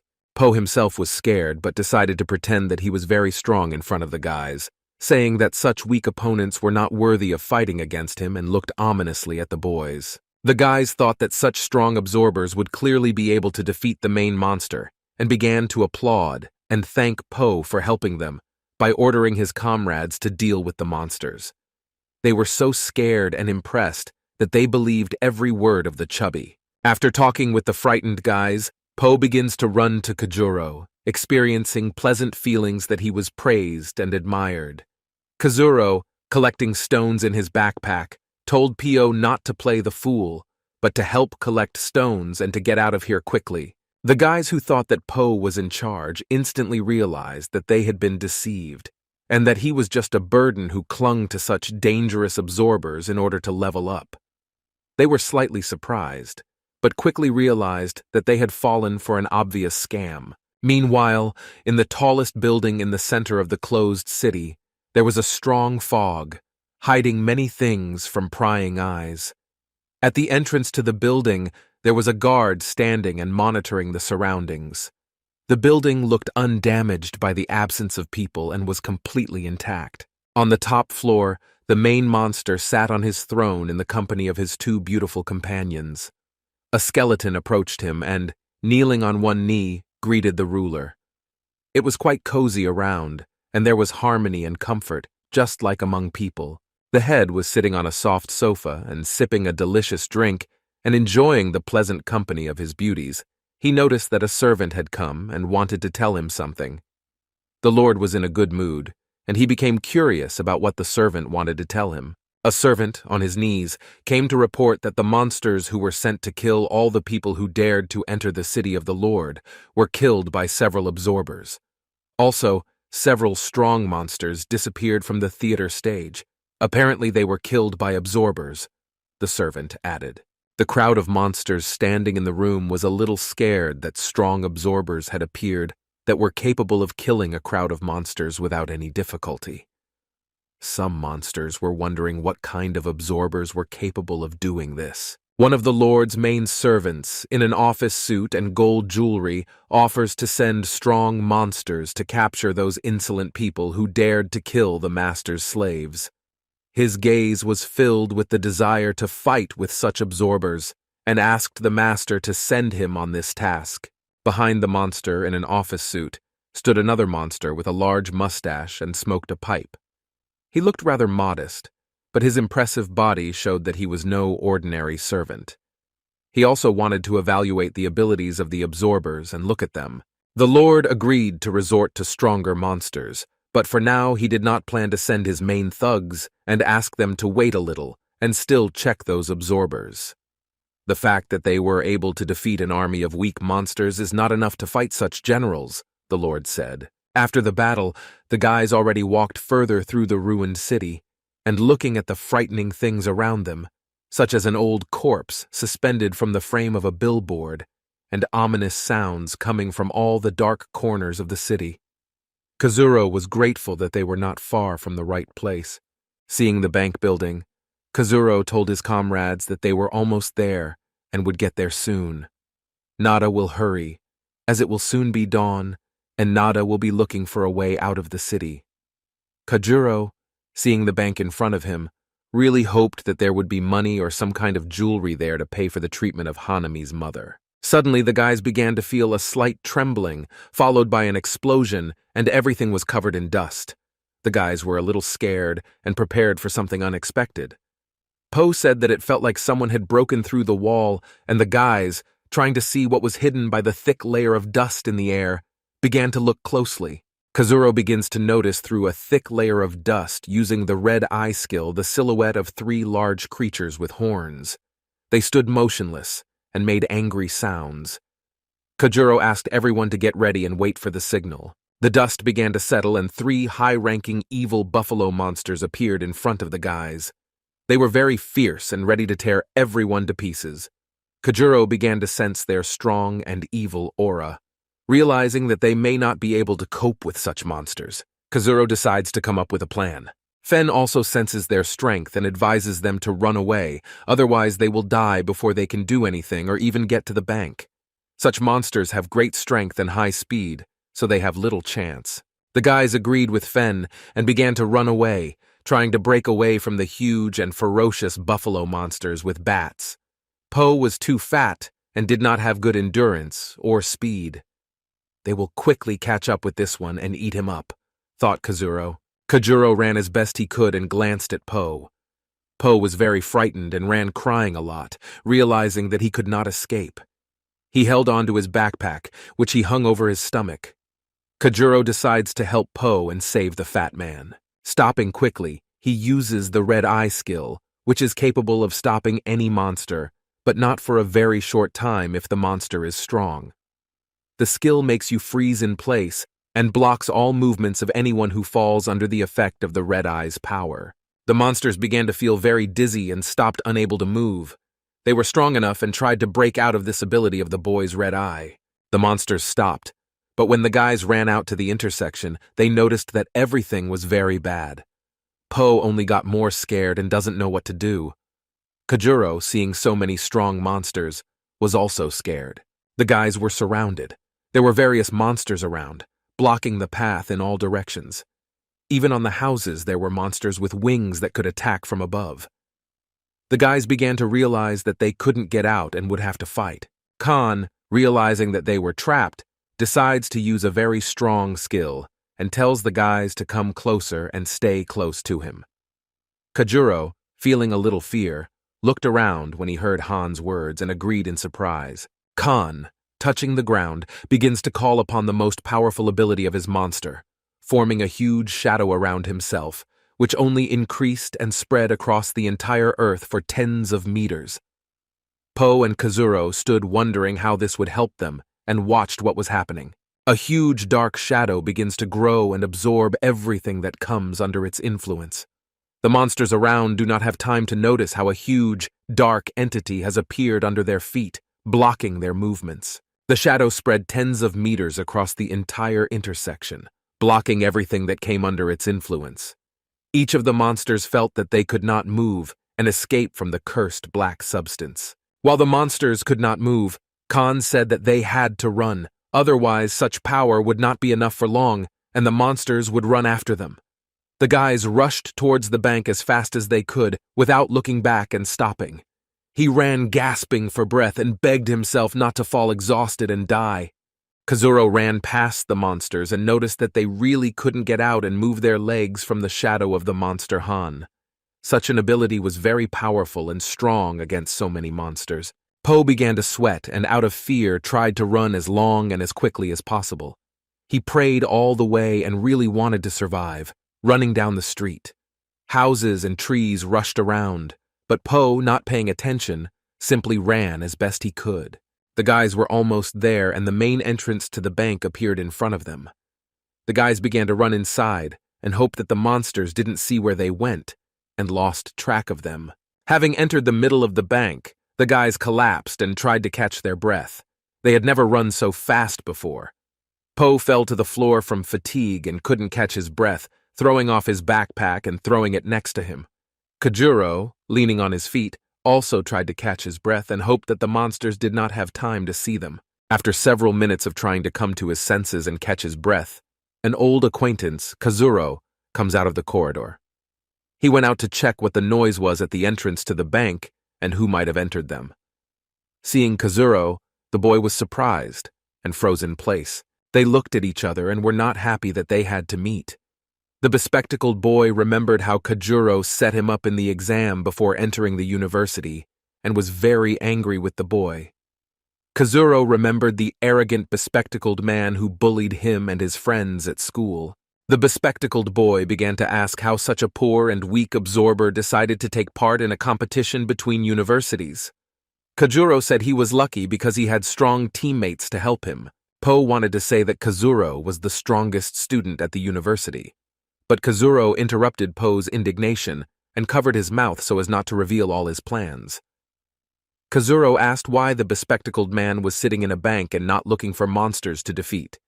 And why was he alone? Suddenly, 3 guys with very serious faces and extremely unfriendly attitude towards uninvited guests emerged from the shadows of the corridor.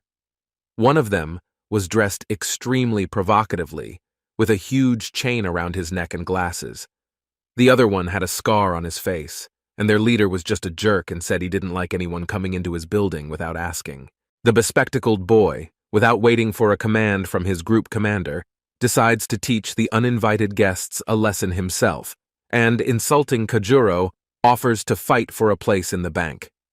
Kazuro, having heard such a proposal, decided to agree and clarified whether the bespectacled man really wanted this. The bespectacled boy reacts indignantly to such arrogant words from Kazuro. He rolls up his sleeve and shows that with 2 mid-rank monsters, he can handle an upstart like Kajuro. Kajuro, without showing emotion, calmly rolls up his sleeve, exposing his hand, on which the bespectacled man sees many signs of high-ranking monsters and is very frightened that his eyes are already popping out of their sockets. After what he saw, the bespectacled man became very tense and began to regret that he agreed to the duel. The bespectacled boy, seeing so many monster marks on Kazuro's hand, couldn't believe his eyes and began to assume that he was a swindler and was deceiving everyone that he had so many monsters. Kazuro, not paying attention to the bespectacled man's words, decided to go further along the corridor and find the safe where the money was kept. The leader of their group was not happy to see strangers and decides not to let Kajuro through, saying that he is a nobody and he has no business coming here. They were the first to occupy this building, and if they want to stay here, they will have to fight.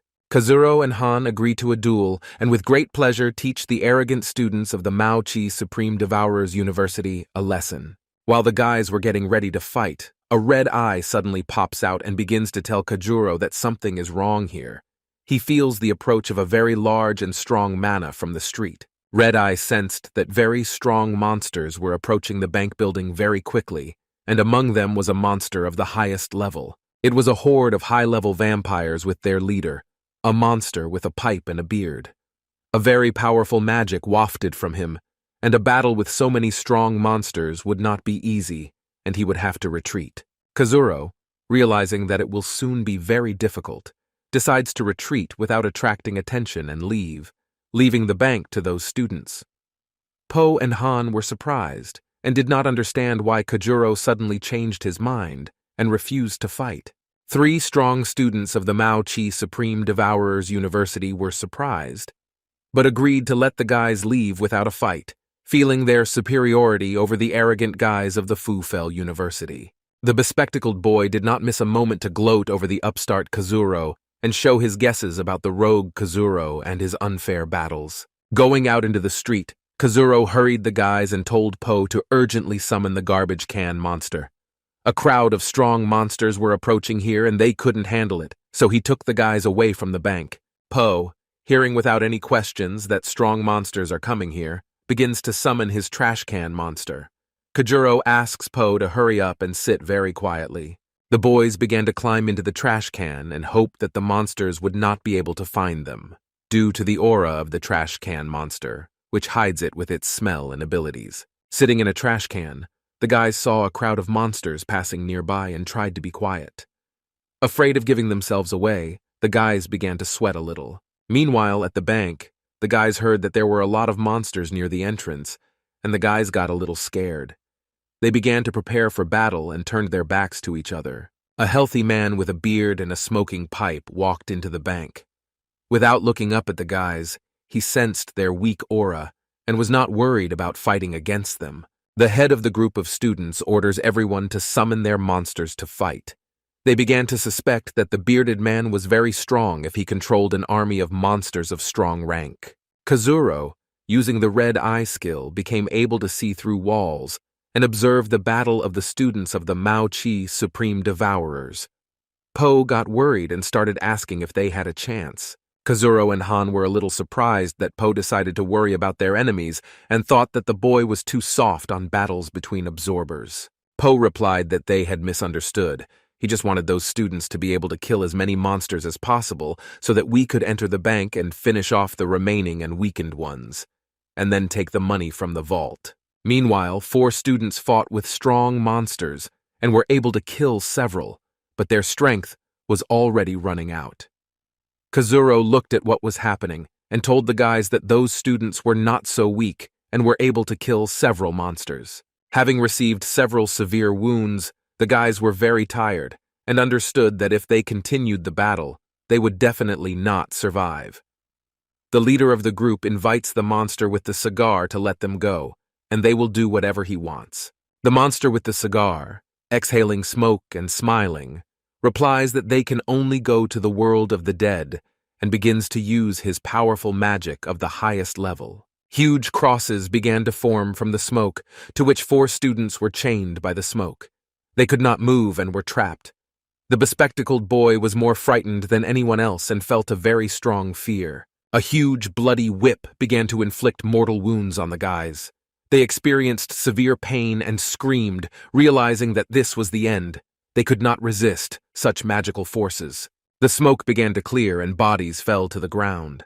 The bespectacled boy and his friend were lying on the floor with severe wounds. Some were already dead.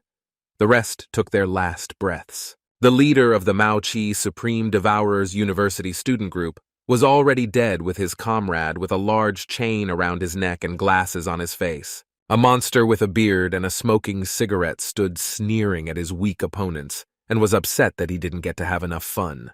Kazuro, seeing that all the students were dead and had not killed many monsters, made the guy a little surprised that even such trained students of the strongest university, Mao Chi Supreme Devourers, were killed without any problems by that bearded monster. Han, listening to what Kazuro was commenting on while watching the duel between those guys and a crowd of monsters, notices that none of them owned weapons and could only fight with their monsters.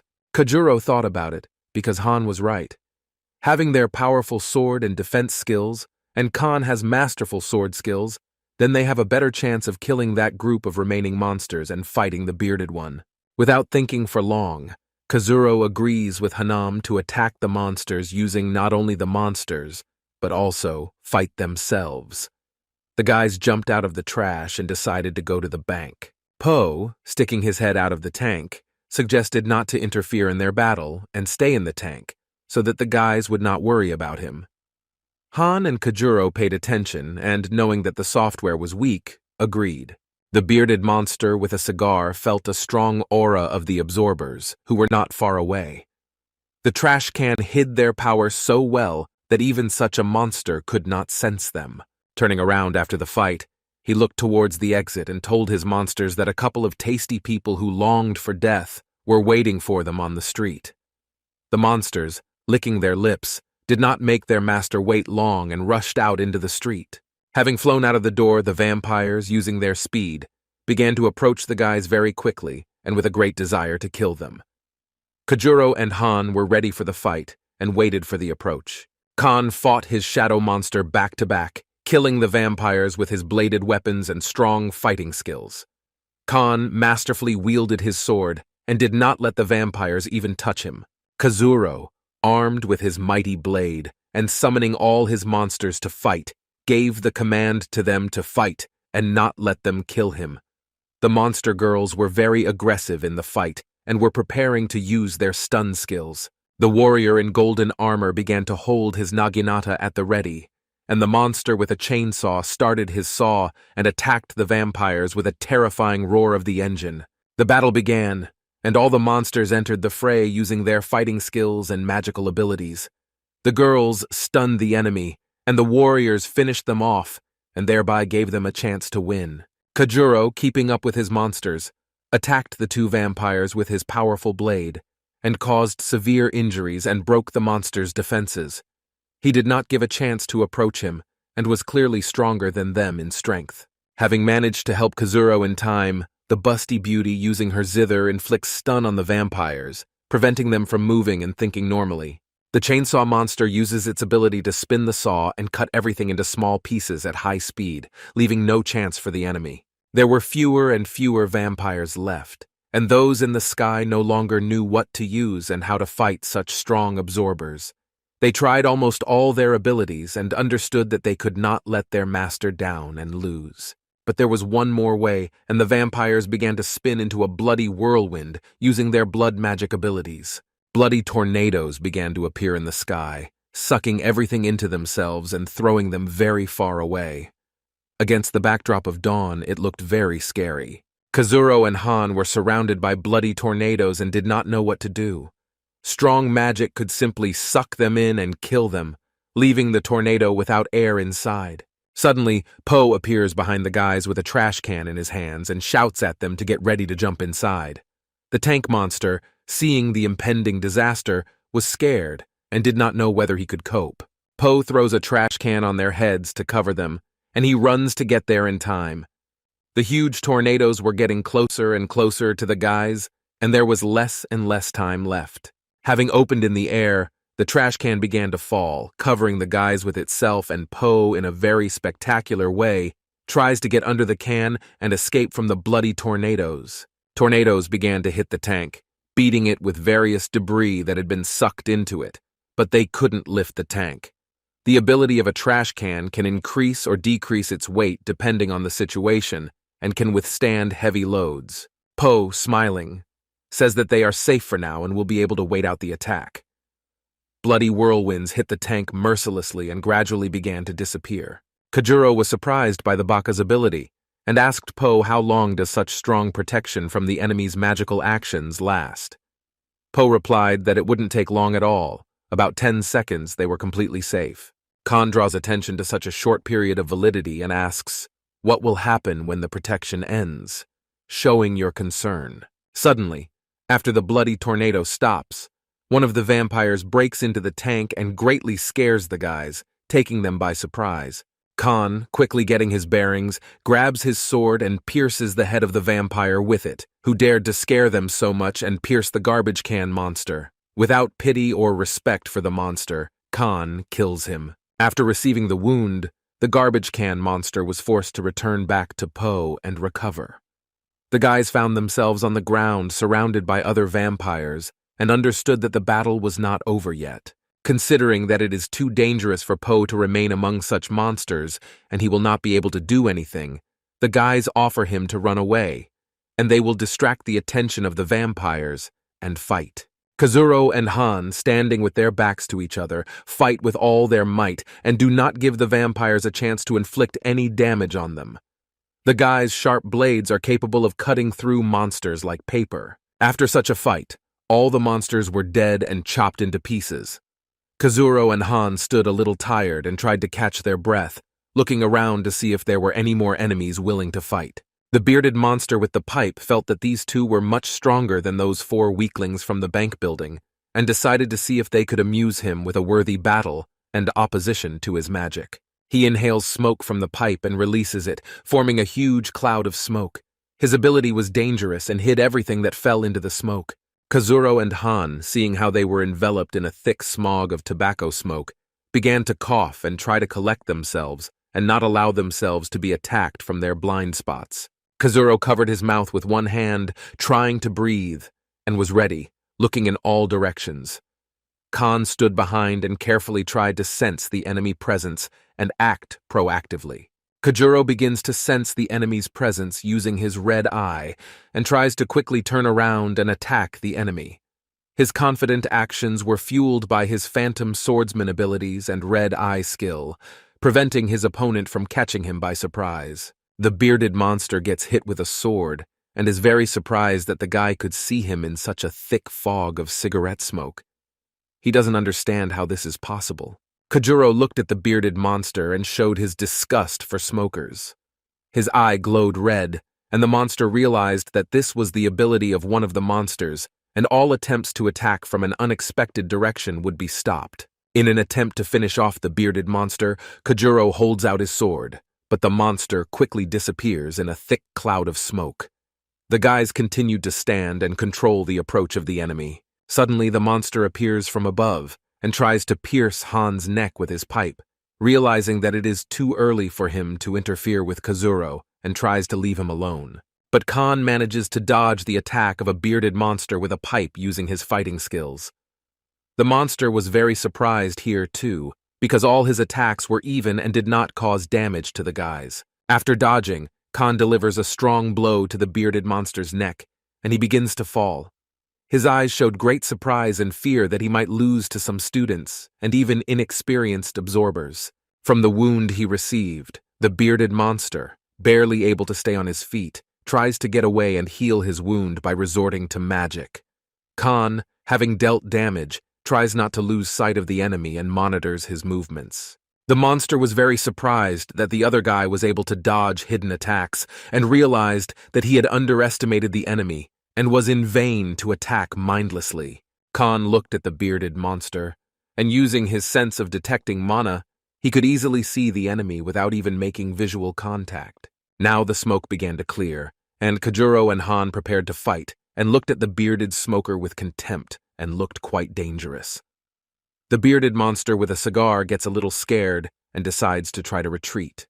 Having received several minor injuries, the bearded monster, pointing his finger at the guys, was extremely annoyed that they dared to come to his city and kill his monsters. A cloud of smoke begins to form under the feet of the bearded monster, and the monster, holding his wounded neck, tries to threaten the guys that a crowd of monsters will soon come to them and kill them. Rising into the sky, he no longer worried, because here he was out of reach of the enemy and calmly watched the guys, showing his superiority over them. Kazuro and Han watched the monster and realized that he could really go for help, and then they would definitely not be able to cope with a large number of monsters. Nada had to do something, but at such a height, none of the attacks would have reached her. Kajuro remembers his newly upgraded red eye skill and decides to attack the bearded monster with the explosive tag of the red eye ability. The bearded monster notices that a symbol appears on his hand and begins to blink strongly. This confuses him and leaves him bewildered.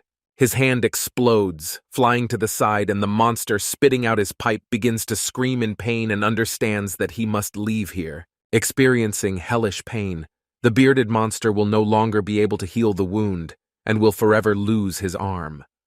The pain was severe, and the only thought in my head was to quickly get to the head of the monsters of this city and tell him about what happened.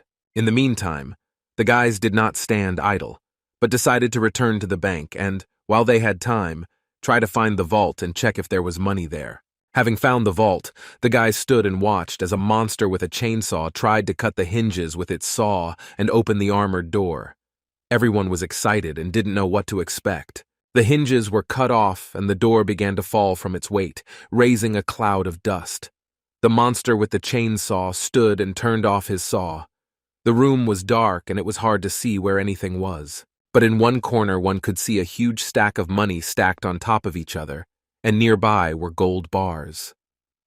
These riches have been untouched for so many years, since no one managed to get here due to the large number of monsters in the area. The guys' faces were filled with happiness, and a lot of thoughts about what to spend such huge money on. Khan was already dreaming of how he could buy himself a huge stone from the strongest monster and absorb its powers, becoming much stronger. Po dreamed of tasting the most delicious dishes from all over the world. The guys hugged a bunch of money and were blinded by happiness. Now they had to deliver such a lot of money home and divide it among themselves. Kajuro was happy because there was enough money to pay for Hanami's mother's treatment and even for a long and happy life. Calling for a trash can, he opened the lid and began to throw all the money and gold that they found in the bank into it, rejoicing and dancing a little with happiness. The trash can looked at the happy guys and was a little perplexed. Meanwhile, a bearded monster with a pipe arrived at the house of the head of the city and, holding his severed hand, tried to run and tell the ruler about what had happened. A monster in an office suit and gold jewelry was already standing there, discussing the further development of their city. Having lost enough strength and blood, the bearded monster falls to the floor in front of the ruler, emitting sounds of pain and weakness. The lord and the monster in the suit were surprised, and they were very interested in what happened to one of the leaders of the army of the lord of the city. The bearded monster, holding his hand, said that he came across two guys who were very strong and had strong fighting skills. They were capable of killing a monster like me, the bearded man said. The monster in the suit, smiling about the failure of his comrade, decides to try to stop and finish off those two guys himself. The lord listened, sipped a glass of wine on his sofa, and wondered how his general could lose the battle to some two brats who had not even seen life yet. Having listened to the proposal of the monster in a suit and gold jewelry about the desire to deal with those boys himself, the ruler agrees and asks him not to make such stupid mistakes as his comrade. While our guys were filling the trash can with money and gold bars, smiling and having fun, not thinking about what awaited them outside the walls of the bank, various noises began to appear on the street and increased with every second.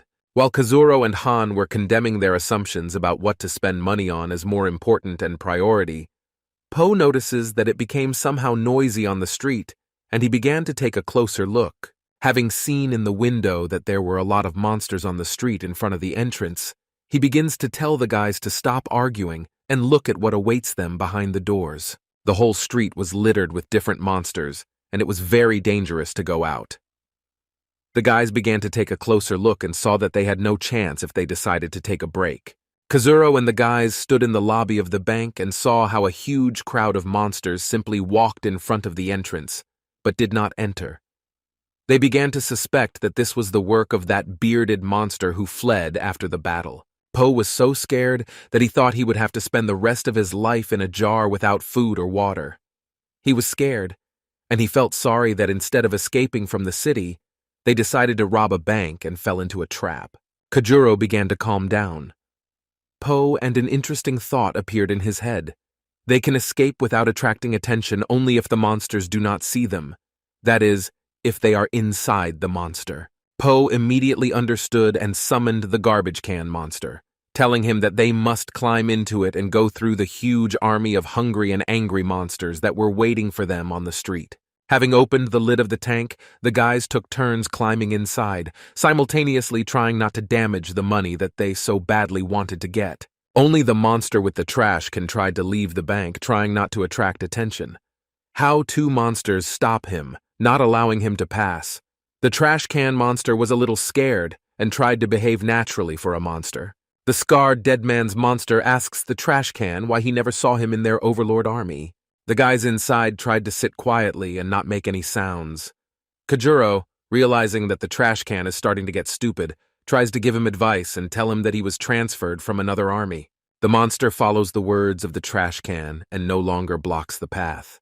The trash can is still standing and smiling awkwardly, trying not to give himself away. Suddenly, the comrade of the monster with the skull who stopped the garbage can begins to get angry and say that he is fed up with everything and wants to eat normal human meat.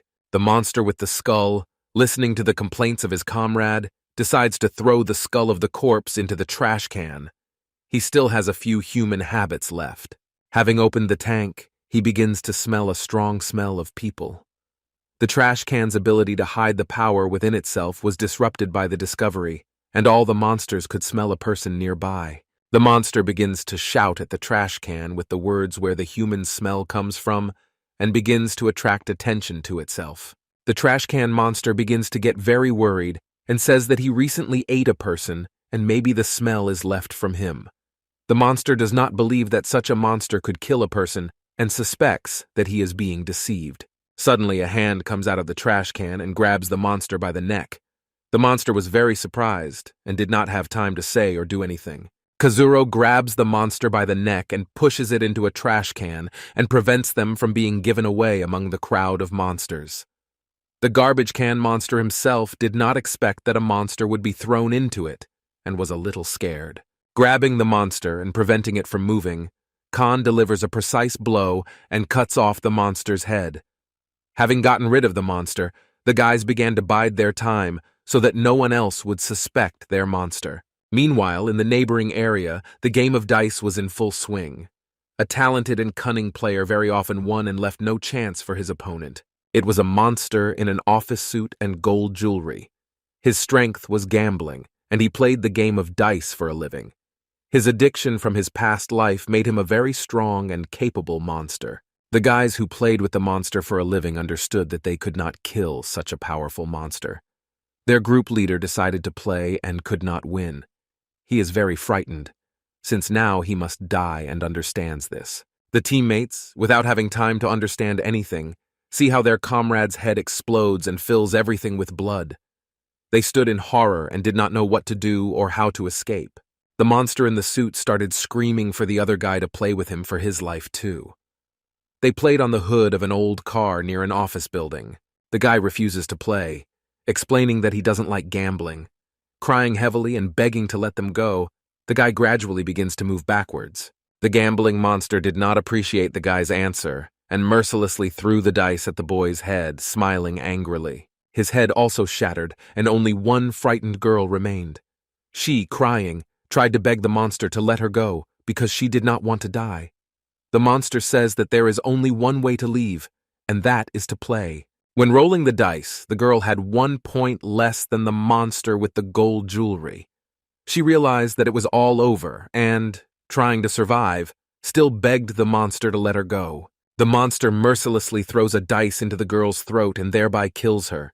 She, feeling severe pain, cried one last time and began to fall. A monster in a suit with a large golden chain ridicules such weak absorbers who could not even fight him, but immediately tried to beg for their miserable life through a game in which he has no equal. After killing the entire group of students, the monster in the suit begins to walk away smiling contentedly. Now he was heading towards the bank, where his fellow bearded monster was beaten by 2 pathetic scavengers. Meanwhile, other monsters were wandering around the trash can and trying to figure out where that human smell came from. They were dumb and didn't bother other monsters. The guys opened the lid to the permissible height and watched, waiting for the opportunity to leave the dangerous area. Khan began to panic and think that they would not be able to leave. There were too many monsters around and they would have to sit here for too long. Kojuro notices the intense apprehension on Han's face. His trembling voice was full of disappointment, and Kojuro began to try to calm his comrade, while the guys sat in the garbage can monster and tried to calm down from fear. Loud and terrifying laughter was heard on the street. Crocodile leather shoes with gold accents pointed towards the tank, while the guys tried to calm down and behave quietly without giving away their presence. A monster in a suit and gold jewelry approached the trash can and opened the lid, greeting the guys. Seeing that they had been discovered, the guys prepared to attack, but the monster said that he was not going to kill them and asked them to leave. A monster in a suit, smiling slyly, offers to play dice with the guys. As a reward for victory, he will let them go and will not kill them. Having laid out his sets of dice, he smiled and offered to choose the one who would be the first to want to play with him. He knew that the guys had no chance since he had never lost.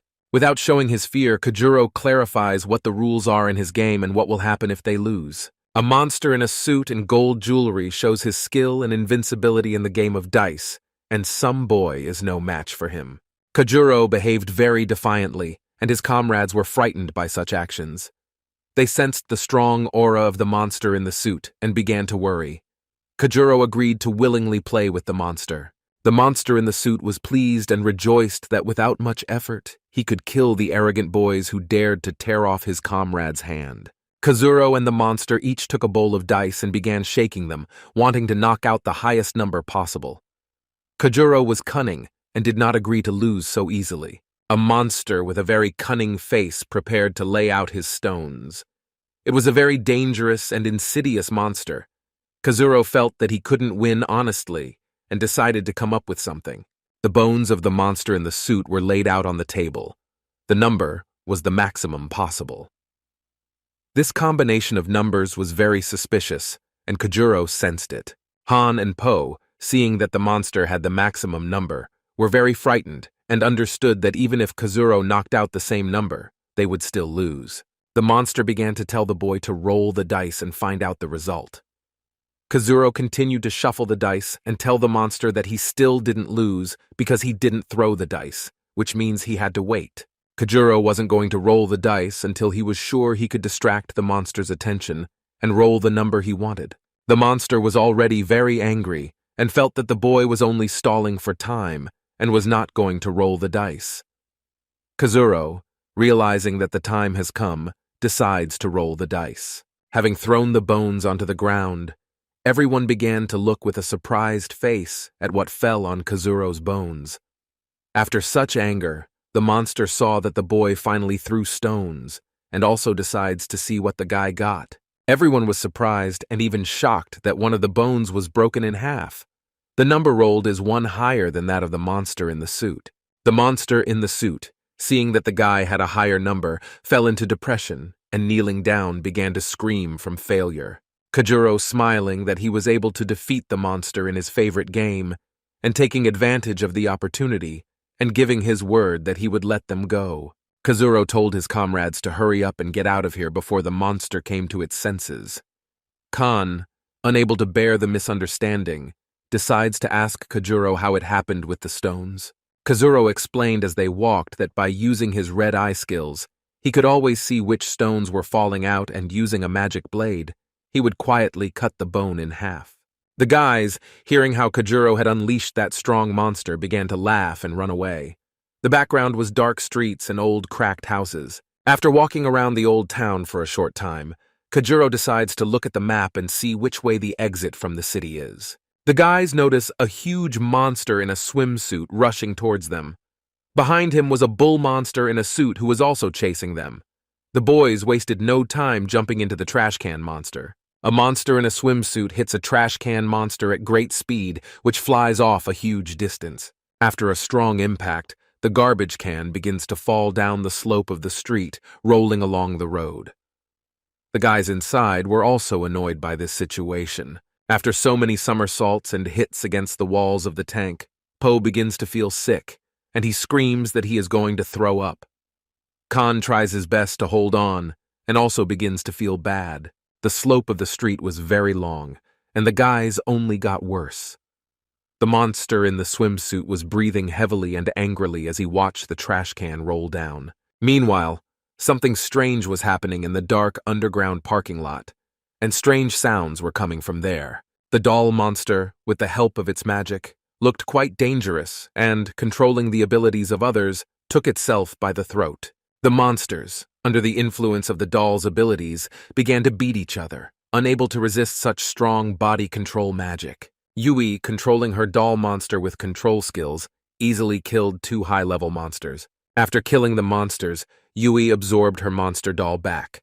She killed monsters, but felt little pity for her actions. After the death of the 2 monsters, the rest of the group runs up to Yui, happy that she protected them from such powerful monsters. Unexpectedly for them, a garbage can monster flies into the parking lot and crashes into a pole.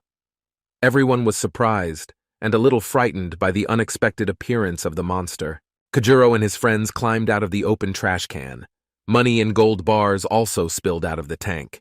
Yui and the other students stood surprised that they were still alive. Some of Yuya's group, seeing that the boys were with a lot of money, offered to kill them and take the loot for themselves. The guys began to come to their senses and, having recovered, noticed that they had fallen into an underground parking lot, and Yui and other students were standing in front of them.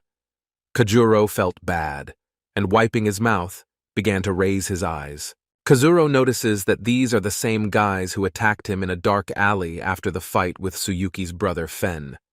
These scum were mercenaries and students of the Mao-Chi Supreme Devourers University. The guy with glasses suggests attacking and not hesitating. Yui stops them, saying that this is not the right time and it is not worth making a fuss and fighting just yet. There are still too many monsters around. Kazuro, having recovered from the strong shakes and impacts of the garbage can, notices that there were a lot of stones around, and this interested him greatly. Kazuro and the guys started collecting stones and were glad that they had the opportunity to improve their skills. Yui approached them and began to say that these were their stones, and they should not take them. Kazuro saw Yui. He was very unhappy and angry. He will never forgive her family for hurting the Hanami family. Kajuro said that he would never follow or listen to her, and he was not interested in her opinion. Yui, having once again heard insults directed at herself, was very angry, but was going to do nothing with Kajuro.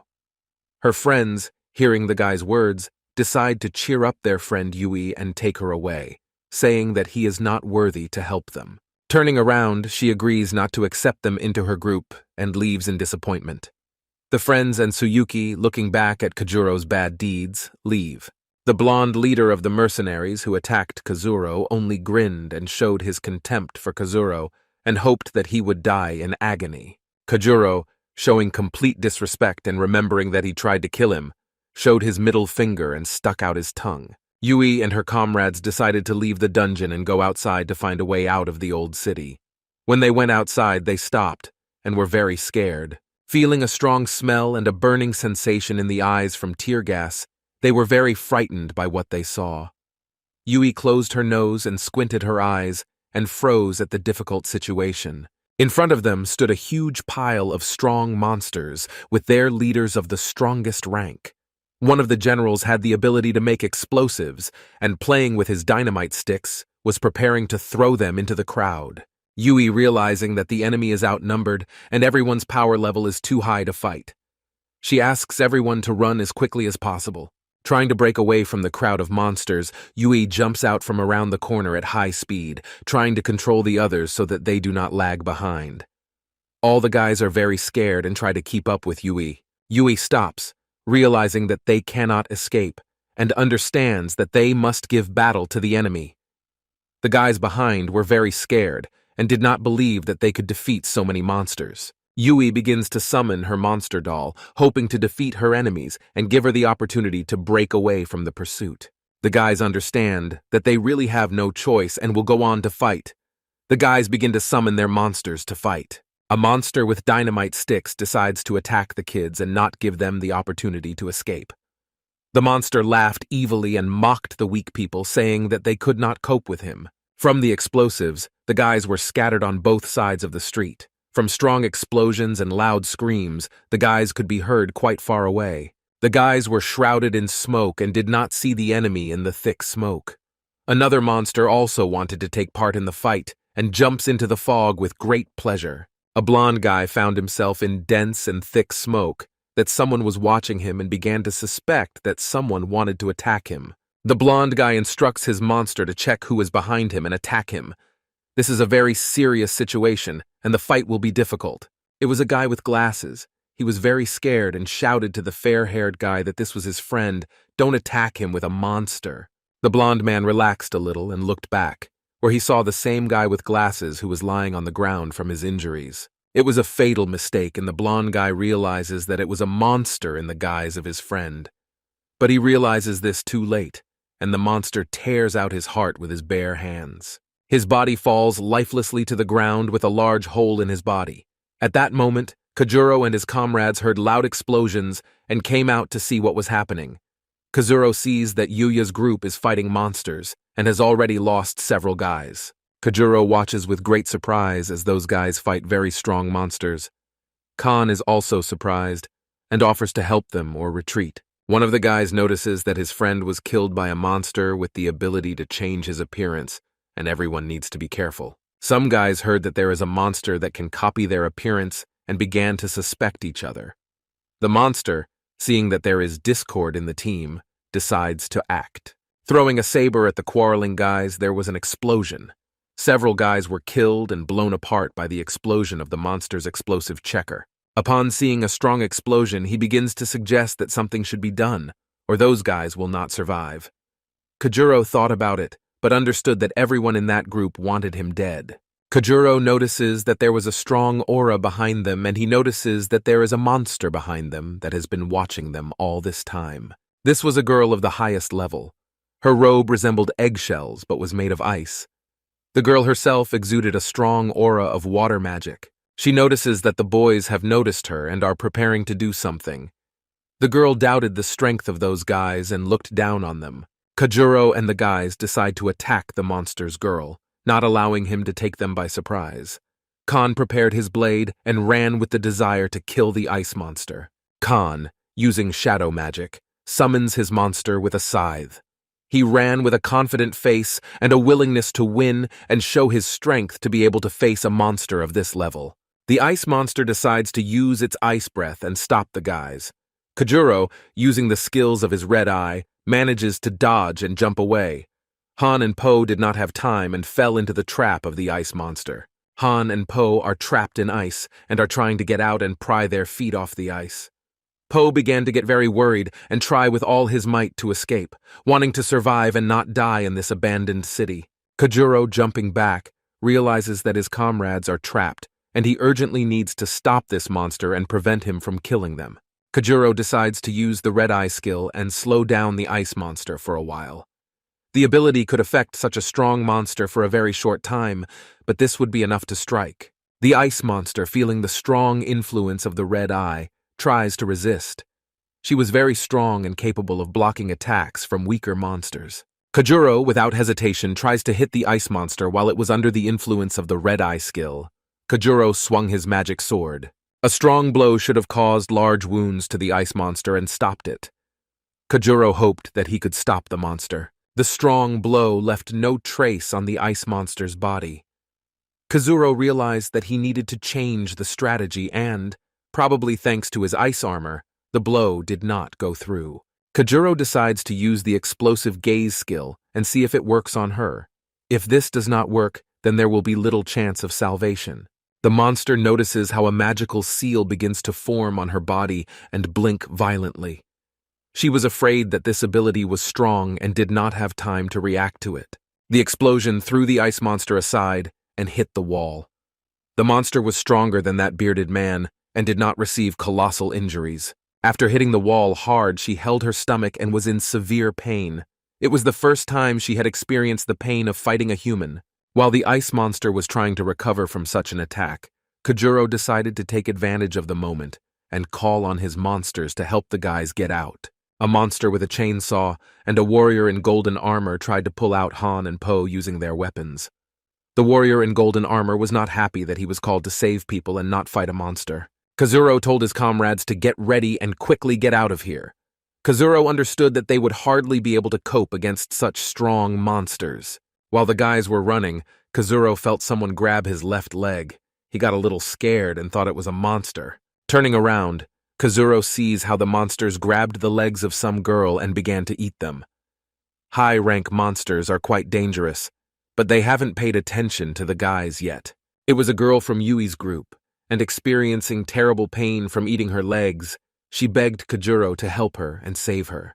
Kazuro saw that the girl had very little chance, and from the injuries she had received, she would not last long.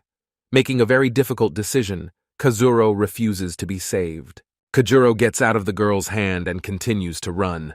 The girl screams in despair and begs for help after the guys. Trying to ignore the screams of the dying students, Kazuro and his comrades began to run as fast as they could and get as far away from this area as possible. Yui shouts to the others that they should run away too and turns around. She sees her comrades being killed by monsters right before her eyes. One of the guys is punched by a monster with horns and impaled on the horns. Yui and Tsuyuki, seeing their comrades being killed, decide to quickly run away, shouting to the others who survived to follow them. Meanwhile, Kazuro and his comrades ran as fast as they could, trying to escape and find a way out of the abandoned city. Kazuro notices that Po is running too fast and it's not like him. Just recently he couldn't run at all, but here it is. Kazuro hesitates and decides to say that his phone broke when they fell and he no longer has Sarah's number. Po, running, said that he did not have time for this now. Khan also realized this and, using his blade, strikes the monster in the form. Then they stop. Kazuro and Han, taking a fighting stance, began to ask who he is and where is the real Po. Po's mask begins to peel off, and the face of a real monster appears underneath it. There was blood coming from his neck, and he didn't understand how the guys were able to figure him out so quickly. Kazuro, taking out his magic blade, stood opposite the monster, and Khan walked around from behind and did not want to give the monster a chance to escape. Khan, standing behind the monster, threatening with his sharp sword and asking where the real Po is. Kazuro was also interested in this, and he was waiting for an answer. The monster was not scared and smiled slyly and clapped his hands. His face showed a strong interest in the further battle, and noticed that the boys were not as simple as they seemed at first glance. After clapping his hands, the monster disappears and puts Kazuro and Han into a state of surprise, and observing the remnants of magical power, they do not understand where it went. Khan felt that a monster had appeared behind him, and using his shadow abilities began to dodge the attack. The monster hits the shadow with its hand, but the boy Khan dodged to the side. The shadow began to grab the monster with its hands and prevent it from escaping. The shadow, blocking the monster's hands in itself, decides to swing its huge and sharp scythe and use a powerful blow on the monster. The blow was very strong, and the monster, with the ability to transform into people using a mask, flies to the side, receiving severe injuries. The monster with the masks fell to the ground, holding onto the large wound that left him a shadow with its sickle blow. The monster was at a loss and understood that he could not cope with them. Kazuro and Han with their monster stood and looked at the wounded monster, asking where the real Po was. The monster, realizing that it is badly wounded, decides to retreat and disappears into a cloud. Han and Kazuro understand that they need to go back and look for Po, since he is their friend and team member. Kazuro really didn't want to do this, but he had no choice. Kazuro and Han ran back, and Yui's group appeared and ran towards them. They were scared and ran as fast as they could. Yui stops Kazuro by saying that it's too dangerous there and they can't run there, otherwise you'll die. Kazuro notices that Yui took his hand. Kazuro pulls his hand out of hers and says that he doesn't care about her opinion and doesn't need to interfere. The girl was surprised and confused that they treated her like that. Kazuro continued to run, and Yui's company stood and looked after them. They didn't understand why the guys were coming back. At the place where there were many opponents and a terrible battle, Kazuro and Han began to look for Po and shout his name. They hoped that the fat man was alive and well. Walking through the mountains of corpses of monsters and people, Han shouted Po's name and looked at everything. Kazuro looked in all directions and also looked for the fat man. After several minutes of searching, Kazuro notices that Po was underneath the large monster's body and was waving at them. Po lay there and told the guys to hurry up, otherwise he was already tired of lying there. Kajuro tells Han that Nada will first make sure it is the real Po. Kajuro says that he is very glad to see the software, but there is bad news and said that his phone was broken in the battle, and now he does not have Sarah's number. Upon hearing that Kajuro no longer had Sarah's number, he was very upset and began to cry and scream in grief. He started punching the ground and cursing all the monsters around him. After a few seconds of hysteria, Po simply fell unconscious and lay under the body, making quiet sounds of disappointment. Kazuro and Han, delighted at this reaction, realized that they had found the real Po and began to run towards him in order to get him from under the monster's body. While the guys were trying to get Po, a huge army of monsters appeared behind them. Kazuro felt a very powerful aura behind his back and froze in fear. These were the monsters that Kajuro had already seen and dealt with. They stood at the head of a crowd of monsters and looked very angry. Kajuro could not restrain himself after seeing so many monsters that he was already very upset and angry that the monsters did not give them peace. He showed them the middle finger and began to insult the monsters for not leaving them behind. While the monsters were arguing with Kazuro and exchanging all sorts of insults, a monster came up from behind and hit the bearded monster and the monster in a suit on the back of the head, thereby catching them by surprise. Turning around from the unexpected blow, they were frightened when they saw their head of the city. He was a very handsome man and dressed in national attire. Waving his fan, the head asked the monsters to calm down and show their manners. This monster exuded a very strong and evil aura. Kazuro had never met such a strong monster before. He was frightening with just his appearance. Kazuro and his comrades stood and realized that even if they used all their monsters, they would not be able to resist such a powerful demon. Kazuro felt that he had little chance and did not want to show weakness, and tried not to shake with fear. He was trying to figure out how to fight such a powerful monster, using the red eye skill and assess the opponent's abilities. Oh, the loud and poisonous aura of this monster with a fan exuded hellish anger and power. A powerful and self-confident monster decides to deal with the boys himself. The monster with a fan shows his finger that he is very interested in what the boys are capable of, who were able to defeat his generals, and asks to attack him. Kajuro, holding his mighty sword in his hands, was confused and did not know what to use and how to attack such a strong monster. He decides to use the Red Eye's explosive gaze, but only by putting more magic into its power, thereby increasing the explosive power of the technique.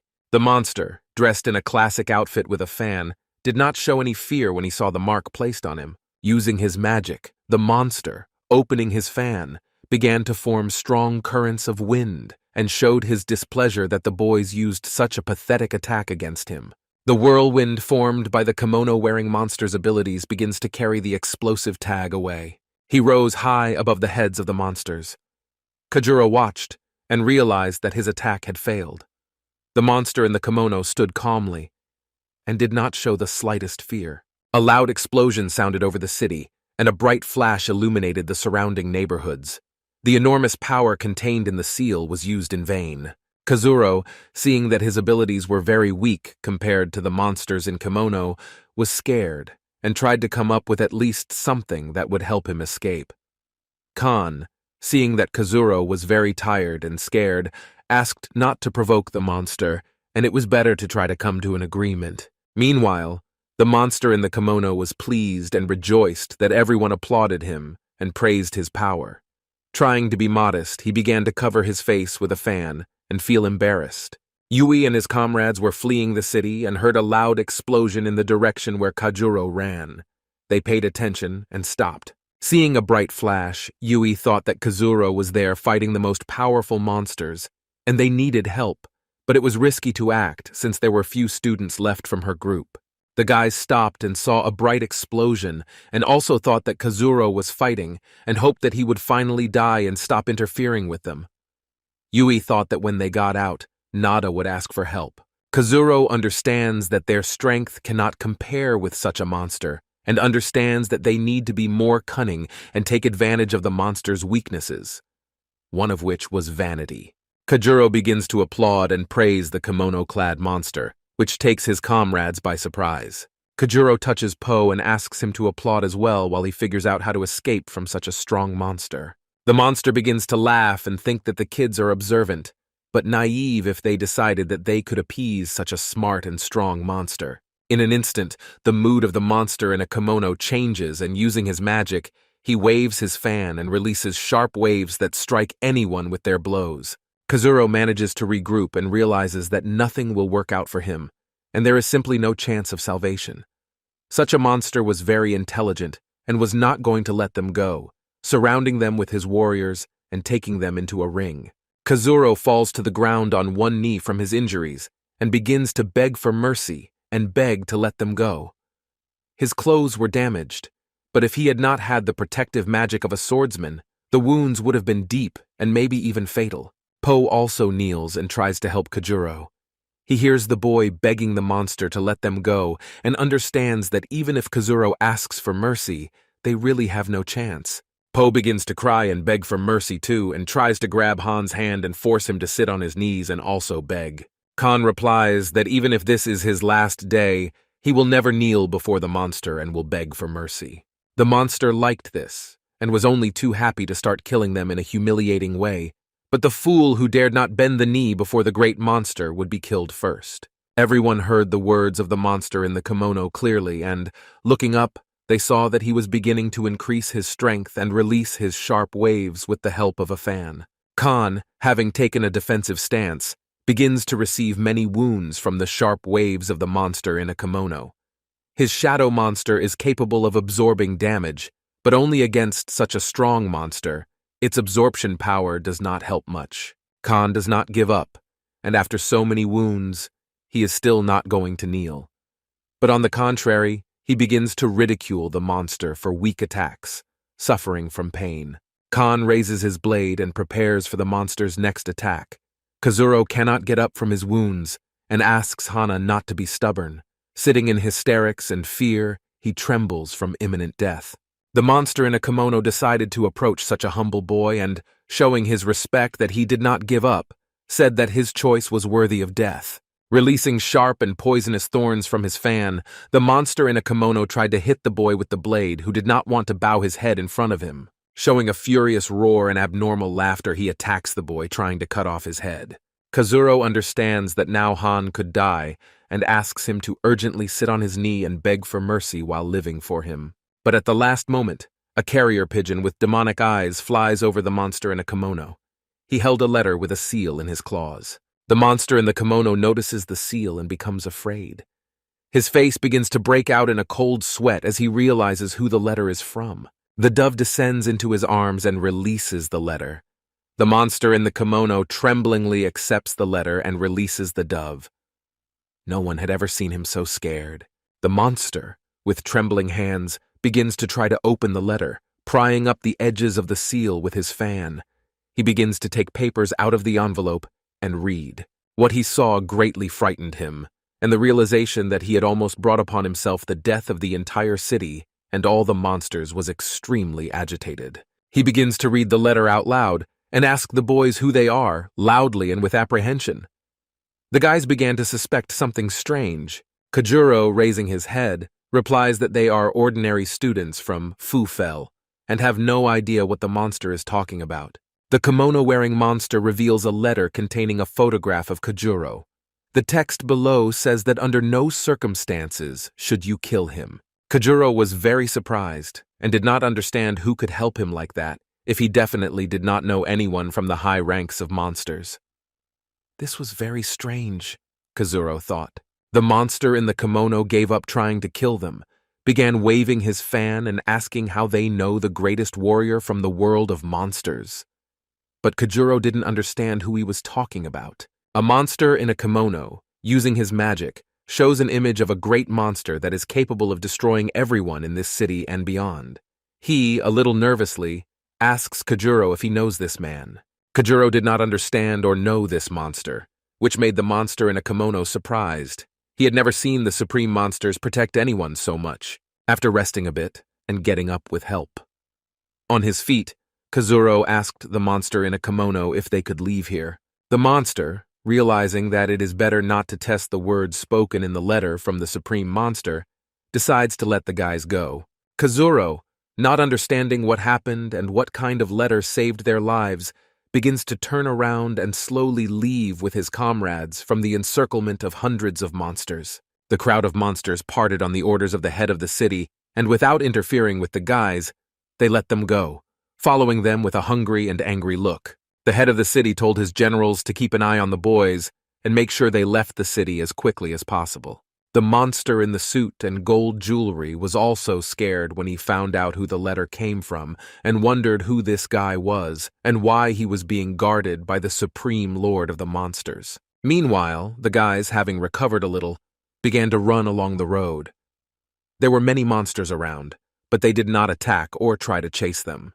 Kazuro notices that no one is bothering them and understands that now they can safely leave, and it was very strange. He held his wounded hand and was surprised at what was happening, remembering the story that his parents told him as a child, that there was one monster that led a huge army of monsters behind him and destroyed everyone in his path. His name was Insei, the great emperor of the monster empire. Han also remembered this story and asked Kajuro how he knew the great emperor of monsters. Kajuro did not know this emperor and did not understand why such a great monster saved them. Rejoicing that now nothing threatens them, he jumped and hugged the guys, showing his joy and telling them not to bother themselves. Now they can calmly leave this damned city. Kajuro agrees, but suggests visiting one more place before leaving. Meanwhile, his family went about their daily routine on the farm. Mom was doing the laundry and talking to her husband while he smoked his pipe. A girl appears outside the farm gate holding a full bucket of water. She walked towards them and notices that her father has arrived from the city. It was Kazuro's sister, Kihiko. She was glad to see her father and wanted to know how Kajuro was doing and what he was doing now. The bucket in her hands was quite large and heavy, which was clearly undesirable for a small and fragile girl like her. The father, seeing that his daughter was carrying a heavy bucket full of water, immediately got scared and ran to her. His daughter was very weak due to illness and did not want to exert herself. Fearing for his daughter's condition, he ran up and grabbed the bucket from her hands, showing his fear for his daughter's condition. Kihiko was very happy to see her father and, hugging his hand, walked with him and asked how he went to visit her brother and what Kazuro was doing now. The father said that Kajuro is now in a closed city and undergoing a test. Kihiko was afraid for her brother, realizing that it was definitely dangerous there and they could kill him. She remembered that Kajuro's absorber abilities were too weak, and it was always difficult for him. The parents began to reassure their daughter with the words that Kajuro had already matured and gained experience for such competitions. His absorber level rose, and he even had comrades. The father said that when he saw his son, he even helped the poor and wounded, saving their lives. Kihiko was very touched that her brother had become such a good person.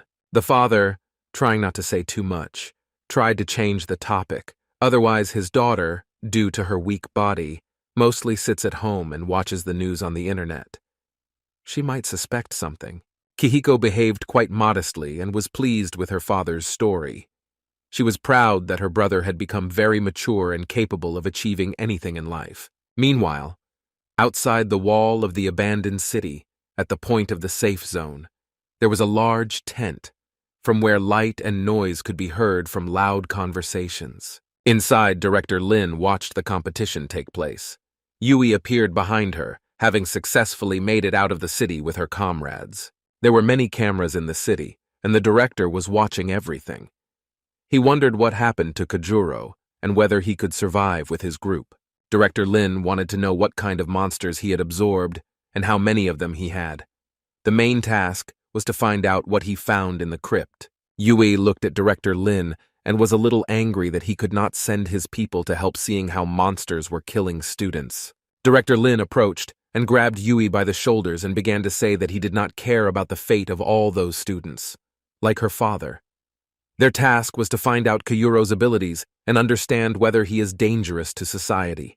He told her that if he survived, they would find him and end his life. There was no talk of salvation.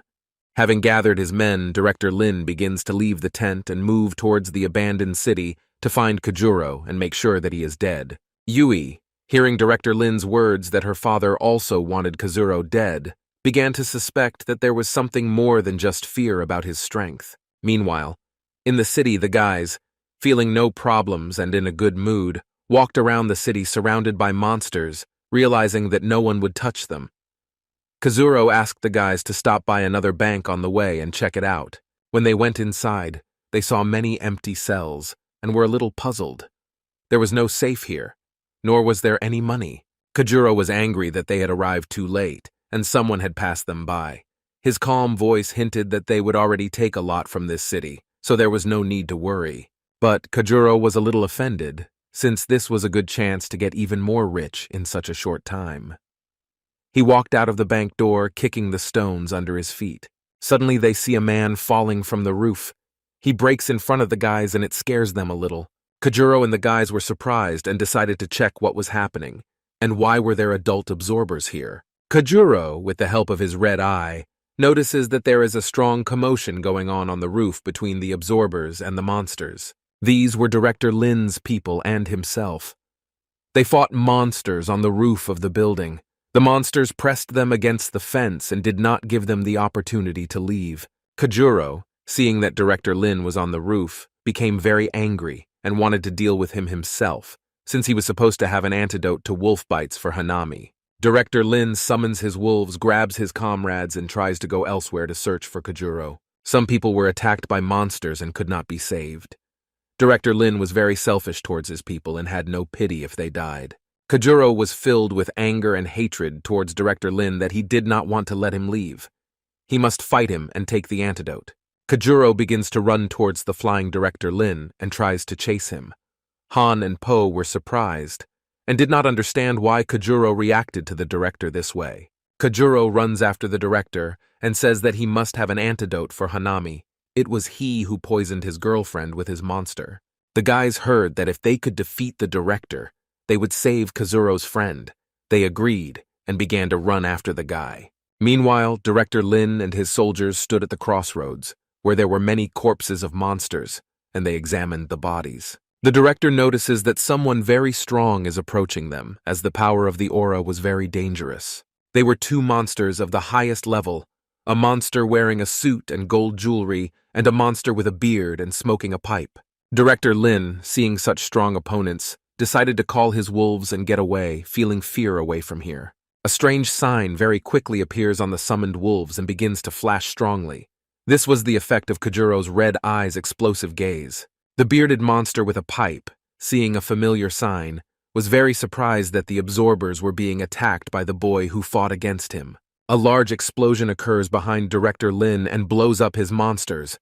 Everyone was surprised and did not understand what was happening. Director Lin saw the actions of the monsters that stood in front of him, and they did not use any techniques, so it was someone else, Lin thought. After Director Lin's monsters exploded, he and his soldiers stood ready to fight. Some strange shadow begins to appear in front of them, moving along the ground. Kajuro appears in front of them, running with a sword at them and shouting that he wants to deal with Director Lin.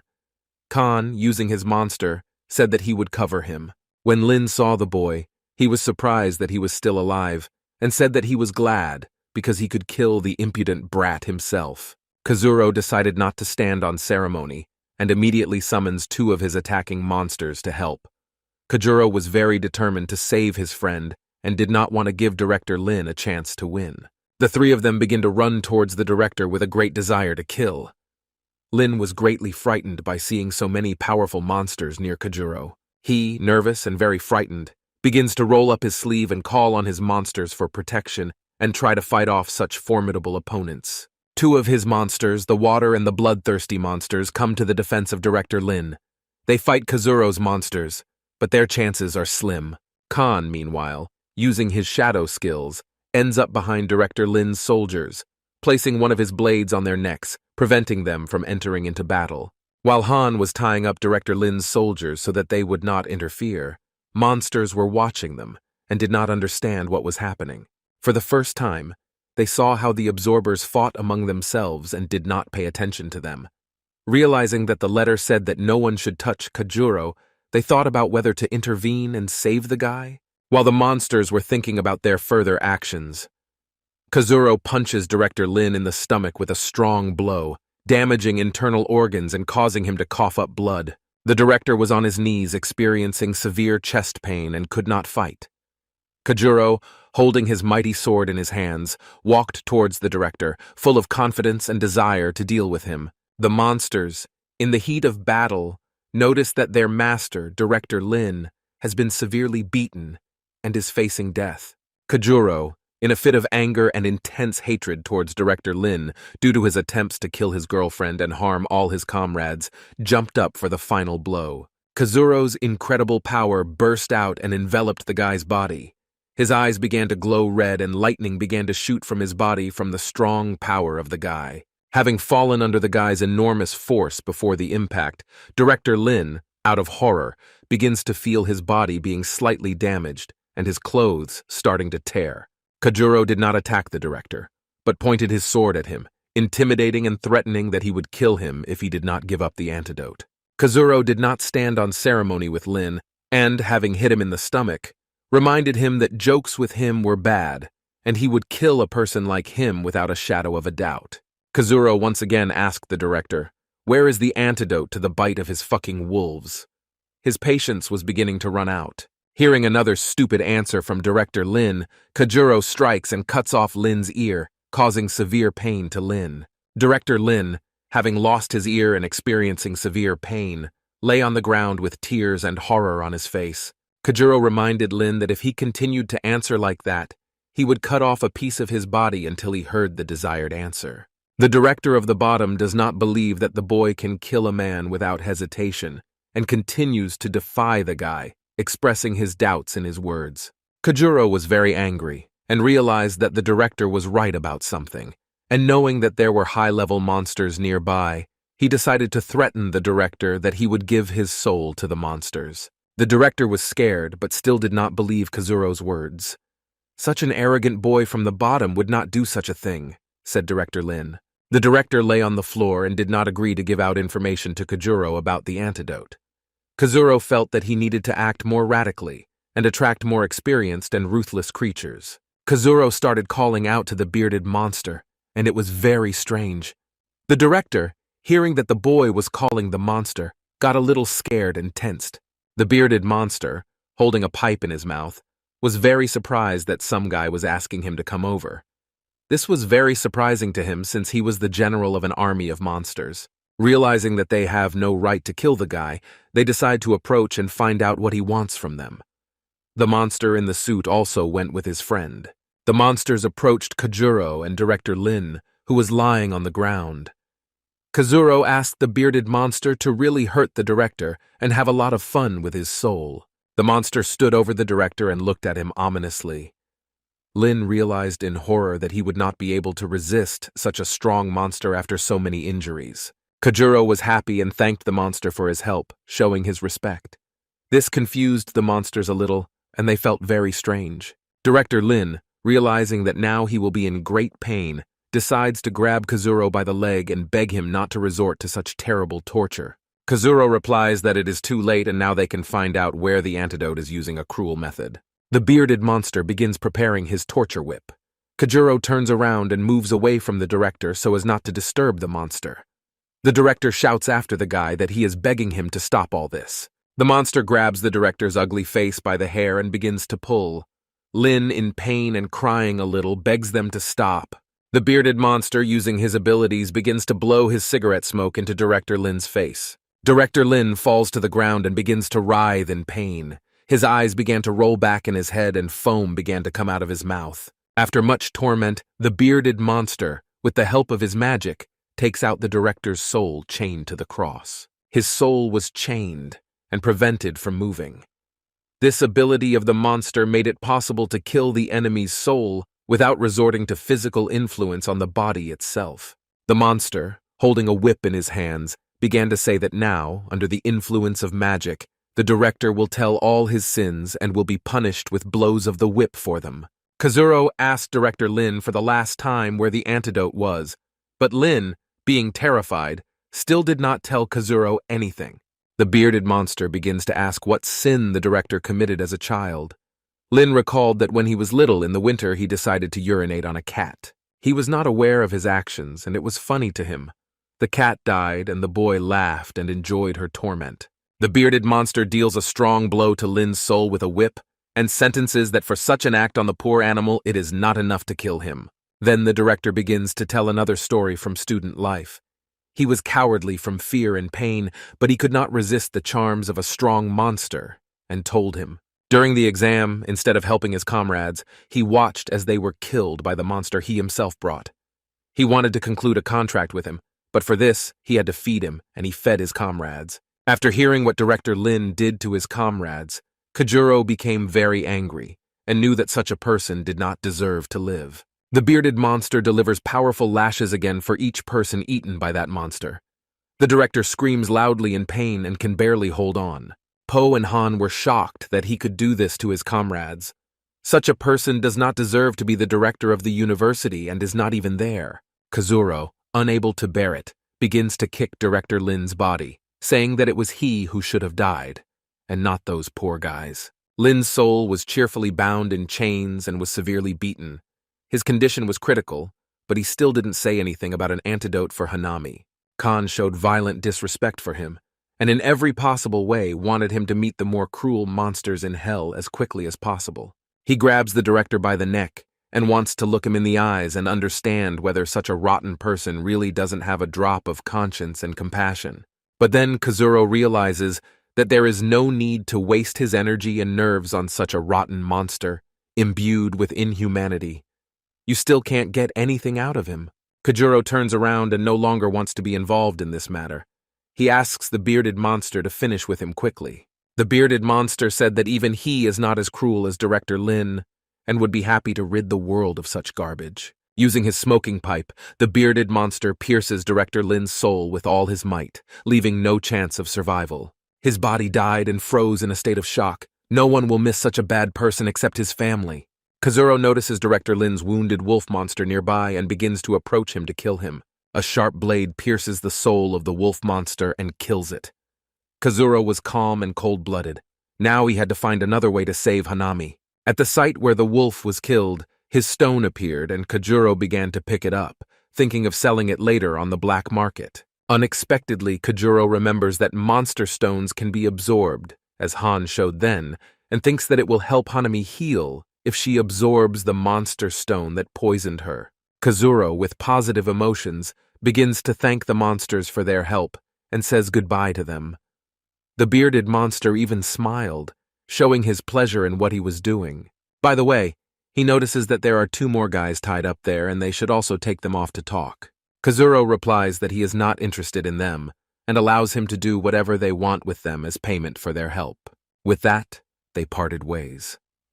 The monsters grabbed the corpse of the director and his 2 guards and went in their direction, while Kajuro and his friends went to the exit. Po decided to ask Kajuro why Director Lin was pursuing them, and why did he poison Hanami? What is happening between universities that they are ready to kill students from other universities? Han said that the director was with guards from a group of absorbers who work for the head of Kento. Maybe he too was one of the members of the absorbers department, Khan thought.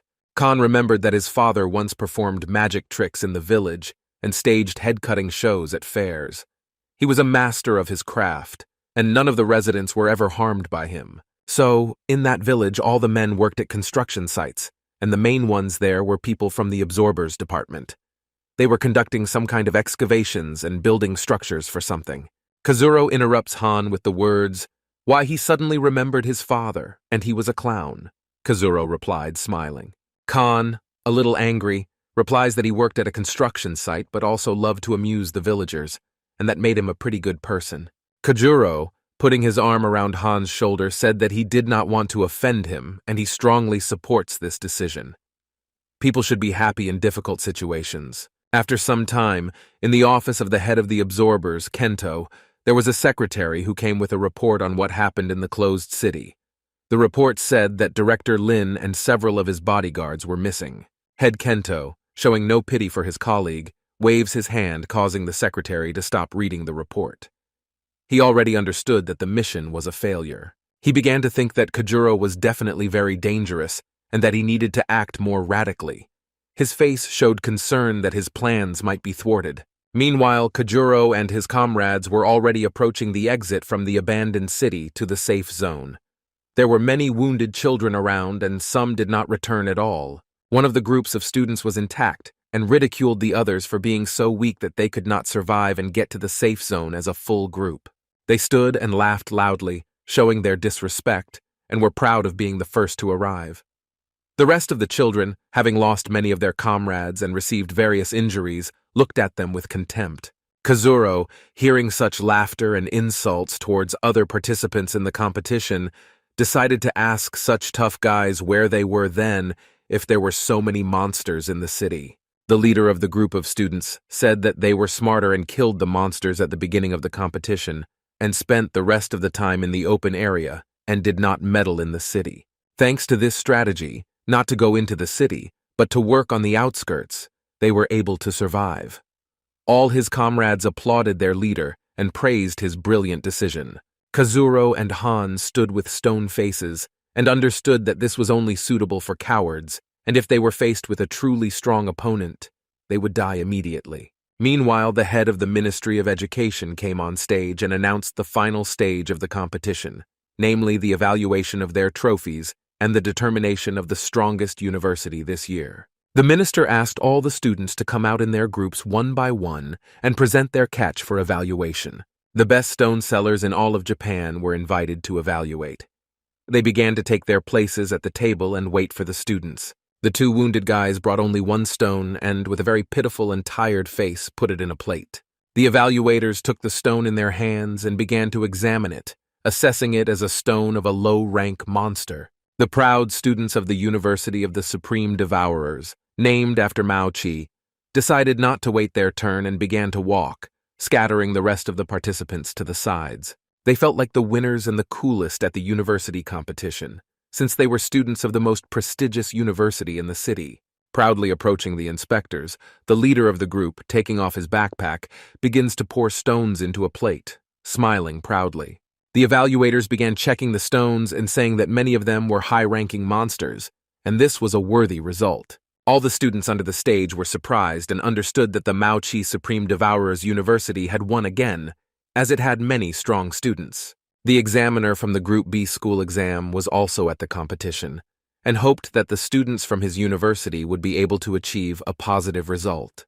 There was also a teacher from the Mao Qi Supreme Devourers University, who was not very happy for her students. She assessed everyone's skills and understood that such guys had no chance at all against a really strong opponent. From the crowd of students who were waiting for their turn, a hand rose and made the remark that the inspectors had too small a vessel for their extraction. The minister responded to the boys' words and said that he doubted that their stones would not fit into such a plate. A group of disciples from the Mao Qi Supreme Devourers were also surprised. Kajuro asks Po to summon his trash can monster and show them their loot. Po begins to roll up his sleeve and begins to summon the monster with a big smile. A large trash can appeared in front of the students with a strange smile and prepared to open its lid. A huge pile of different stones fell onto the table, and everyone was shocked, since each bead is one monster. All the students who took part in the competition were shocked by this result and did not believe their eyes.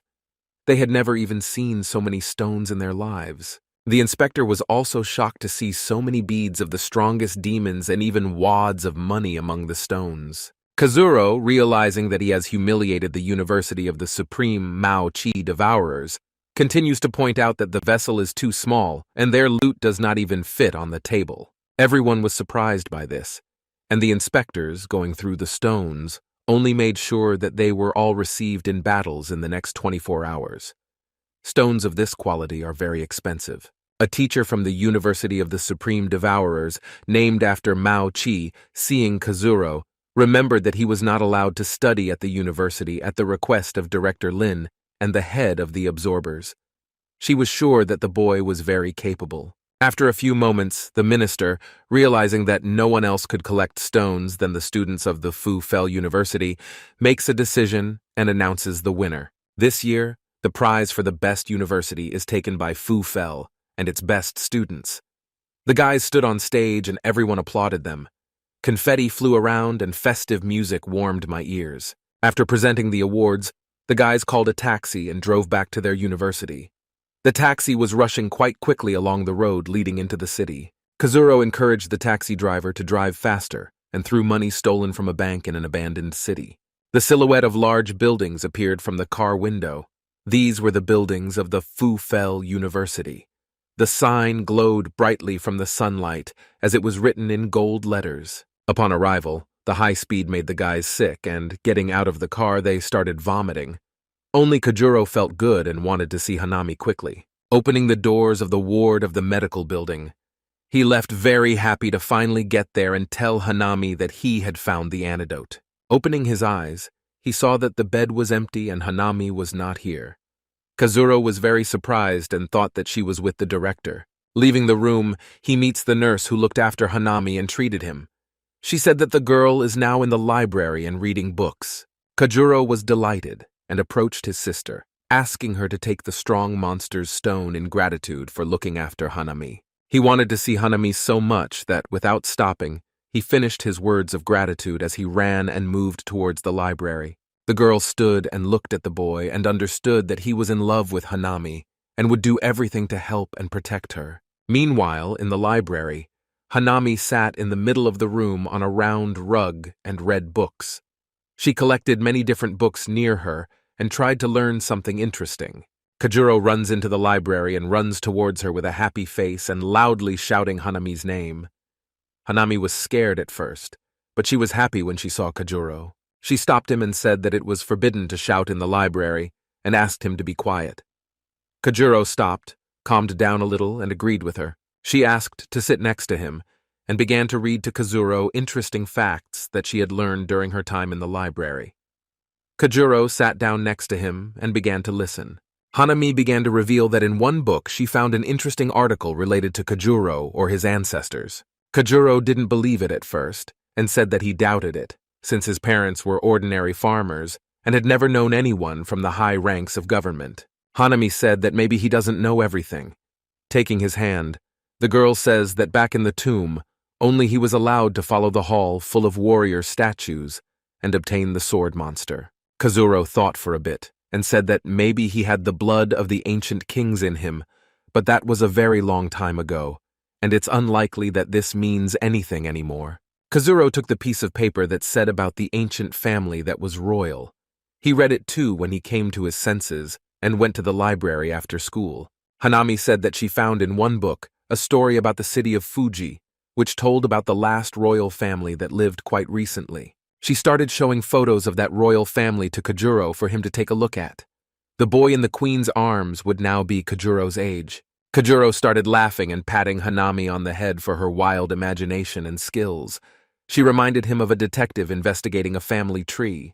Hanami removed Kajuro's hand from her head and took it, turning it around with her palm, and began to draw a symbol along his lines, proving that he was that boy. Having drawn the symbol, Kazuro began to look, and his consciousness began to send pictures from the past into his head. He begins to remember his childhood and the day the fire started. He was overcome with horror and the realization that this was really happening to him. When a fire started in the palace, the queen was holding a little girl in her arms, and a boy was standing next to her. A man was on his knee in front of the queen and begging her to run away. She refused and asked to look after her children and take care of them, as they are the future of this country. The man agreed, but did not understand why the queen did not want to leave. She, shedding a tear, was very saddened that the palace was attacked, and understood that if they did not find her body, then they would not leave anyone alone who was in any way connected with her family. The boy did not want to leave his mother and began to cry and ask her to stay. He grabbed her hand and did not want to let go. Mom, kneeling down, began to wipe the boy's tears and reassure him with words that she would always be there, and hoped that he would never let his people and her down, becoming a worthy king. After a tearful and difficult farewell, the man began to get out of the burning city with the children, becoming in sequence their father. Kazuro was pondering such serious thoughts that he could be the heir to the throne of the city of Fuji. Hanami was proud that she was able to find enough information to prove that she was right. She began to rejoice and scream with happiness, for which she attracted the attention of Kazuro, who began to try to calm the girl down. He gave her a cracker and asked her not to make noise in the library. The girl immediately fell silent and, closing her eyes in pain, became a little indignant. Holding her head, she said that it was possible to ask her more gently to be quieter and not to let go of her hands. Kajuro, clasping his hands, said that he was a prince and did as he wished.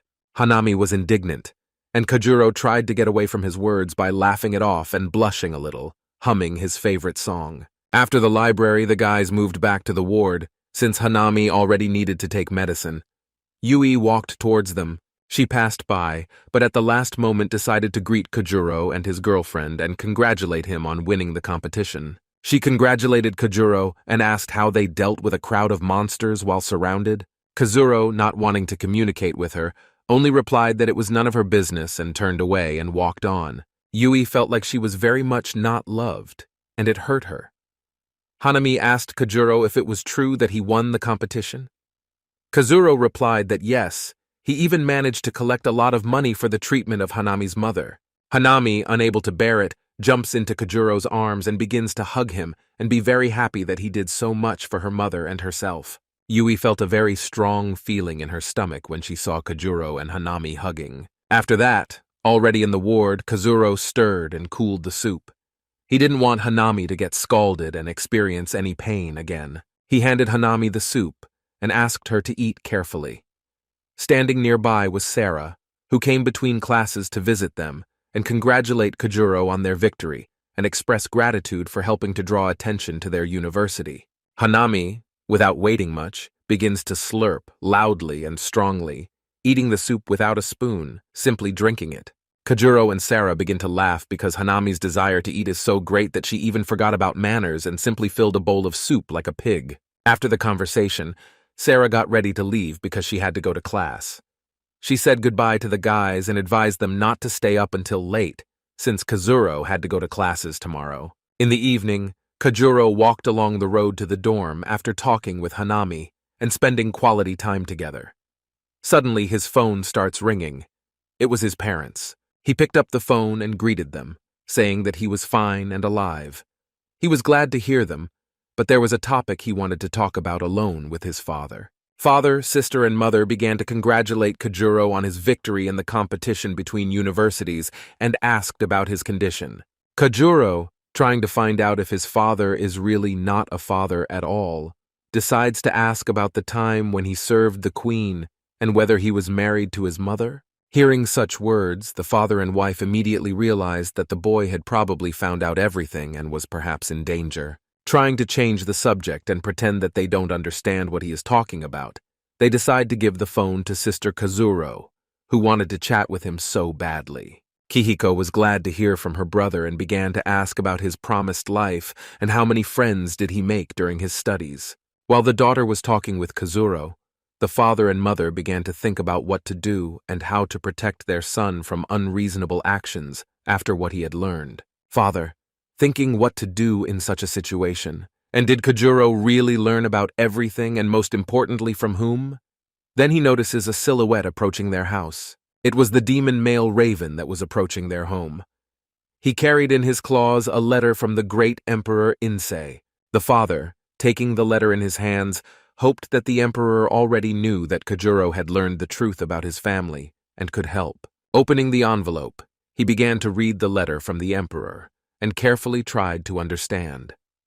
The wife stood holding her heart and hoped that everything would be fine with Kazuro. After reading the letter, the father turns to his wife and says that he has a new task and a good idea on how to protect their adopted son, Kazuro. Having finished a long conversation with his sister, Kajuro began to say goodbye and say hello to his parents and wait for their next call. Walking further down the street, Kajuro notices Director Sota standing with his back to him and waiting for the guy to appear. Kazuro was happy to see the director and said that he had glorified the university, and now more students would come here, having learned how strong we are. Director Sota, not paying attention to the victory, decides to reproach Kajuro, saying that he did not do a good enough job and could have died. Kajuro, scratching his head, was surprised that the director found out that they fought with the head of the city and really could have died, but a letter from the monster emperor saved them. Kojuro with a very serious face and pointed out that the boy still had to train a lot and make progress if he wanted to defeat the head of the absorbers. Without waiting for an answer from Kazuro, Director Sota begins to summon his monsters and teach Kazuro a lesson. Two demonic monsters of Director Soth's level appear in front of the boy and he becomes very tense.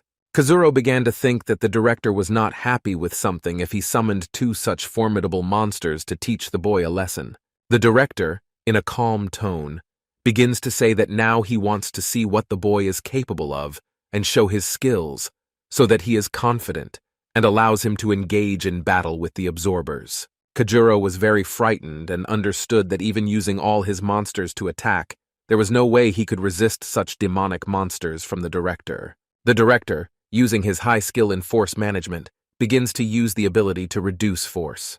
He reduces the size of his monsters to the size of Kojuro's monsters and limits their abilities so that they fight on equal footing. Kazuro, seeing that the monsters have become weaker, assumes that after the competition he will be honored at the university and shown gratitude, and not challenged to a duel. Director Sota looked at the boy and said that this would be his reward for winning the competition. Fighting the director is a reward in itself. Kojuro agrees and begins to run towards the director, preparing to attack and creating sketches of a strategy for the battle in his head. He summons his monsters and thinks about where the weak area of Director Sota's monsters is to attack them. Summoning a monster with a chainsaw and a buxom beauty, Kazuro sends the saw to attack as a distraction, while the busty beauty, using her musical instrument, the zither, begins to play a stunning melody. Director Sota and his monsters react in time to such a sound wave and jump back to a safe state. Kojuro notices that the director knows at what distance his monster's abilities operate and understands that he needs to come up with another way to attack. While the monster with the chainsaw was running, trying to divert attention to Director Sota and his monsters, Kojuro also began to run behind him to attack. Kojuro calls the rest of the monsters and thinks to use the encirclement method and take the director's monsters by surprise. While Director Sota and his monsters jumped away from the sound wave of the busty monster, Kojuro and his monsters tried to come in from several directions and attack the director. The director noticed all this and understands that the boy has an understanding of strategy and is quite capable, but he is still damp and weak. A warrior in golden armor attacks a monster with a scythe, but he parries the blow without even straining. The monster with the chainsaw has also come quite close and uses its chainsaw attack on Director Soth. But the monster with the scythe manages to react and repel the attack of the monster with the chainsaw using his combat weapon skills. After the attack is repulsed, Kazuro's monsters decide to attack at the same time and hit the scythe-wielding monster with their weapon skills. The writer's monster uses his powers and makes the chainsaw monster slip and lose his body balance. The monster with the chainsaw feels that his body is starting to fall to the side and he can no longer control it and falls. A warrior in golden armor in the heat of battle notices that a huge monster begins to fall towards him and does not have time to dodge. A monster with a saw crushed a warrior in golden armor with its body. This made him very angry, and he began to tell the monster with the saw to quickly get off him and not disgrace them. Director Sota, standing over two lying monsters, was very disappointed with such weak attacks from the boy and advised him to more competently evaluate the enemy. After such a pathetic attack, the director decided to test what his defense is capable of and asks his monster with a scythe to attack the boy. While the attacking monsters were lying on the ground and trying to get up, a bone monster with a scythe was already running towards Kojuro and trying to attack. Kojuro notices this and realizes that he must make a quick decision and repel the attack. He begins to summon the sword monster's sword. The sword begins to appear from the boy's hand and is immediately ready for use. Kazuro, trying to fight back, immediately attacks the monster running towards him, but the skeleton manages to dodge and prevent himself from being caught. The skeleton's stance with a scythe confused the boy, and he thought that the monster simply dodged, but he was covering another monster that was preparing the main attack. Kojuro understands this, and when he saw that the writer's monster was preparing to strike, he was very afraid that he had miscalculated and did not understand the enemy's plans. The writer's monster throws its ink pencil at Kojuro using the magic of enhancing and accelerating the object. Kojuro realizes that he won't be able to dodge and therefore tries to fight him off with his sword, but the speed is too fast, and the boy may not make it in time. He tried to use the red eye skill to weaken the monster and prevent him from controlling the item. But the monster was too smart and closed his eyes when he saw that the guy's red eye began to light up. Kajuro realized that he had been too naive to hope that everything would work out for him if he fought the way he always would. But he had miscalculated. The ink brush slammed into Kajuro's stomach. The boy experienced severe pain and had a strong expression of fear and awareness of mistakes on his face. The boy flew several meters away and fell to the ground. The strong blow caused quite a bit of pain to the guy, but did not break anything. Kajuro felt a little like he was in pain, but he didn't intend to lose like that. He began to think about what to do. The director began to tell the guy that he was too impulsive and did not think with his head when he attacked. There are too many emotions, and this makes it difficult to correctly assess the enemy. Kazuro, listening to the director's advice, having caught his breath a little, realizes that he needs to find a way to break through the enemy and decides not to hesitate. Having risen to his feet, the boy immediately began to run towards Director Sota with his monsters and try to attack him. Having used his blade, Kajuro decides to increase its power and uses a large supply of magic to strike. The writer's monster was too experienced and smart and, using his brush, decides to hit the guy first while he is gathering strength to strike. Kajuro gets hit in the head and stops. He received, but did it in order to divert attention, while he is attacked from behind by his stink monsters in golden armor and a monster with a chainsaw. But the writer was much smarter than the boy and suspected the same. The writer jumped away from the attack and avoided damage. The warrior and the monster with the chainsaw did not have time to react and missed. Kajuro teamed up with his monsters and began to tell the plan for the attack and who should do what. He suggested attacking together, taking him from different sides and giving our girls the opportunity to stun him and immobilize him. The warrior in golden armor and the monster with a chainsaw were very angry from so many losses that they agreed to do anything if it would give them the opportunity to win. After several battles, Kazuro's squad was defeated again, and Director Sota and his monsters stood without experiencing the slightest problem in battle. Kazuro, wiping sweat from his face and blood from his wounds, suggests that it is impossible to win against such a strong mentor with his incredible monsters. The director said that if the boy resorted to a more reasonable battle strategy and divided his monsters into groups to attack from different sides, then the boy would have a chance. Kajuro began to shake his head, disagreeing with the director and showing that such a strategy would definitely not work against him, as well as against the soldiers of the head of the absorbers. The director was surprised and said that this was a good strategy and one should not underestimate his knowledge. He used one himself when he was young. The director began to explain that if the boy does not take his head and start thinking normally in battle, then he has no chance in battle with the soldiers and even with the head of the absorbers. He grabbed Kajuro by the t-shirts and began to explain in a more rude manner that his life and the lives of his loved ones depended on it. If Kajuro continues to attack the enemy so thoughtlessly, he will most likely die very quickly. After several seconds of rude treatment, the director quickly changes his tone and, holding the guy by the shoulder, begins to say that he will still learn and the director will help him with this. Kajuro began to smile a little in bewilderment. They continued training, and this time Kazuro's monsters captured Director Sota's monsters in their pincers. Kajuro decided to take advantage of the situation and attack them from above with his powerful sword while they were distracted by their surroundings. Kajuro was approaching the enemy from a height, but the monster with the scythe notices him and tells the monster to the writer about this. Kajuro receives a strong blow from the leg of the writer's monster and flies off. The monster says that such attacks cannot penetrate him, and Kajuro need to think better. The training had been going on for several hours. All the students around could have come running to such loud sounds of battle. Kajuro and the chainsaw monster fought the scythe monster. After another attack, Kajuro almost lost his head after blocking a monster with his monster's scythe. Kajuro was already severely crippled and tired, but he had more persistence and did not plan to stop. Meanwhile, Hanami and Sarah came out to watch Kajuro's training. They sat at a table and talked. Sarah smiled and told Hanami that Kajuro was a great fellow and a true friend. He does so much for her and doesn't even suspect that someone likes her.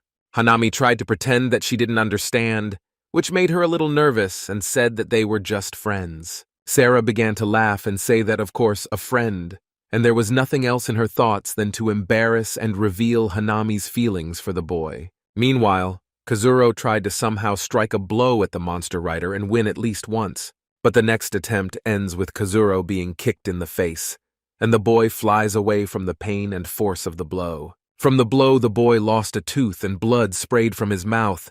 His body was like a rag, all wrinkled and dirty from falls. Kajuro was not taken aback by his injuries, but told his warrior in golden armor that now it was their turn to attack. The monster, lowering his head, notices that he is surrounded by two monsters and did not notice this when he beat the boy.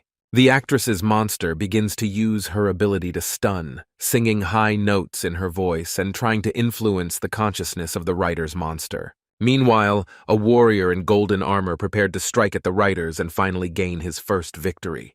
But the writer's monster was ready and said that the attempt, of course, was good, but it was not enough for victory. Using his abilities, he suppressed the power of the actress's form and cast an attack spell in her direction. Kazuro was once again defeated, and his monsters could not cope. In the background, his girlfriends tried to support him and watched him. Hanami stood up and clutched her heart, worrying for Kajuro that he would get too many injuries. Sara reassured her by saying that Director Sota was careful and experienced enough to inflict this kind of injury on the boy. While Director Sota's monsters were fighting Kajuro and his monsters, a loud clattering sound of a crowd of monsters was heard from the forest behind him. It was the monster of the bride with her warriors, and she ran to help Kazuro, since her servants reported to her that they were spying and observing in the area that Kazuro was being beaten. The girls notice that a crowd of monsters is running here and are very scared.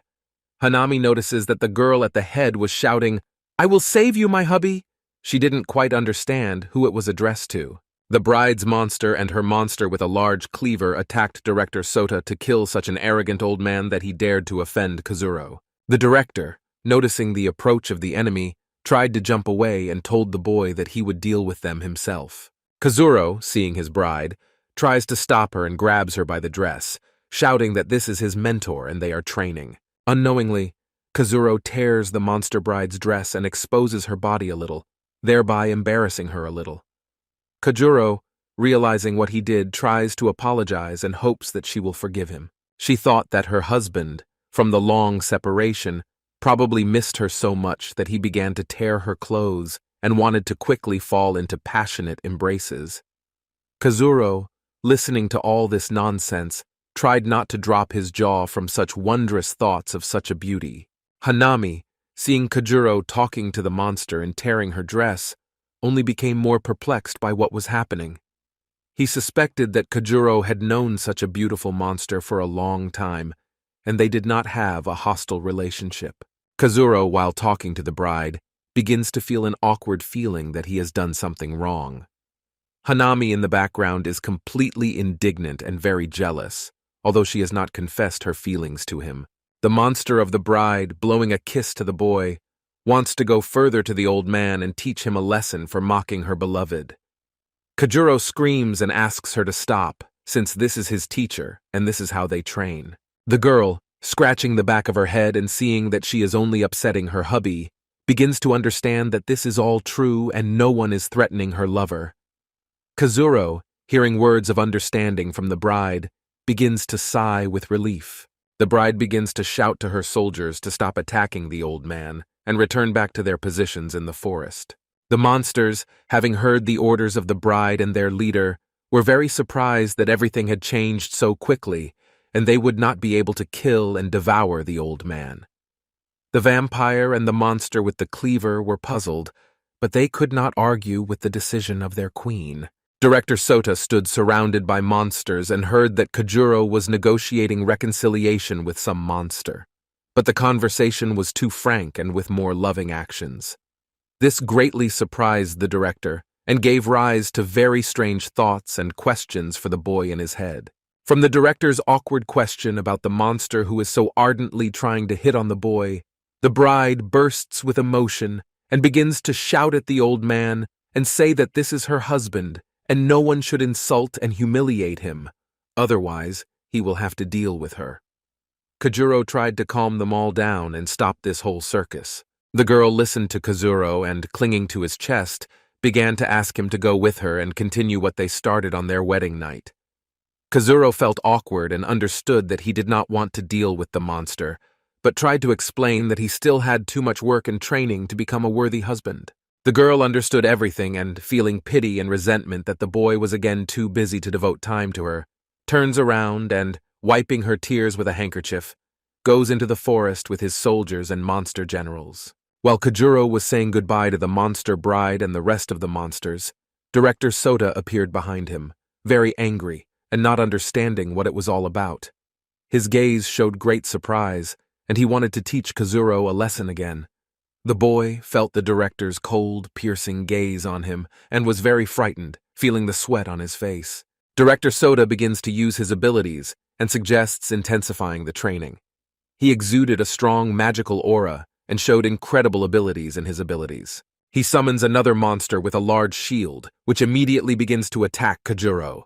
Seeing a large shield rushing towards him, the boy manages to jump to the side and dodge the blow of the shield. But the monster was quite a strong and experienced warrior. Seeing that the boy dodged his attack, he immediately used his powerful hand and hit the guy before he expected it. Kajuro, having received such a strong blow, felt that his bones would soon not be able to withstand it and would begin to break from a hail of attacks and unsuccessful attempts to attack Director Sota's monsters. The director, seeing the guy's condition, decides to stop the training and, standing with his back to him, tells him to get ready for tomorrow, but for now he can go and rest. Kazuro, sighing heavily from fatigue and pain, realizes that it's finally over, and he can rest. Hanami runs up to Kajuro after hearing that the training is over and begins to help him come to his senses and get up. She gently begins to wipe his face with a napkin and tells him that he needs to get a good rest and see a doctor, afraid that there may be more serious injuries. Sarah, laughing and encouraging the boy that he lasted longer than anyone trained by Director Sota, advises spending more time assessing the actions and abilities of the director's monsters and finding an approach to them in order to attack. Kazuro, having heard the advice, thanks Sarah and agrees to look into this issue. Sarah remembers that she was very curious. What kind of monster was it that threw herself so hard into Kazuro's arms and gently whispered all sorts of words into his ear? Kazuro, realizing the awkwardness of the situation, is very surprised and tries in every possible way to avoid answering and not tell the girls what happened to him in the forest when he wanted to test the capabilities of his monster swordsman, saying that she was just an old acquaintance whom he took pity on and did not kill, but in return she agreed to help fight the monster in the forest, which was greatly bothering her. Sarah started laughing, pretending to believe the boy. Hanami does not understand what is happening and wants to hear a specific answer. Who is this girl for Kazuro, and why did she behave so depravedly with him? Kajuro became very tense and began to think about what to tell her. Kazuro, rubbing the back of his head, begins to say that this is all really true and she just helped him fight a strong monster in the forest. His appearance showed him and proved that the boy did not know how to lie properly. All his attempts to stop this conversation and go to rest were in vain, and the girls won't let him go so easily until they find out the truth. Kazuro says that this was so, and he did not come to her house or spend the night there. Hanami, hearing such words, tells Kajuro that he himself is giving away the information that he hides so much. Sarah begins to tease Kazuro with words. What was he doing in the house with such a beautiful girl, and how did he sleep? Hanami did not yet understand what Sarah was leading to, and simply listened to what Kajuro had to say. Kazuro, realizing that his attempts to lie are only making the situation worse, stands there, biting his tongue and nervously trying not to say anything more, so as not to be driven into a corner even more. Hanami, blushing from guessing, begins to demand that the boy tell everything and not lie to her anymore. Otherwise, she will stop talking to him. Kajuro, seeing Hanami's strong dissatisfaction and Sarah's interested look that she already suspects, decides to tell everything as it happened. He began to tell a long story about how he received the power of the sword from the crypt, where he fainted and then woke up in the infirmary. The director called him to the roof in the evening, where he told him about powerful monsters who could help conclude a contract with the swordsman's monster by letting them kill themselves. Kazuro ran cheerfully towards the monsters and came across a vampire, who agreed to take him with him to the house of the bride who was getting married that evening. The bride was the most powerful monster in the forest, and Kajuro thought that she was the one who could kill him. Once at her house, Kazuro tried to find her and try to provoke her into a fight. Entering the room, he saw a girl with a veil and thought that this was the bride. Raising the veil, he began to ask to fight with him and kill him. The bride began to talk about some ancient traditions and refused to kill the guy, but said that he was now the groom. Kazuro was very frightened and not ready for such a turn, but he could not escape. The bride used her charms and put the boy to sleep, and in the morning he woke up very tired and exhausted. And then he came to the hostel having run away from his bride in the morning, and that's it. While the girls stood with their mouths open and tried to understand what the boy told them. Kajuro took advantage of the moment and began to run home to rest and get some sleep. He waved to the girls and said goodbye to them, wishing them good night. The girls were very puzzled, but Sarah began to tell Hanami that Kajuro clearly experienced new sensations from that evening, but did not remember since he was passed out. Hanami stood with her eyes wide open and didn't quite understand what Sarah was hinting at. After thinking a little, Hanami became very angry and began shouting after Kajuro so that he would come back and tell her the truth about that evening. She was very worried that Kajuro had already found a girlfriend and even a monster with whom he probably had something. Kazuro ran to the dorm and smilingly said that if he didn't remember anything, then nothing had happened. Let them not worry about the monster's girl. She herself knows that nothing will work out with a person. This only surprised Hanami more, and she was filled with different thoughts that she already thought that Kajuro was married to a monster. Hanami stood a little saddened and blushed with shame that she could think very scary things for her related to Kajuro and that monster girl. Sarah stood nearby and began to hint to Hanami to tell the boy about her feelings for him in order to resolve this issue and not worry anymore. Meanwhile, Kajuro had already reached the dorm building. It was already late evening, and many of the students were already asleep. Kazuro went up to his floor, went to the door, and began to open it. Entering the room, he notices Po sitting on the bed and quickly begins to hide something with his hands. Kajuro was a little surprised and asked him what he was doing. Po, smiling, begins to say that after Kajuro gave him Sarah's number, he thought for a long time about what to write and decided to send one funny photo. Kazuro, thinking for a while, remembers and tells him not to overdo it and throw something unnecessary. Po reveals that he wrote her declaration of love and desire to meet, describing the feelings that he felt when they first met and saying that he had always dreamed of someone like her. Po decided not to hesitate and laid out a piece of his body. Kazuro, hearing that Po didn't understand what he was doing, asked to urgently delete it, otherwise he would have big problems tomorrow. He felt that Po did not know how to hit on girls and therefore gave him a completely different number. Po sat with a very concerned look and waited for Sarah to write to him, not suspecting that Kajuro had set him up and given him a completely different number. There was a package of napkins next to him, and Kazuro decided to go to the bathroom to take a shower without seeing what could be disgusting. Suddenly, Po receives a message from the one he loves so much. It was Director Sota's number, and he sent a response in the form of the same photo, which greatly upset Po.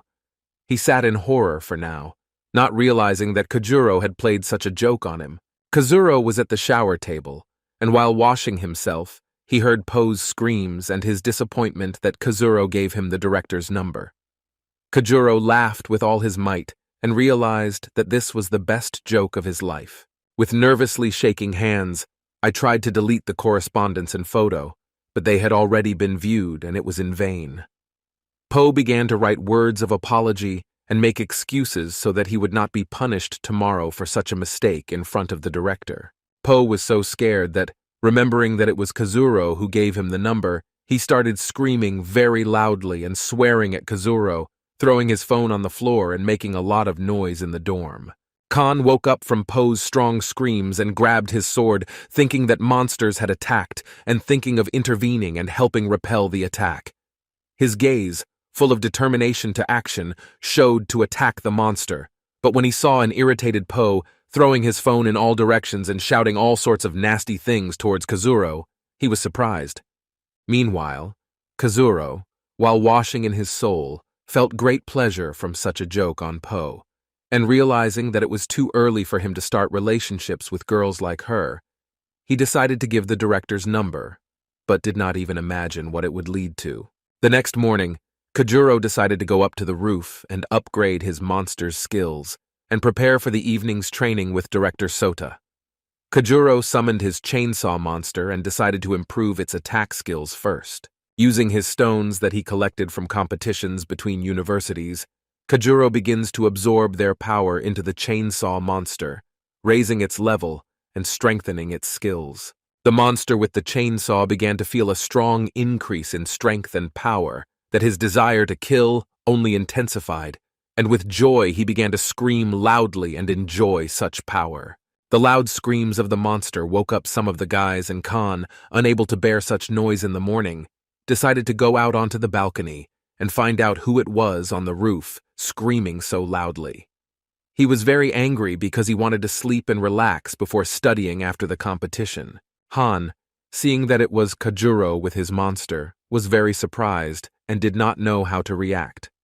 Kajuro apologized for the noise and promised that it would not happen again. Khan pretended to believe it, agreed, and went back to bed, realizing that none of this would most likely work out.